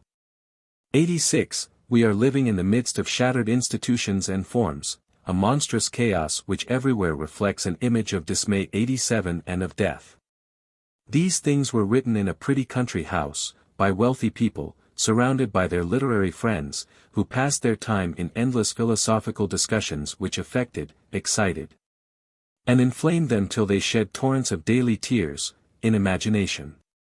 It was not the princes, the ministers, the rulers, or those, in short, who, in different capacities, were directing the march of affairs, who perceived that some great change was at hand.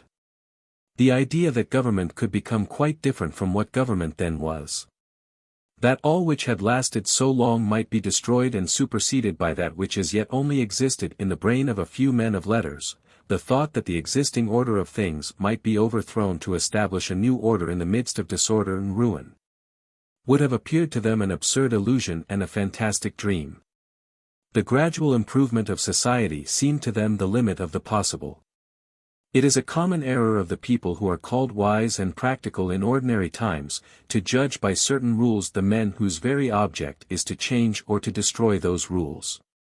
When a time is come at which passion takes the guidance of affairs, the beliefs of men of experience are less worthy of consideration than the schemes which engage the imagination of dreamers. It is curious to see in the official correspondence of that epoch, civil officers of ability and foresight laying their plans, framing their measures, and calculating scientifically the use they will make of their powers. At a time when the government they are serving, the laws they are applying, the society they are living in, and they themselves shall be no more. What scenes are passing in France, writes Johann Müller on the 6th of August, 1789.88, blessed be the impression they produce on the nations and on their masters. I know there are excesses, but the cost of a free constitution is not too great.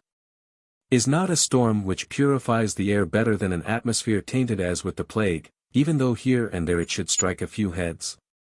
What an event, exclaimed Fox, how much the greatest it is that ever happened in the world. And how much the best. 89. Can we be surprised that this conception of the revolution as a general uprising of humanity, a conception which enlarged and invigorated so many small and feeble souls, should have taken possession at once of the mind of France, when even other countries partook of it? Nor is it astonishing that the first excesses of the Revolution should have affected the best patriots of France so little. When even foreigners who were not excited by the struggle or embittered by personal grievances could extend so much indulgence to them. Let it not be supposed that this sort of abhorrence of themselves and of their age, which had thus strangely fallen upon almost all the inhabitants of the continent of Europe, was a superficial or a transient sentiment.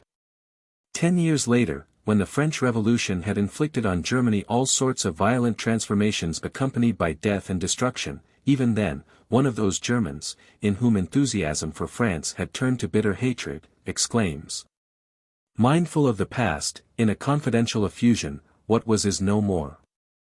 What new edifice will be raised on the ruins, I know not. But this I know, that it would be the direst calamity if this tremendous era were again to give birth to the apathy and the worn-out forms of the past. Yes, replied the person to whom these words were addressed, the old social body must perish. 90. The years which preceded the French Revolution were, in almost every part of Europe, years of great national prosperity. The useful arts were everywhere more cultivated. The taste for enjoyments, which follow in the train of affluence, was more diffused. Industry and commerce, which supply these wants, were improving and spreading. It seemed as if the life of man becoming thus more busy and more sensual, the human mind would lose sight of those abstract studies which embrace society, and would center more and more on the petty cares of daily life. But the contrary took place. Throughout Europe, almost as much as in France, all the educated classes were plunged in philosophical discussions and dogmatical theories. Even in places ordinarily the most remote from speculations of this nature, the same train of argument was eagerly pursued.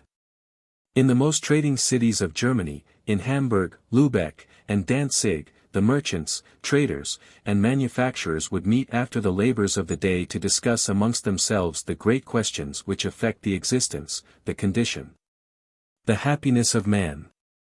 Even the women, amidst their petty household cares, were sometimes distracted by these enigmas of life. We thought, says Perthes, that by becoming highly enlightened, one might become perfect.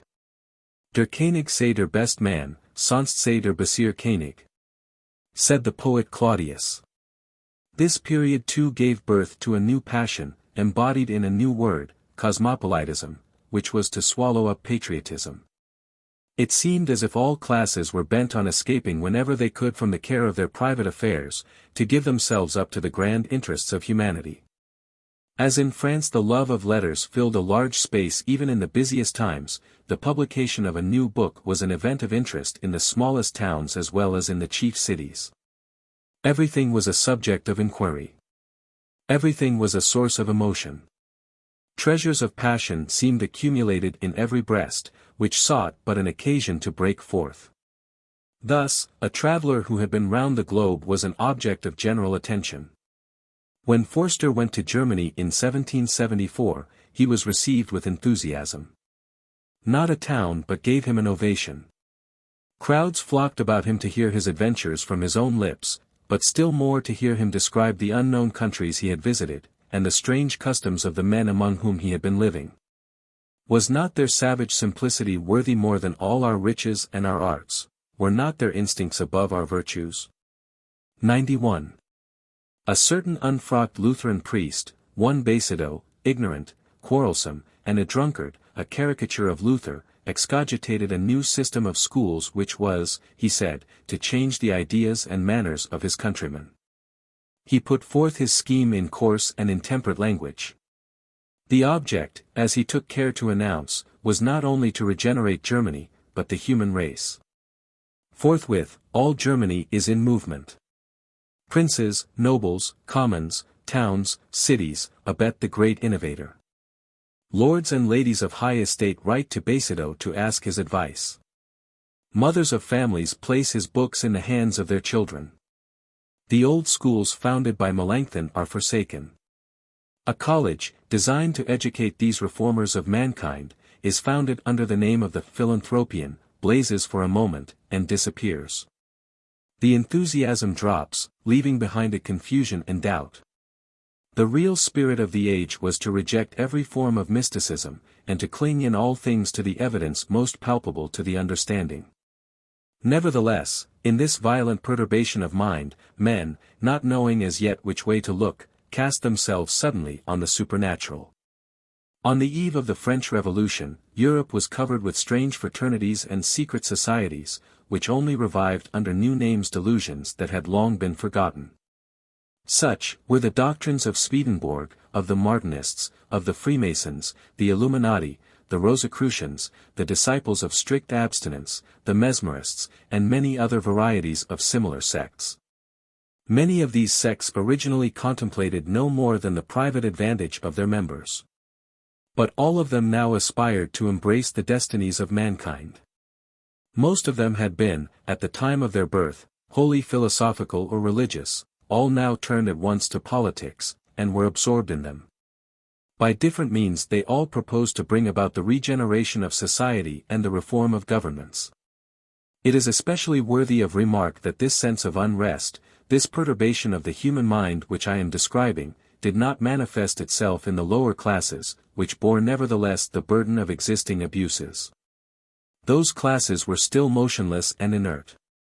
Not the poor man, but the rich man was tossing in this feverish condition, the movement sunk not lower than the upper rank of the middle classes. Nowadays secret societies are filled by poor workmen, obscure artisans, or ignorant peasants. At the time I am speaking of they consisted entirely of princes, great nobles, capitalists, merchants, and men of letters. When in 1786 the secret papers of the Illuminati were seized in the hands of their principal chiefs, many anarchical documents were found among them, in which personal property was denounced as the source of all evil. An absolute equality of conditions was vaunted. In the archives of the same sect a list of adepts was found. It consisted entirely of the most distinguished names in Germany, princes, great nobles, and ministers. The founder of the sect was himself a professor of canon law. The King of Poland and Prince Frederick of Prussia were Rosicrucians. The new King of Prussia, who had just succeeded Frederick the Great on the throne, immediately sent for the leading Rosicrucians and entrusted to them important missions. 92, it is asserted, says Mounier 93 in his books on these sects, that several great personages of France and Germany, some of whom were Protestants, took the tonsure in order to be admitted into the sect of strict observance. Another thing well worthy of notice, it was a time when the sciences had discredited the marvelous, as they became more positive and more certain, when the inexplicable was easily taken for the false. And when in all things reason claimed to supersede authority, reality the imaginary, and free inquiry faith, nevertheless there was not one of the sects I have just mentioned but had some point of contact with the supernatural. All of them ended in some fantastic conclusion. Some of them were imbued with mystical conceptions, others fancied they had found out the secret to change some of the laws of nature. At that moment every species of enthusiasm might pass for science, every dreamer could find listeners, every impostor could find believers. Nothing is more characteristic of the perplexed and agitated condition of men's minds, running to and fro. Like a benighted traveler who has lost his way, and who, instead of getting onward, doubles back upon his own footsteps. And it was not the common herd of the people who were at the head of these extravagances. Men of letters, men of learning believed in alchemy, in the visible action of the demon, in the transmutation of metals, in the apparition of ghosts. Strange instance of belief in every form of absurdity, growing amidst the decay of religious convictions, of men putting faith in every invisible and supernatural influence, except in that of God. These mountebanks were the especial delight of sovereigns. Forster writes to his father from Kassel in 1782, an old French adventuress is here who shows spirits to the Landgrave, and receives 150 louis d'or. He is vain enough to think that the devil may take the trouble to tempt him in person. She has with her another Frenchman who casts out bad spirits from the afflicted, etc. etc. Great monarchs had at their courts charlatans of the first water, Cagliostro, the Count de Saint-Germain or Mesmer. The little princes were fain to put up, for want of better, with ridiculous little tricksters. The aspect of this society was nevertheless one of the most imposing which has ever been presented to the world, in spite of the errors and follies of the age. Never had humanity been prouder of itself than at that moment, for at no other moment, from the birth of all the ages, had man believed in his own omnipotence. The whole of Europe resembled a camp, awakening at break of day, bustling at first in different directions, until the rising sun points out the destined track and illuminates the road of march. Alas! How little do those who come at the close of a great revolution resemble those who begin it, full of lofty hopes, of generous designs, of stores of energy they are ready to pour forth, of noble delusions, of unselfish disinterestedness. Many contemporary writers, unable to discern the general causes which had produced the strange subversion of society they were witnessing, attributed it to a conspiracy of secret societies. 94 As if any private conspiracy could ever explain a movement of such depth and so destructive of human institutions. The secret societies were certainly not the cause of the revolution, but they must be considered as one of the most conspicuous signs of its approach. They were not the only signs. It would be a mistake to suppose that the American Revolution was hailed with ardent sympathy in France alone. The noise of it went forth to the ends of Europe, everywhere it was regarded as a beacon. Stephens, who 50 years later took so active a part in rousing Germany against France, relates in his memoirs, that in early childhood the first thing that excited him was the cause of American independence. I still remember vividly, says he, what happened at Elsinore and in the roadstead, on the day when that peace was signed which secured the triumph of freedom. The day was fine, the roadstead was full of people of all nations. We awaited with eager impatience the very dawn. All the ships were dressed, the masts ornamented with pennons, everything covered with flags, the weather was calm, with just wind enough to cause the gay bunting to flutter in the breeze. The boom of cannon, the cheers of the crews on deck, completed the festal character of the day. My father had invited some friends to his table. They drank to the victory of the Americans and the triumph of the popular cause, whilst a dim presentiment that great events would result from this triumph mingled with their rejoicings. It was the bright and cheering dawn of a bloody day. My father sought to imbue us with the love of political freedom. Contrary to the habit of the house, he had us brought to table, where he impressed on us the importance of the event we were witnessing, and bade us drink with him and his guests to the welfare of the new Commonwealth. 95. Of the men who, in every corner of old Europe, felt themselves thus moved by the deeds of a small community in the New World, not one thoroughly understood the deep and secret cause of his own emotion. Yet all heard a signal in that distant sound. What it announced was still unknown. It was the voice of John crying in the wilderness that new times were at hand. Seek not to assign to these facts which I have been relating any peculiar cause, all of them were different symptoms of the same social disease. On all hands the old institutions and the old powers no longer fitted accurately the new condition and the new wants of man. Hence that strange unrest which led even the great and the worldly to regard their own state of life as intolerable. Hence that universal thirst for change, which came unbidden to every mind, though no one knew as yet how that change could be brought about. An internal and spontaneous impulse seemed to shake at once the whole fabric of society, and disturb to their foundations the ideas and habits of every man. To hold back was felt to be impossible, yet none knew on which side they would incline. And the whole of Europe was in the condition of a huge mass which oscillates before it falls. Chapter 2. How this vague perturbation of the human mind suddenly became in France a positive passion, and what form this passion at first assumed. In the year 1787 this vague perturbation of the human mind, which I have just described, and which had for some time past been agitating the whole of Europe without any precise direction, suddenly became in France an active passion directed to a positive object. But, strange to say, this object was not that which the French Revolution was to attain, and the men who were first and most keenly affected by this new passion were precisely those whom the Revolution was to devour. At first, indeed, it was not so much the equality of rights as political freedom which was looked for, and the Frenchmen who were first moved themselves, and who set society in motion, belonged not to the lower but to the highest order.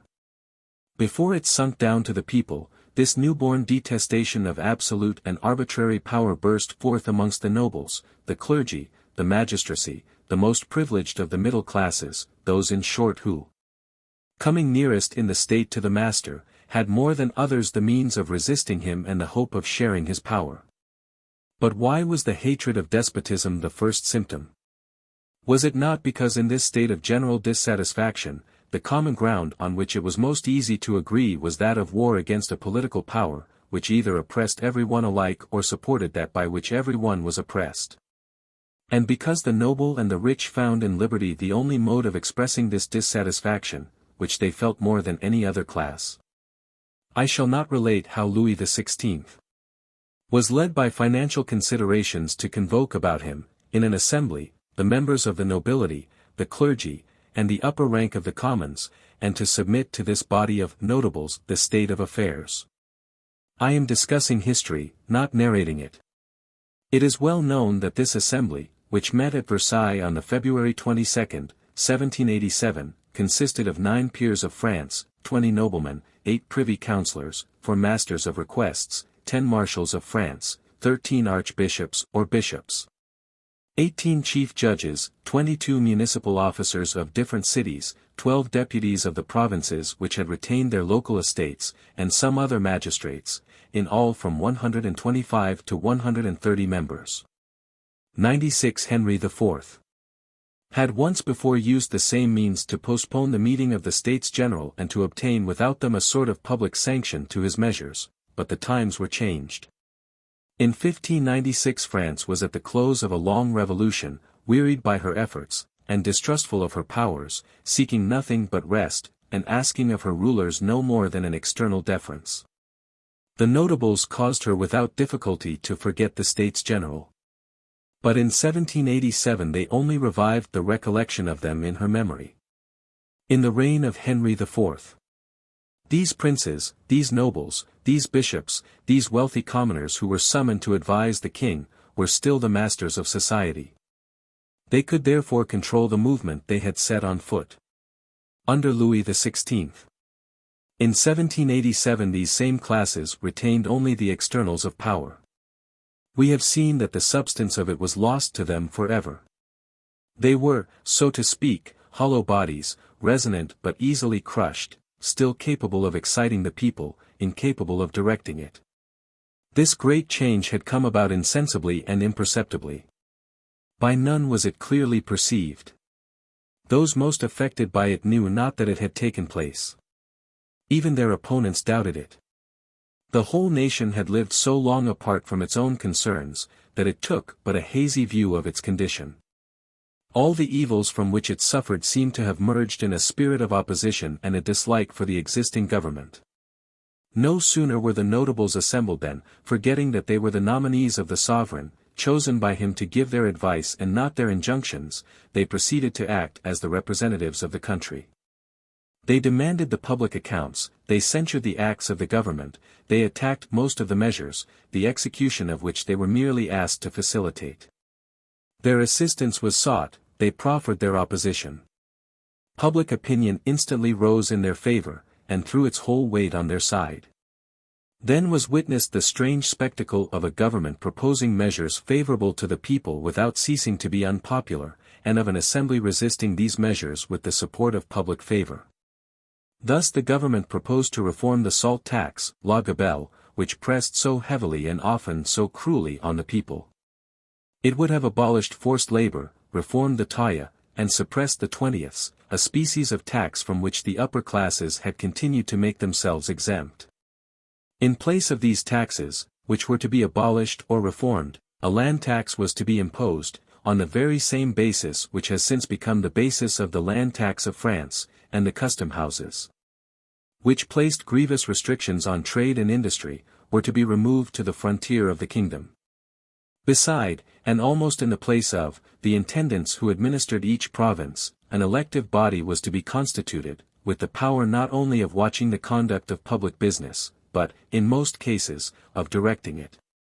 All these measures were conformable to the spirit of the times. They were resisted or postponed by the notables. Nevertheless, the government remained unpopular, and the notables had the public cry in their favor. Fearing that he had not been understood, the minister, Calonne, explained in a public document that the effect of the new laws would be to relieve the people from a portion of the taxes, and to throw that portion on the rich. That was true, but the minister was still unpopular. The clergy, said he elsewhere, are, before all things, citizens and subjects. They must pay taxes like all the rest. If the clergy have debts, a part of their property must be sold to discharge them. That again was to aim at one of the tenderest points of public opinion. The point was touched, but the public were unmoved.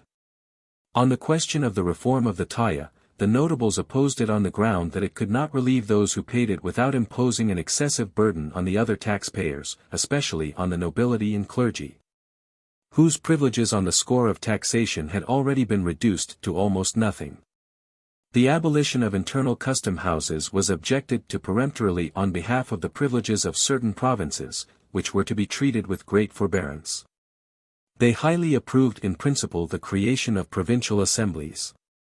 But they desired that, instead of uniting together the three orders in these small local bodies, they should be separated, and always be presided over by a nobleman or a prelate, for, said some of the committees of notables, these assemblies would tend to democracy if they were not guided by the superior lights of the first order.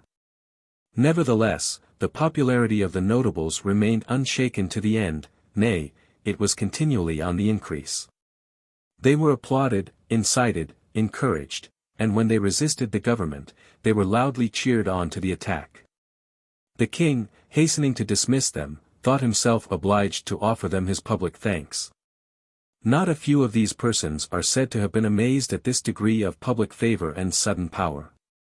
They would have been far more astonished at it if they could have foreseen what was about to follow, if they had known that these same laws, which they had resisted with so much popular applause, were founded on the very principles which were to triumph in the Revolution. That the traditional institutions which they opposed to the innovations of the government were precisely the institutions which the Revolution was about to destroy. That which caused the popularity of these notables was not the form of their opposition, but the opposition itself. They criticized the abuses of the government, they condemned its prodigality, they demanded an account of its expenditure. They spoke of the constitutional laws of the country, of the fundamental principles which limit the unlimited power of the crown, and, without precisely demanding the interposition of the nation in the government by the States General, they perpetually suggested that idea. This was enough. The government had already long been suffering from a malady which is the endemic and incurable disease of powers that have undertaken to order, to foresee, to do everything. It had assumed a universal responsibility.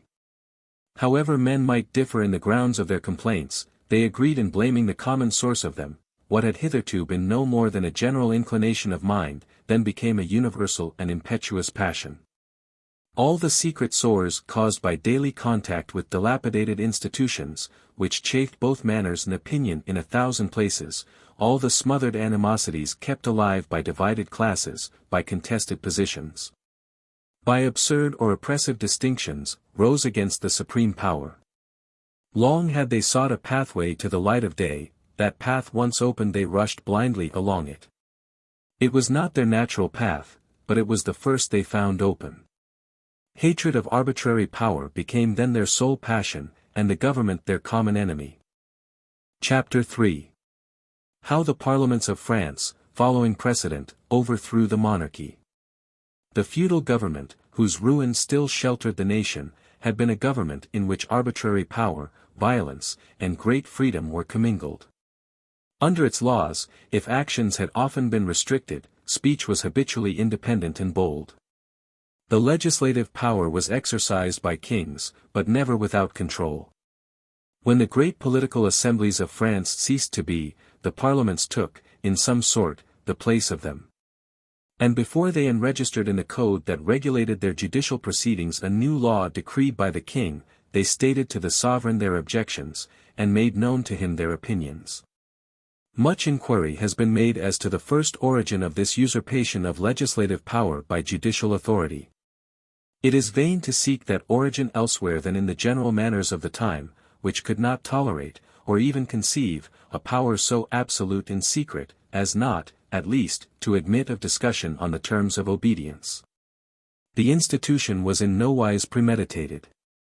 It sprang spontaneously from the very root of the ideas then prevalent and from the usages alike of subjects and of kings. An edict, before it was put in force, was sent down to the Parliament. The agents of the Crown explained its principles and its merits, the magistrates discussed it. All this was done in public, in open debate, with that virility which characterized all the institutions of the Middle Ages. It frequently happened that the Parliament sent deputies to the king, several times over, to supplicate him to modify or withdraw an edict. If the king came down in person, he allowed his own law to be debated with vivacity, sometimes with violence, in his presence. But when at last his will was made known, all was silence and obedience, for the magistracy acknowledged that they were no more than the first officers and representatives of the sovereign, their duty was to advise but not to coerce him. In 1787, the ancient precedents of the monarchy were faithfully and strictly followed. The old machine of royal government was again set in motion, but it became apparent that the machine was propelled by some new motive power of an unknown kind, which, instead of causing it to move onwards, was about to break it in pieces.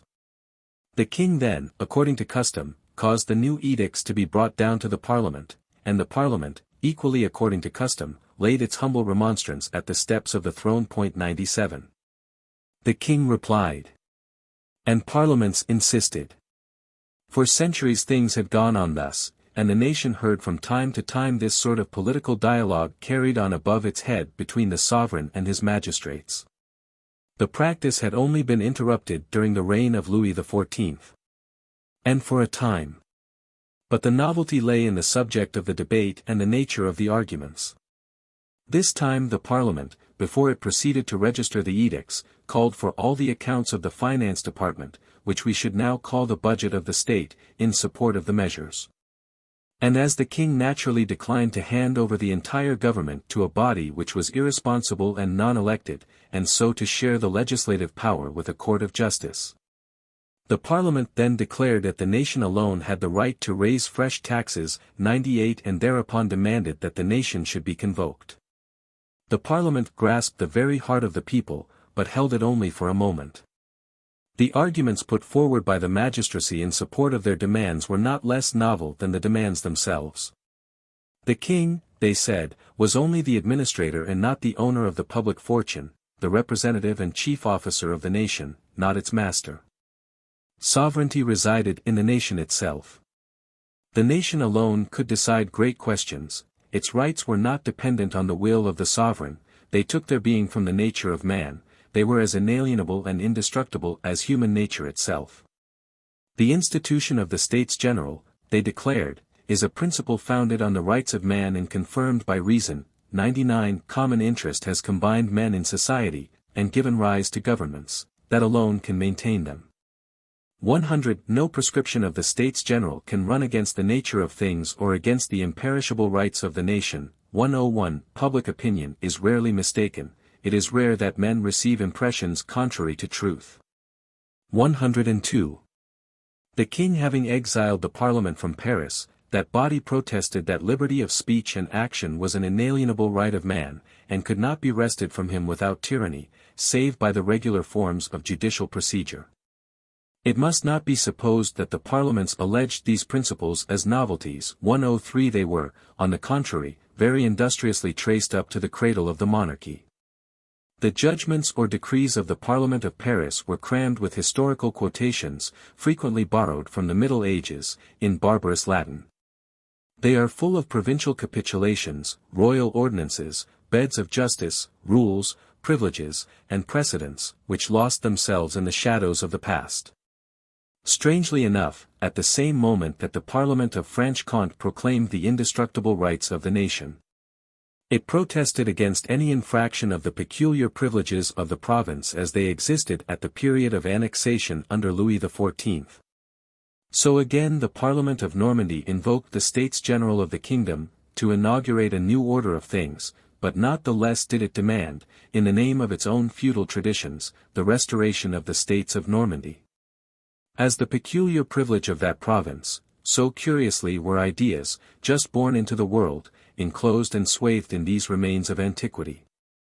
It was a tradition of the old monarchy that the Parliament should use in its remonstrances animated and almost violent language. A certain exaggeration of words was conceded to it.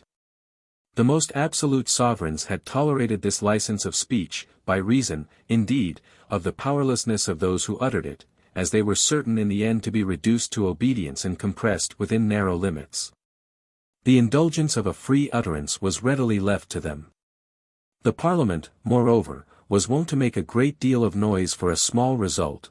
What it said went beyond what it meant. This franchise had become a sort of right of the magistracy. On this occasion the Parliament carried their ancient freedom to a degree of license never heard before, for a newborn fire was burning in their hearts and unconsciously inflamed their language.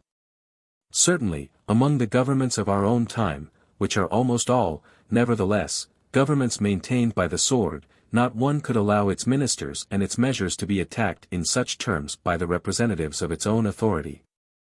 Despotism, sire, said the Parliament of Paris, is substituted for the laws of the realm, and the magistracy is no more than the instrument of arbitrary power. Would that your majesty could interrogate the victims of that power, confined forgotten in impenetrable prisons, the abode of silence and injustice. Those whom intrigue, cupidity, the jealousy of power, the thirst of vengeance, the fear or the hatred of justice, private pique or personal convenience, have caused to be put there. Then drawing a parallel between two citizens, one rich and the other poor, the latter being oppressed by the former, the Parliament added, is indigence then a crime? Have flesh and blood no claims?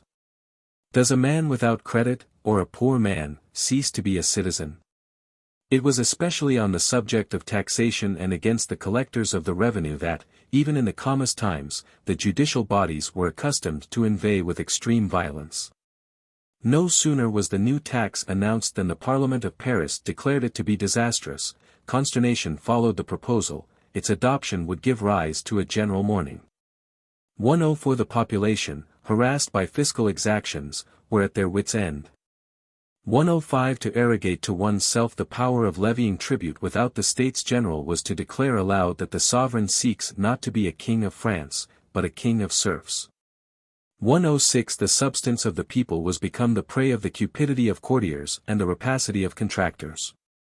107 Great as was the excitement of that time, it would still be very difficult to account for the language of these magistrates without recalling what had been said so many times before on the same subject.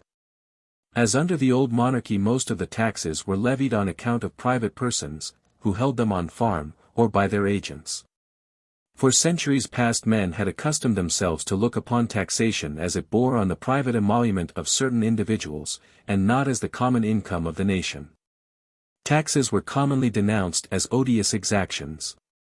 The salt duty was styled the infernal machine of the gabelle. Those who collected the taxes were spoken of as public robbers, enriched by the poverty of everybody else. So said the taxpayers. The courts of justice held the same language. And even the government, which had leased to these very farmers the rights they exercised, scarcely spoke differently of them. It seemed as if their business was not its own, and that it sought a way of escape amidst the clamor which pursued its own agents. When, therefore, the Parliament of Paris spoke in this manner on the subject of taxes, it merely followed an old and general practice. The play was the same, but the audience was changed. And the clamor, instead of dying away as it had commonly done within the limit of the classes whom their privileges caused to be but little affected by taxation, was now so loud and so reiterated that it penetrated to those classes which bore the heaviest burden, and ere long filled them with indignation. If the Parliament employed new arguments to vindicate its own rights, the government employed arguments not less new in defense of its ancient prerogatives. For example, in a pamphlet attributed to the court, which appeared about that time, the following passage occurs: "It is a question of privilege which excites the Parliament. They want to retain their exemption from taxation. This is nothing but a formidable combination between the nobility of sword and gown to continue under colour of liberty to humble and enslave the commons, whom the king alone defends, and means to raise. 108. My object has been, said Calonne, to slay the hydra of privileges, exemptions, and abuses. 109. Whilst, however, these discussions were going on upon the principle of government, the daily work of administration threatened to stop. There was no money. The Parliament had rejected the measures relating to taxation. It refused to sanction a loan. In this perplexity the king, seeing that he could not gain over the assembly, attempted to coerce it. He went down to the chamber, and before he proceeded to command their submission, less eager to exercise his rights than to confirm them, he caused the edicts to be again debated in his presence. He began by laying down that his authority was absolute. The legislative power resided in its integrity in his hands. He required no extraordinary powers to carry on the government. The States General, when he chose to consult them, could only tender advice. He was still the supreme arbiter of their representations and their grievances. This sitting took place on November 19, 1787. Having said thus much, every one was allowed to speak in his presence. The most opposite and often violent propositions were asserted to his face during a discussion of 8 hours. After which he withdrew, declaring, as his last word, that he refused to convoke the States General at present, though he promised them for the year 1791. Yet, after having thus suffered his most acknowledged and least formidable rights to be contested in his own presence, the king resolved to resume the exercise of those which were most disputed and most unpopular. His own act had opened the mouths of the speakers, but he sought to punish them for having spoken. In one of its remonstrances the Parliament of Paris had said, "Sire, the French monarchy would be reduced to a state of despotism if, under the king's authority, ministers could dispose of personal freedom by lettre de cachet, and of the rights of property by litres de justice, of civil and criminal affairs by scire facias 110 and of the judicature itself by partial exile or by the arbitrary translation of judges." To which the king replied, "If the greater number of votes in my courts can constrain my will, the monarchy would become a mere aristocracy of magistrates." "Sire," rejoined the Parliament, "no aristocracy in France, but no despotism." 111. 2 men, in the course of this struggle, had especially distinguished themselves by the boldness of their speeches and by their revolutionary attitude. These were M. Goislard and M. D'Apremesnil. It was resolved to arrest them. Then occurred a scene, the prelude, so to speak, of the great tragedy that was to follow, well calculated to exhibit an easygoing government under the aspect of tyranny. Informed of the resolution taken against them, these 2 magistrates left their homes, and took refuge in the Parliament itself, in the full dress of their order, where they were lost amidst the crowd of judges forming that great body. The Palace of Justice was surrounded by troops, and the doors guarded. Viscount Diogolt, who commanded them, appeared alone in the great chamber. The whole Parliament was assembled, and sitting in the most solemn form. The number of the judges, the venerable antiquity of the court, the dignity of their dress, the simplicity of their demeanour, the extent of their power, the majesty of the very hall, filled with all the memorials of our history. All contributed to make the Parliament the greatest and most honoured thing in France, after the throne. In presence of such an assembly the officer stood at first at gaze. He was asked who sent him there. He answered in rough but embarrassed accents, and demanded that the 2 members whom he was ordered to arrest should be pointed out to him. The Parliament sat motionless and silent. The officer withdrew, re-entered, then withdrew again, the Parliament, still motionless and silent, neither resisting nor yielding. The time of year was that when the days are shortest. Night came on. The troops lit fires round the approaches to the palace, as round a besieged fort. The populace, astonished by so unwonted a sight, surrounded them in crowds, but stood aloof. The populace was touched but not yet excited, and therefore stood aloof to contemplate, by the light of those bivouac fires, a scene so new and unwonted under the monarchy. For there it might see how the oldest government in Europe applied itself to teach the people to outrage the majesty of the oldest institutions, and to violate in their sanctuary the most august of ancient powers. This lasted till midnight, when de Premonel at last rose. He thanked the Parliament for the effort it had made to save him. He declined to trespass longer on the generous sympathy of his colleagues. He commended the Commonwealth and his children to their care, and, descending the steps of the court, surrendered himself to the officer. It seemed as if he was leaving that assembly to mount the scaffold. The scaffold, indeed, he was one day to mount, but that was in other times and under other powers. The only living witness of this strange scene, Duke Pusquier, has told me that at these words of de Premonel the whole assembly burst into tears. As if it had been Regulus marching out of Rome to return to the horrid death which awaited him in Carthage. The Marshal de Noailles sobbed aloud. Alas! How many tears were ere long to be shed on loftier woes than these! Such grief was no doubt exaggerated, but not unreal. At the commencement of a revolution the vivacity of emotions greatly exceeds the importance of events, as at the close of revolutions it falls short of them. Having thus struck a blow at the whole body of the parliaments, represented by their chief, it only remained to annihilate their power. 6 edicts were simultaneously published. 112 these edicts, which roused all France, were designed to effect several of the most important and useful reforms which the Revolution has since accomplished, the separation of the legislative and judicial powers, the abolition of exceptional courts of justice, and the establishment of all the principles which, to this day, govern the judicial organization of France, both civil and criminal. All these reforms were conceived in the true spirit of the age, and met the real and lasting wants of society.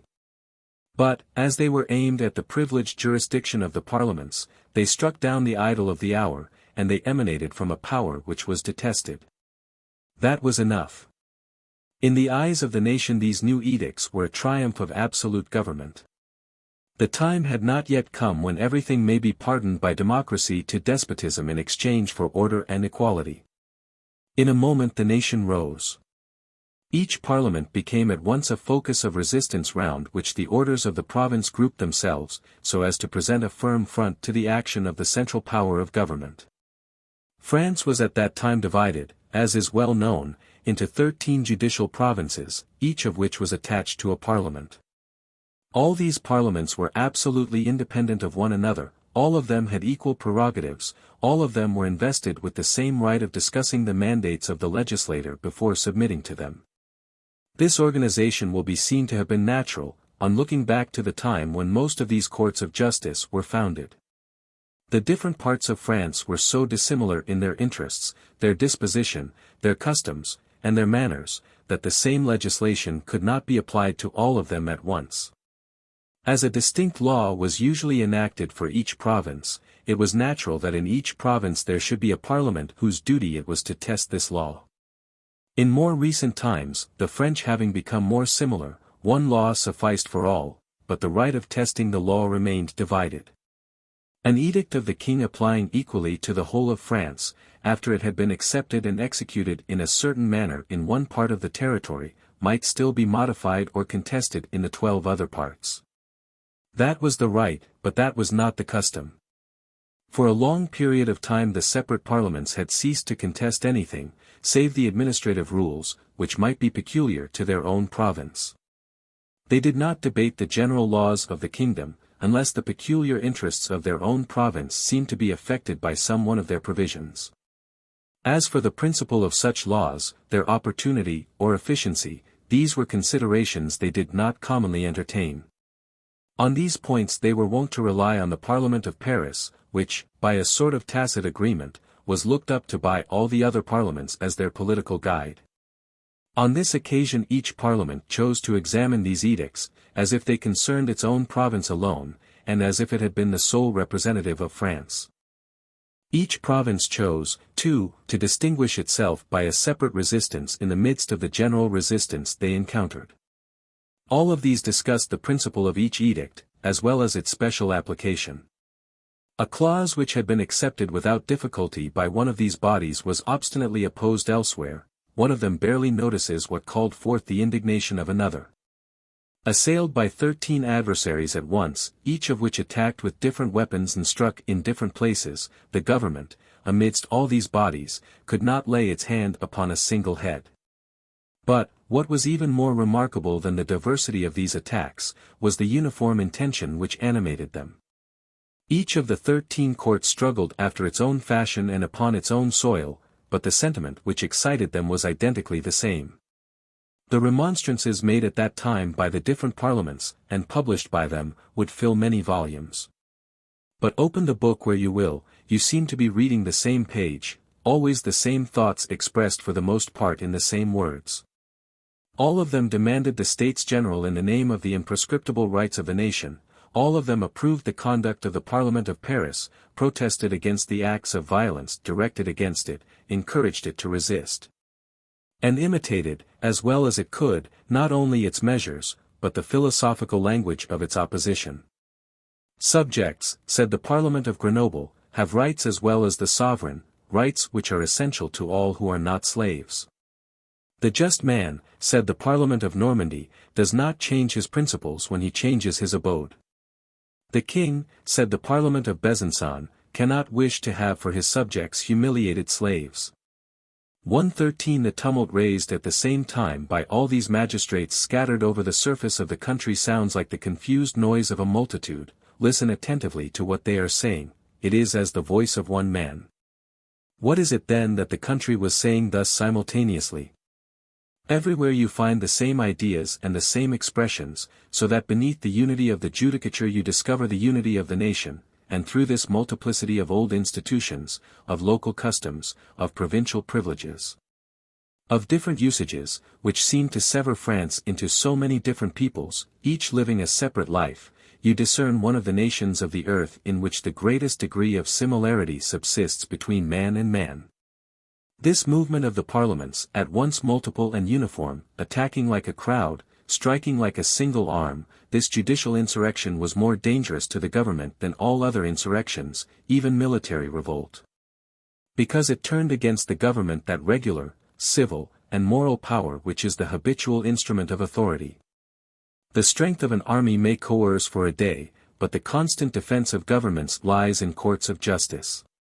Another striking point in this resistance of the judicial bodies, was not so much the mischief they themselves did to the government, as that which they allowed to be done to it by others.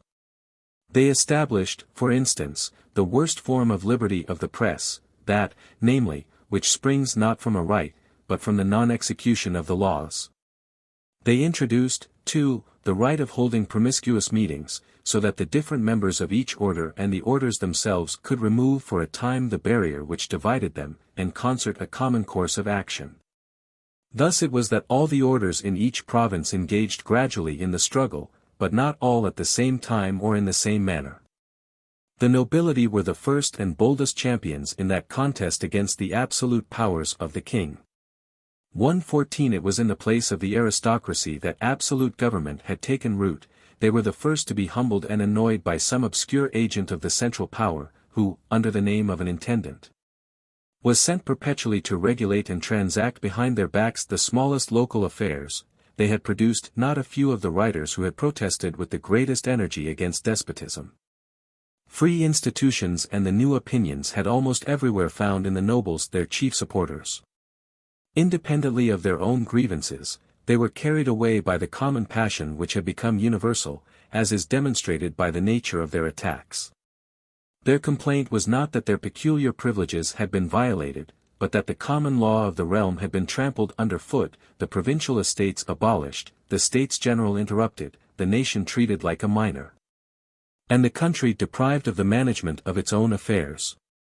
At this first period of the Revolution, when hostilities had not yet broken out amongst the ranks of society, the language of the aristocracy was exactly the same as that of the other classes, distinguished only by going greater lengths and taking a higher tone.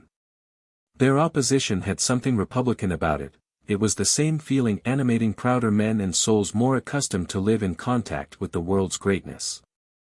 A man who had till then been a violent enemy of the privileged orders, having been present at one of the meetings where the opposition was organized and where the nobles had made a sacrifice of all their rights amidst the applause of the commons.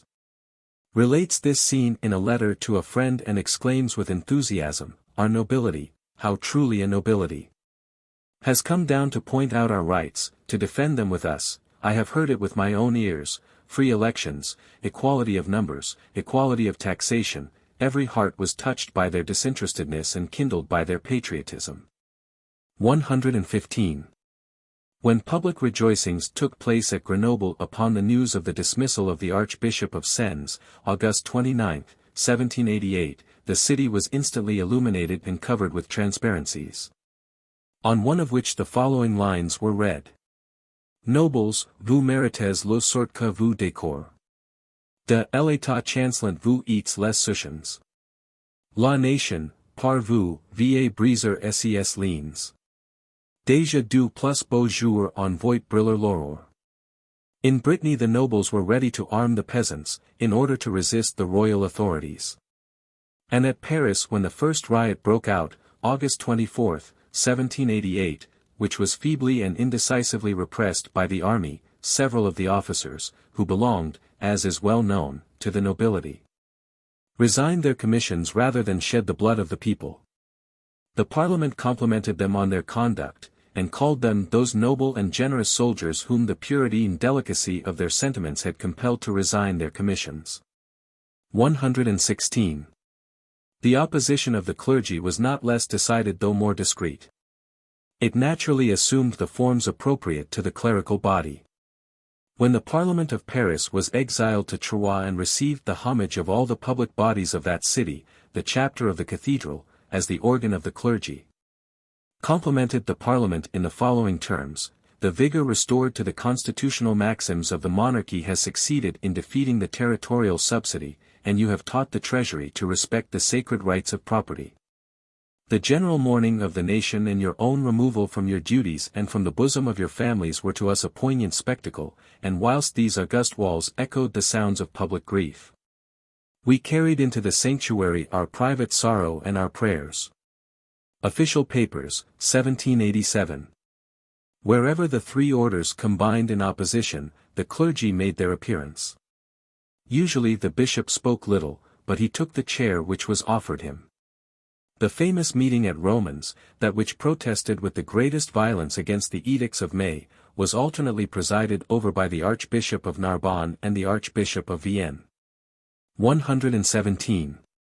Generally speaking, parish priests were seen at all the meetings of the orders, where they took a lively and direct part in the debates. At the outset of the struggle the middle classes had shown themselves timid and irresolute.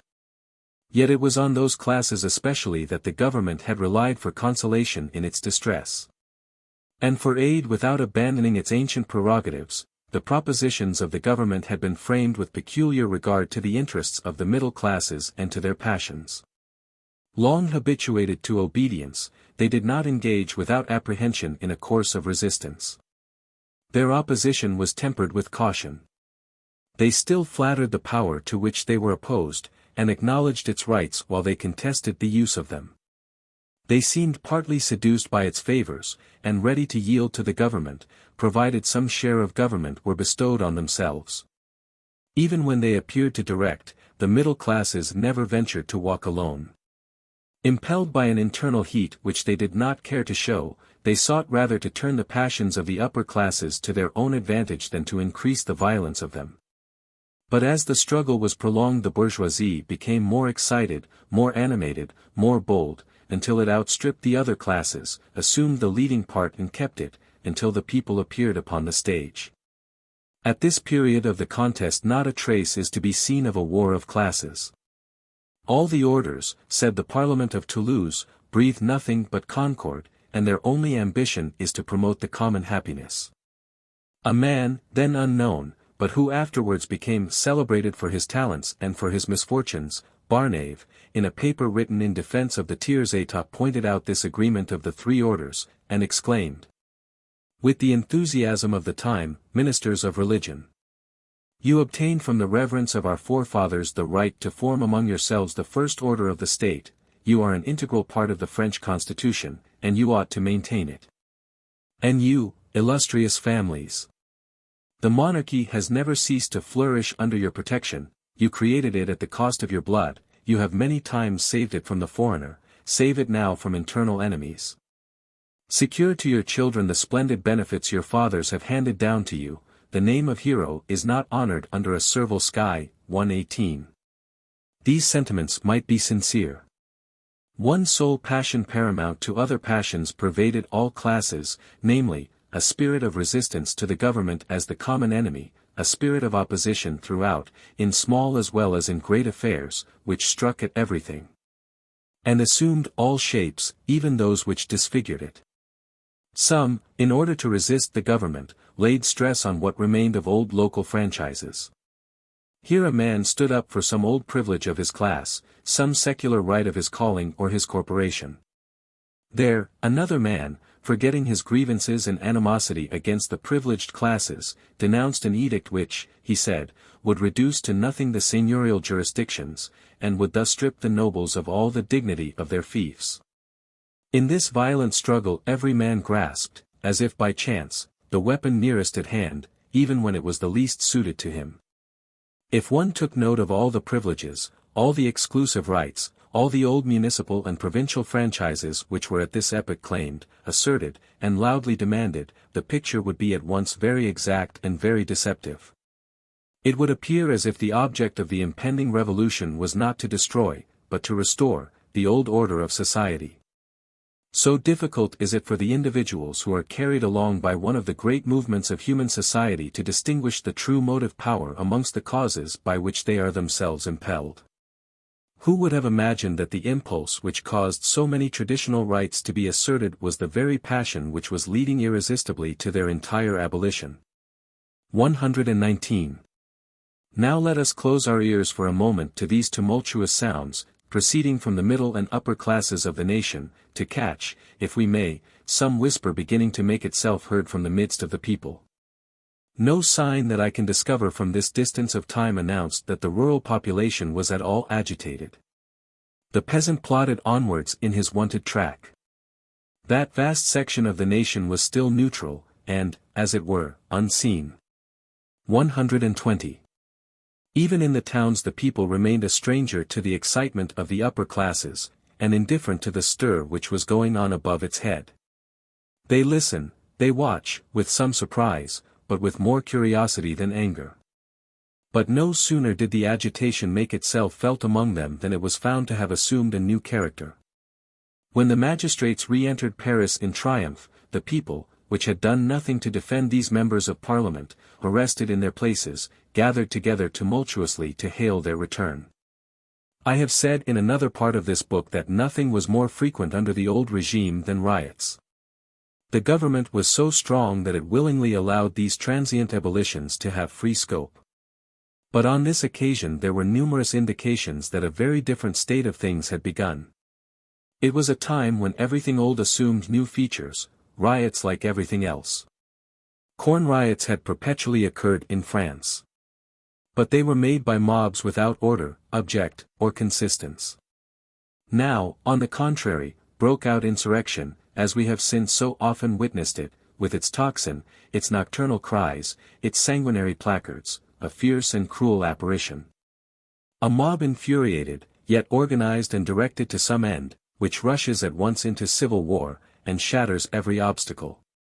Upon the intelligence that the Parliament had prevailed, and that the Archbishop of Sens retired from the ministry, the populace of Paris broke out in disorderly manifestations, burnt the minister in effigy, and insulted the watch.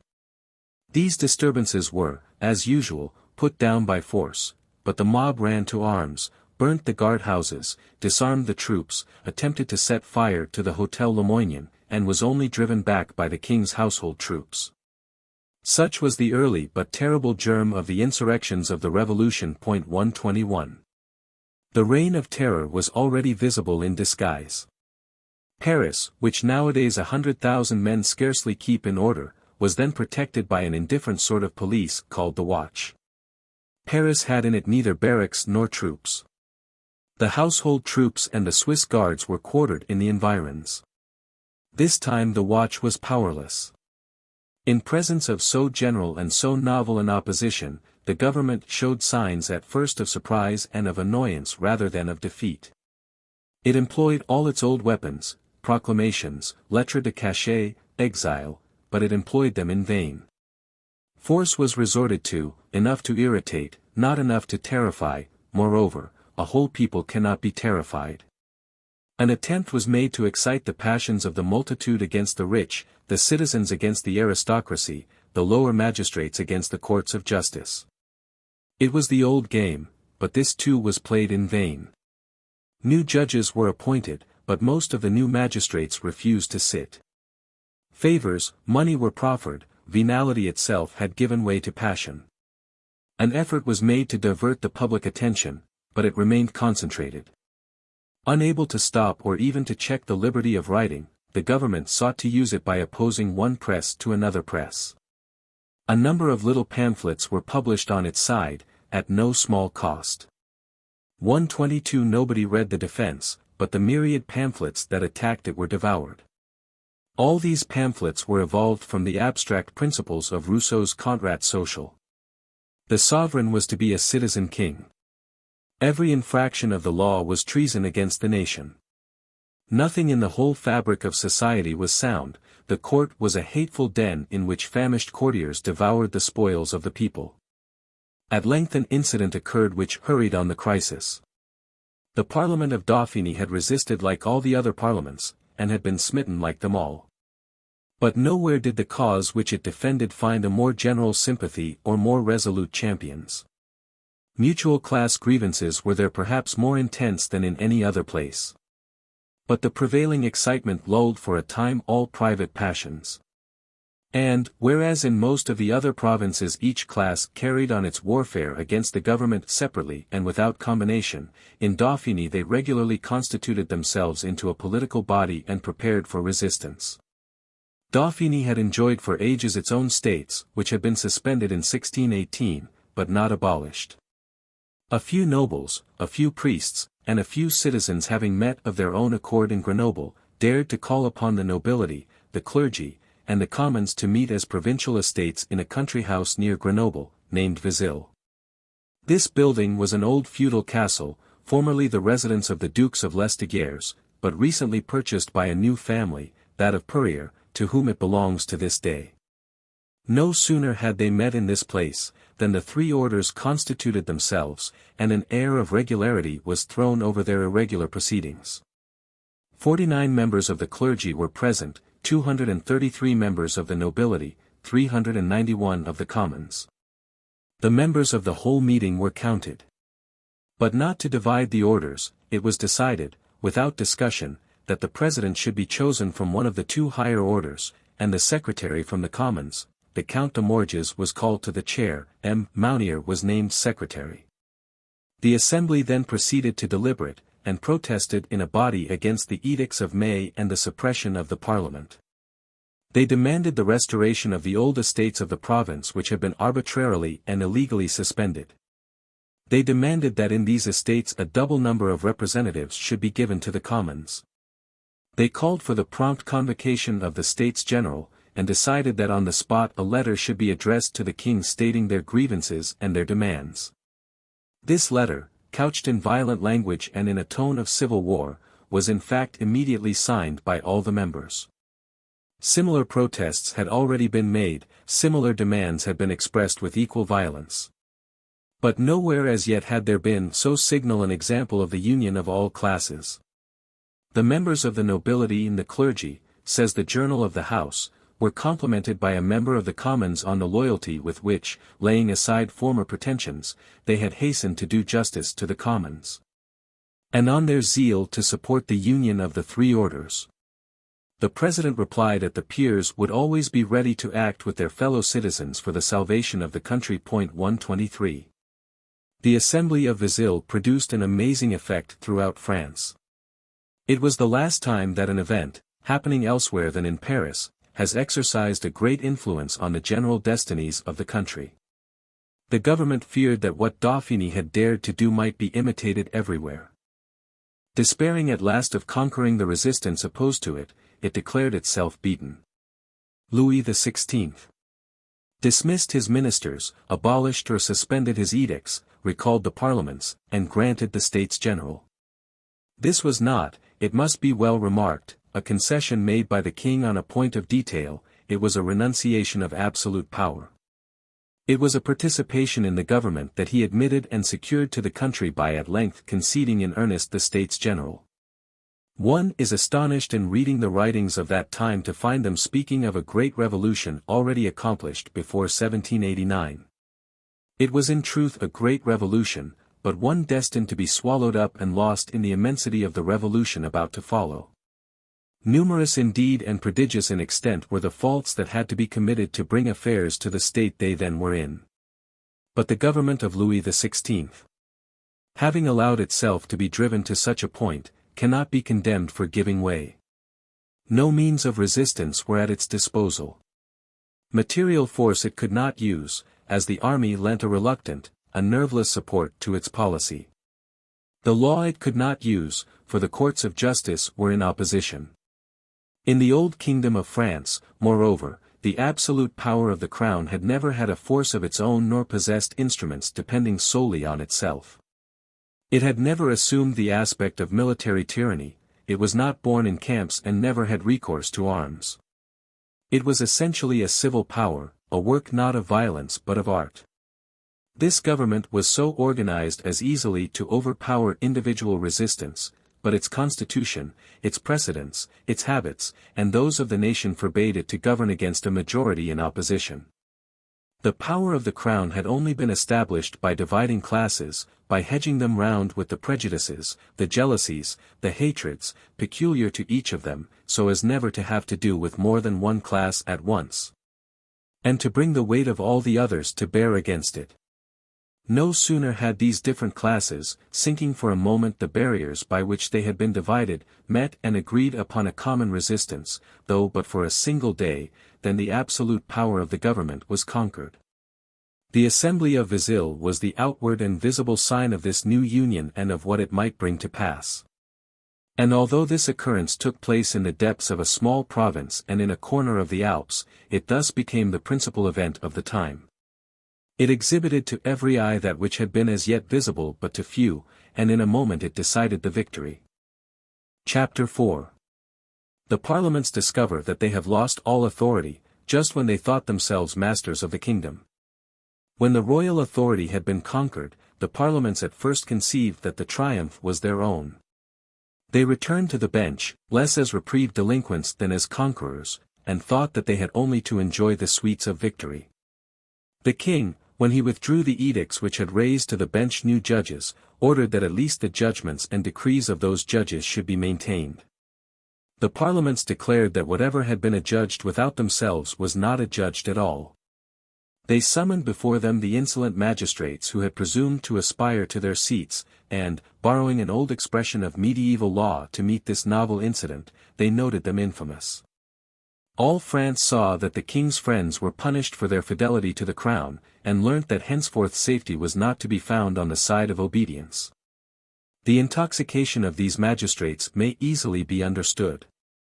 Louis XIV, in all his glory, had never been the object of more universal adulation, if that word can be applied to a moderate praise prompted by genuine and disinterested passions.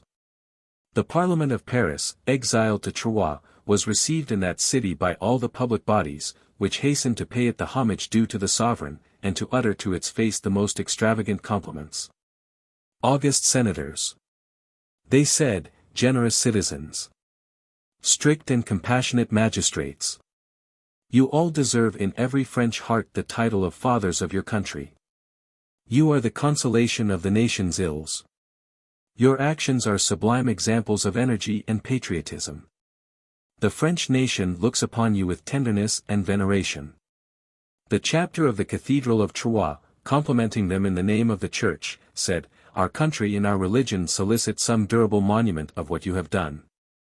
Even the university came forth, in gowns and square caps, to drawl out its homage in bad Latin, illustrissimi senatus princeps, presides insulati, senators integerrimi. We share the general emotion, and we are here to express our lively admiration of your patriotic heroism.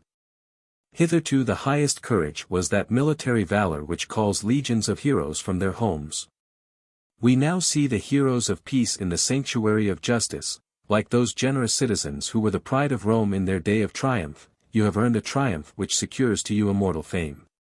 The first president replied to all these addresses curtly, like a sovereign, and assured the speakers of the goodwill of his court.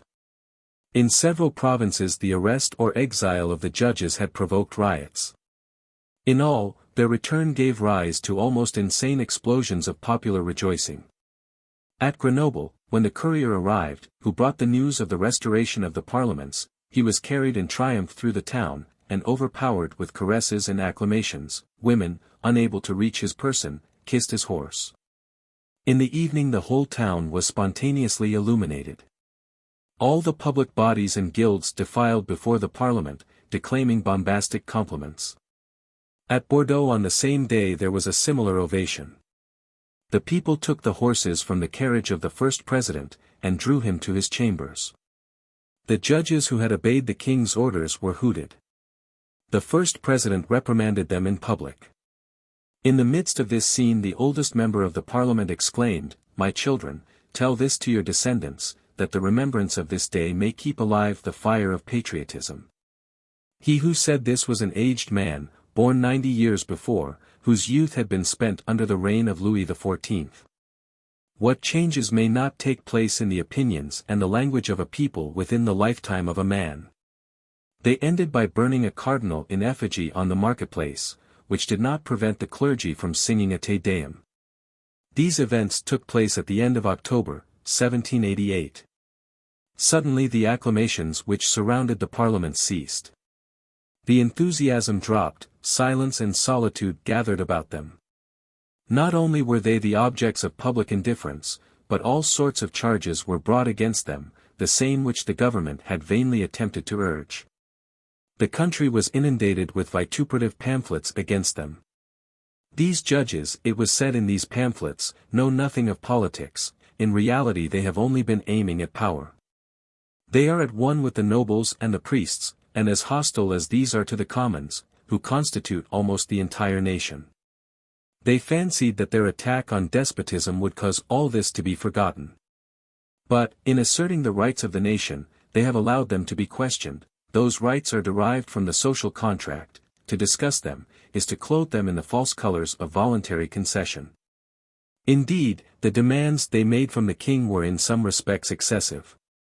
They are an aristocracy of lawyers who want to be masters of the king himself. 124 Another pamphlet, attributed to Volney, apostrophized them in these terms: "August body of magistrates. We are under sacred obligations to you which we do not disown, but we cannot forget that during all these years that you have represented the people, you have allowed it to be oppressed. You, the teachers of the people, have allowed almost all the books calculated to enlighten it to be burnt. And when you resisted despotism it was because it was about to crush yourselves. Especially for the Parliament of Paris was the fall sudden and terrible. How shall I describe the mighty void, the death-like silence which encompassed that great court, and its own sense of impotence and despair, or the scornful vengeance of the crown, when, in reply to fresh remonstrances, Louis XVI said, "I have no answer to make to my Parliament or to its supplications. With the assembled nation I am about to concert measures to consolidate forever public order and the prosperity of the kingdom." The same measure which recalled the Parliament to its hall of justice restored D'Epermenil to liberty.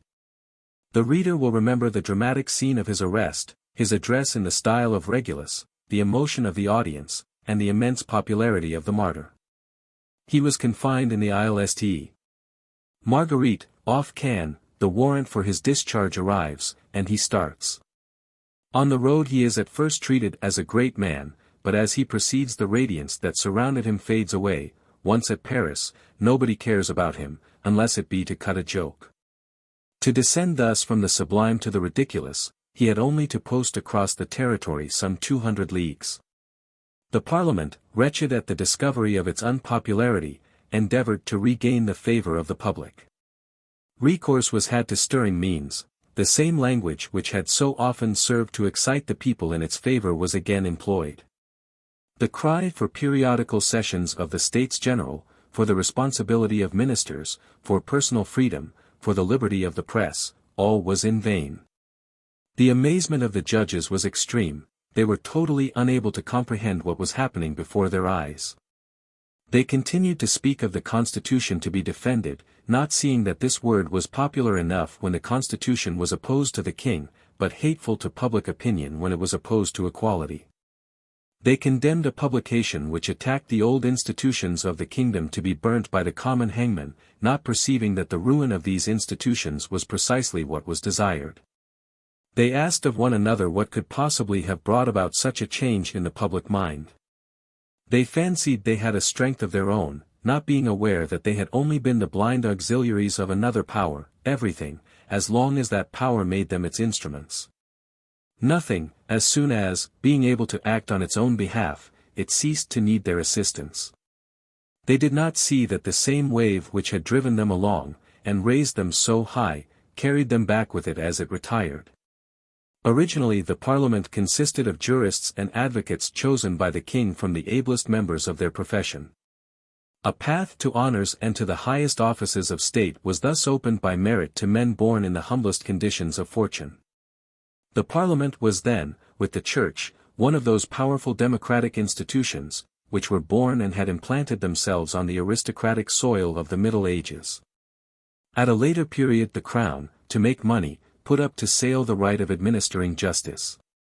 The parliament was then filled by a certain number of wealthy families, who considered the national judicature as a privilege of their own, to be guarded from the intrusion of others with increasing jealousy.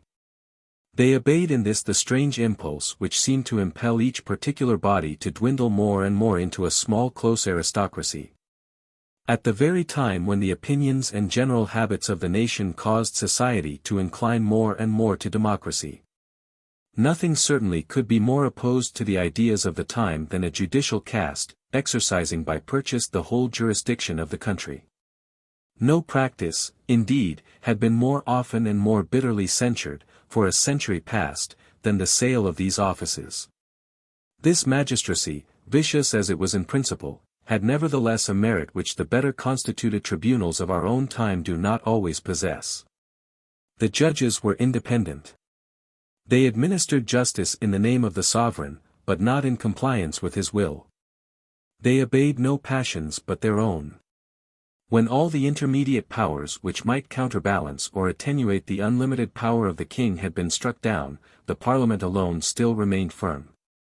The parliament could still speak when all the world was silent, and maintain itself erect, for a time, when all the world had long been forced to bow. The consequence was that it became popular as soon as the government was out of favor with the nation. And when, for a moment, hatred of despotism had become a fervent passion and a sentiment common to all Frenchmen, the parliaments appeared to be the sole remaining barrier against absolute power. The defects which had been most blamed in them acted as a sort of guarantee of their political honesty. Even their vices were a protection, and their love of power, their presumption, and their prejudices were arms which the nation used. But no sooner had absolute power been definitely conquered, and the nation felt assured that it could defend its own rights, than the parliament again at once became what it was before, an old, decrepit, and discredited institution. A legacy of the Middle Ages, again exposed to the full tide of public aversion. To effect its destruction, the king had only to endure its triumph. Chapter 5. Absolute power being subdued, the true spirit of the revolution forthwith became manifest. The bond of a common passion had for an instant linked all classes together. No sooner was that bond relaxed than they flew asunder, and the veritable spirit of the revolution, disguised before, was suddenly unveiled. After the triumph which had been obtained over the king, the next thing was to ascertain who should win the fruits of the victory, the States General having been conceded, who should predominate in that assembly. The king could no longer refuse to convoke them, but he had still the power to determine the form they were to assume. 175 years had elapsed since their last meeting. They had become a mere indistinct tradition. None knew precisely what should be the number of the deputies, the mutual relations of the three orders, the mode of election, the forms of deliberation. The king alone could have settled these questions. He did not settle them. After having allowed the disputed powers, which he sought to retain, to be snatched away from him, he failed to use those which were not disputed. M. de Brienne, the first minister, had strange notions on this subject, and caused his master to adopt a resolution unparalleled in history. He regarded the questions, whether the electoral franchise was to be universal or limited, whether the assembly was to be numerous or restricted, whether the orders were to be separated or united, whether they were to be equal or unequal in their rights, as a matter of erudition. Consequently, an order in council commanded all the constituted bodies of the realm to make researches as to the structure of the old States General and the forms used by them. And added that, His Majesty invited all the learned persons of the kingdom, more especially those who belonged to the Academy of Belles Lettres and Antiquities, to address to the Keeper of the Seals papers and information on this subject. Thus was the constitution of the country treated like an academical essay, put up to competition. The call was heard. All the local powers deliberated on the answer to be given to the king. All the corporate bodies put in their claims. All classes endeavored to rake up from the ruins of the old States General the forms which seemed best adapted to secure their own peculiar interests. Every one had something to say. And as France was the most literary country in Europe, there was a deluge of publications. The conflict of classes was inevitable. But that conflict, which should naturally have been reserved for the States General themselves, where it might have been kept within bounds when it arose on given questions, finding a boundless field before it, and being fed by general controversy, speedily assumed a degree of strange boldness and excessive violence, to be accounted for by the secret excitement of the public mind, but which no external symptom had as yet prepared men for. Between the time when the king renounced his absolute authority and the commencement of the elections about 5 months elapsed. In this interval little was changed in the actual state of things, but the movement which was driving the French nation to a total subversion of society dashed onwards with increasing velocity. At first nothing was talked of but the constitution of the States General. Big books were hastily filled with crude erudition, in which an attempt was made to reconcile the traditions of the Middle Ages with the demands of the present time. Then the question of the old States General was dropped. This heap of mouldy precedents was flung aside, and it was asked what, on general and abstract principles, the legislative power ought to be. At each step the horizon extended. Beyond the constitution of the legislature the discussion embraced the whole framework of government. Beyond the frame of government the whole fabric of society was to be shaken to its foundations. At first men spoke of a better ponderation of powers, a better adjustment of the rights of classes, but soon they advanced, they hurried, they rushed to pure democracy. At first Montesquieu was cited and discussed, at last Rousseau was the only authority, he, and he alone, became and was to remain the teacher of the first age of the Revolution. The old regime was still in complete existence, and already the institutions of England were deemed superannuated and inadequate. The root of every incident that followed was implanted in men's minds. Scarcely an opinion was professed in the whole course of the Revolution which might not already be traced in its germ. There was not an idea realized by the Revolution, that some theory had not at once reached and even surpassed. In all things the majority of numbers is to give the law, such was the keynote of the whole controversy. Nobody dreamed that the concession of political rights could be determined by any other element than that of number. What can be more absurd, exclaims a writer who was one of the most moderate of the time, than that a body which has 20 millions of heads should be represented in the same manner as one which has 100,000. 125 After having shown that there were in France 80,000 ecclesiastics and about 120,000 nobles, size merely adds. Compare this number of these 200,000 privileged persons to that of 26 million souls, and judge the question. 126. The most timid among the innovators of the Revolution, those who wished that the reasonable prerogatives of the different orders should be respected, talked, nevertheless, as if there were neither class nor order. And still took the numerical majority 127 as the sole basis of their calculations. Everybody framed his own statistics, but all was statistical. The relation of privileged persons to those not privileged, said Le Fond Laidbat, is as 1 to 22. 128 according to the city of Bourg, 129 the commons formed 19/20ths of the population, according to the city of Nîmes 130 29/30ths.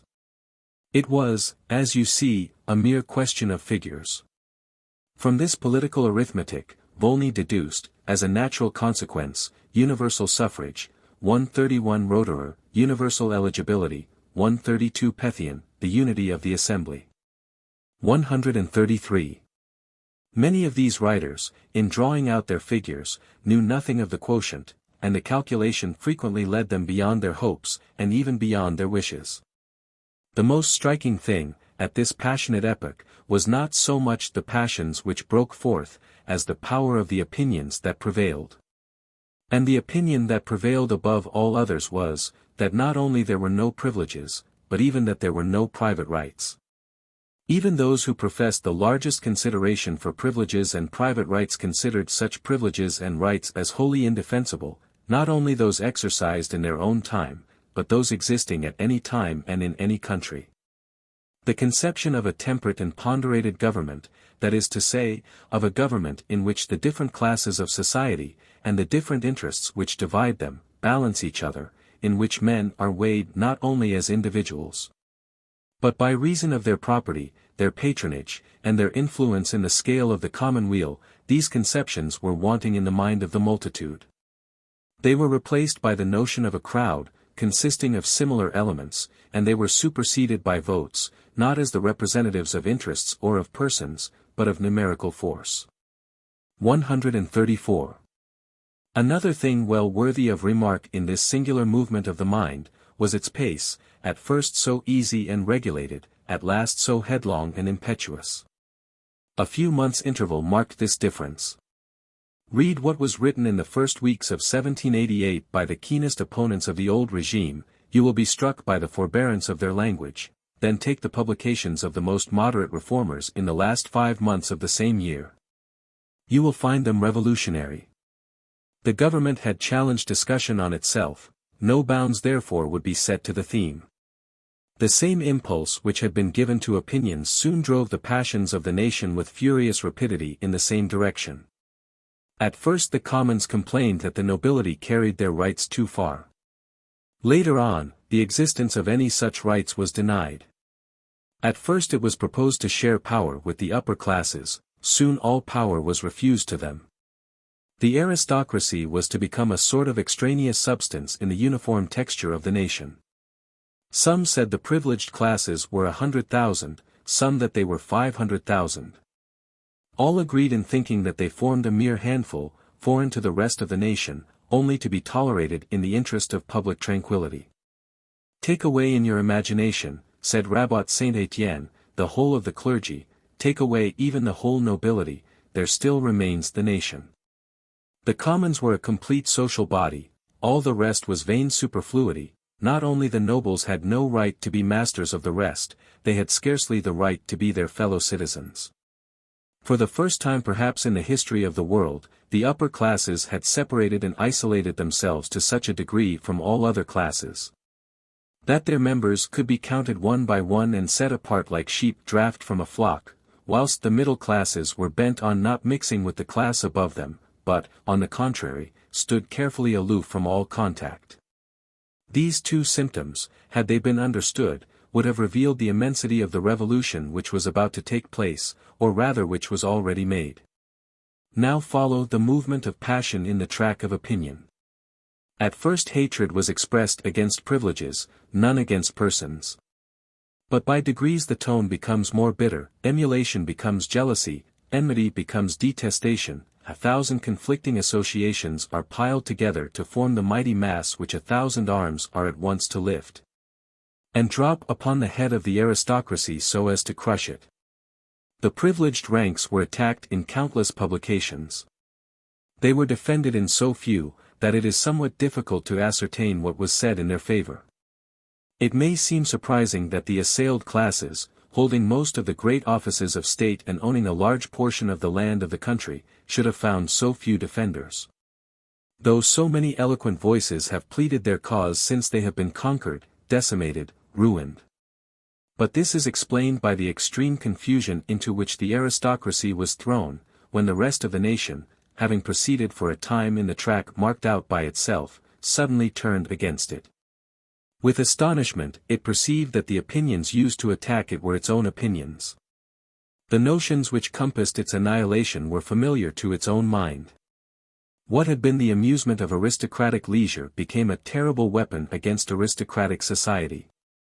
In common with their adversaries, these nobles were ready enough to believe that the most perfect form of society would be that most nearly akin to the natural equality of man, in which merit alone, and not either birth or fortune, should determine rank, and in which government would be a simple contract, and law the creation of a numerical majority.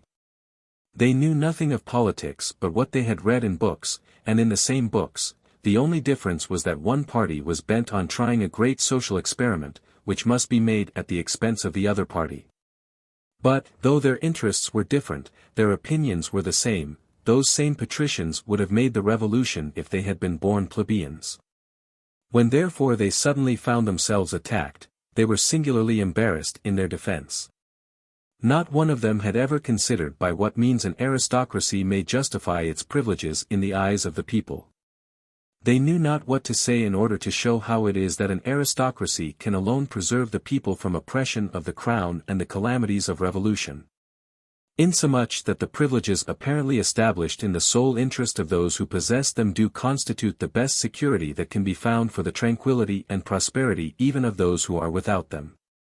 All these arguments which are so familiar to those who have a long experience of public affairs, and who have acquired the science of government, were to those nobles of France novel and unknown.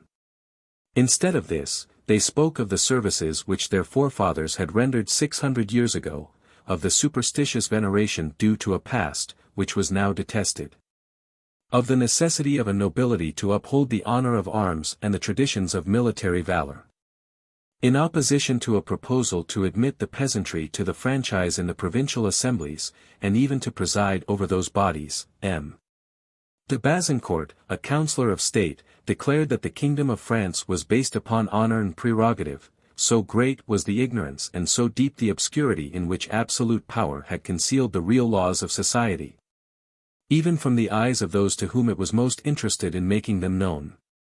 The language of the nobles was often arrogant, because they were accustomed to be the first, but it was irresolute, because they doubted of their own right. Who can depict the endless divisions in the bosom of the assailed parties? The spirit of rivalry and contention raged amongst those who were thus isolated themselves, the nobles against the priests. The first voice raised to demand the confiscation of the property of the clergy was that of a noble 135. The priests against the nobles, the lesser nobility against the great lords, the parish priests against the bishops. 136. The discussion roused by the king's edicts, after having run round a vast circumference of institutions and laws, always ended at the two following points, which practically expressed the objects of the contest. 1. In the States General, then about to meet, were the commons to have a greater number of representatives than each of the two other orders, so that the total number of its deputies should be equal to those of the nobility and clergy combined? 2. Were the orders to deliberate together or separately? This reduplication of the commons and the fusion of the three orders in one assembly appeared, at the time, to be things less novel and less important than they were in reality. Some minor circumstances which had long existed, or were then in existence, concealed their novelty and their magnitude. For ages the provincial estates of Languedoc had been composed and had sat in this manner, with no other result than that of giving to the middle class a larger share of public business, and of creating common interests and greater facility of intercourse between that class and the two higher orders. This example had been copied, subsequently, in the 2 or 3 provincial assemblies which were held in 1779, instead of dividing the classes, it had been found to draw them together. The king himself appeared to have declared in favor of this system, for he had just applied it to the provincial assemblies, which the last edict had called into being in all the provinces having previously no estates of their own, 1788. It was still imperfectly seen, without a clear perception of the fact, that an institution which had only modified the ancient constitution of the country, when established in a single province, could not fail to bring about its total and violent overthrow the moment it was applied to the whole state. It was evident that the commons, if equal in number to the two other orders in the General Assembly of the nation, must instantly preponderate there, not as participating in their business, but as the supreme master of it. For the commons would stand united between two bodies, not only divided against each other, but divided against themselves, the commons having the same interests, the same passions, the same object, the two other orders having different interests, different objects, and frequently different passions, these having the current of public opinion in their favor, those having it against them. This preference from without could not fail to drive a certain number of nobles and priests to join the commons. So that whilst it banded all the commons together, it detached from the nobility and the clergy all those who were aiming at popularity or seeking to track out a new road to power. In the states of Languedoc it was common to see the commons forsake their own body to vote with the nobles and the bishops, because the established influence of aristocracy, still prevailing in their opinions and manners, weighed upon them. But here, the reverse necessarily occurred, and the commons necessarily found themselves in a majority, although the number of their own representatives was the same. The action of such a party in the assembly could not fail to be, not only preponderating, but violent, for it was sure to encounter there all that could excite the passions of man. To bring parties to live together in a conflict of opposite opinions is no easy task. But to enclose in the same arena political bodies, already formed, completely organized, each having its proper origin, its past, its traditions, its peculiar usages, its spirit of union, to plant them apart, always in presence of each other, and to compel them to carry on an incessant debate, with no medium between them, is not to provoke discussion but war. Moreover, this majority, inflamed by its own passions and the passions of its antagonists, was all-powerful. Nothing could, I will not say arrest, but retard its movements. For nothing remained to check it but the power of the crown, already disarmed, and inevitably destined to yield to the strain of a single assembly concentrated against itself. This was not to transpose gradually the balance of power, but to upset it.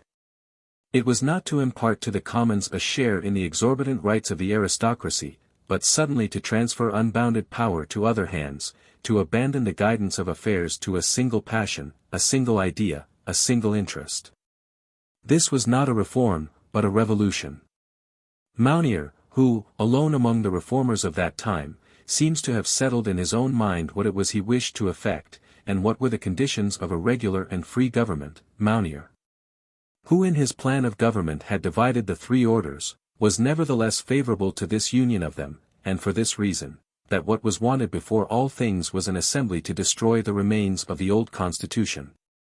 All special privileges, and all local privileges, which could never be done with an upper house composed of the nobles and the clergy.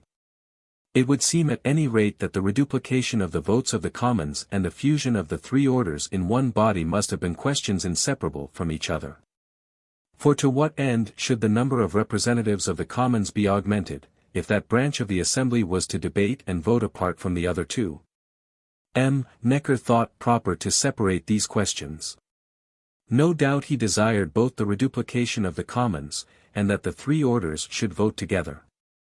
It is very probable that the king leaned in the same direction. By the aristocracy he had just been conquered. It was the aristocracy which pressed him hardest, which had roused the other classes against the royal authority, and had led them to victory. These blows had been felt, and the king had not sufficient penetration to perceive that his adversaries would soon be compelled to defend him, and that his friends would become his masters. Louis XVI, therefore, like his minister, was inclined to constitute the States General in the manner which the commons desired. But they were afraid to go so far. They stopped halfway, not from any clear perception of their danger, but confused by the inarticulate clamor around them. What man or what class has ever had the penetration to see when it became necessary to come down from a lofty pinnacle, in order to avoid being hurled down from it? It was then decided that the commons should return twice as many members as each of the other orders, but the question of the vote in common was left unsettled. Of all courses of action, this was certainly the most dangerous. Nothing contributes more to the maintenance of despotism than the division and mutual rivalry of classes. Absolute power lives on them, on condition, however, that these divisions are confined to a pacific bitterness, that men envy their neighbors without excessive hatred, and that these classes, though separated, are not in arms. But every government must perish in the midst of a violent collision of classes, when once they have begun to make war on each other. No doubt, it was very late in the day to seek to maintain the old constitution of the States General, even if it were reformed. But this resolution, however rash, was supported by the law of the land, which had still some authority. The government had tradition in its favor, and still had its hand upon the instrument of the law. If the double number of the commons and the vote of the three orders in common had been conceded at once, no doubt a revolution would have been made, but it would have been made by the crown, which by pulling down these old institutions itself might have deadened their fall. The upper classes must have submitted to an inevitable necessity. Borne in by the pressure of the crown, simultaneously with that of the commons, they would at once have acknowledged their inability to resist. Despairing of their own ascendancy, they would only have contended for equal rights, and would have learnt the lesson of fighting to save something, instead of fighting to retain everything. Would it not have been possible to do throughout France what was actually done by the three orders in Dauphiny? In that province the provincial estates chose, by a general vote, the representatives of the three orders to the States General. Each order in the provincial state had been elected separately and stood for itself alone, but all the orders combined to name the deputies to the States General, so that every noble had commoners among his constituents, and every commoner nobles. The three representations, though remaining distinct, thus acquired a certain resemblance. Could not the same thing have been done elsewhere than in Dauphiny? If the orders had been constituted in this manner, might they not have coexisted in a single assembly without coming to a violent collision? Too much weight must not be given to these legislative expedients. The ideas and the passions of man, not the mechanism of law, are the motive force of human affairs. Doubtless whatever steps had at that time been taken to form and regulate the assemblies of the nation, it may be thought that war would have broken forth in all its violence between classes. Their animosities were perhaps already too fierce for them to have worked in harmony, and the power of the king was already too weak to compel them to agree. But it must be admitted that nothing could have been done more calculated than what was done to render the conflict between them instantaneous and mortal. Could the utmost art, skill, and deliberate design have brought all this to pass more surely than was actually done by inexperience and temerity? An opportunity had been afforded to the commons to take courage, to prepare for the encounter, and to count their numbers. Their moral ardor had immoderately increased, and had doubled the weight of their party. They had been allured by every hope. They were intimidated by every fear. Victory had been flaunted before their eyes, not given, but they were invited to seize it. After having left the two classes for 5 months to exasperate their old hatreds, and repeat the long story of their grievances, until they were inflamed against each other with furious resentment, they were arrayed face to face. And the first question they had to decide was one which included all other questions. On that issue alone they might have settled at once, and in a single day, all their quarrels. What strikes one most in the affairs of the world is not so much the genius of those who made the revolution, because they desired it, as the singular imbecility of those who made it without desiring it. Not so much the part played by great men as the influence frequently exercised by the smallest personages in history. When I survey the French Revolution I am amazed at the immense magnitude of the event, at the glare it has cast to the extremities of the earth, at the power of it, which has more or less been felt by all nations. If I turn to the court, which had so great a share in the revolution, I perceive there some of the most trivial scenes in history, a king, who had no greatness save that of his virtues, and those not the virtues of a king. Harebrained or narrow-minded ministers, dissolute priests, rash or money-seeking courtiers, feudal women, who held in their hands the destinies of the human race. Yet these paltry personages set going, push on, precipitate prodigious events. They themselves have little share in them. They themselves are mere accidents. They might almost pass for primal causes. And I marvel at the almighty power which, with levers as short as these, can set rolling the mass of human society. Chapter 6. The preparation of the instructions to the members of the States General drove the conception of a radical revolution home to the mind of the people. Almost all the institutions of the Middle Ages had a stamp of boldness and truth. Those laws were imperfect, but they were sincere. They had little art, but they had less cunning. They always gave all the rights they seemed to promise. When the commons were convoked to form part of the assemblies of the nation, they were at the same time invested with unbounded freedom in making known their complaints and in sending up their requests.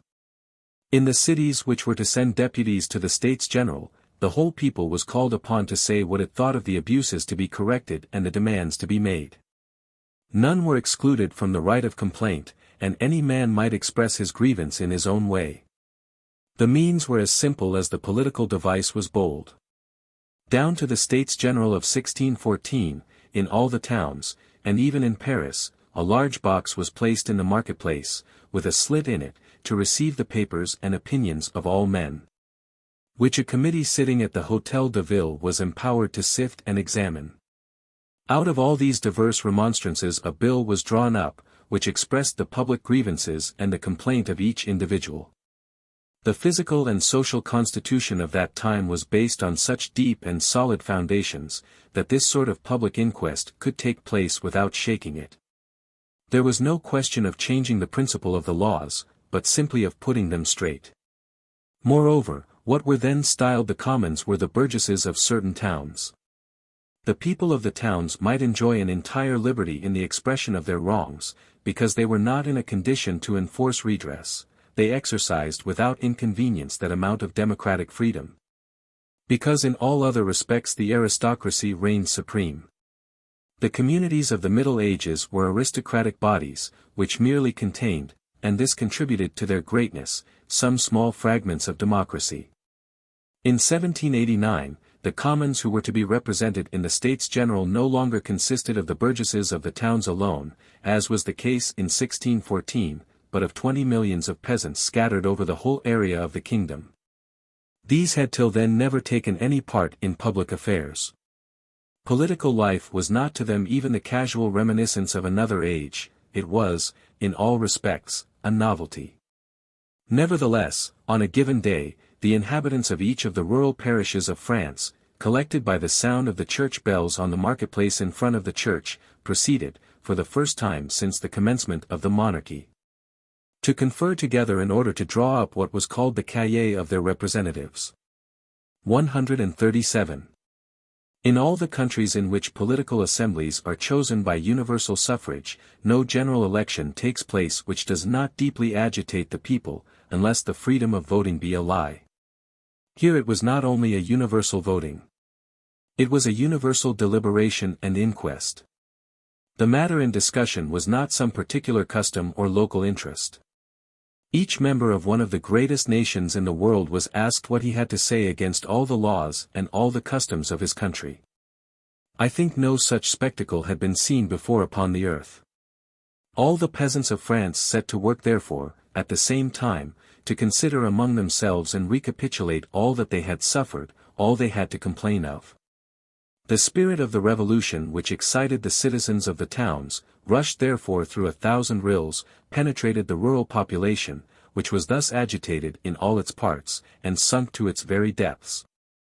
But the form it assumed was not entirely the same, its shape became peculiar and appropriate to those just affected by it. In the cities, it was a cry for rights to be acquired. In the country, men thought principally of wants to be satisfied. All the large, general, and abstract theories which filled the minds of the middle classes here took a concrete and definite form. When the peasants came to ask each other what they had to complain of, they cared not for the balance of powers, the guarantees of political freedom, the abstract rights of man or of citizens. They dwelt at once on objects more special and nearer to themselves, which each of them had had to endure. One thought of the feudal dues which had taken half his last year's crop. Another of the days of forced labor on which he had been compelled to work without wages. One spoke of the Lord's pigeons, which had picked his seed from the ground before it sprouted, another of the rabbits which had nibbled his green corn. As their excitement grew by the mutual relation of their wretchedness, all these different evils seemed to them to proceed, not so much from institutions, as from that single person, who still called them his subjects. Though he had long ceased to govern them, who was the creature of privileges without obligations, and retained none of his political rights but that of living at their cost. And they more and more agreed in considering him as their common enemy. Providence, which had resolved that the spectacle of our passions and our calamities should be the lesson of the world, permitted the commencement of the Revolution to coincide with a great scarcity and an extraordinary winter. The harvest of 1788 was short, and the first months of the winter of 1789 were marked by cold of unparalleled severity. A frost, like that which is felt in the northern extremity of Europe, hardened the earth to a great depth. For 2 months the whole of France lay hidden under a thick fall of snow, like the steppes of Siberia. The atmosphere was congealed, the sky dull and sad, and this accident of nature gave a gloomier and fiercer tone to the passions of man. All the grievances which might be urged against the institutions of the country, and those who ruled by those institutions, were felt more bitterly amidst the cold and want that prevailed. And when the peasant left his scarcely burning hearth and his chill and naked abode, with a famished and frozen family, to meet his fellows and discuss their common condition of life, it cost him no effort to discover the cause of all his calamities, and he fancied that he could easily, if he dared, put his finger on the source of all his wrongs. Chapter 7. How, on the eve of the convocation of the National Assembly, the mind of the nation was more enlarged, and its spirit raised. 2 questions had thus far divided all classes, that of the reduplication of the commons, and that of the voting of the orders in one body. The first was settled, the second was postponed. That great assembly which every man had regarded in his own heart as the fulfillment of his hopes, and which all had demanded with equal fervor, was about to meet. The event had long been anticipated. To the last it seemed doubtful. It came at length. Preparation was passing into reality, speech into action. At that solemn moment all paused to consider the greatness of the undertaking, near enough to discern the bearing of what was to be done, and to measure the effort which the work required. Nobles, clergy, and citizens alike distinctly perceived that the object was not to modify this or that law, but to remodel all laws, to breathe a new spirit into them, to impart to all of them new purposes and a new course. No one knew as yet exactly what would be destroyed, or what would be created, but all felt that immense ruins would be made, and immense structures raised. Nor was this the limit of public confidence. None doubted that the destiny of mankind was engaged in the work about to be accomplished. Nowadays, when the calamity of revolutions has rendered us so humble that we scarcely believe ourselves worthy of the freedom enjoyed by other nations, it is difficult to form a conception of the proud anticipations of our sires. The literature of the time shows to our amazement the vast opinions which the French of all ranks had at that time conceived of their country and of their race. Amongst the schemes of reform just brought to light, hardly any were formed on the model of foreign imitation. They were not received as lessons from the British Constitution, or borrowed from the experience of American democracy. Nothing was to be copied, nothing was to be done that was not new. Everything was to be different and more perfect than had been seen before. The confidence of the French in themselves and in the superiority of their own reason was unbounded, a great cause of their mistakes, but also of their inimitable energy. What was applicable to themselves alone would be equally applicable to all men. Not a Frenchman but was convinced that not only was the government of France to be changed, but new principles of government were to be introduced into the world, applicable to all the nations of the earth, and destined to regenerate the sum of human affairs. Every man imagined that he held in his hand not only the fate of his country, but that of his species. All believed that there existed for mankind, whatever might be their condition, but one sovereign method of government, dictated by reason. The same institutions were held to be good for all countries and for any people. Whatever government was not approved by the human reason was to be destroyed and superseded by the logical institutions to be adopted, first by the French, and afterwards by the human race. The magnitude, the beauty, and the risks of such an enterprise captivated and ravished the imagination of the whole French people. In presence of this immense design, each individual completely forgot himself. The illusion lasted but for a moment, but that moment was perhaps unexampled in the existence of any people. The educated classes had nothing of the timorous and servile spirit which they have since learnt from revolutions. For some time past they had ceased to fear the power of the crown, they had not yet learned to dread the power of the people. The grandeur of their design rendered them intrepid. Reforms already accomplished had caused a certain amount of private suffering, to this they were resigned. The reforms which were inevitable must alter the condition of thousands of human beings, that was not thought of. The uncertainty of the future had already checked the course of trade and paralyzed the exertions of industry, neither privations nor suffering extinguished their ardor. All these private calamities disappeared, in the eyes even of those who suffered by them, in the splendor of the common enterprise. The love of well-being, which was one day to reign supreme over all other passions, was then but a subordinate and feeble predilection. Men aimed at loftier pleasures. Every man was resolved, in his heart, to sacrifice himself for so great a cause, and to grudge neither his time, nor his property, nor his life. I hasten to record these virtues of our forefathers, for the present age, which is already incapable of imitating them, will soon be incapable of understanding them. At that time, the nation, in every rank, sought to be free. To doubt its ability for self-government would have seemed a strange impertinence, and no phrase-maker of that day would have dared to tell the people that, for their own happiness and safety, their hands must be tied and their authority placed in leading strings. Ere they can listen to such language, nations must be reduced to think more humbly of themselves. The passions which had just been so violently excited between the various classes of society seemed of themselves to cool down at the moment when for the first time in 2 centuries these classes were about to act together. All had demanded with equal fervor the restoration of the great assembly then new born. Each of them saw in that event the means of realizing its fondest hopes. The States General were to meet at last.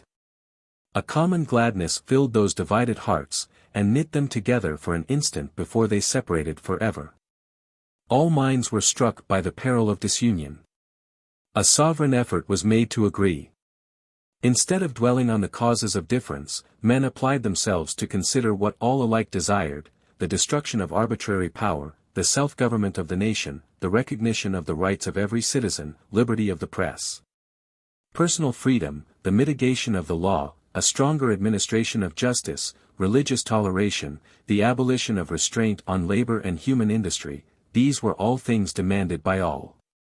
This, at least, was remembered, this was a ground of common rejoicing. I think no epoch of history has seen, on any spot on the globe, so large a number of men so passionately devoted to the public good, so honestly forgetful of themselves, so absorbed in the contemplation of the common interest, so resolved to risk all they cherished in life to secure it. This it is which gave to the opening of the year 1789 an incomparable grandeur. This was the general source of passion, courage, and patriotism, from which all the great deeds of the Revolution took their rise. The scene was a short one, but it will never depart from the memory of mankind. The distance from which we look back to it is not the only cause of its apparent greatness. It seemed as great to all those who lived in it. All foreign nations saw it, hailed it, were moved by it. There is no corner of Europe so secluded that the glow of admiration and of hope did not reach it. In the vast series of memoirs left to us by the contemporaries of the Revolution, I have met with none in which the recollection of the first days of 1789 has not left imperishable traces. Everywhere it kindled the freshness, clearness, and vivacity of the impressions of youth. I venture to add that there is but one people on the earth which could have played this part. I know my country, I know but too well its mistakes, its faults, its foibles, and its sins. But I know, too, of what it is capable. There are undertakings which the French nation can alone accomplish. There are magnanimous resolutions which this nation can alone conceive. France alone may, on some given day, take in hand the common cause and stand up in defense of it. And if she be subject to awful reverses, she has also moments of sublime enthusiasm which bear her aloft to heights which no other people will ever reach.